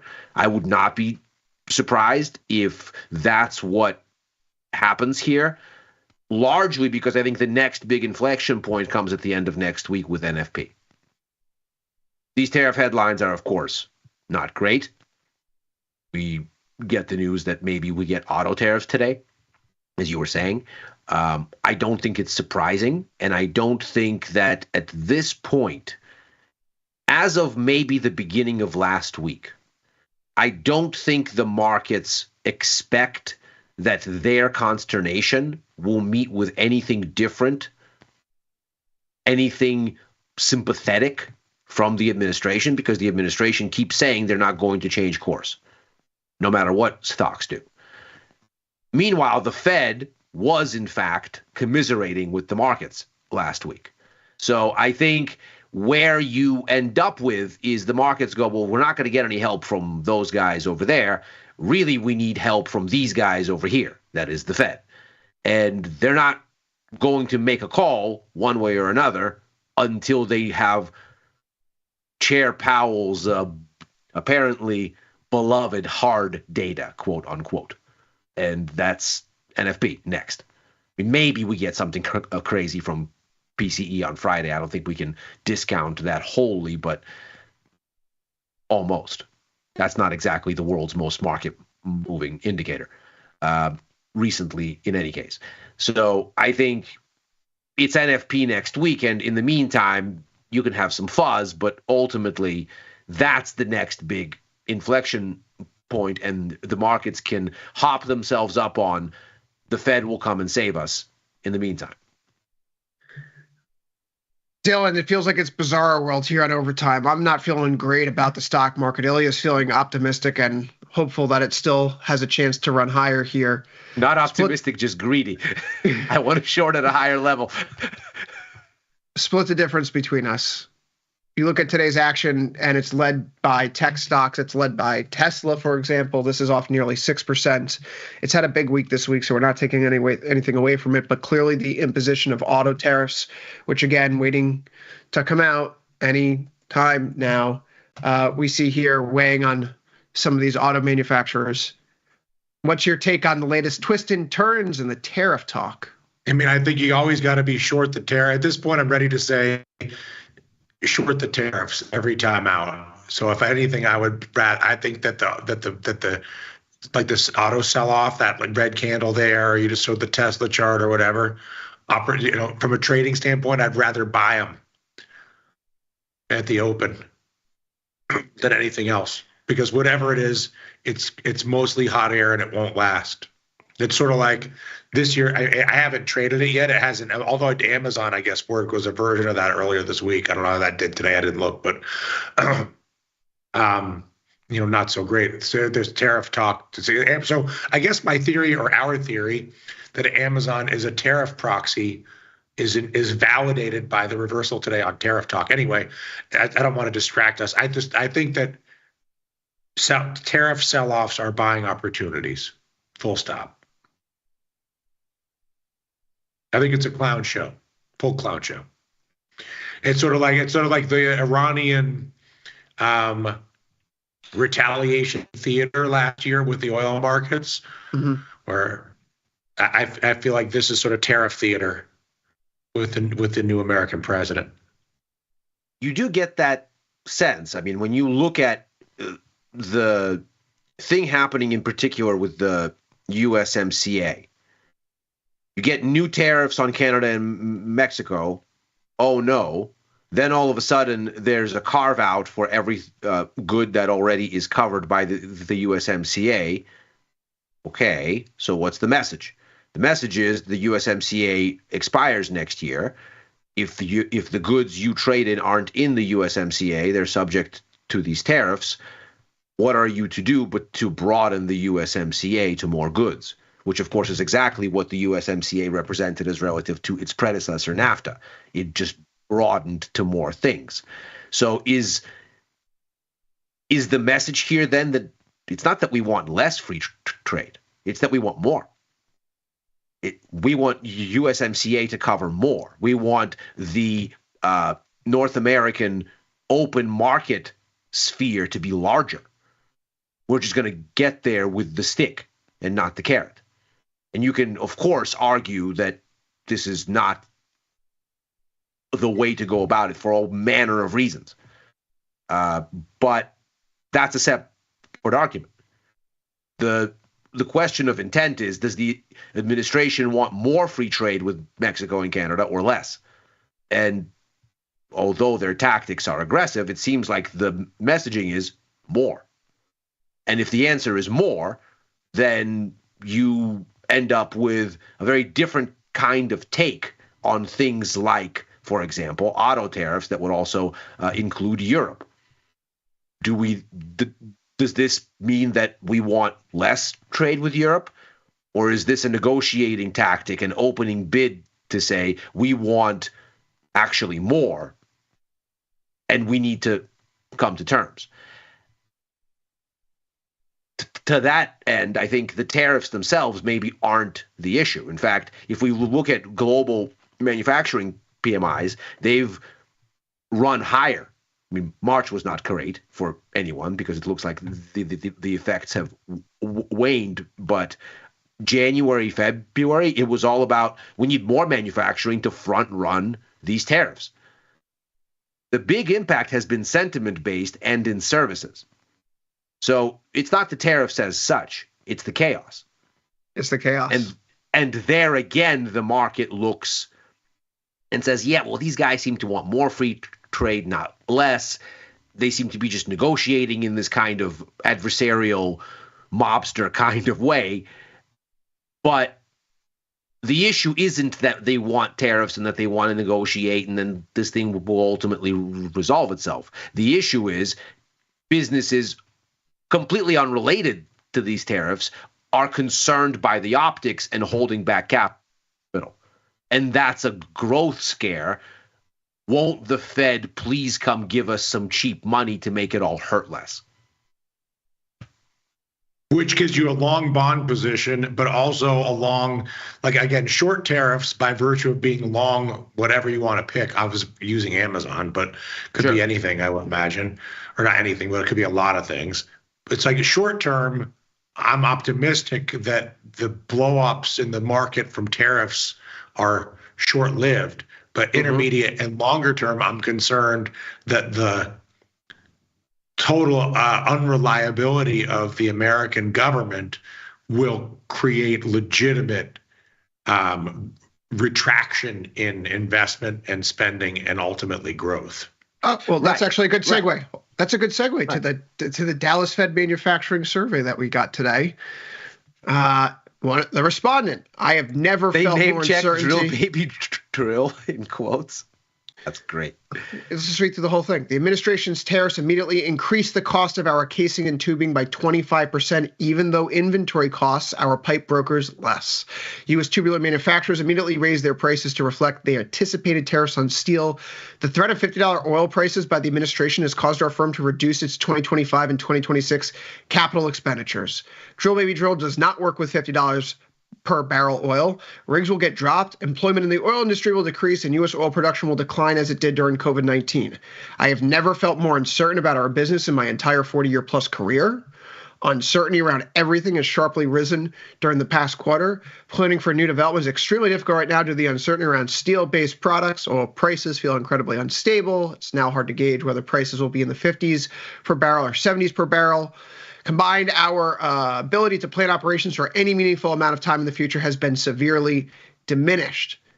Dylan, we know that oil drillers will commie libs, but are these oil drillers down in Texas onto something here about the uncertainty in the business environment? I mean, I think that's a rhetorical question. Okay, we can move on then. I mean, I think the question is not, is this what's happening? This is obviously what's happening. It's what's happening, yeah. I think the question is, where will the consequences of this uncertainty manifest and how? And then it's either a matter of speculating about, where the potholes are going to be in the individual names, or maybe it just makes me more sort of a warm up even more to Ilya's long bond position, because it's going to be lower rates sooner in the face of slowing growth or potential recession as a result of this madness. Again, the market this week was fine with April 2nd being Liberation Day. It's not okay with the market today when we find out that, actually, auto tariffs are getting levied this afternoon, right? We thought we had a clear direction. We thought we had some clarity, right? We're narrowing the scope of the tariff. So it means they're having that when you say you're narrowing the scope of something in this context, it means, they have a plan that kind of dotting their I's and crossing their T's. They're finalizing things. They're looking and they say, okay, this is going to be left out. Let's put that aside. They're getting ready to present the package publicly.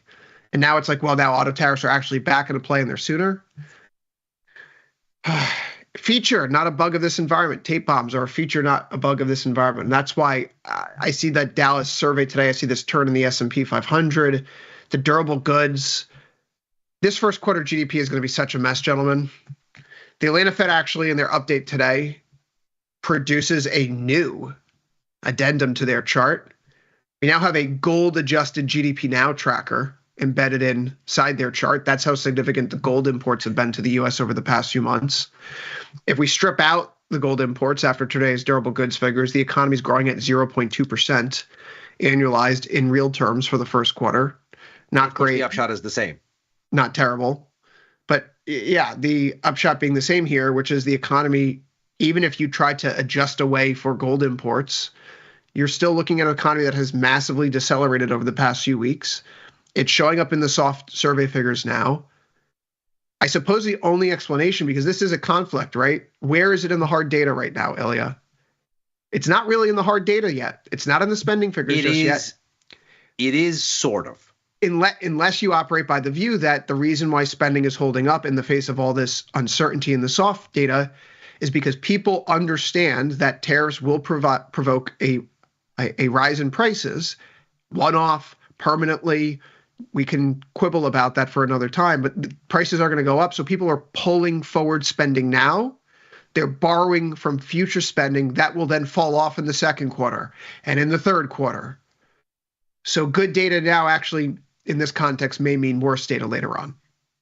Well, there is an important caveat here. So if you look at the CPI data, I think we'd all agree CPI data, hard data, not survey data, not asking somebody's opinion.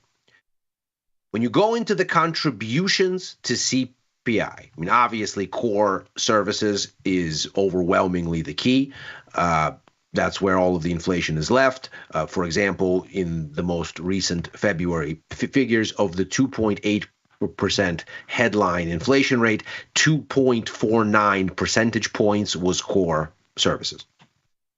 So goods were negative, food was 35 basis points, energy was negative, flat-ish. So it's all about core services.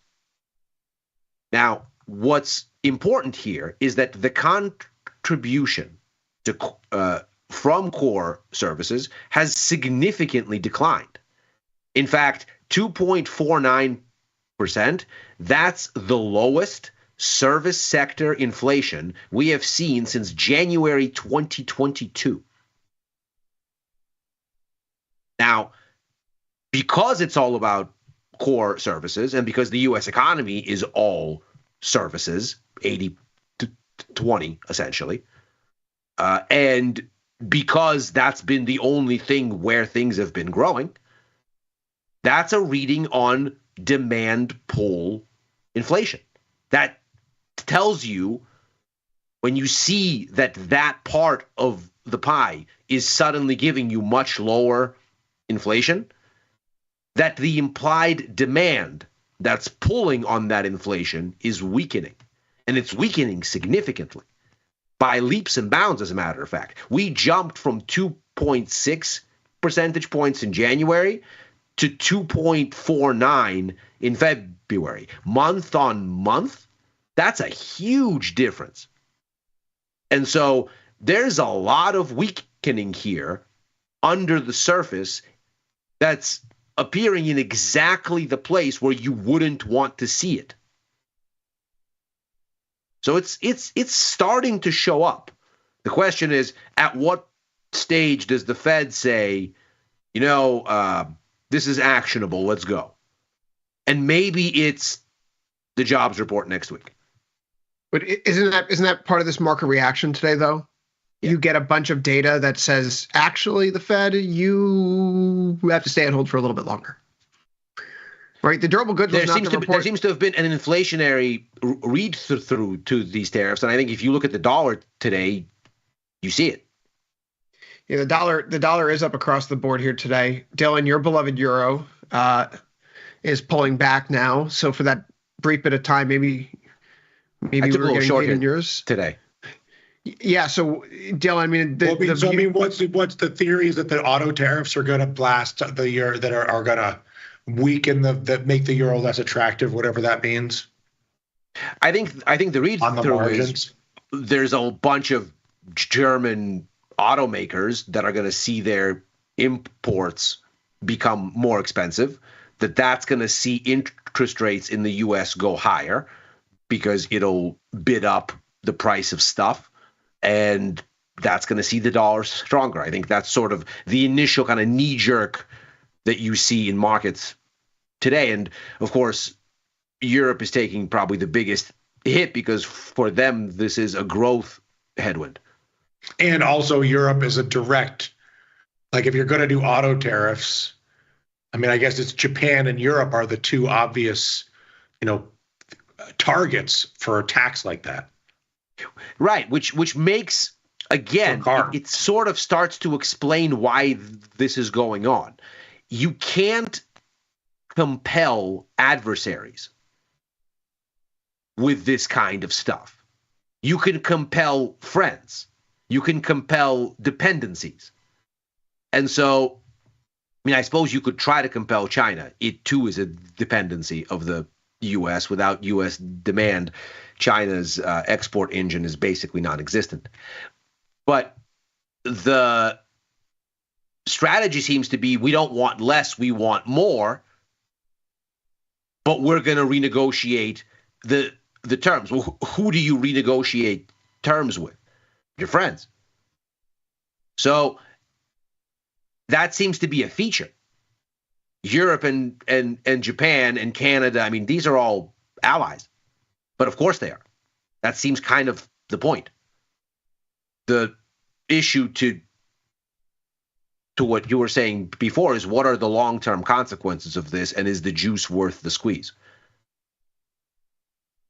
We talk about that. I guess, but your point, though, Ilya, is that at least as it relates to the euro, any dollar strength or any euro weakness, I guess, is all the same thing. Should be as an opportunity.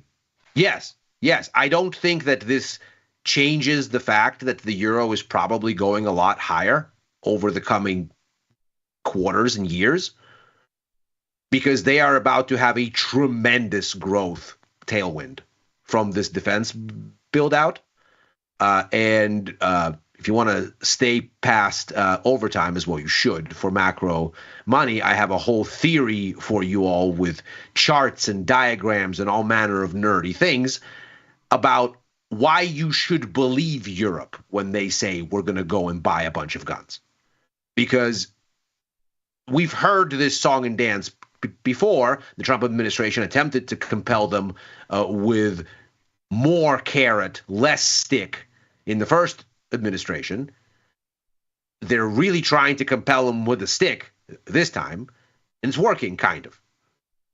And why you should believe that this is real, whereas before maybe Europe was kind of like, this is just talk, we'll just go back to business as usual after the dust settles. This is not that. And so Europe is going to have a lot of money, as we were talking about yesterday, sloshing around because of all this extra spending, and that's going to be very positive for the euro ultimately. It's not just the U.S. manufacturers that are getting hit today. Volkswagen's OTC ADR VWAGI was down 3.1%. The BMW ADR, BMW KY, that's off by 3.1%. Hyundai has a small bounce. They still may be exempted after their $20 billion investment into U.S. plants. But you think about the exposure here, right? Volkswagen, that's 85% of the vehicles that are in the U.S. are imported, 65% for Hyundai. I've seen the number, it's perhaps in the 40% range, 37% for BMW. So there's some real exposure here for these automakers right now. I don't know what we're doing. I don't know who's being liberated here through these efforts. All these companies have said they're going to have to shut production and fire people as a result of the tariffs. So, well, except for Hyundai, they're investing $20 billion, and apparently if you want a Hyundai, you can buy one in America now. I digress. We're at the halfway mark here, guys. In terms of the sector performance today, it wasn't necessarily a good one. It's a pretty ugly heat map here on our chart. Mostly led lower by tech, and Tesla taking a big hit, being the cross-section of tech and automobiles. We see here semiconductors lead the way lower, down by 3.33%. So much for these tariffs being removed. Technology down 2.23, telecom off 1.6, consumer discretionary 1.31. Those are all the growth names. That's bad. On the plus side, if you like defensive names, utilities are your winner today, guys, up by 1.22%, followed by, well, that's staples actually, but then utilities up by 0.66%. The defensive names are holding their ground. Dylan, you've been optimistic here about buying these dips and fading the tariff news and headlines. When do you feel like that's no longer going to be your attitude? Like, what's going to be the last? You're saying when I would say the job. I mean, I'll be too late with this answer, but the jobs number is the most interesting thing to me right now. Why is that? Next Friday. Because I think that the primary risk of all the uncertainty is that the uncertainty is going to generate, when you stop spending money and you stop investing money and you stop growing the economy, one of the main things that happens is, one, a CapEx and sort of infrastructure, supply chain type things, but also you hire less people and potentially you fire people. And you do that not because, or maybe you don't fire people, but you are less inclined to hire people when you are in a cloud of uncertainty. When you have some sense of certainty, you're more inclined to add fixed cost labor to help grow your business. When you're in a cloud of uncertainty, hiring decisions get delayed or indefinitely postponed. And that is ultimately sort of the what comes back to lower sooner. And also, as has been widely discussed, and this is no secret, the Trump administration wants lower rates. You know, the Trump administration wants a weaker dollar and lower rates, apparently. I mean, who knows what they really want? But rhetorically, that's sort of where they drift around. You talk about these tariff headlines going back and forth. Mexican Secretary of the Economy just announced on Twitter that he's landed in Washington and he's going to be watching Trump's auto tariffs announcement from the Mexican embassy on Pennsylvania Avenue. And then later he'll be meeting with Secretary Lutnick. Considering that Mexico's right at the top of the U.S. auto parts import list, that would make a great deal of sense. How long will these auto tariffs stick around for? On again, off again, on again, off again. But it's a feature, not a bug of the environment, guys. We have come to accept that, come to learn it. Ilya, this was not a rip that you feel like it should be sold yet. I feel a little bit worse than you do. I suppose the news for the day is how come bonds didn't perform better on a day when the equity market melted down? I think just we're taking the near-term Fed rate cut odds and pushing them back a bit more, aren't we not, Ilya? There's no emergency. There's no immediate recession. First quarter is going to be so confounding to people. I'm looking forward to all the spin that GDP is much hotter than anticipated, when in reality it looks like it's tariff front running to pull the spending forward. Well, you kind of see it already. What do we do here with bonds? I think you wait. So today is obviously kind of a ugly day. It's not great. But I think ultimately you've held where you needed to hold. If you, again, put a horizontal line through where the top was in early February and you look at where we're backfilling, we're still holding former resistance as support. So tempting though it is to kind of throw up your hands here and say, oh no, this thing has moved through this upward sloping trend line. This is exactly the kind of instance where I would say don't trust the sloping trend line. You can shift it around this way or that, and it'll look a little bit different. And maybe it didn't break, maybe it did. Horizontal levels don't have this issue. You've come back to retest exactly where this thing peaked out in early February. Then you had a big spill. At that time, it also took out the near-term sequence of higher highs and higher lows. In fact, that shook me out of a bond long then, and I took some profits there. This looks like a retest, and we'll see. But I'm not prepared to abandon a long position here. I don't think we've seen enough damage. Now, of course, strong convictions loosely held. Now, as always. Now and forever. If this thing, I mean, we're not economists over here. We're traders. So if this thing is going to break down past the top that we see in February and overturns it as support, well, then now is not the time. But I don't think we have evidence of that here. Dylan, we've previously talked about bonds and how you like Ilya's long call. So if you don't mind, if we move on to what's happening into the metal space, because copper squeezed up to a new all-time high today above $5.37.04. Wow. A pound there. It did reverse sharply. It's down into 524, so it's only 0.62% gain, and that candle is fairly ugly. But as we addressed on Futures Power Hour today, I did see a question come in over one of the morning streams recently. How come tariffs have been helping copper, but they're hurting things like wheat? And this has to do with the actual structural supply-demand imbalances that persist in each of these markets. For example, the United States itself produces about 1.1 million tons of copper per year. However, as a country, we consume about 1.9 million tons. So to make up the difference, we have to import the rest. By increasing the tariff rate, we're actually raising the cost of that copper that we need to fill in the gap. And so the copper that you see here on your screen is New York copper. And so copper on the world market, well, New York copper is now rallying to find that equilibrium, right? So if we want to import copper from abroad, these prices should now be closer in value. So copper goes up. We're in a deficit here. And the world is in a deficit right now. The International Copper Study Group tells us that accounting for China, taking China in or out of it doesn't really matter. We're in a supply deficit. Globally, we've been in a supply deficit for several months. We're not producing as much as we're consuming. So there's a supply deficit globally. The U.S. consumes more than it produces, and now we're raising the cost on a bottleneck, effectively. The commodity getting squeezed through that bottleneck is going up in price.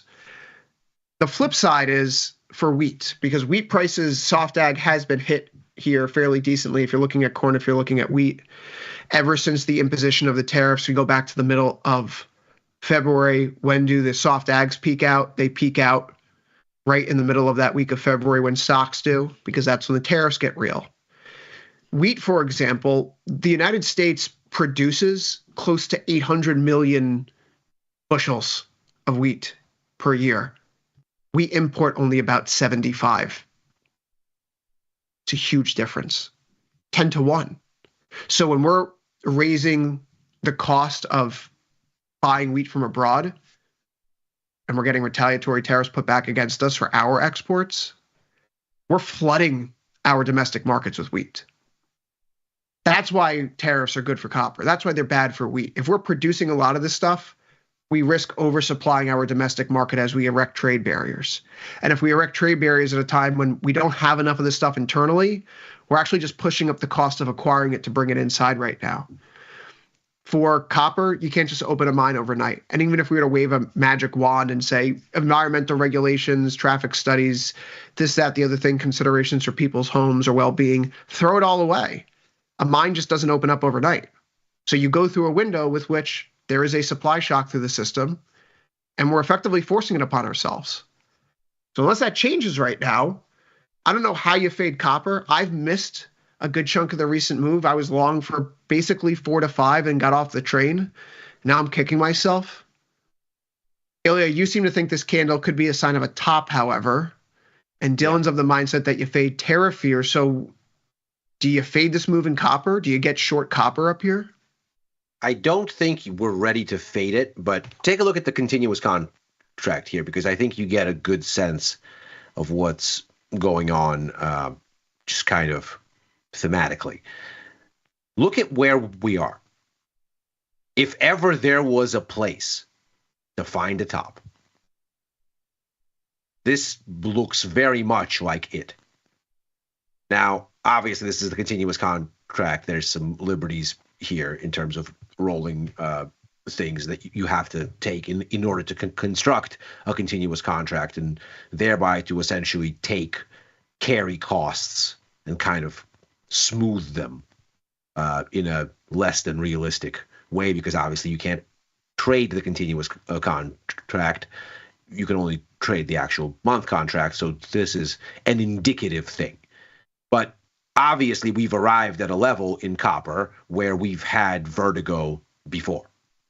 And so this would be maybe that kind of a thing. It's interesting to consider that for all the jibber jabber about rare earths are not rare. Rare earths can be, with a relatively modest investment of, I've seen estimates between 20 and 30 billion in the US, which is not even a rounding error for our budget. They can be made here because they're basically a byproduct of other metal fabrication. And were we to invest just a little bit, we could have them here. It's not exactly difficult. The actual things that we need to be concerned about as far as metals and mining are things like iron ore and copper. These are the actual critical things that are, in fact, relevant for making sure we have ample supplies and the geopolitical relationships to keep them secure. So when you consider it that way, I think you make an excellent point, Chris. This is really the thing to worry about. This is the deficit that should concern us. But maybe because this is a tariff and an episodic thing, and the market has figured that what this is ultimately a negotiation, not a rupture, just a very kind of adversarial negotiation, you have a story that maybe doesn't have legs. And maybe you've seen all the legs that there is to see. Obviously, we've been talking about copper tariffs for a long time. And copper has had this massive run for a long time, detached from things like gold, which itself has had a massive run, but not like this. And so you look at maybe the market has reached a point where it looks like speculation is about to become reality, and speculative juice is going to drain out of this market for a while. That is not to say that the overall structure isn't incredibly bullish and constructive. It absolutely is. But maybe this is not the place to be a buyer. Maybe you'll get a bite at the apple back in the kind of upper fours, mid fours. 4.7, let's say.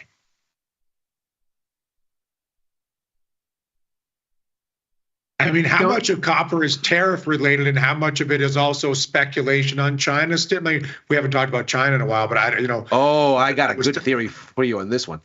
Yeah, I mean, I just want to know how much. Take a look at FXI. All right. Good night. Have at it. Good night. It's caved in on itself. Meaning there'll be ASHR. ASHR caving in on itself. Nobody believes this thing, and rightfully so. Because you're again, that China's less credible than Trump. They haven't at all decided that they are prepared to do what they need to do. Everything they keep rolling out falls into the, if we let you have more money, either by giving it to you or letting you save it, won't you please go spend? And the answer from consumers was a definitive, no, we will not. Goodbye. We're sending our money abroad. And since you won't let us do it with capital controls, what we're going to do is we're going to stuff it into Hong Kong stocks. Because that we can do without asking. And that's why FXI is up and ASHR isn't going anywhere. You see it in the Stock Connect flows. Capital isn't going northbound from the world through Hong Kong into mainland. It's going the other way, from mainland to Hong Kong and out. Savings are outstripping checking accounts, essentially, demand deposits, those things you would use to consume, 3-1 at this point. So we're looking at, I think, whatever we're seeing in copper, let's put it this way, it isn't China, because not even China believes China.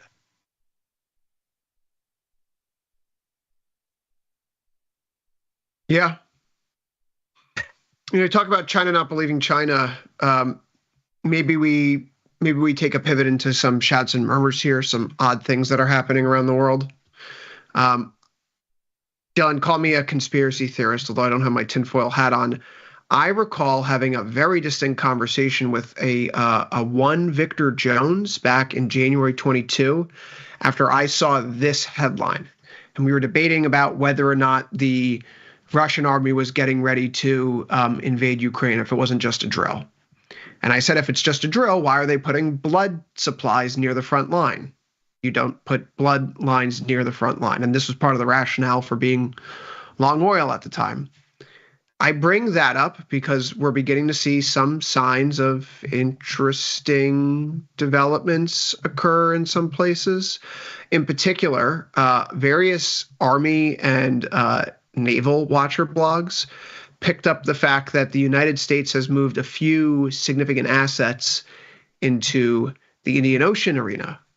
In particular, at the Diego Garcia military base, we've moved 2 nuclear-capable stealth bombers, which, again, not maybe going to raise eyebrows on its own, but it's the fact that we've also sent over 13 C-17 airports, strategic air transport aircraft, and 10 aerial refueling tankers. Why on earth would a bomber with a range of 11,000 kilometers need that much fuel unless there was a military operation potentially being staged? It's a question that I asked myself back in January 22. Why on earth are we moving critical supplies to the front line if this is just a drill? And if we're moving all these fuel... check if there's a signal chat that might illuminate this. Well, there's certainly radar data available, and that's where this comes from. These analysts, and this is not just something from me, you can look up Diego Garcia right now, and you're going to see a number of stories. A UK Defense Journal blog has a whole story right now about how there's a massive American bomber buildup suggesting there's a coming strike. It's much less than posturing. I do recall, perhaps to connect to the story, that the Trump administration delivered a letter to Ayatollah Khomeini. He hasn't responded to them, although I would tell them to get in line because I'm still waiting for him to respond to my direct message on Twitter. Nevertheless, they had 2 months to come to a new set of terms for a nuclear agreement to prevent Iran from developing a nuclear weapon. And that was back in February. I'm not rooting for this to happen. I'm not hoping it happens. As always, peace, prosperity, and honor. That's what I say. And this is something that would not necessarily be peaceful. But are we ignoring the fact that there could be some geopolitical risk coming down the pipeline that we have not been paying attention to here? It's an 11.1 IVR in crude. It's meandering its way higher. It's rebounding without the stock market still. Again, I don't have my tinfoil hat on here, Dylan, but are there some things that are happening around the world that make you raise an eyebrow and say, this is unique, this isn't normal, this isn't how things usually happen if we're just saber rattling? I don't know. I mean, I'm a bad person to ask because I tend to be very skeptical. I didn't think Russia was going to invade. And so even as I always tend to err on the side of these things are not actually going to happen more than that they are going to happen, whether it's, obviously renewing a German army for the first time since 1945 or Anyway, we can go down the list. So Victor Jones is a better person. Victor Jones, I feel like, is more likely to buy into, like, could be something. Smoke, where there's smoke, there's fire. I'm more of the attitude, is it really smoke? You know what I mean? So what specifically are you seeing that you think is evidence of potential of abnormal? These bombers have ranges of 11,000 kilometers in a single fueling session. Why on earth do you need to have 10 refuelers with them unless you're planning on keeping those things in an air for a long time for like a deterrence type of measure? If you put a gun on the table, that doesn't mean you're going to shoot the gun. You No. might need the other side of the table to see the gun, though. Well, yeah, this isn't a Chekhov's gun situation in like a theater play. This is like you're going to have all these assets staged there because you want to keep these bombers up in the air for an indefinite period of time, and that means you're going to need to be making multiple refueling runs, and you can't just risk having 1 or 2 tankers up there. You're going to have multiple tankers making multiple runs, basically around the clock, won't you? Just putting together the pieces. If it's just a stop off, and if you refuel the planes in the Indian Ocean. Well, why else do we use the Diego Garcia base? Like, that's staging for a Middle East theater, for Iraq, for Afghanistan, for and maybe Iran. For a peace deal that is needed in the Russia-Ukraine theater, whereby you need to compel Russia. And we're say, on Russia's side now. You mean compel Ukraine? I mean, you have to compel at Ukraine this point, to do it looks something? like I think at this point there is no side, and that's really what's the most interesting about this. Is I don't think that there is a side. Whereas I think the change is whereas before there was a side and it was Ukraine, now there's not a side. And that seems to come through. Now it's just a transaction. It's just deal making. And if the goal is we want to end the war and Zelensky won't come along, then you need to browbeat him. And there's the added benefit that the Europeans get spooked and finally build out NATO forces like you've been asking them. And if Russia doesn't accept, well, now you have to browbeat them. And where do you hit them? You hit them where it hurts. They're ways around your energy sanctions. Don't let the shadow fleet come to India. All of a sudden, everybody starts becoming very interested in an unclenching.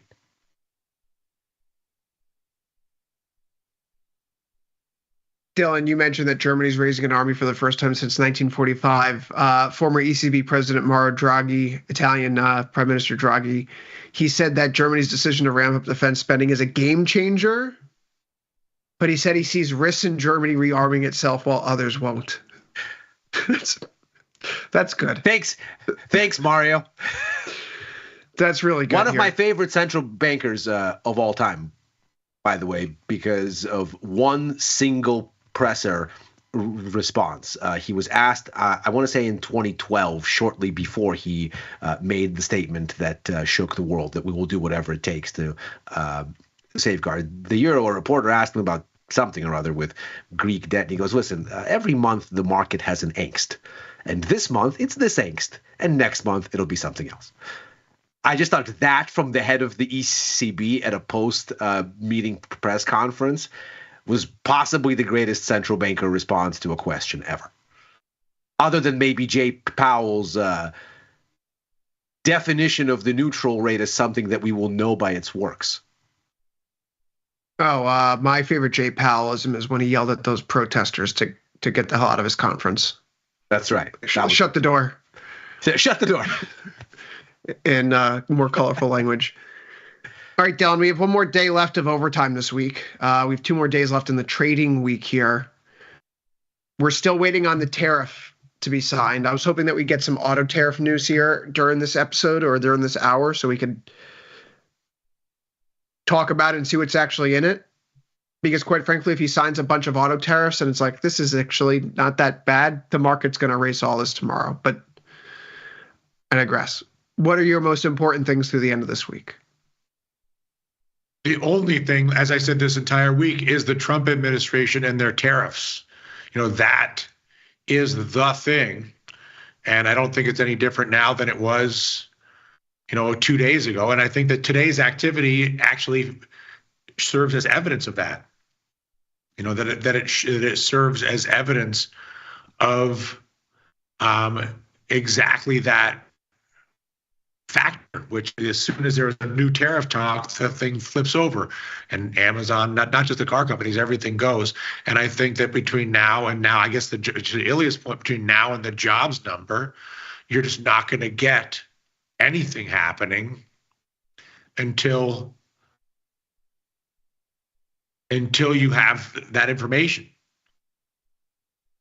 Curious that the auto tariffs haven't been announced yet. Maybe they're waiting until 5 p.m. when futures markets close. They're never happening. Yeah. Or maybe they're never happening, right? Or maybe they're never happening. I think they might be happening. But, telling you, that's what I'm thinking in my head right now. Would I make a market for someone right now? Like if you said, okay, Chris, let's put $100 on it. I don't know that I would. Exactly. Yeah, I don't know. Exactly. And maybe that's the point. Oh, God. That is the point. I'm kind of too old for this, Which man. is why you got that Dallas Fed thing, whatever that comment was from the Dallas Fed guy saying, I've never had more uncertainty in my life and blah, blah, blah, blah, blah. That really sums up everything. All right, well, you know what, guys? We are running out of time here on Overtime today, and we're waiting on these auto tariffs, so we'll just call it there. It was a bad day for these markets. NASDAQ down near 2%, NVIDIA off by 5.76, gold up a little bit, copper surges and then comes back in. It was an interesting session. But you know what? We have more Tasty Live coming up after this. Ilya Spivak is on with Macro Money next. Today, I am on The Price of Truth. Mixed that up yesterday, so be sure to stick around. For Ilya Spivak, in San Francisco, Dylan Radigan in Milan. I've been Chris Vecchio in New York. We'll catch everyone on the other side of a quick break. See you soon.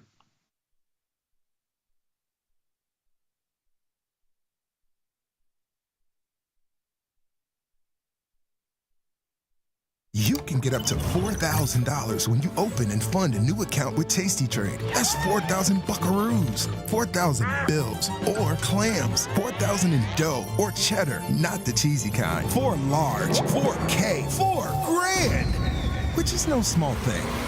Open and fund a new tastytrade account and get on the platform for traders who just want to trade. And did we mention a bonus of up to 4,000 smackaroos? tastytrade. Make your move. Forbes called us best online for options trading. Investopedia, best for options trading, period. With stockbrokers.com, we're #1 for options and futures trading. The Motley Fool really likes us. And so does Business Insider. So what else can we say other than boom? Trade like a trader. tastytrade. Make your move. Mike, what does it mean to be assigned? When you are assigned, you are ultimately short an option that's in the money, and the counterparty has the ability to exercise that option. So if you are assigned, it means your option, against your will, ultimately, has turned into 100 shares of long or short stock. What does a green scratch mean? Ooh, a green scratch refers to stubbornness getting the best of you. And when I say you, I mean me. Green scratch refers to rolling a position, defending a position, and instead of just closing it for less than loss that you're seeing, or maybe a $100 loss, $50 loss, a green scratch is when you close it for maybe a 5-cent winner, 10-cent winner, 15-cent winner. Just the ability to see that green number on your screen and get out in a profitable way as opposed to a loss.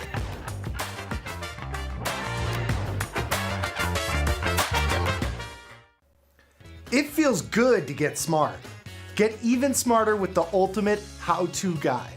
Learn 31 different option strategies, covered calls, iron condors, jade lizards. Become a trading mastermind.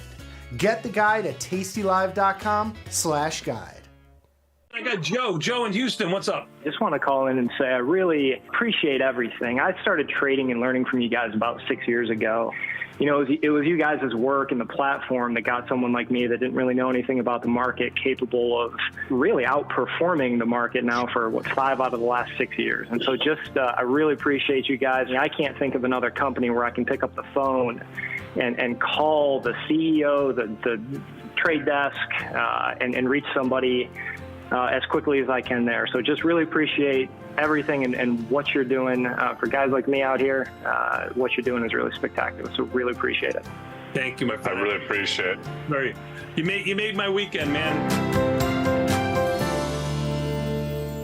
If you missed the live show, here's our cherry on top weekly recap. I got my Ted Lasso. You actually have pants on. Yeah, of course. I'm in school. Huh, got it. You're flexible. It's cool.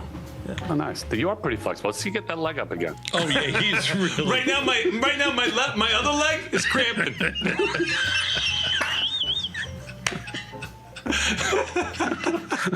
I believe that to be true.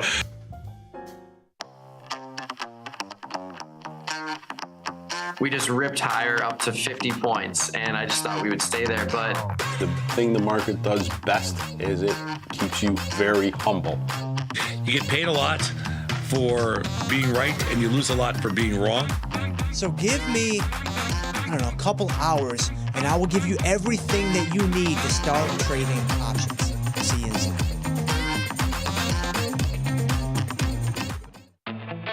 There's a beast in the financial world, and it's not the bull. If that's you, join us on Tasty Trade. Genius loves company. Ready to take your trading skills to the next level? Dive into the world of stocks, options, and futures with Tasty Trade courses. Whether you're a beginner or more advanced trader, our courses can empower you with the knowledge to succeed. Watch as our team in Chicago shows you how to use the Tasty Trade platform and go over the basics of trading. Perhaps you'll learn about a new strategy or a potential product for your portfolio. To find our courses, go to the Manage section of our web platform or head to courses.tastytrade.com. Start taking control of your financial future. Visit our courses today.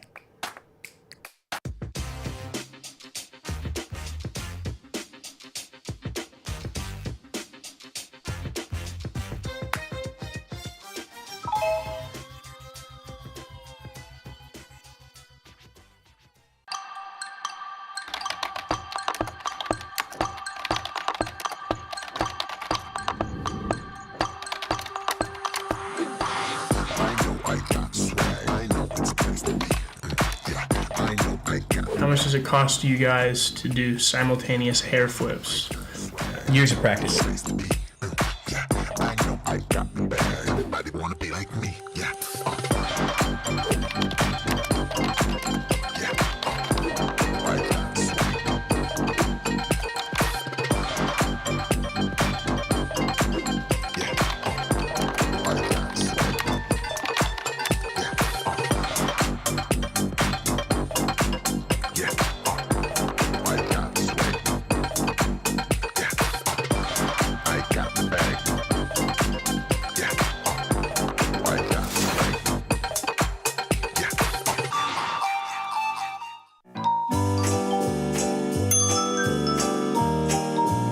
It's the day that when you write dates in the American system of month, day, year, which is a little bit funny, looks like 3.14, which is one of our better approximations. And actually this year is even better because it's 3.1415. I've never before, but this year there's a couple other math people who just got a pizza oven, and so they're bringing everyone over. We're gonna make a bunch of pizzas.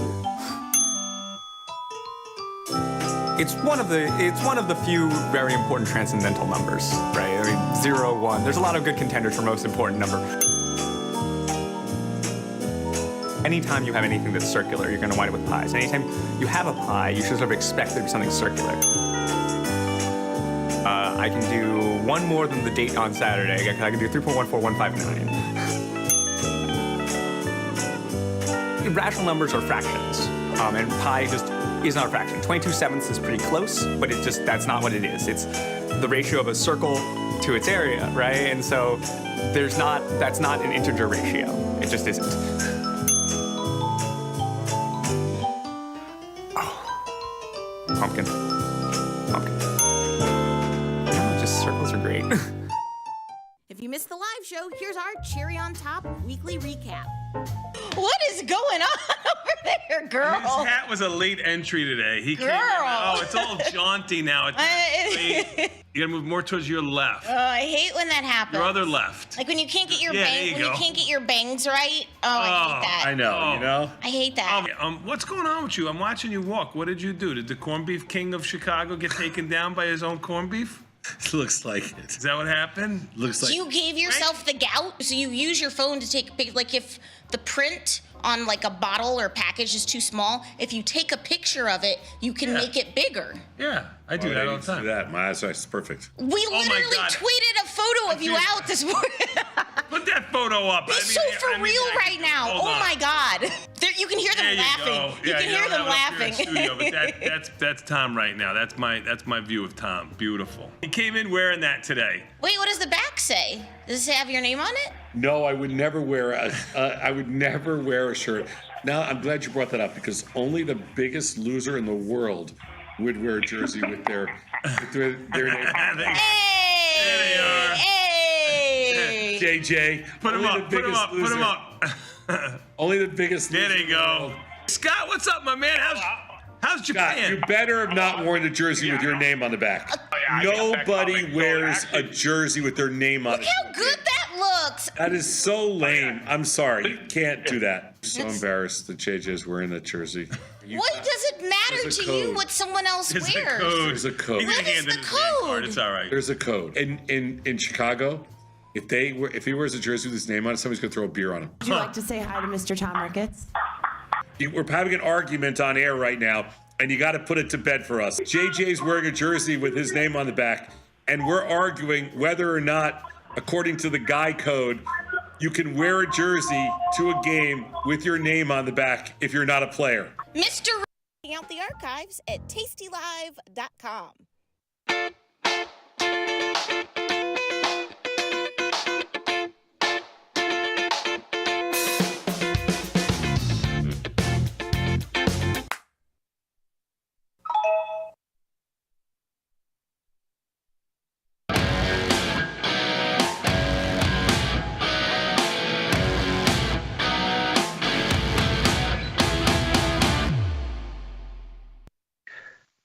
Stock markets take a leg lower because we're apparently going to get a run of auto tariffs coming from the White House, but we don't have the announcement yet. And ultimately, the markets don't run too far away.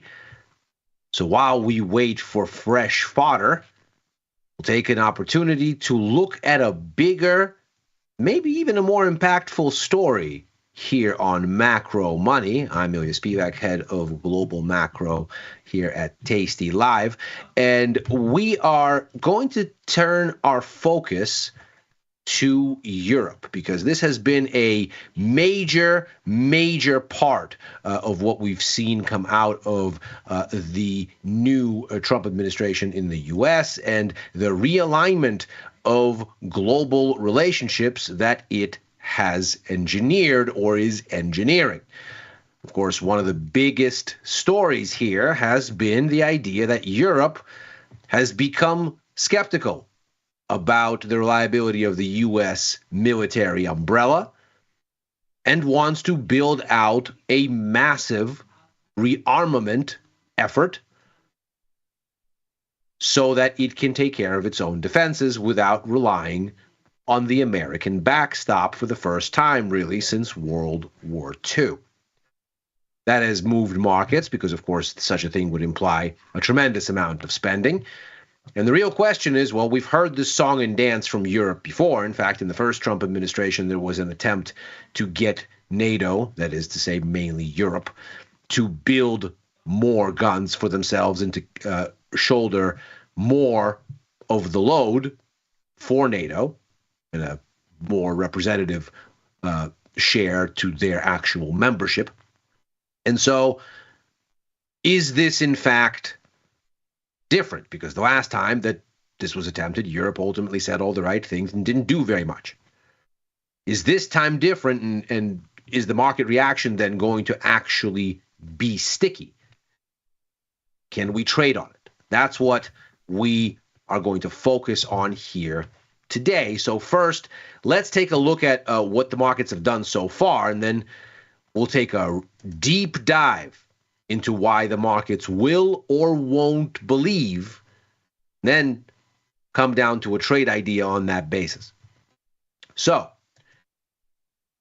first and foremost, we can see the US dollar has been down since the beginning of the year, and the euro has led the way. Now, of course, we can see the dollar has pulled off a little bit of a recovery here in the wake of last week's Fed policy announcement, where the Fed basically said we don't need to rush to cut interest rates.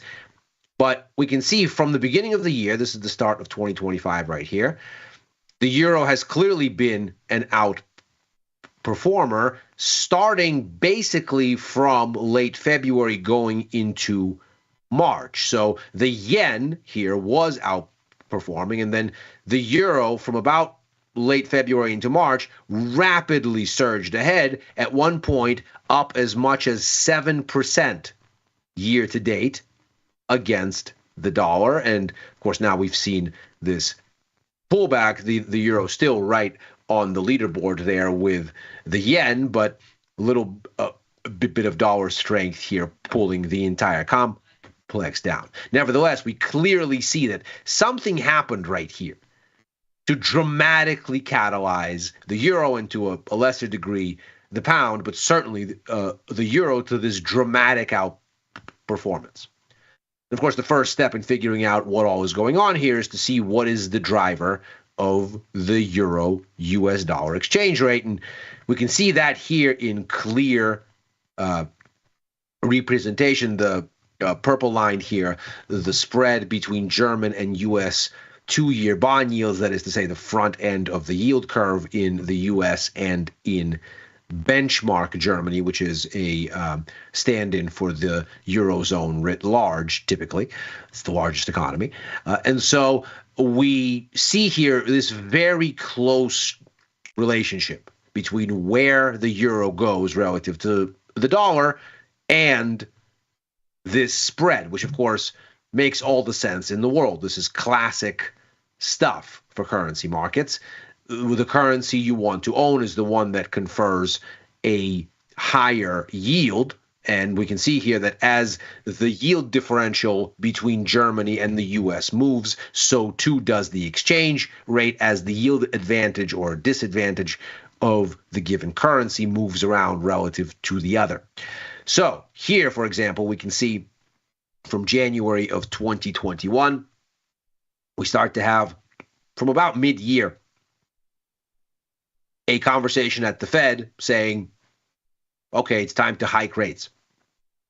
The hikes, of course, don't start until well into the first quarter. In fact, toward the end of the first quarter of 2022. But of course, markets are forward-looking. They speculate. So once the Fed around June of 21 starts talking about, okay, maybe this inflation isn't, quote unquote, a transitory thing, and maybe what we need is to really go on a hiking cycle, you see yields shift against Germany. So as this yield narrows, that's U.S. yields going higher and German yields losing step, relatively speaking. You can, of course, see that this is reflective of the U.S. having a yield advantage compared to Germany. And so here you go from about a negative 1% disadvantage for Germany down ultimately as you get into 2022 of a disadvantage in excess of 2.5%. And the euro follows. Subsequently, you see things correct. Most recently, of course, from September of last year to the beginning of this year, the markets were thinking maybe the Fed is sounding too dovish and they're not going to do all the hikes or all the cuts, rather, that they are saying. So you get a shift again in the dollar's favor in the yield spread, and the dollar strengthens. And then, of course, since the beginning of this year, you go the other way again, and this is the most recent surge in the euro, and you can see that right according to form, it matches with an upshift in relative yields, where Germany looks a bit better on the relative yield spectrum compared with the US than it did before, and that's how you get the move in the spread and in the currency as well. So what's going on here? Well, as with the exchange rate, so to the yield spread, there's a pair in this dance. On the US side of things, we can see from September through to the beginning of this year, inflation expectations implied in the bond market, that's these break-even rates up here, the 5 and 10 year, they're rising. The yield curve is steepening.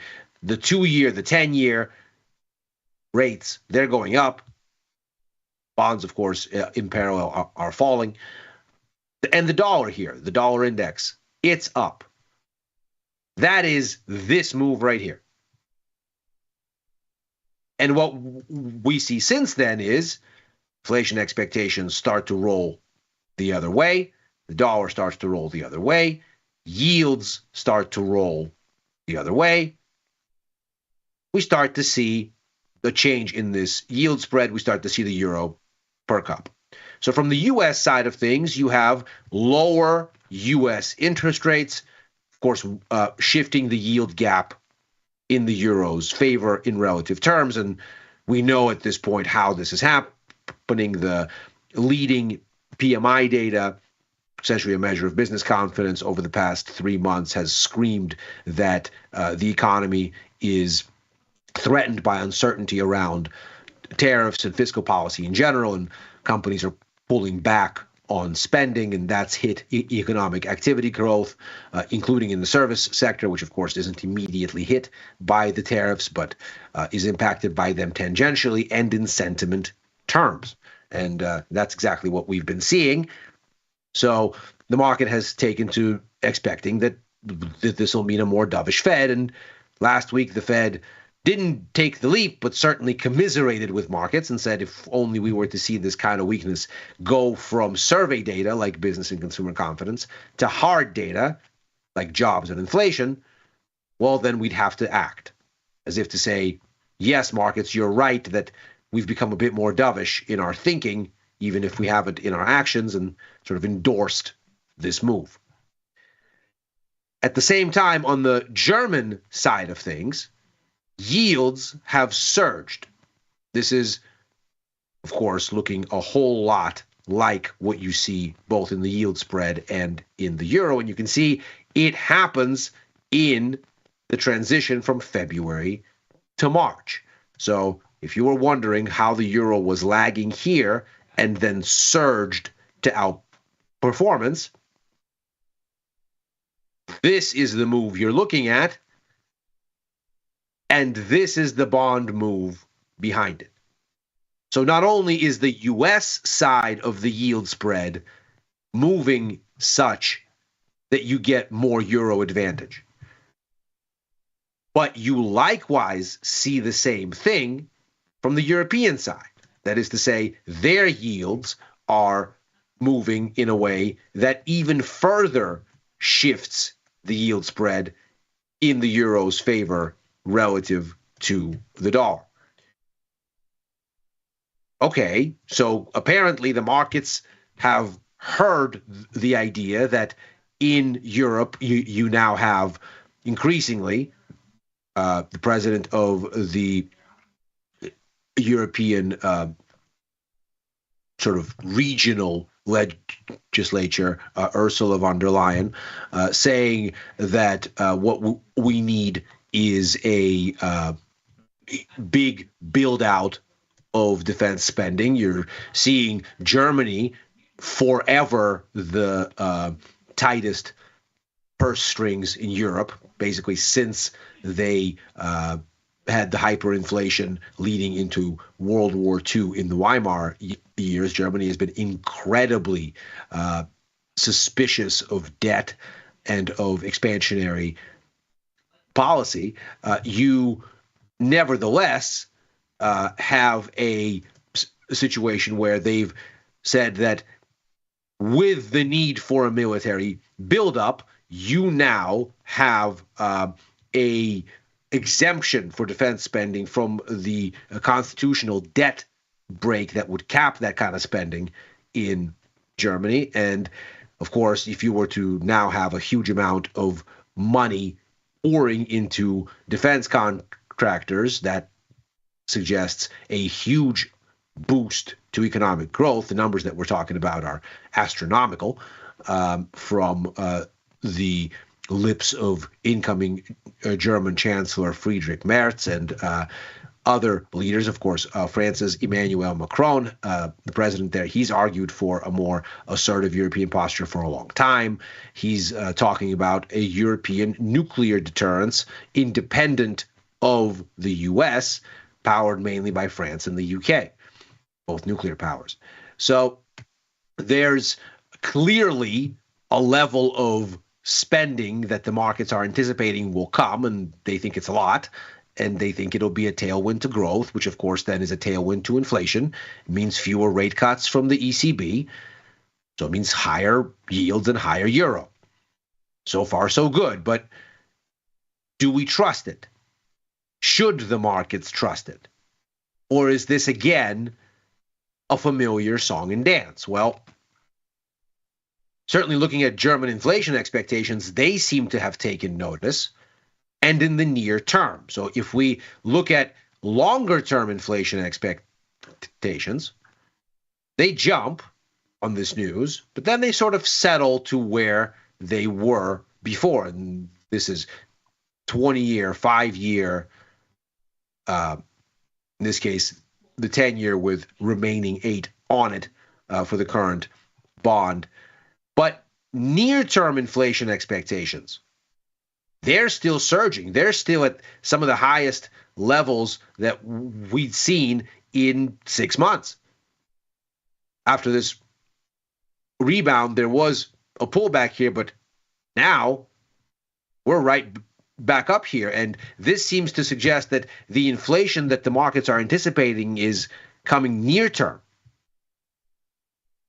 that the spending is going to be front loaded, that the impact is not in some distant future. Moreover, ECB policy expectations have taken notice.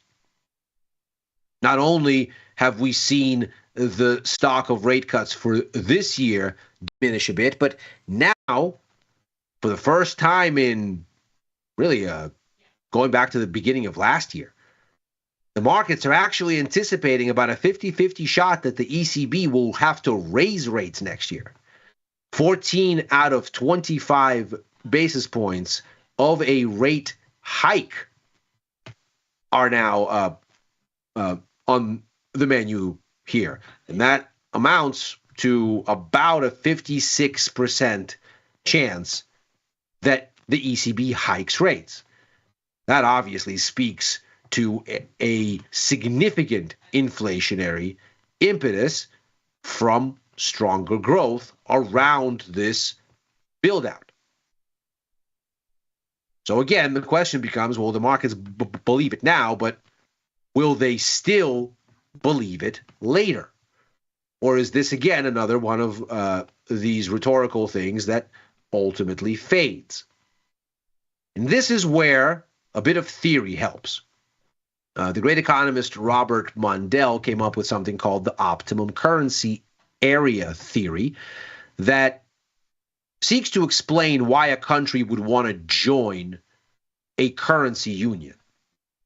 And this really tells you and illustrates very nicely how it is that the EU and indeed the Eurozone came to be, and explains all of the economic troubles, hiccups, and various crises along the way, and how what they've been in practice isn't so much an existential threat, though it feels like it at the time, but rather a forcing function for the project to advance. So consider this. if you're a country, some would-be country that wants to join a currency block with some group of countries or one other country, but you want to consider whether you should have a joint currency and enter into a currency union, as the Eurozone is. You have a structure of costs and a structure of benefits. Over here, you have the degree of prior integration. So how close is your economy already with the block or the block of economies or the economy that you're seeking to join? And over here is just costs and benefits in some theoretical units. And the logic goes like this. If you join a currency union, you lose independence of monetary policy. In other words, you have a single currency, you have a single central bank. If you need interest rates to be lower because you're in economically dire straits, but the bloc needs them higher because they're doing well, then that's not advantageous for you.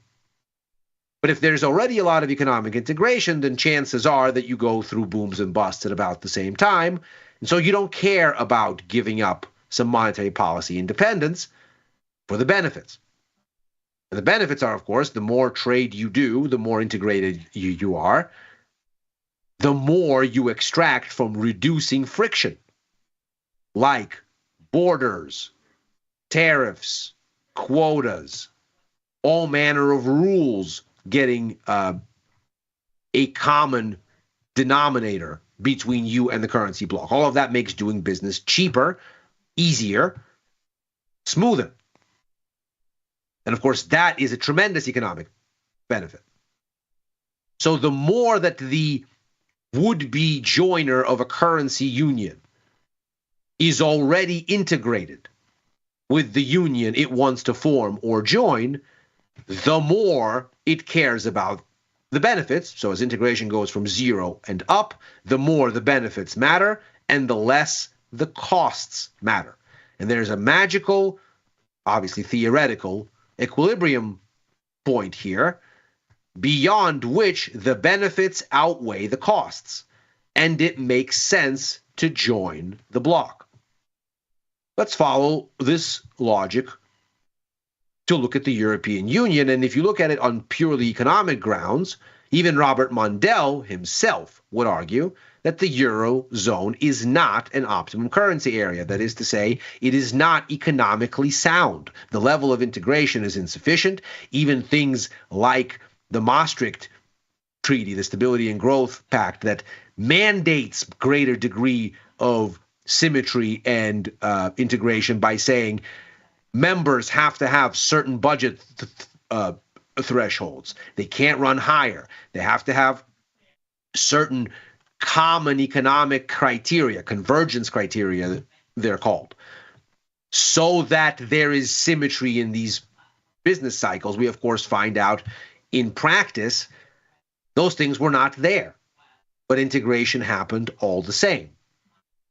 So economically didn't make sense, and we have a litany of crises along the way to demonstrate that this integration ex ante was not sufficient. Certainly the Eurozone debt crisis of the 2010s, 11s, and so forth, that makes the point loud and clear. But nevertheless, we have this thing created. How? Well, consider what mutual defense does to this calculus. And consider that the first European communities were European coal and steel, military industry, European atomic energy, military industry. That's in addition to the trading bloc or customs union. And so you immediately see that the goal starts being France, basically, saying we want to be integrated in German military industries such that German tanks don't roll into Paris again. And when you consider it in the context of this model, you would say, well, is it an economic benefit if there isn't war? If you reduce the chance of war? Of course, the answer is yes. If infrastructure isn't being destroyed, consumers aren't being conscripted, then the economy isn't being disrupted. So the avoidance of war is an economic good thing. How do you reflect that in this chart? Well, the area where benefits outweigh the costs should get bigger if the thing you're doing is good for the economy. What does that mean? Well, it would mean the benefits line shifts by a force other than the costs and benefits themselves and the degree of integration. Some outside force shifts the entire line such that this area grows by this right here. What does that tell us? It tells us that the acceptable level of integration goes down. And now the participants will accept less economic perfection in the structure because the military benefits outweigh. And this is the story of the southern expansion, where Greece, Portugal, and Spain are admitted, even though they don't have the economics for it. This is, of course, the initial conception of the entire thing, and France wanting veto power over German military might. On and on and on it goes. And every time that this thing hits a crisis, much as now, this logic is the forcing function for deeper integration and for the killing of sacred cows and for the breaking of things that were thought unbreakable and for the creation of something which maybe doesn't make initial sense. So the upshot seems to be that Europe should be believed. This fiscal tailwind really is coming because this is exactly the kind of forcing function that usually moves Europe to finally get to doing stuff. And so this pullback that we've seen in the euro here after this surge, resting now right around the 108 area, looks much more like a buying opportunity than it does the fizzling out of a move that isn't credible. And although we don't necessarily have confirmation to get long at the moment, the upshot seems to be that wherever this settles, here or perhaps a bit lower as we continue to probe down, the path of least resistance, perhaps structurally now for the euro, is higher. And this weakness is a chance to participate with a bit of a bargain price relative to what we saw even last week. And that is Macro Money for today. As ever, we are here Monday through Thursday, right after Overtime, a show I co-host with Dylan Radigan and Chris Vecchio, looking at the Wall Street close and where things may go therefrom. I'm also writing for the News and Insights portion of tastylive.com and commenting at Ilya Spivak on the platform formerly known as Twitter and on Blue Sky. If you're watching on YouTube, like and subscribe. Happy trading. Macro Money's back tomorrow.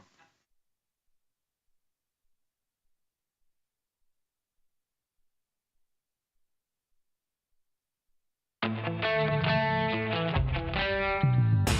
the world of investing, a beast lurks between the numbers.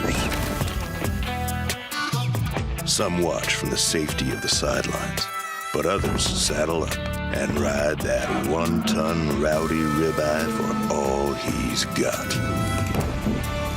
If that's you, join us on Tasty Trade, named best online broker for options trading. Genius loves company. Ready to take your trading skills to the next level? Dive into the world of stocks, options, and futures with Tasty Trade courses. Whether you're a beginner or more advanced trader, our courses can empower you with the knowledge to succeed. Watch as our team in Chicago shows you how to use the Tasty Trade platform and go over the basics of trading. Perhaps you'll learn about a new strategy or a potential product for your portfolio. To find our courses, go to the Manage section of our web platform or head to courses.tastytrade.com. Start taking control of your financial future. Visit our courses today. Looking for a better broker and a bonus? Sweet. Get up to $4,000 when you open and fund a Tasty Trade account. Plus, smart tech and a broker who's got your back at Tasty Trade. Make your move, genius. Tasty Trade. Look who's back testing. Tasty Trade now has options back testing for free. Test your trades with over 10 years of data for the most popular symbols. See how your trades would have performed in the past. Look back at profit and loss and take the guess out of guesswork. Oh, did we mention that it's free? Get back testing at Tasty Trade.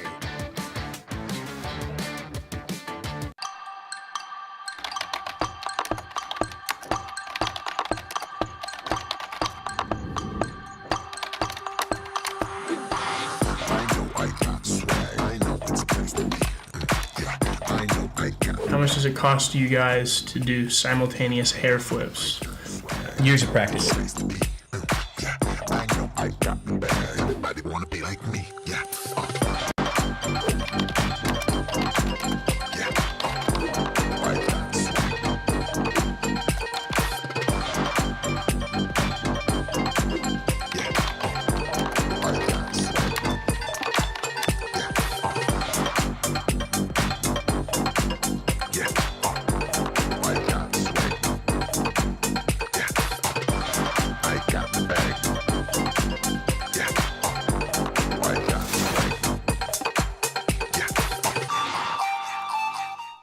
Forbes called us best online for options trading. Investopedia, best for options trading, period. With stockbrokers.com, we're number one for options and futures trading. The Motley Fool really likes us. And so does Business Insider. So what else can we say other than boom? Trade like a trader. Tasty Trade. Make your move.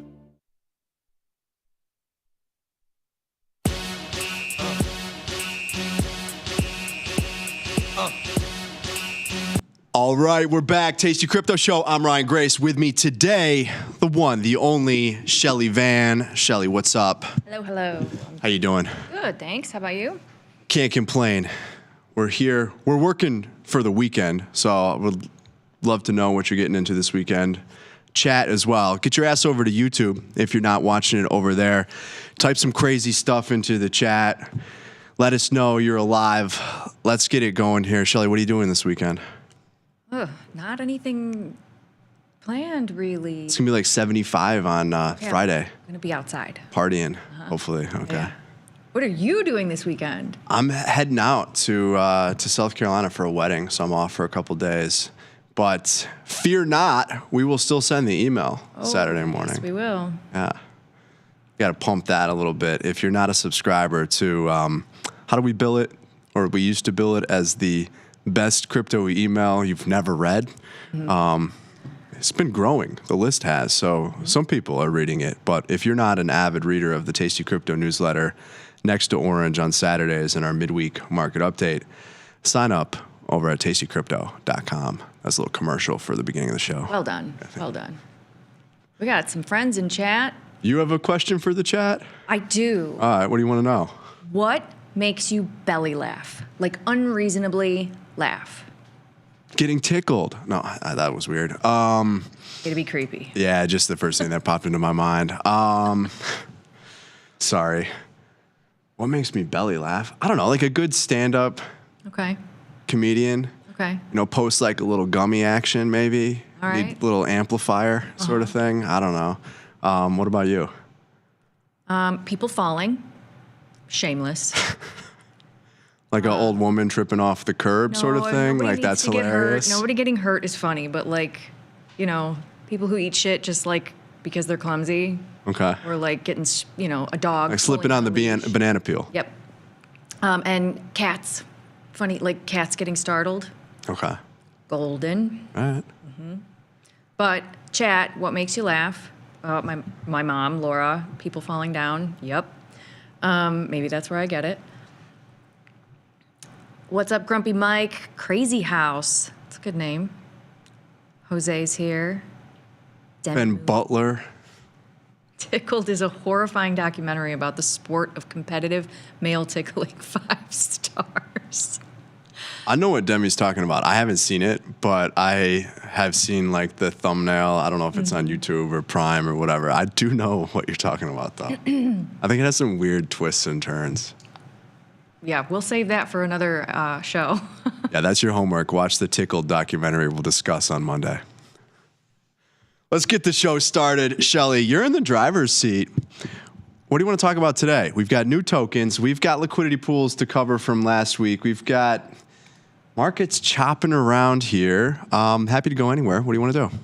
Let's start with the new tokens. Okay. Slides, please. Loading. Boom. We've been adding new tokens. Tasty Trade, I should say, has been adding, not necessarily me or we, but this business. You get a lot of the credit, though. I help to push some things forward at times. But Tasty Trade's been adding new tokens, going to continue to add more tokens. And we've talked about some of the recent additions. I want to cover really quickly two that I think are interesting. Personally, I've had investments in previously, so full disclosure, I'm not really here to pump my bags. They're not big enough to pump, I suppose. But these are two that have been on my radar for some time, SWE and Aptos. We've added a bunch where it's hard to know the differences between some of them at times, right? On one end of the spectrum, we've got memes, we've got Shiba Inu, Doge, Pepe, and then on the other side of it, we've got, monolithic L1s. So there's a lot in between as well, but I want to talk about SWE and Aptos. Are you an investor, trader, participant in either of these tokens? You know I am. Absolutely. I traded SWE a little bit a couple months ago, made a bit, and then was pissed that I sold too soon. So I bought back in, And I just bought Aptos recently because we listed them. I was like, ooh, I'm not familiar with that one. So I aped in, as I do. Awesome. Hey, it's a good way to have some skin in the game and to maybe force yourself to learn a little bit more about them if you've got it on your watch list, you've got it in your portfolio. Throughout the past couple of cycles, there's always a narrative or multiple narratives that emerge. And at one point, Solana was kind of deemed an Ethereum killer. Not necessarily true, but similar L1s, that was a theme. It was a narrative, at least. And you're starting to see something similar emerge again, where you have these other high-performance blockchains, SWE, Aptos, which we'll talk about, emerging as these kind of Solana killers. I don't think that's necessarily true, and we're going to talk about this in the email over the weekend. But I want to hit on these and to kind of present them from that investment case. If you think that there are, real-world use cases, clearly there are for Solana. There's utility there. There's users there. Well, you're seeing the emergence again of these other high-performing chains, or these new high-performing chains, I should say. So let's talk about those really quickly. Then we'll jump into the liquidity pool that we put together, talk a little bit about the markets. But SWE and Aptos, new tokens now available on the Tasty Trade platform. They're high-performance L1s. They've both emerged from kind of the same place. That was Meta's Diem, also known as Libra, the stablecoin project that got shut down. They both use the Move programming language, so they're similar. That's the point here. They both also employ parallel transaction processing. We're not going to get too deep into the weeds, but that's the key takeaway. It's how they process transactions is what makes them unique. So, quick visual. People standing in a line where the first one gets to go, second one gets to go. Yes. Versus your bus stop graphic, not so much graphic, but the right. So little app that we you showed. have to wait in line for your transaction to process. These, it's like multiple checkout lanes. Yes. Where they're being funneled through simultaneously. That's the best way, absolutely, I think the best way to think about parallel transaction processing. All happening at the same time, hence the higher performance versus sequential transaction processing. Not that it really matters for this show, but SWE uses something called object-based architecture, while Aptos uses what's called block STM. So just to touch on parallel execution, as you've already mentioned, this is the process of transactions being verified, being processed all together in parallel versus the way that most blockchains do it, which is one by one. Solana is very good at this with proof of history. It can order things very, very quickly and efficiently, but it is in a sequence. Right. Through parallel execution, instead of waiting in line, like Shelly mentioned, many transactions are processed at the same time. just like having multiple checkout lanes at the grocery store. So that is the big difference here. That's what makes these special, in my opinion. We can just break these down really quickly. I think the examples help. So when we look at SWE's object-based architecture, it's similar to treating every smart contract, every asset on the blockchain like its own file.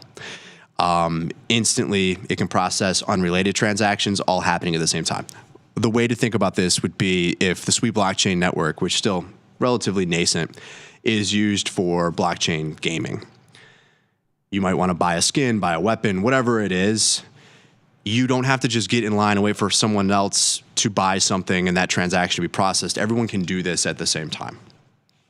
So that's one way that you might think about it. If we look at block STM, very similar, same concept.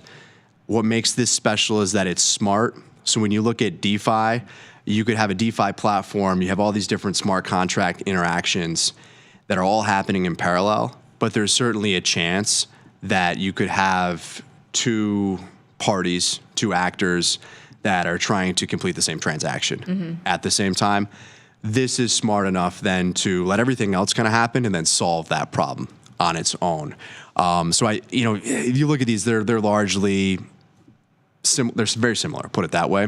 But I can kind of look at this as like, okay, SWE, better use case or one space where, it might be optimized is blockchain games. Maybe you look at DeFi as something that Aptos is better suited for. Not necessarily, still very, very early. But again, the big takeaway here is just how they process transactions versus a lot of the layer ones that we're familiar with today. So that said, just really quickly, a comparison between SWE, Aptos, Bitcoin, Ethereum, and Solana. You can just see how much smaller they are in market cap terms versus Bitcoin. Of course, you can see that nothing has done very well this year. From a performance perspective, Bitcoin's down, but not nearly as much as some of these other tokens are down. And then when you look at relative performance versus Ethereum or versus Solana, SWE and Aptos have done a little bit better versus ETH. Solana still leads if we're trying to say that these are ETH killers. Well, not so much in performance terms. So I like this laid back trader says people don't really care. It just needs to be fast and cheap. Absolutely. Yeah. And again, it's still very, very early. I don't think it's a world in which there's a single chain or winner takes all. You probably have a multi-chain world. Maybe they work together, maybe they don't. But you probably see the emergence of certain use cases that rely on certain blockchain networks and their relative technology versus others. ETH is good for certain things. Bitcoin is good for certain things. Solana is better for this. SWE, Aptos might be where these things happen. Still very, very early, but wanted to cover that here today as these are new tokens at Tasty Trade. We got that over with. Where do you want to go next? Unless anybody has any questions that we can possibly answer. Swimming in the pools. Okay. And Jose laughs when people crash on a glass door. Also hilarious. Okay. Or like the screen door, you just don't see it. Have you done that?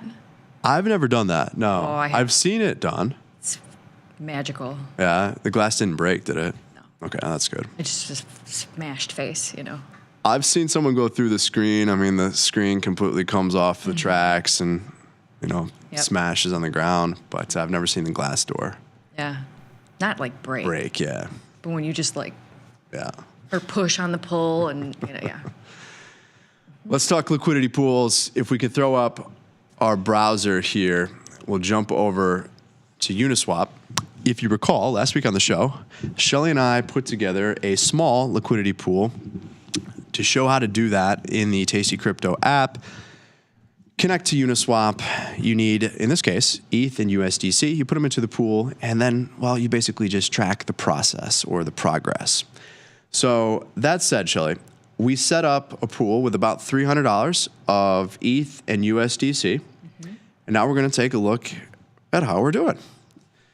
Which, these are not giant numbers. I get it. $3 is not much. But this is a 1% return pretty passively, really, on a 1 week basis. So if you extrapolate that across a year, you have an annualized return that's quite a bit higher than what you might get in a checking account for sure. It's going to be a lot more volatile. You can see the current APR, and this is going to be a function of the price of Ethereum as well, as that's going to be quite volatile. You're going to see these things move around. Current APR, as of this moment in time, since it's been calculated, is 26.3%. And you can see our range here is 1850, 2244. But we can jump into this. We can talk more about it. This is the pool that we set up, though. You can see it's still a little 50-50 or close to 50-50. So we started with 50% USDC, 50% ETH. And I have a little bit more ETH in here now, which means that the price of ETH has gone down a little from where we started. Can you toggle and show the price range in USDC? Yes. So it makes sense, makes more sense. Yeah. So that's your range. How are you keeping track of your pools? Like, just quick, what did I go in at? How much did I pay for the ETH when I put it in? Like, your profits and losses. Like, how are you keeping track of that? Yeah, the easiest way to eye that up is just simply to look at how much of each asset you have in the pool, or you can see where it is here relative to the range that you're in. So typically you're going to come into this, at least when we did this, and we would put it on where the top of the range is about equidistant away from the bottom of the range. Or if I say that differently, you're the same distance away from the current price when you put the pool on, when you set your top and you set your bottom of the range. Came in at the middle. Yes. Yeah. And then we can see how that's moved just given how much more or less of one token we have in the pool. So if we come in at 50-50 and we see that we have more ETH than dollars, or we have 57% more, to me, that signals that the price of ETH has gone down because my pool has been buying ETH. People have come to the exchange, they're selling ETH, they're buying dollars. We're facilitating that process. We're making a market, or we're participating in the market making process. It's automated through the AMM. But I know just by looking at that the price is a little bit lower. I'm not too concerned with how much it's moving within that range. More so, I know when I'm out of range, if this price instead of 2006, is below 1850, I'm out of range. I'm 100% ETH. I know I've lost money. Right. Because I bought ETH as it was going down and it went lower. And then if it's at 1850 in terms of the bottom of the range, but the price of ETH is at 1800, 1700, I'm going to keep losing money. The risk here, and this is very similar to selling a put in options trading, the risk here is that I've seen my pool go to 100% ETH from where I started, and then ETH goes to zero. So that's ultimately the risk. And then on the other side of that, if I see that the pool is out of range, I'm going to see that, one, just given there's an indicator here and the market price will be above 2244, I'll be 100% USDC. No problem there because I made money on the appreciation of the ETH as I was selling out of it, as the pool, or the price I should say, moved closer and closer to the top end of my range. But there is an opportunity cost associated with that. So that's also a risk. That's very similar to selling a call option and taking assignment of the stock, or I should say selling a call against stock that you own is probably more applicable because you would be getting out of the position. So I no longer have any ETH. I can't participate in further upside. I now just have dollars. And so if the price of ETH goes from 2244, where I'd go out of range, and it goes to 3,000, well, I missed out versus if I just owned ETH at 2,000 and I wrote it up to 3,000. So when do you pull out all liquidity and either start a new pool, add to an existing pool? Like, how many pools do you have going, and what is your strategy there? Right now, I probably personally have 7 or 8 pools that are going. A lot of them are out of range because they were started at higher prices. So I guess it depends on what's happening in the market. It also depends on your directional bias, or are you bullish or are you bearish? So in the case that we have a market that's trading higher and you think that it's going to continue to trade higher, what I'll often do as that pool goes out of range to the upside is that I will sell some of the ETH, or in this case, I'll take some of the fees that I've collected and sell that back into USDC. And so I will take some of it. So I'll kind of almost like trade it a little bit. So I want to capture some of the profit And now I know that if I started with, we'll just arbitrarily say I started with a $10,000 pool, 50% ETH, 50% USDC. The price has gone up. I'm selling out of ETH at higher prices. I will put on a new pool as long as I'm still bullish, check the charts sort of thing. But I'm not going to come in with the full amount considering that price appreciation.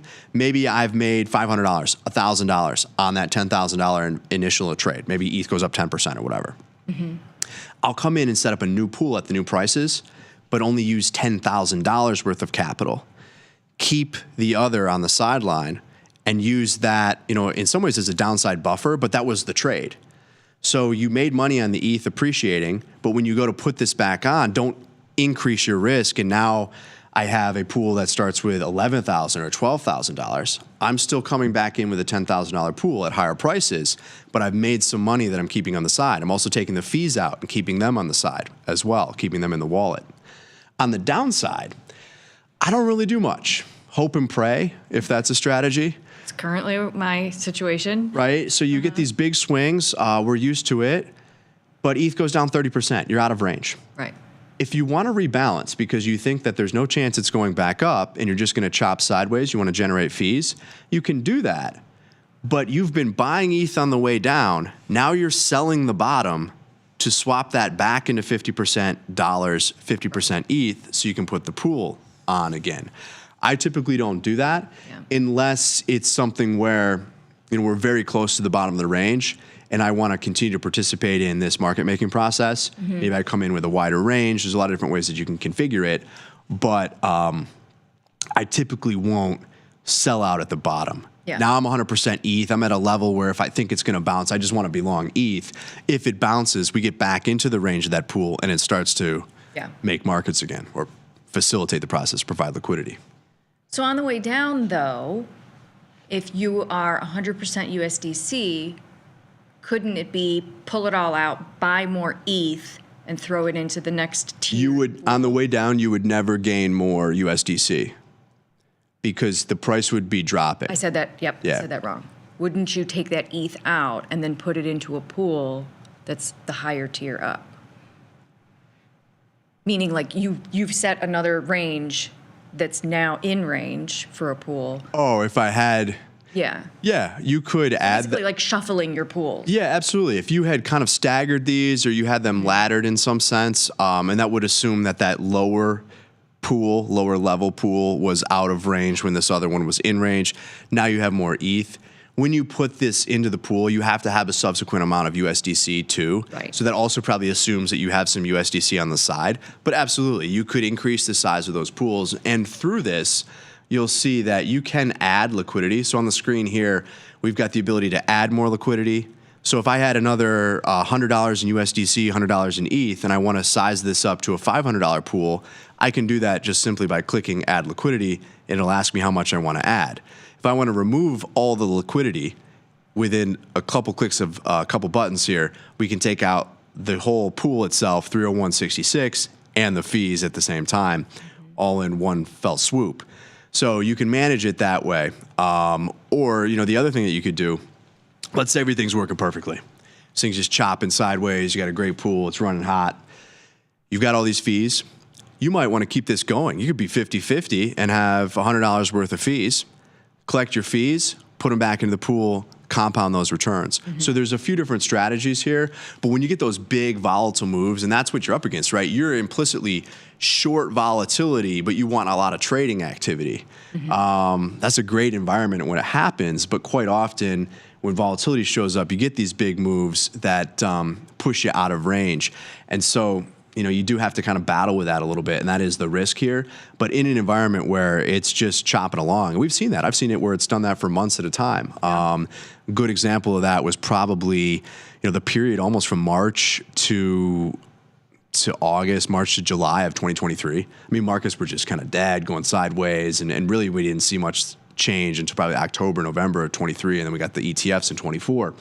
But that period was fantastic for liquidity pools, even though it was an extremely boring and semi-bearish environment for markets. You're making your ETH work for you. Absolutely. So are you also staking ETH? Not really. No. I mean, I have some staked ETH, But most of what I'm doing with ETH is in liquidity pools, or I'm just long. You're long when you're staked, but yeah, I'm just doing more with it on Uniswap. Mm-hmm. Lone Sophos has arrived late. Hello. Welcome. And Edward, Hope and Pray. I think that's called HODL. Yes. Diamond hands. Yeah. These are sparkly. Yes. I have held a lot of things. Everyone thinks about that on the way down, though, but like it's much harder on the way up, especially when you have the volatility that's associated with some of these assets, because that's where you make your money. It's not so much like, okay, can you withstand the downturn? Sure. A lot of people do that just simply because we're stubborn, but it's on the way up, right? It's really the exercise is not selling too early, given the volatility is greater on the upside. And it's hard because that's not how traditional markets trade, at least equity markets. And so that's where I think, diamond hands matters. And I suppose that's where it always was, and, what it is really referencing when you go back to holding the upside in GME or AMC or something like that with the meme stocks. But yeah, that's probably the hardest thing about crypto is timing the upside. It's not so much like picking a bottom. It's, do we get out here at this pretty significant, short-term move, or are we holding for something bigger? And then you get burned doing that too, Oh, I know. Yeah. Well, that's going to do it for our show. Shelly, thank you as always for coming on here and joining me on the show on Wednesdays. We've covered a lot. SWI, Aptos. Make sure you check out the email this weekend for more on those tokens and some of the tech behind it. We will continue to put some guides together and do more shows on liquidity pools. We've got some cool features coming to the Tasty Crypto Wallet app as well to help make this easier for everybody to do. And we have a big reveal on Friday on Beans. All right. Tune into Beans. 9 a.m. Central. Only on Tasty Crypto. That's right. All right. Yeah. If you're not following us, subscribe to Tasty Crypto and make sure to check out Beans. And when you tune in, smash that like button, as they say. Like and subscribe. Hell yeah. That's going to do it for our show. I'll be back next Monday with Shelly. Shelly will be back on Friday with Beans. Don't miss it. Victor Jones is up next with The Price of Truth. Until then, I'm Ryan. I'm Shelly. Peace.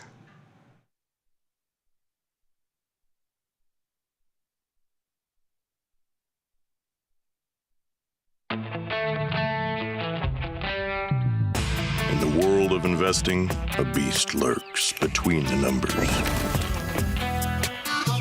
Some watch from the safety of the sidelines, but others saddle up and ride that one-ton rowdy ribeye for all he's got. If that's you, join us on Tasty Trade, named best online broker for options trading. Genius loves company.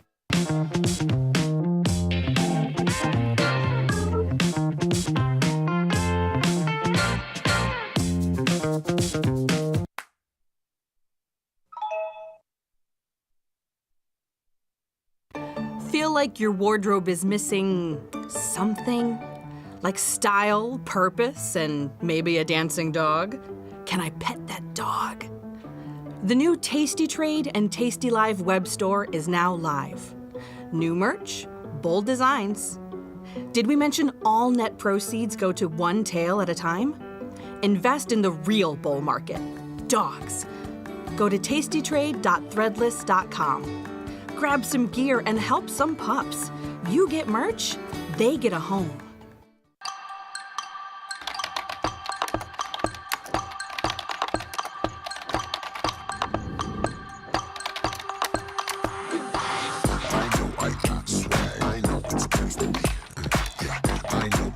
How much does it cost you guys to do simultaneous hair flips? Years of practice. Everybody wanna be like me, yeah.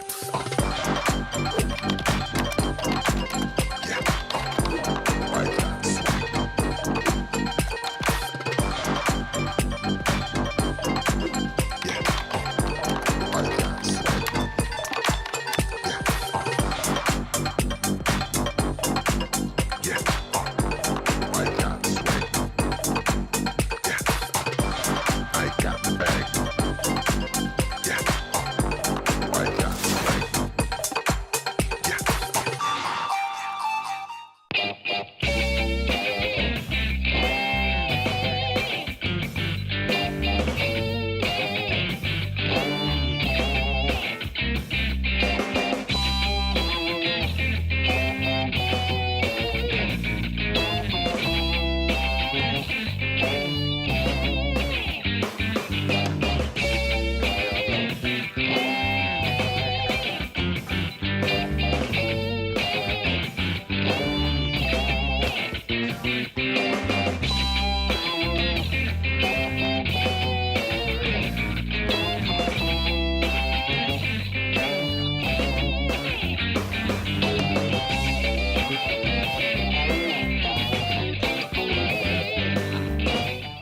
If you missed the live show, here's our cherry on top yearly recap. So, we're doing the show on Friday, and the bat, he's doing the show in the morning, then he's going away afterwards, right? Yeah. He's all packing up the car, he's doing his stuff. RV. Packing up the Packed RV. up the RV for a 6 to 8 day trip. We're supposed to be there about 4 48 days. hours. I bet him $20. If you missed the live show, here's our cherry on top weekly recap. You became Chicago's most eligible bachelor. What year was that? That was the debate we were having earlier while you weren't on the show to defend yourself. 1988. 88. So Veneta was right. Late 80s, early 90s. You mean when I was on the Oprah show? Yeah. Yeah. Well, 88. I had flowing locks like Tom.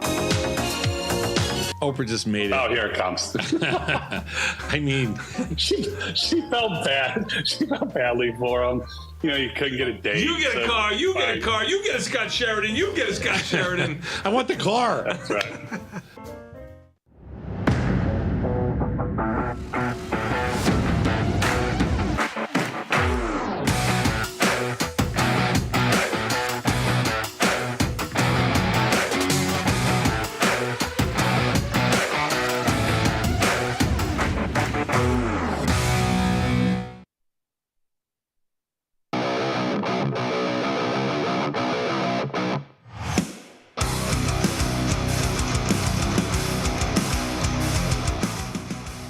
Oh, yeah, it's Wednesday, Wacky Wednesday, as some would say, March 26th, a little bit after 5 p.m. Central Time, the best time. You know what that means. It's time for Tasty Live's evening show, and because it's Wacky Wednesday, it's also time for a little bit of man cleavage by our good friend, the one, the only, the big brain here at Tasty Live, Chris Vecchio. How you doing, my friend? I thought I dressed appropriately for the show. No. The cat calling won't stop. Now. The cat calling won't stop. What's up, man? How are you? It's great to see you again.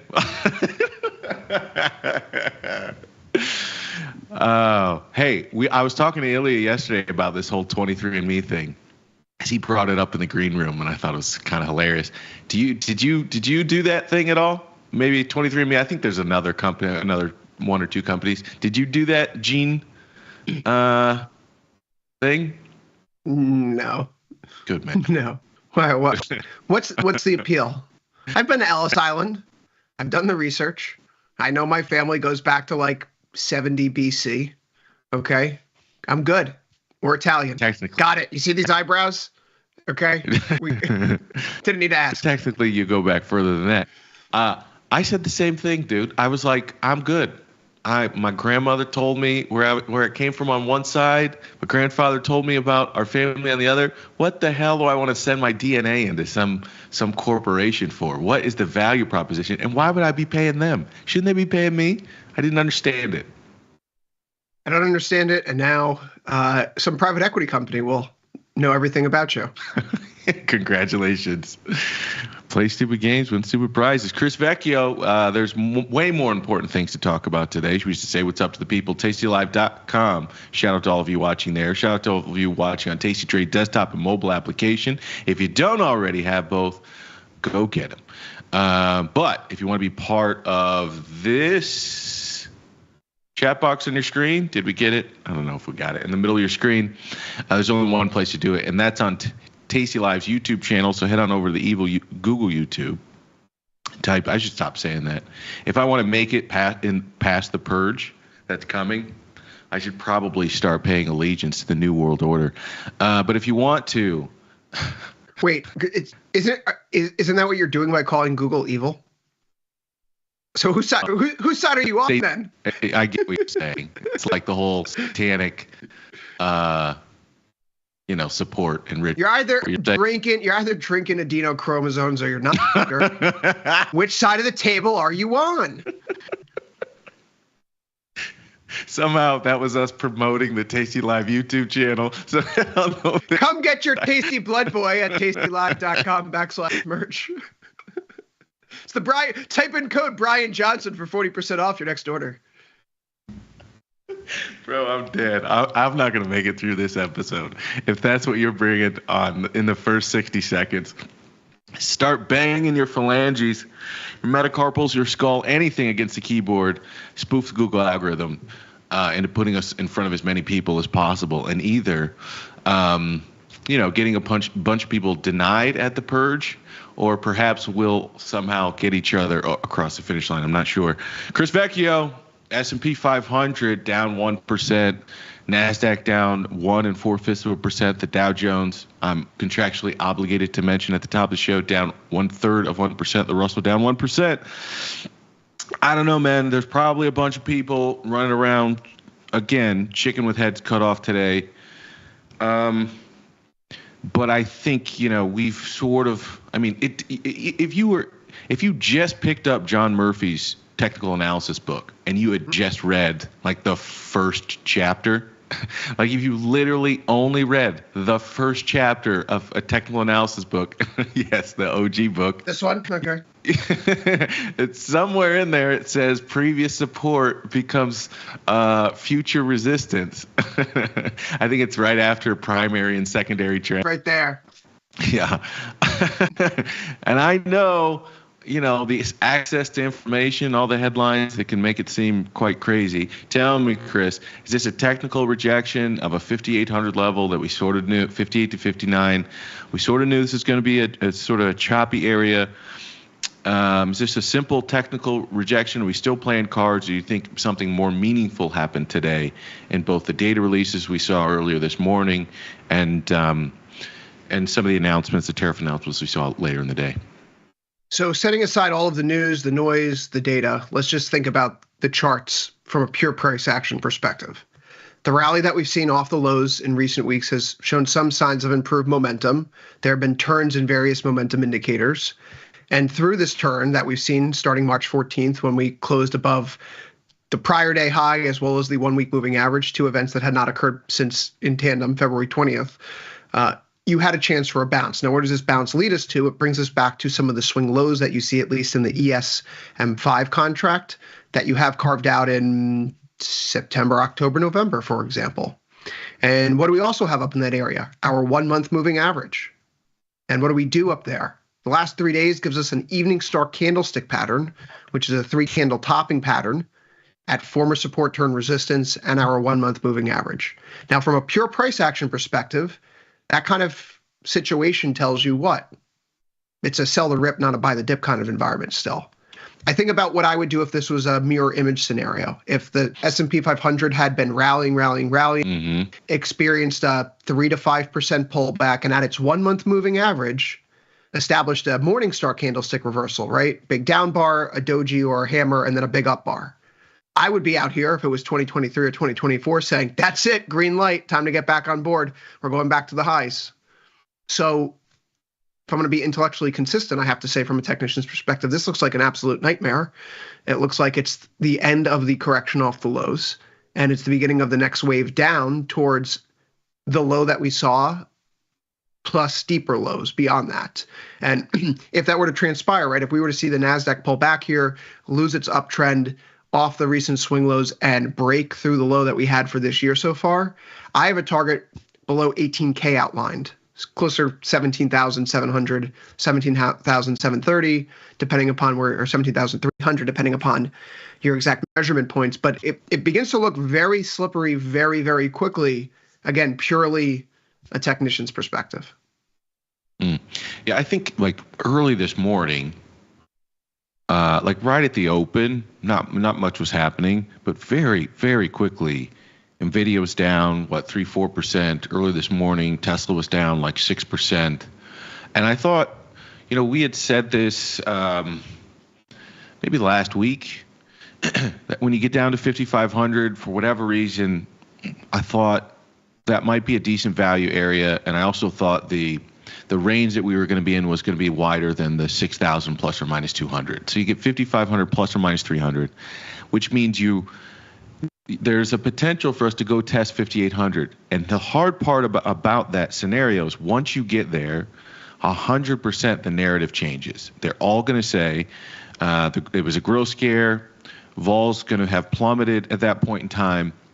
And you have a choice to make. You have a choice to be sort of disciplined and take some deltas off the table, or at least sort of be cognizant that you're probably not in this is going straight to a new all-time highs type market. And because you probably got a little bit of access to blow off there, 5,800. And then the question becomes, were people, are there big players in the market who are just looking to distribute stock?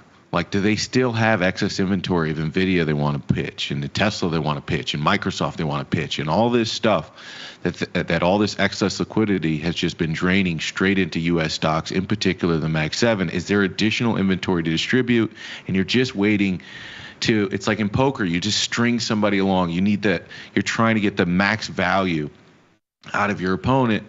So you let these things sort of float as high as they can before you distribute again. And today, it kind of looked like there was more inventory. You can point to all the articles you want to on NVIDIA, point to all the articles you want to on Tesla, but we got to a point where you'd probably strung along your opponent as far as you can, and it's time to distribute. And now the new question comes, Chris, is how much is behind this?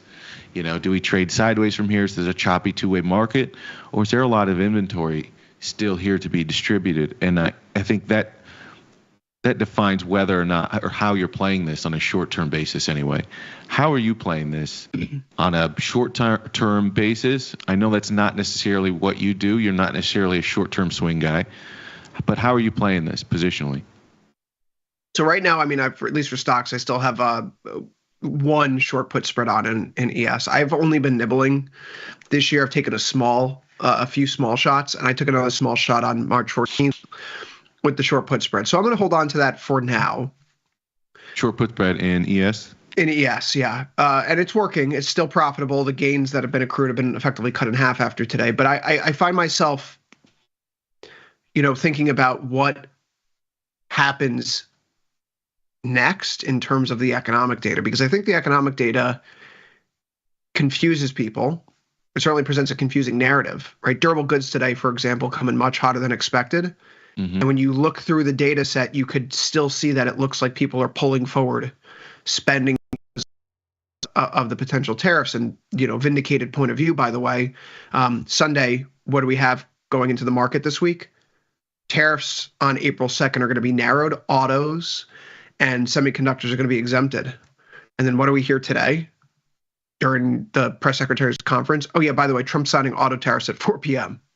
Mm-hmm. So, yeah, I think the point of view that why are some of the spending figures, holding up? You have to look to the import-export imbalance right now. The import-export imbalance has surged for two reasons. One, our imports are through the roof. People are buying a ton of things before prices go up. And then, of course, there's the gold factor, which I guess as a little bit of a non sequitur. The Atlanta Fed GDP Now released their growth update today. And I think over the past few weeks, we've talked about how they've had to account for gold imports. On the Atlanta Fed growth tracker now, there is a gold-adjusted GDP estimate because of how significant of an issue they find this to be. So stripping this back and going back to the whole point, people are spending money because they think that prices are rising in the future. This is what happens with an inflation spiral. You think prices are going up, so you spend more now. You actually create more demand bottlenecks. And so producers do the thing that you were fearing they were going to do. They raise prices to capture the surplus. I find this troubling. I find the Dallas Fed Manufacturing Survey responses today troubling. Not exactly known for being a bunch of woke commie libs, those oil refiners, right? And they said it's the worst business environment that they've been in the 40 years in the industry. So if we're going to see a slowdown in spending, a slowdown in investment, people don't know what kind of capex decisions to make, when and where to source goods or raw materials. The hard data is going to catch up at some point to the soft data. There is a big divergence right now. We can't ignore that. The surveys are terrible. The hard data is holding up, but I think the hard data is holding up because people are front-running a freeze in their spending in 2Q and 3Q, and that alarms me. So yeah, I have my short put spread on right now. I don't love it. Today's price action, if I was putting capital out fresh, I would not be putting it on for again. So tomorrow, I suppose, is the line in the sand. But, VIX stocks just opened up, 19 minutes ago? S&P's off by 0.41%. NASDAQ's down by 0.49. Still ugly. Still falling after the close. after Trump speaks in between the sessions? Vol up today. VIX futures up to 1915, VIX up to 1833. If anything, because I didn't get short, I think a couple people in the chat probably called this exactly right yesterday with looking to fade it today. I thought maybe we could press a little bit further. If I'd done the work, I would have seen 58.35 as sort of the more specific line to be paying attention to, which is sort of where we turned around. But I thought anywhere between 58 and 5,900, and yesterday I talked myself into the market pressing up a little bit higher into 59. That said, at 17 and change in vol, it's yesterday for me, but earlier today, the one good thing I could say is I bought vol on a lot of my biggest long positions, and I bought some downside puts in the S&P and the Nasdaq. Not a ton though. Not a ton to be like crash insurance for the portfolio, which I'm now kicking myself over because I probably, if this goes anywhere, I'm probably not going to get a better chance.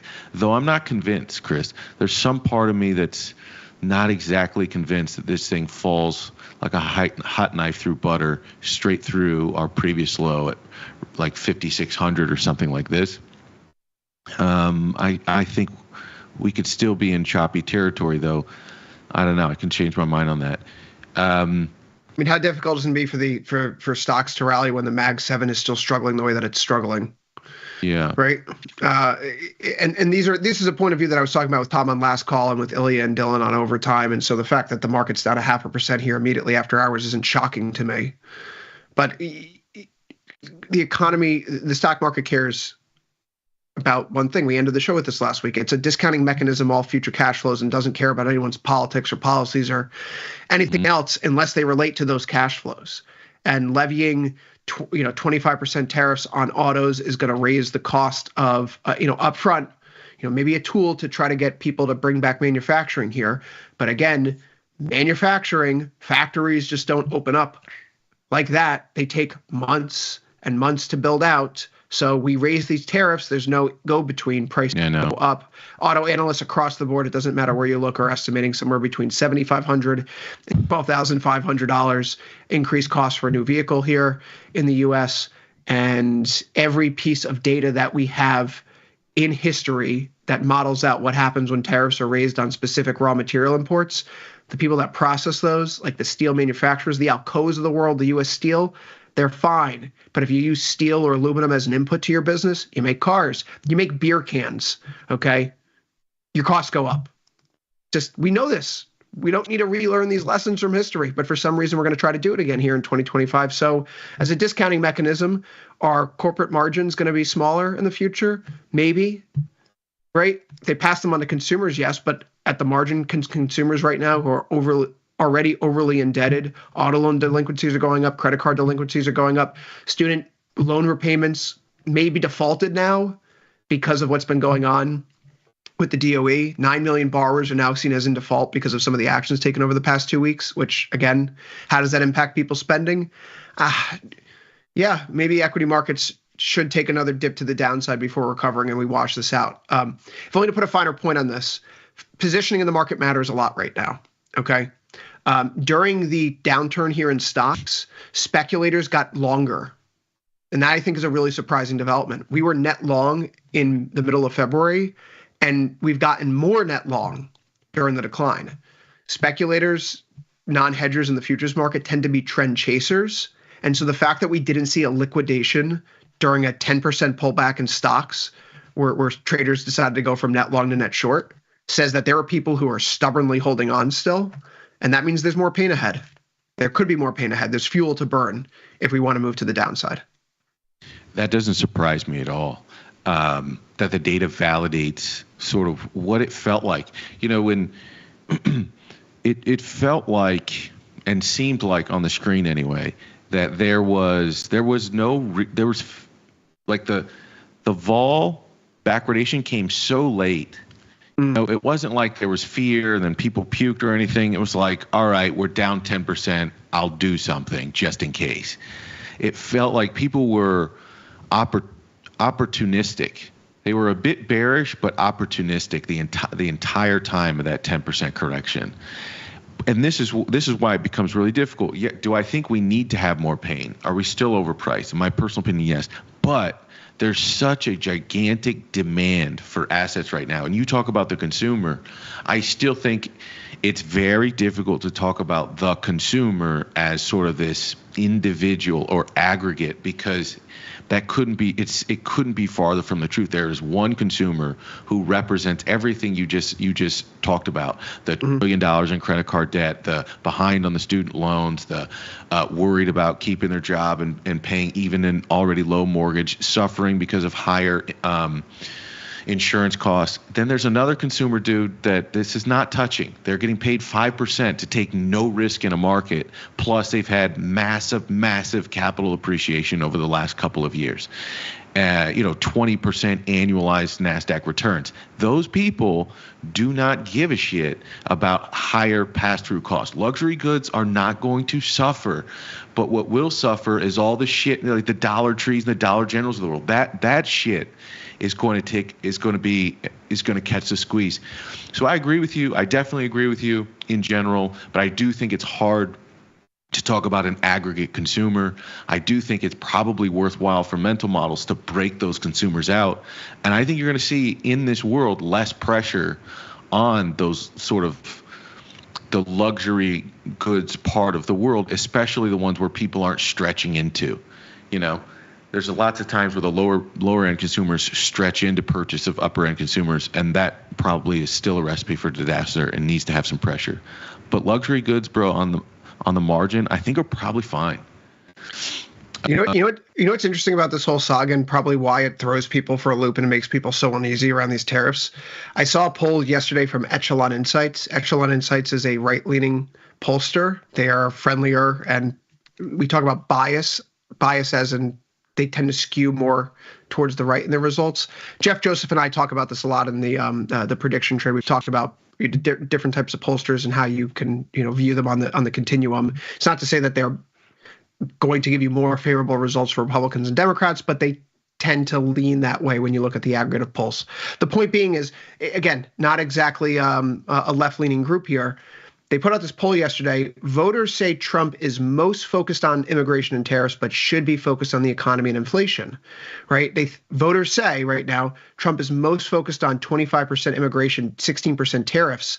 Trump should be most focused on tariffs doesn't make the top 10 responses. The top response is the economy, 38%. The second is cost of living inflation, 20%. Now, I know that you and I would argue tariffs are the economy. Tariffs are related to cost of living and inflation, right? But there seems to be a mismatch here between what the stated goal is and what people are actually thinking that's happening. And that is what's causing the friction right now. And it looked like earlier this week there was no friction, right? Hey, listen, we're trying to accomplish this return of American manufacturing, but listen, we understand it's so disruptive. We're going to narrow these tariffs. We don't think it's appropriate to do it in semiconductors and autos. We get it, right? And why does the market respond so positively Monday? It seems like, okay, they understand. There's a direction here. There's a North Star now. They're doing this, but with a purpose, with a scalpel, not a sledgehammer. I don't think that was the reason for the rally, and I'm not so certain this is the reason for the sell, but go ahead. It feels like we were turning a corner there in terms of understanding, is this Fortress America? Is this trying to create a unified world against China? Is this to replace income taxes? We were getting away from the Calvin Ball, Michael Scott snip snap aspect of it, if only for a brief 24-hour window. No. We're not getting away from that. No, we're not. I'm telling you, bro, like everyone. My bad. Boy cried wolf. I got caught. Yeah, because when on the upswing, it's going to feel like everything's behind us now. You get what I'm saying? But on the downswing, it's like, oh God, again. But we're not out of that. And even April 2nd, they've positioned it, man. If you read between the tea leaves, it's not like some grand plan is going to come out on April 2nd. The way they've positioned this thing is, okay, we're going to pull out some products. It's not going to be across the board. So they're basically lining this up to tell you, here's a little tiny piece on April 2nd, and there's going to be another April 2nd. They like to time box these negotiations. They think it puts their counterparty in the negotiation in a more difficult position. They think it moves the negotiation. I'm guessing. I'm speaking as if I know. I don't know, but I'm guessing. And I think that's what they're going to keep doing. And I also think that Trump, I'm going to explain what I think this is. Immigration is a distraction. Immigration is a distraction to the people. It's really easy. Politically, this has happened.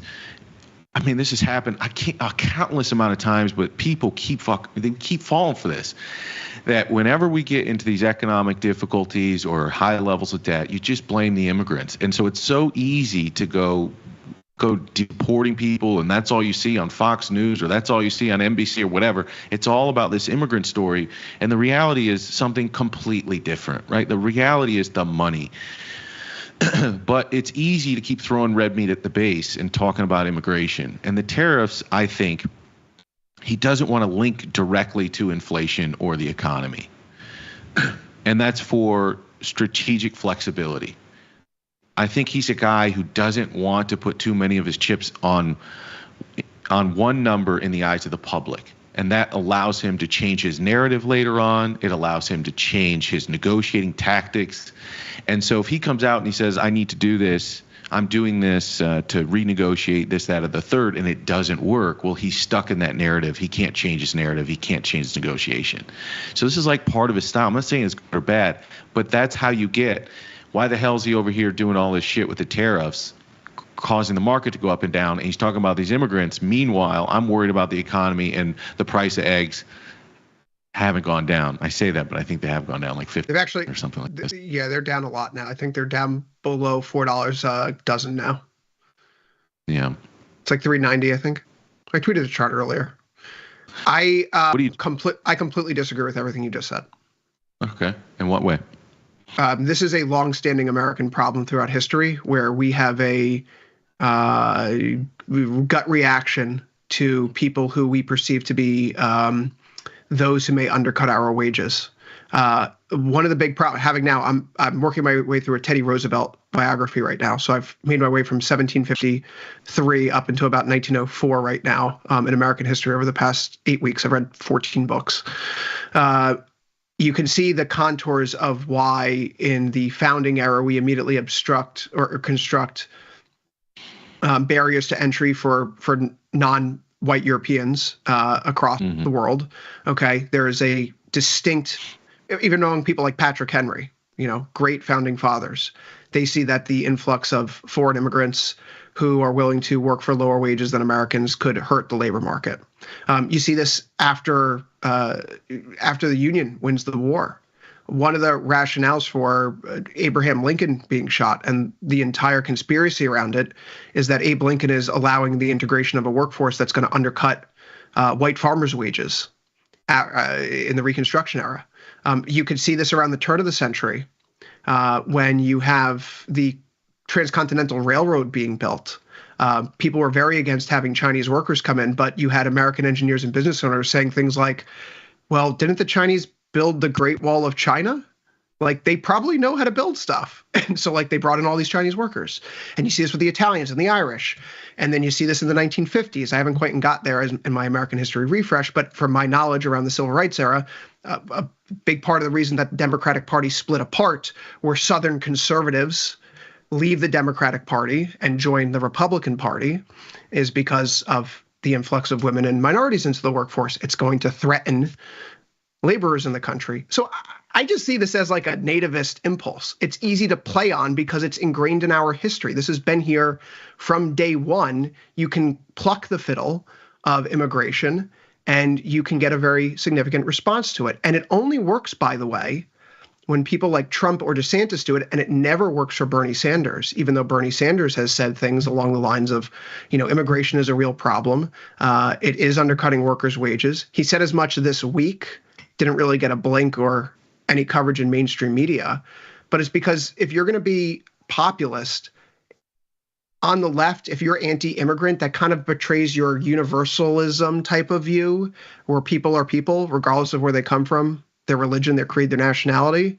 And so kicking people out based on the color of their skin or what border they've crossed kind of is a betrayal of your own values.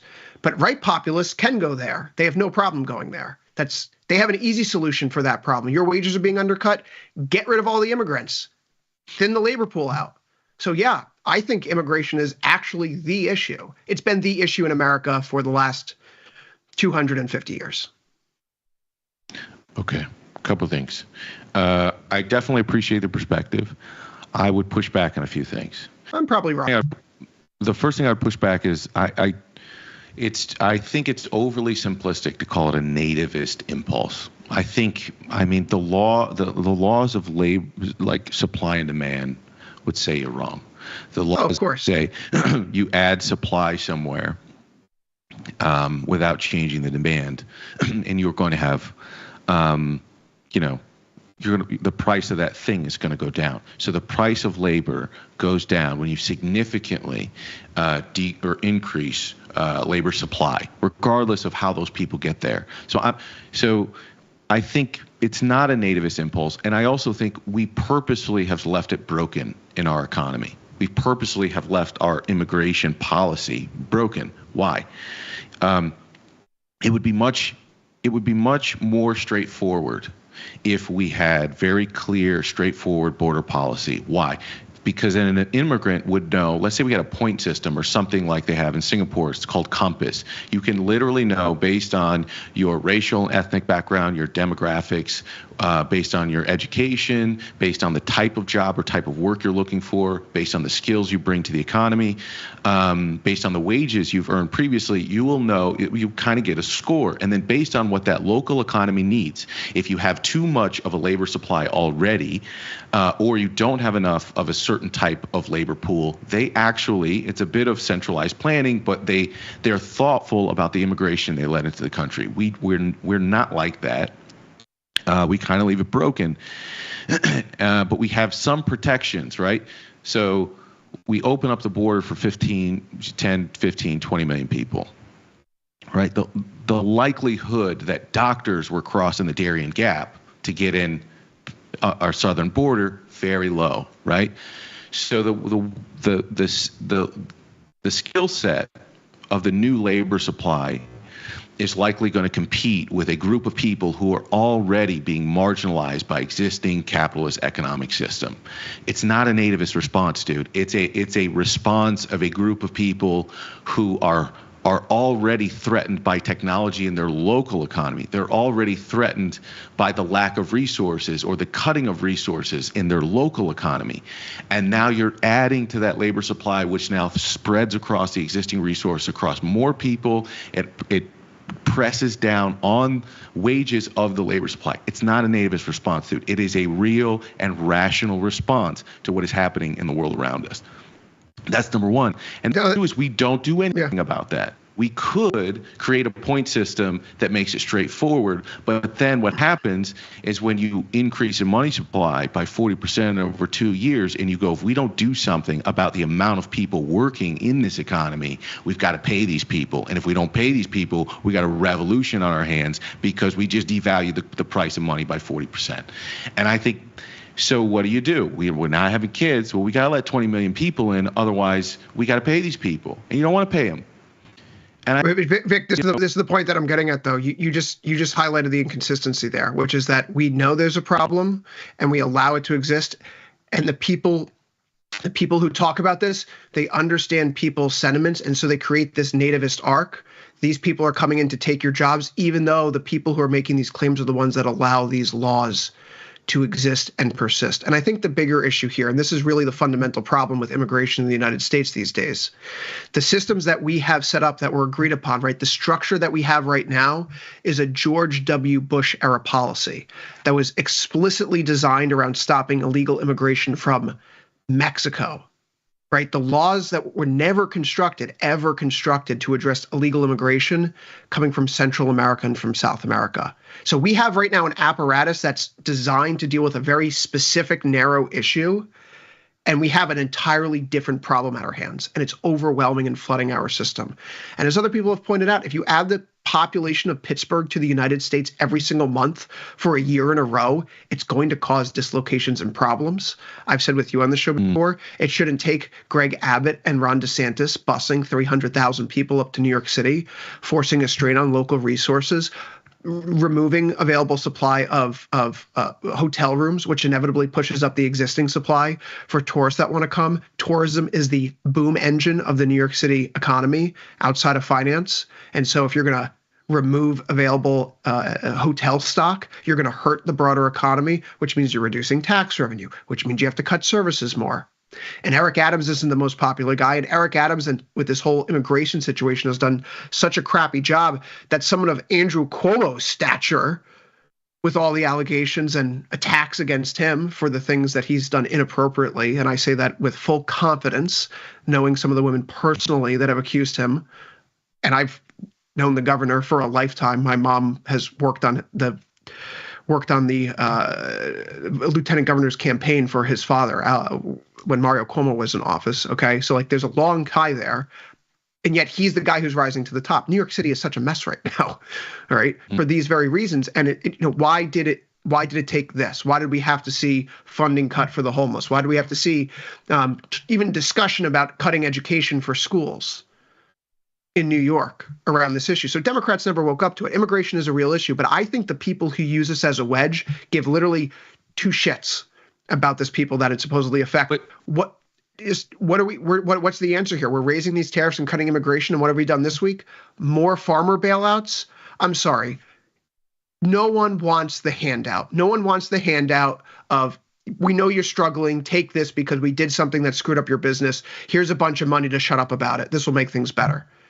Yeah, our farmers got pissed the last time. Just to make sure we're not talking past each other, I started this by saying immigration is a distraction. And I think you said I disagree with everything. You gave me your points. I gave you mine. I should clarify what I mean by that. Okay, immigration wasn't the start, in my personal opinion. It was we increased the money supply. We devalued money to such an extent, and we're unwilling to deal with the consequences of what was going to come with that. We were unwilling to let the labor negotiations play out as they would have normally. So in my personal opinion, the immigration policy was 100% on purpose. And now what's happening is the focus of the current administration on immigration through the lens of deportation is just red meat. It is a distraction. If you wanted to actually deal with this problem, would we be putting budgets in front of people that actually increase the deficit $2 to $3 trillion? No, we wouldn't. If we wanted to actually fix this problem, would we be working on new immigration legislation that puts together a clean and clear immigration policy so that we're going to have this argument right now on deportations about, these people have already been here, they've set up shop, they're hardworking people, they haven't committed crimes. And so it's this empathy game, it's this moral game, instead of let's just create something simple so that the people who are coming here know that they'll get to stay here once they're here, and the people who are in the country get to hold their elected leaders responsible and accountable to the immigration policies that they're setting and the levers that they're pulling. But we have neither of those things, and which is why I'm calling this whole thing about deportation right now, it's a distraction. That's where I started. So I got a question. I think we may be in the same ball. We may be, right? Like you're saying it's a distraction. I'm saying that they're using it as a distraction, but I also think it's a core issue. It sounds two-faced. I'm curious, when was the last major immigration bill set forth that had bipartisan support in the Senate and the House? I have no idea, honestly. Last year, Senator James Langford from Oklahoma had a bipartisan bill, and I don't remember why it was tanked. But no, why was it tanked? Why did the House pass? Do you love the talking point? House passed it. The Senate was ready to pass it. Why didn't it pass? And by the way, I like the discussion today.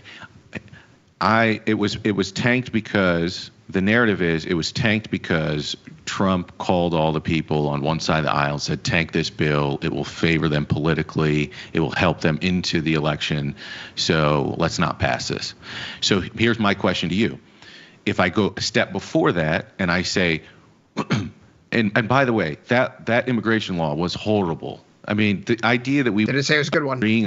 Yeah. So just because it's bipartisan does not mean it was actually a bill that was going to fix our broken immigration system. Let's start there. It was a shitty bill. The second thing is the premise for needing to pass that shitty bill is that we need the president, the executive needed new authority granted by Congress in order to fix the immigration problem. Right now, where are border crossings? And did any of that come with new executive authority? No. So the point was, yes, he could have done something about this. He didn't do anything about this. The new continuing resolution gives them the authority now to do it. No, my point is where we are now in immigration comes because of the positioning to the world about how the U.S. is thinking about immigration, and also what you do, how these guys are handling it. Again, I'm not pro or anti-immigration. All I'm saying is that the politics behind it on both sides are disingenuous. That's my point. It was disingenuous, I think so, Biden to say he needed new authority to do anything about border crossings, and it's disingenuous to pretend like deportations are somehow going to fix this problem, or disingenuous to say you're going to deport. Are you going to deport all 15 or 20 million people? You're not. You're going to deport like 2 or 3 million people, enough to make people to feed red meat to the base, and not fix the actual underlying problem. That's my. How long of a timeline do you think? Let's just say they're going to deport 3 million people. Right now, they're according to ICE data maintained by the Trump government, they're at a run rate slower than what Biden did last year. It's just it's their numbers. So like to get to 3 million people, you're going to only say 3 million. I made a guess because that was the number for the Obama administration. Right. I think first term. And so I'm just making a guess that they'll be in that ballpark. My point being, this is it's all smoke. It's all smoke. I mean, I think one of the big problems that I see a lot of people having with immigration these days is the lack of assimilation that occurs. And you and I have gone back and forth about this particular issue. You go back 20 years and you read Audacity of Hope by Barack Obama. Yeah. And you'll see that he has a whole section about how he's bothered when he goes to immigration rallies and sees people speaking Spanish and waving the Mexican flag, which I also I think that also, by the way, as an insight into what the issue of the time was. Like this book is written in 2004, 5, 6, somewhere around there. Correct. Like you go to right after the Clinton. That's right after the Clinton administration, which was notoriously sort of anti-immigration because, again, at the time you had a much stronger unionized workforce. You had 20% of the population in the late 80s that was under a union, and a union is going to help to teach their union members about labor supply and how increase of supply changes. Did something happen in the 80s? Wages. Thatcher, Reagan, the emasculation of unions. Did the neoliberal wave that started with Carter and then accelerated with Thatcher and Reagan, did that have anything to do with the decline of unions? And you made this other point, which was about left and right populism. And to me, that's the game. That the whole game is the left to put some. If you're populist, you kind of have to understand that you're not a left populist or a right populist. If people could sort of understand that the whole point of dividing you will then minimize your political power and then perpetuate the conditions that created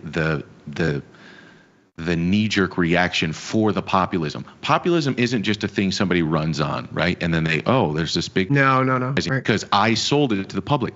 There's an underlying condition there that can be utilized for the purpose of political gain, but it's how did it get there? What is the underlying cause? And it's taxes and money devaluation, man. At the root of all this shit, it's an unfair tax system and money devaluation. And instead of going and addressing the taxes on wealthy, we instead want to implement tariffs, which is effectively a consumption tax, but it consolidates power in the hands of the government to utilize for their own control. And it's like, okay, we can try it this way. We can try it this way. Maybe we'll get a little bit, a few more manufacturing jobs in the U.S. and congratulations, but you've still got the same exact goddamn system that got you to the populist uprising to begin with. What's the old expression? The boss makes a dollar, I make a dime. That was a poem from a simpler time. Now his boss makes 1,000 while I make a cent, and he's got employees that can't make the rent. When the CEO makes $1 million and we don't make jack, that's when we riot to take it all back. Now, Mr. Investor, if this seems extreme, I have to remind you it beats the guillotine. Right? Isn't that how the poem goes? Speaking of French revolutions, let's talk about bonds, man. That was who was that by the way? I don't remember that poem. Jimmy_cognac on Reddit. I just Googled, I remember the poems. I Googled the full poem, and you always Google something Reddit because you don't trust anything pre-2018. So your Reddit's my source. Jimmy_cognac. Thank you very much. Here I am thinking because I'm sort of I'm insecure about my educational background. So I like you, I read a lot. And so I'm always a little bit insecure when somebody brings up a passage that maybe is a classic literary work that I'm not familiar with. So you just had me thinking like I was a little ashamed and embarrassed, but I had to ask. I'm not going to pretend like I know it. So who was that by? Some guy on Reddit. It's by. Who's it really by? For Chris Hart. Okay. Who dat? I'm going to move on real quickly I think the more interesting conversation, we barely talked about stocks, which I want to try to get as much out of that as possible. But really quickly, bonds 116, what's happening in the yield curve in your opinion? Is there anything interesting happening in the yield curve in your opinion? We've backed off a 119 area in the long end, which means the long end of the curve is lifting. Some part of me goes, what is this? Are we pricing out the growth scare? Are we pricing in inflation? Are we effectively pricing the cut that is coming in June, and the bond market is sort of adjusting to it or anticipating it already? What do you think's happening here in the yield curve? It's a really good question. It feels like it's a market that understands that a sell-off or rather a deep retrenchment in growth up front is not likely. So the recession fears have been squeezed out of the market. Again, how many times have you seen recession start with this huge surge in imports? But this may be a unique time. This may be a really unique time. And there are regime changes in history. Now, I know like seminally, regime change is something that you equate with like political regime. But in fact, the origin of regime change comes from people discussing economic regime changes. When you switch from a society that's effectively run through a classical liberal economic system that morphs into Keynesianism and then ultimately morphs into neoliberalism. And we could be into a turning right now where we're moving from this post-Cold War neoliberal globalized effort into something that seems familiar but is also uniquely distinct from anything we've ever experienced before. Because every other time we've had a regime change economically, the United States wasn't necessarily the top dog in the land. The switch from mercantilism into classical liberalism occurs after the United States effectively takes down Spain in the Spanish-American War. And that continues for 20 or 30 years until, of course, you have a series of booms and busts from the railroad crashes to the fact that there's a lack of recovery in Europe immediately after World War I, to our own boom in the 20s and then Great Depression in 29 going into the 30s. So if this is a big turning point, what system are we evolving into where we have a good guide for the future? Are we going back to something mercantilist or something more that's like an autarky, or trying to fit a square into a circle not going to work because the world has changed and we can't just unwind the clock and become isolated? I think this is going to be a very volatile market. So I want to just go back to a bigger like North Star kind of idea that I have now based on the past 2 days of consideration. Yesterday, when I was on with Nick Batista on Futures Power Hour, we highlighted in the top of the show the VIX term structure, how it returned to contango. And I was making the point that it almost feels like that doesn't feel appropriate given the fact that we have a system right now, a market, where a feature is that we have tape bombs. That's not a bug. It's not like, oh gosh, Trump said something? Where did that come from? Right? This is a what's Trump going to say today kind of mindset. And if that's a feature of this environment, then should we have a market where you're looking at a VIX that's in contango all the time? It feels like if it's a sell the rip then buy the dip, then when vol comes in and markets rally, you use it as opportunity to buy protection, buy some puts. A world that makes sense to me is a flat VIX curve, right? An inverted, a curve in backwardation means there's a lot of risk up front right now, and that's panic. I don't think we're in panic right now. But a flat VIX curve, that makes sense. So the question was about bonds. What are we doing with bonds here? I don't know. I like where you took it. I don't know where we're going with bonds. I still have my long deltas on. I've had them on for a few weeks. It's been like just a frustrating trade because nothing's really doing. Long Z and call spreads, short Z ZB put spreads. If growth is going to fall off in 2Q and 3Q because of the spending issues, then bonds are the place to be. Gold's the place to be. If we're seeing the worst first quarter GDP figure ever in terms of clarity that it provides, then bonds could actually get smacked down a little bit more because it looks like a near-term recession impulse is off the table. But hey, all those people who pulled forward their spending, they're saving now, right? Like, I think about myself personally, obviously anecdata, but like with the spending cuts coming on and the grants being lost, like my wife's work hours are going to be cut in half because her company gets grants for the work they do. She works with autistic children. And so what is that going to do to our family spending? We're going to lower our spending moving forward. Also doesn't help that we have a kid on the way, so having a kid coming while there's less spending in, it's a fun thing to consider. But I'm sure there are other families like us who face uncertainty over their future labor prospects, and as a result, they get the things done now, and then they start to stockpile for a little while and see what comes of the future. Better to save for a rainy day than be unprepared if the floods come in. First of all, congratulations, Chris. Second of all, baby boy, October. As soon as you said you're shopping for a new car, and I accidentally said it on air, I go, "What are you having a kid?" And I hadn't told you yet. You know. You figured that out. Inappropriate question to ask you on the air. I like right away. I wanted to take it back from the air and put it back in my mouth. You know what's funny about that though? When we did our first scan, the doctor goes, "Yeah, I think there might be 2 in here." Her and I were like going from 1 to 3. What? Yeah, we're like, So when we got the confirmation this week, it's vanishing twin, which actually, I ate my twin in the womb, so I've been told, and so now my son will have eaten his twin in the womb. Survivor. Congratulations. Just like daddy. Congratulations. I like where you went on the vol term structure. I don't know that you can't do. I wouldn't want to sell back month vol, but the only thing you could do is really just not necessarily be a vol seller in the front month, which is probably blasphemy for most of the tasty traders here.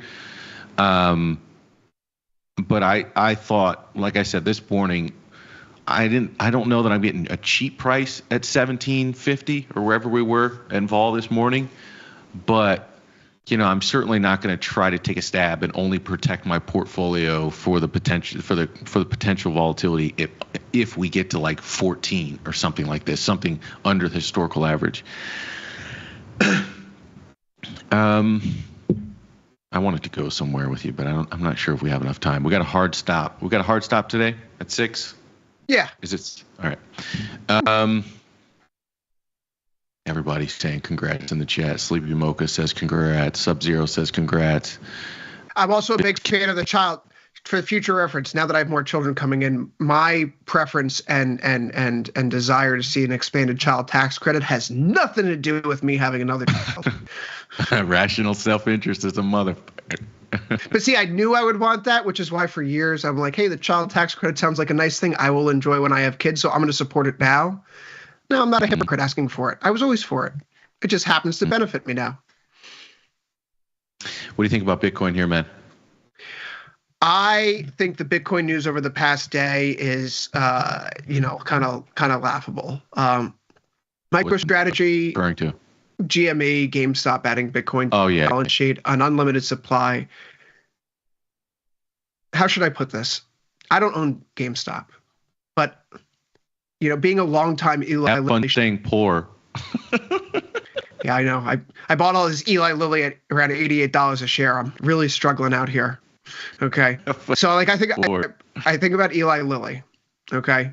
If Eli Lilly, which makes these GLP-1 drugs, fat shots, if they were to come out tomorrow and say, we're going to use our excess cash flow to invest in Bitcoin, I would say, holy shit, they have no innovation left in the pipeline. They have no more good ideas. The best use of their capital is to speculate on a financial instrument. These guys have no idea what they're doing anymore for the long-term health of the company. It is pure financial engineering, right? It's not related to the underlying product. It's not related to the underlying service or business itself. If I'm a GameStop investor and I invest in this company, am I investing it because of the Bitcoin? Right? What does the Bitcoin do to help console sales, to help hard physical media sales, to get people like me back in the store so I stop buying digitally and I actually go in person again? I'm a gamer, right? So what are they doing for me? Nothing. And the world is increasingly digitized. I understand the idea, and I'm certainly adherent to it. If I really want something, I make sure I have a physical copy of my own. I don't download it and buy it and keep it in my Xbox game store or wherever movies app, right? Because if they strip the license from me, that's it. I paid for a license I no longer have access to. But GameStop, what are they doing to get more people in the store to buy more of their products? The way that Microsoft and Sony conduct their business online is a long-term death knell to a company like GameStop. So I see a Bitcoin as like a far-flung, we got to do something to pump the stock price. Hopefully this draws people in. Long-term, nothing good. Nothing good. Now, Bitcoin itself, look, we have a USD1 stablecoin thanks to the White House now. Over the weekend, we had a tweet from the president. That's an embarrassment.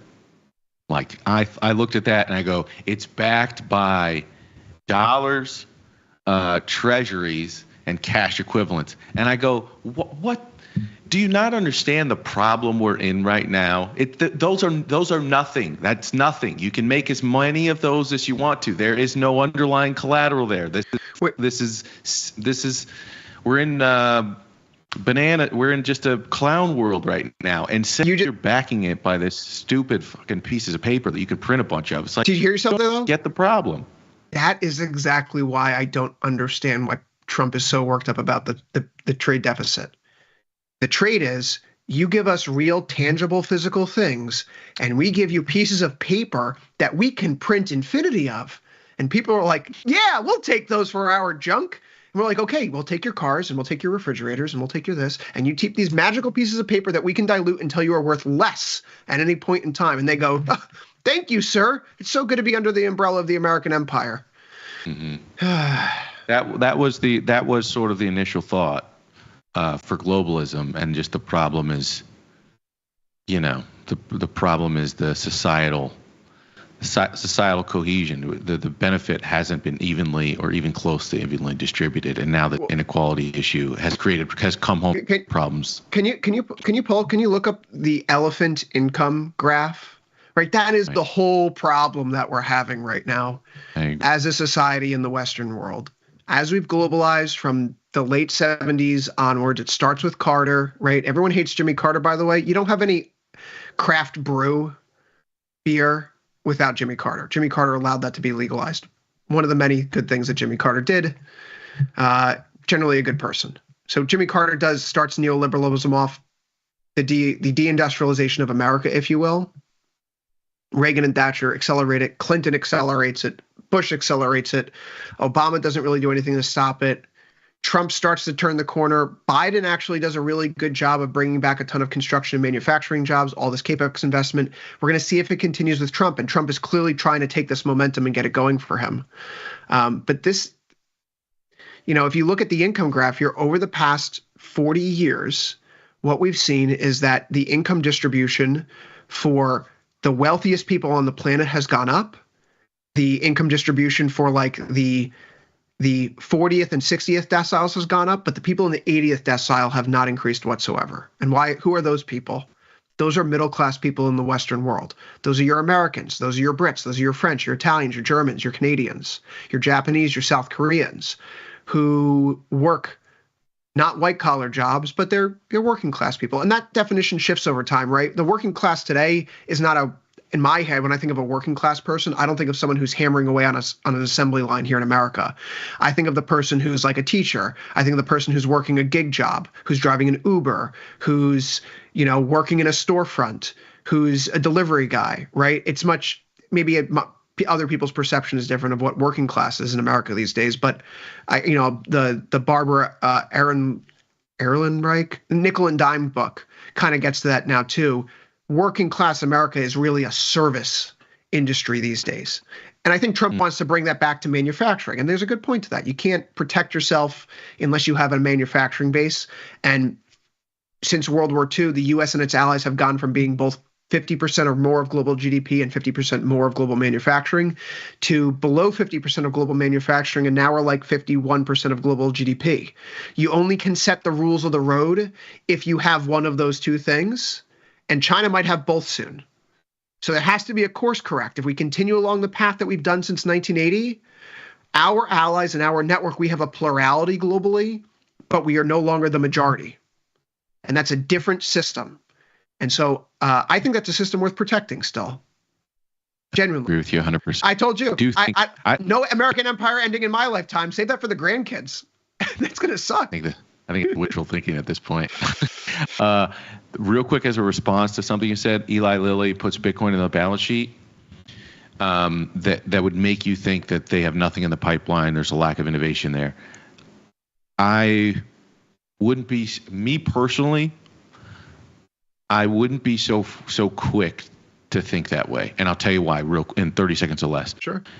If we're already running these high deficits as a percentage of GDP and we're not we're only looking at growth scares, if you can see a world where we get into a bona fide recession, whether mild or not, the spending impulse for the U.S. government, the fiscal authorities, has always been to increase spending at that time. Now, if you can imagine, you thought you were going to be in a world of perhaps decreased government spending and perhaps more fiscal responsibility, and all of a sudden you find yourself in a world where you're just exploding the debt at similar levels to a previous administration, if not more. People are going to look at ways to protect their purchasing power, and they're going to look at a load of cash on their balance sheets, and investors are going to go, what the hell are you doing? That stuff is eroding at this massive rate. And, I'm not saying all companies will do this, and I'm not saying it's a smart move, but I can guarantee you, if we keep devaluing at the rate we are, you're seeing this at the state level, and it wouldn't surprise me to continue to see it at the corporate level, man. It would not surprise me at all. And I don't know that I would look at that as anything other than somebody reaching for an asset to try to protect against minimization of purchasing power. Chris Vecchio, I thoroughly enjoyed this conversation today. I thoroughly enjoyed the challenge and your perspective, which in many cases might have differed than my own, but a respectful conversation nonetheless. Chris Vecchio, if the people want more from you, and I think you've given them zero reasons not to want more from you today, can you tell them where they can go? Leave me alone the rest of today. But you can find me on Twitter at CVecchioFX, here on Tasty Live, Monday through Friday, Futures Power Hour, 1 p.m. Eastern, 12 Central Time. Monday through Thursday, overtime, 4 p.m. Eastern, 3 Central, right after Last Call. Speaking of Last Call, I'm on this entire week with Tom, so be sure to join us at 3:30 Eastern, 2:30 Central. Let Me Explain Tuesday mornings, 9:40 a.m. Eastern with Tom and Tony, and then with Victor on Wednesdays for Wacky Wednesday. Victor, you told me it's Wacky Wednesday. I came here with the jokes to start. I try to get a little bit serious at the end. I'm looking forward to our typical Wednesday conversation after this. So you're waking up. I'm winding down. I have a few beers. You're having some coffee. I'll catch you on the text chain in a little while. Sounds good. Brian Watson said, I bet Chris gets a Porsche Cayenne. Don't do it, Chris. Don't do it. Okay, real talk. I really like the Lexus TX, the new one. But I was looking up the information about where it's built, and it's like, hold on, you're built in Indiana. You're built in Indiana at the same factory as the Grand Highlander Hybrid. That's a Toyota. Correct. It's the same exact wheelbase. They are. Same exact everything except for the outside of the car is wrapped right with an L on the front. And it's like, that's $12,000 less. But you could look at almost every car brand and their stat. Well, and Toyota. Very similar in many. Toyota's unique. Toyota, like the only thing you need to worry about with the Toyota is changing your oil, right? It's such a well-made car. So Lexus or Toyota, I think, is where I'm going to be at. I pulled up to a billionaire investor. He was a previous investor in one of the companies. Tom Sosnoff? No, a different one.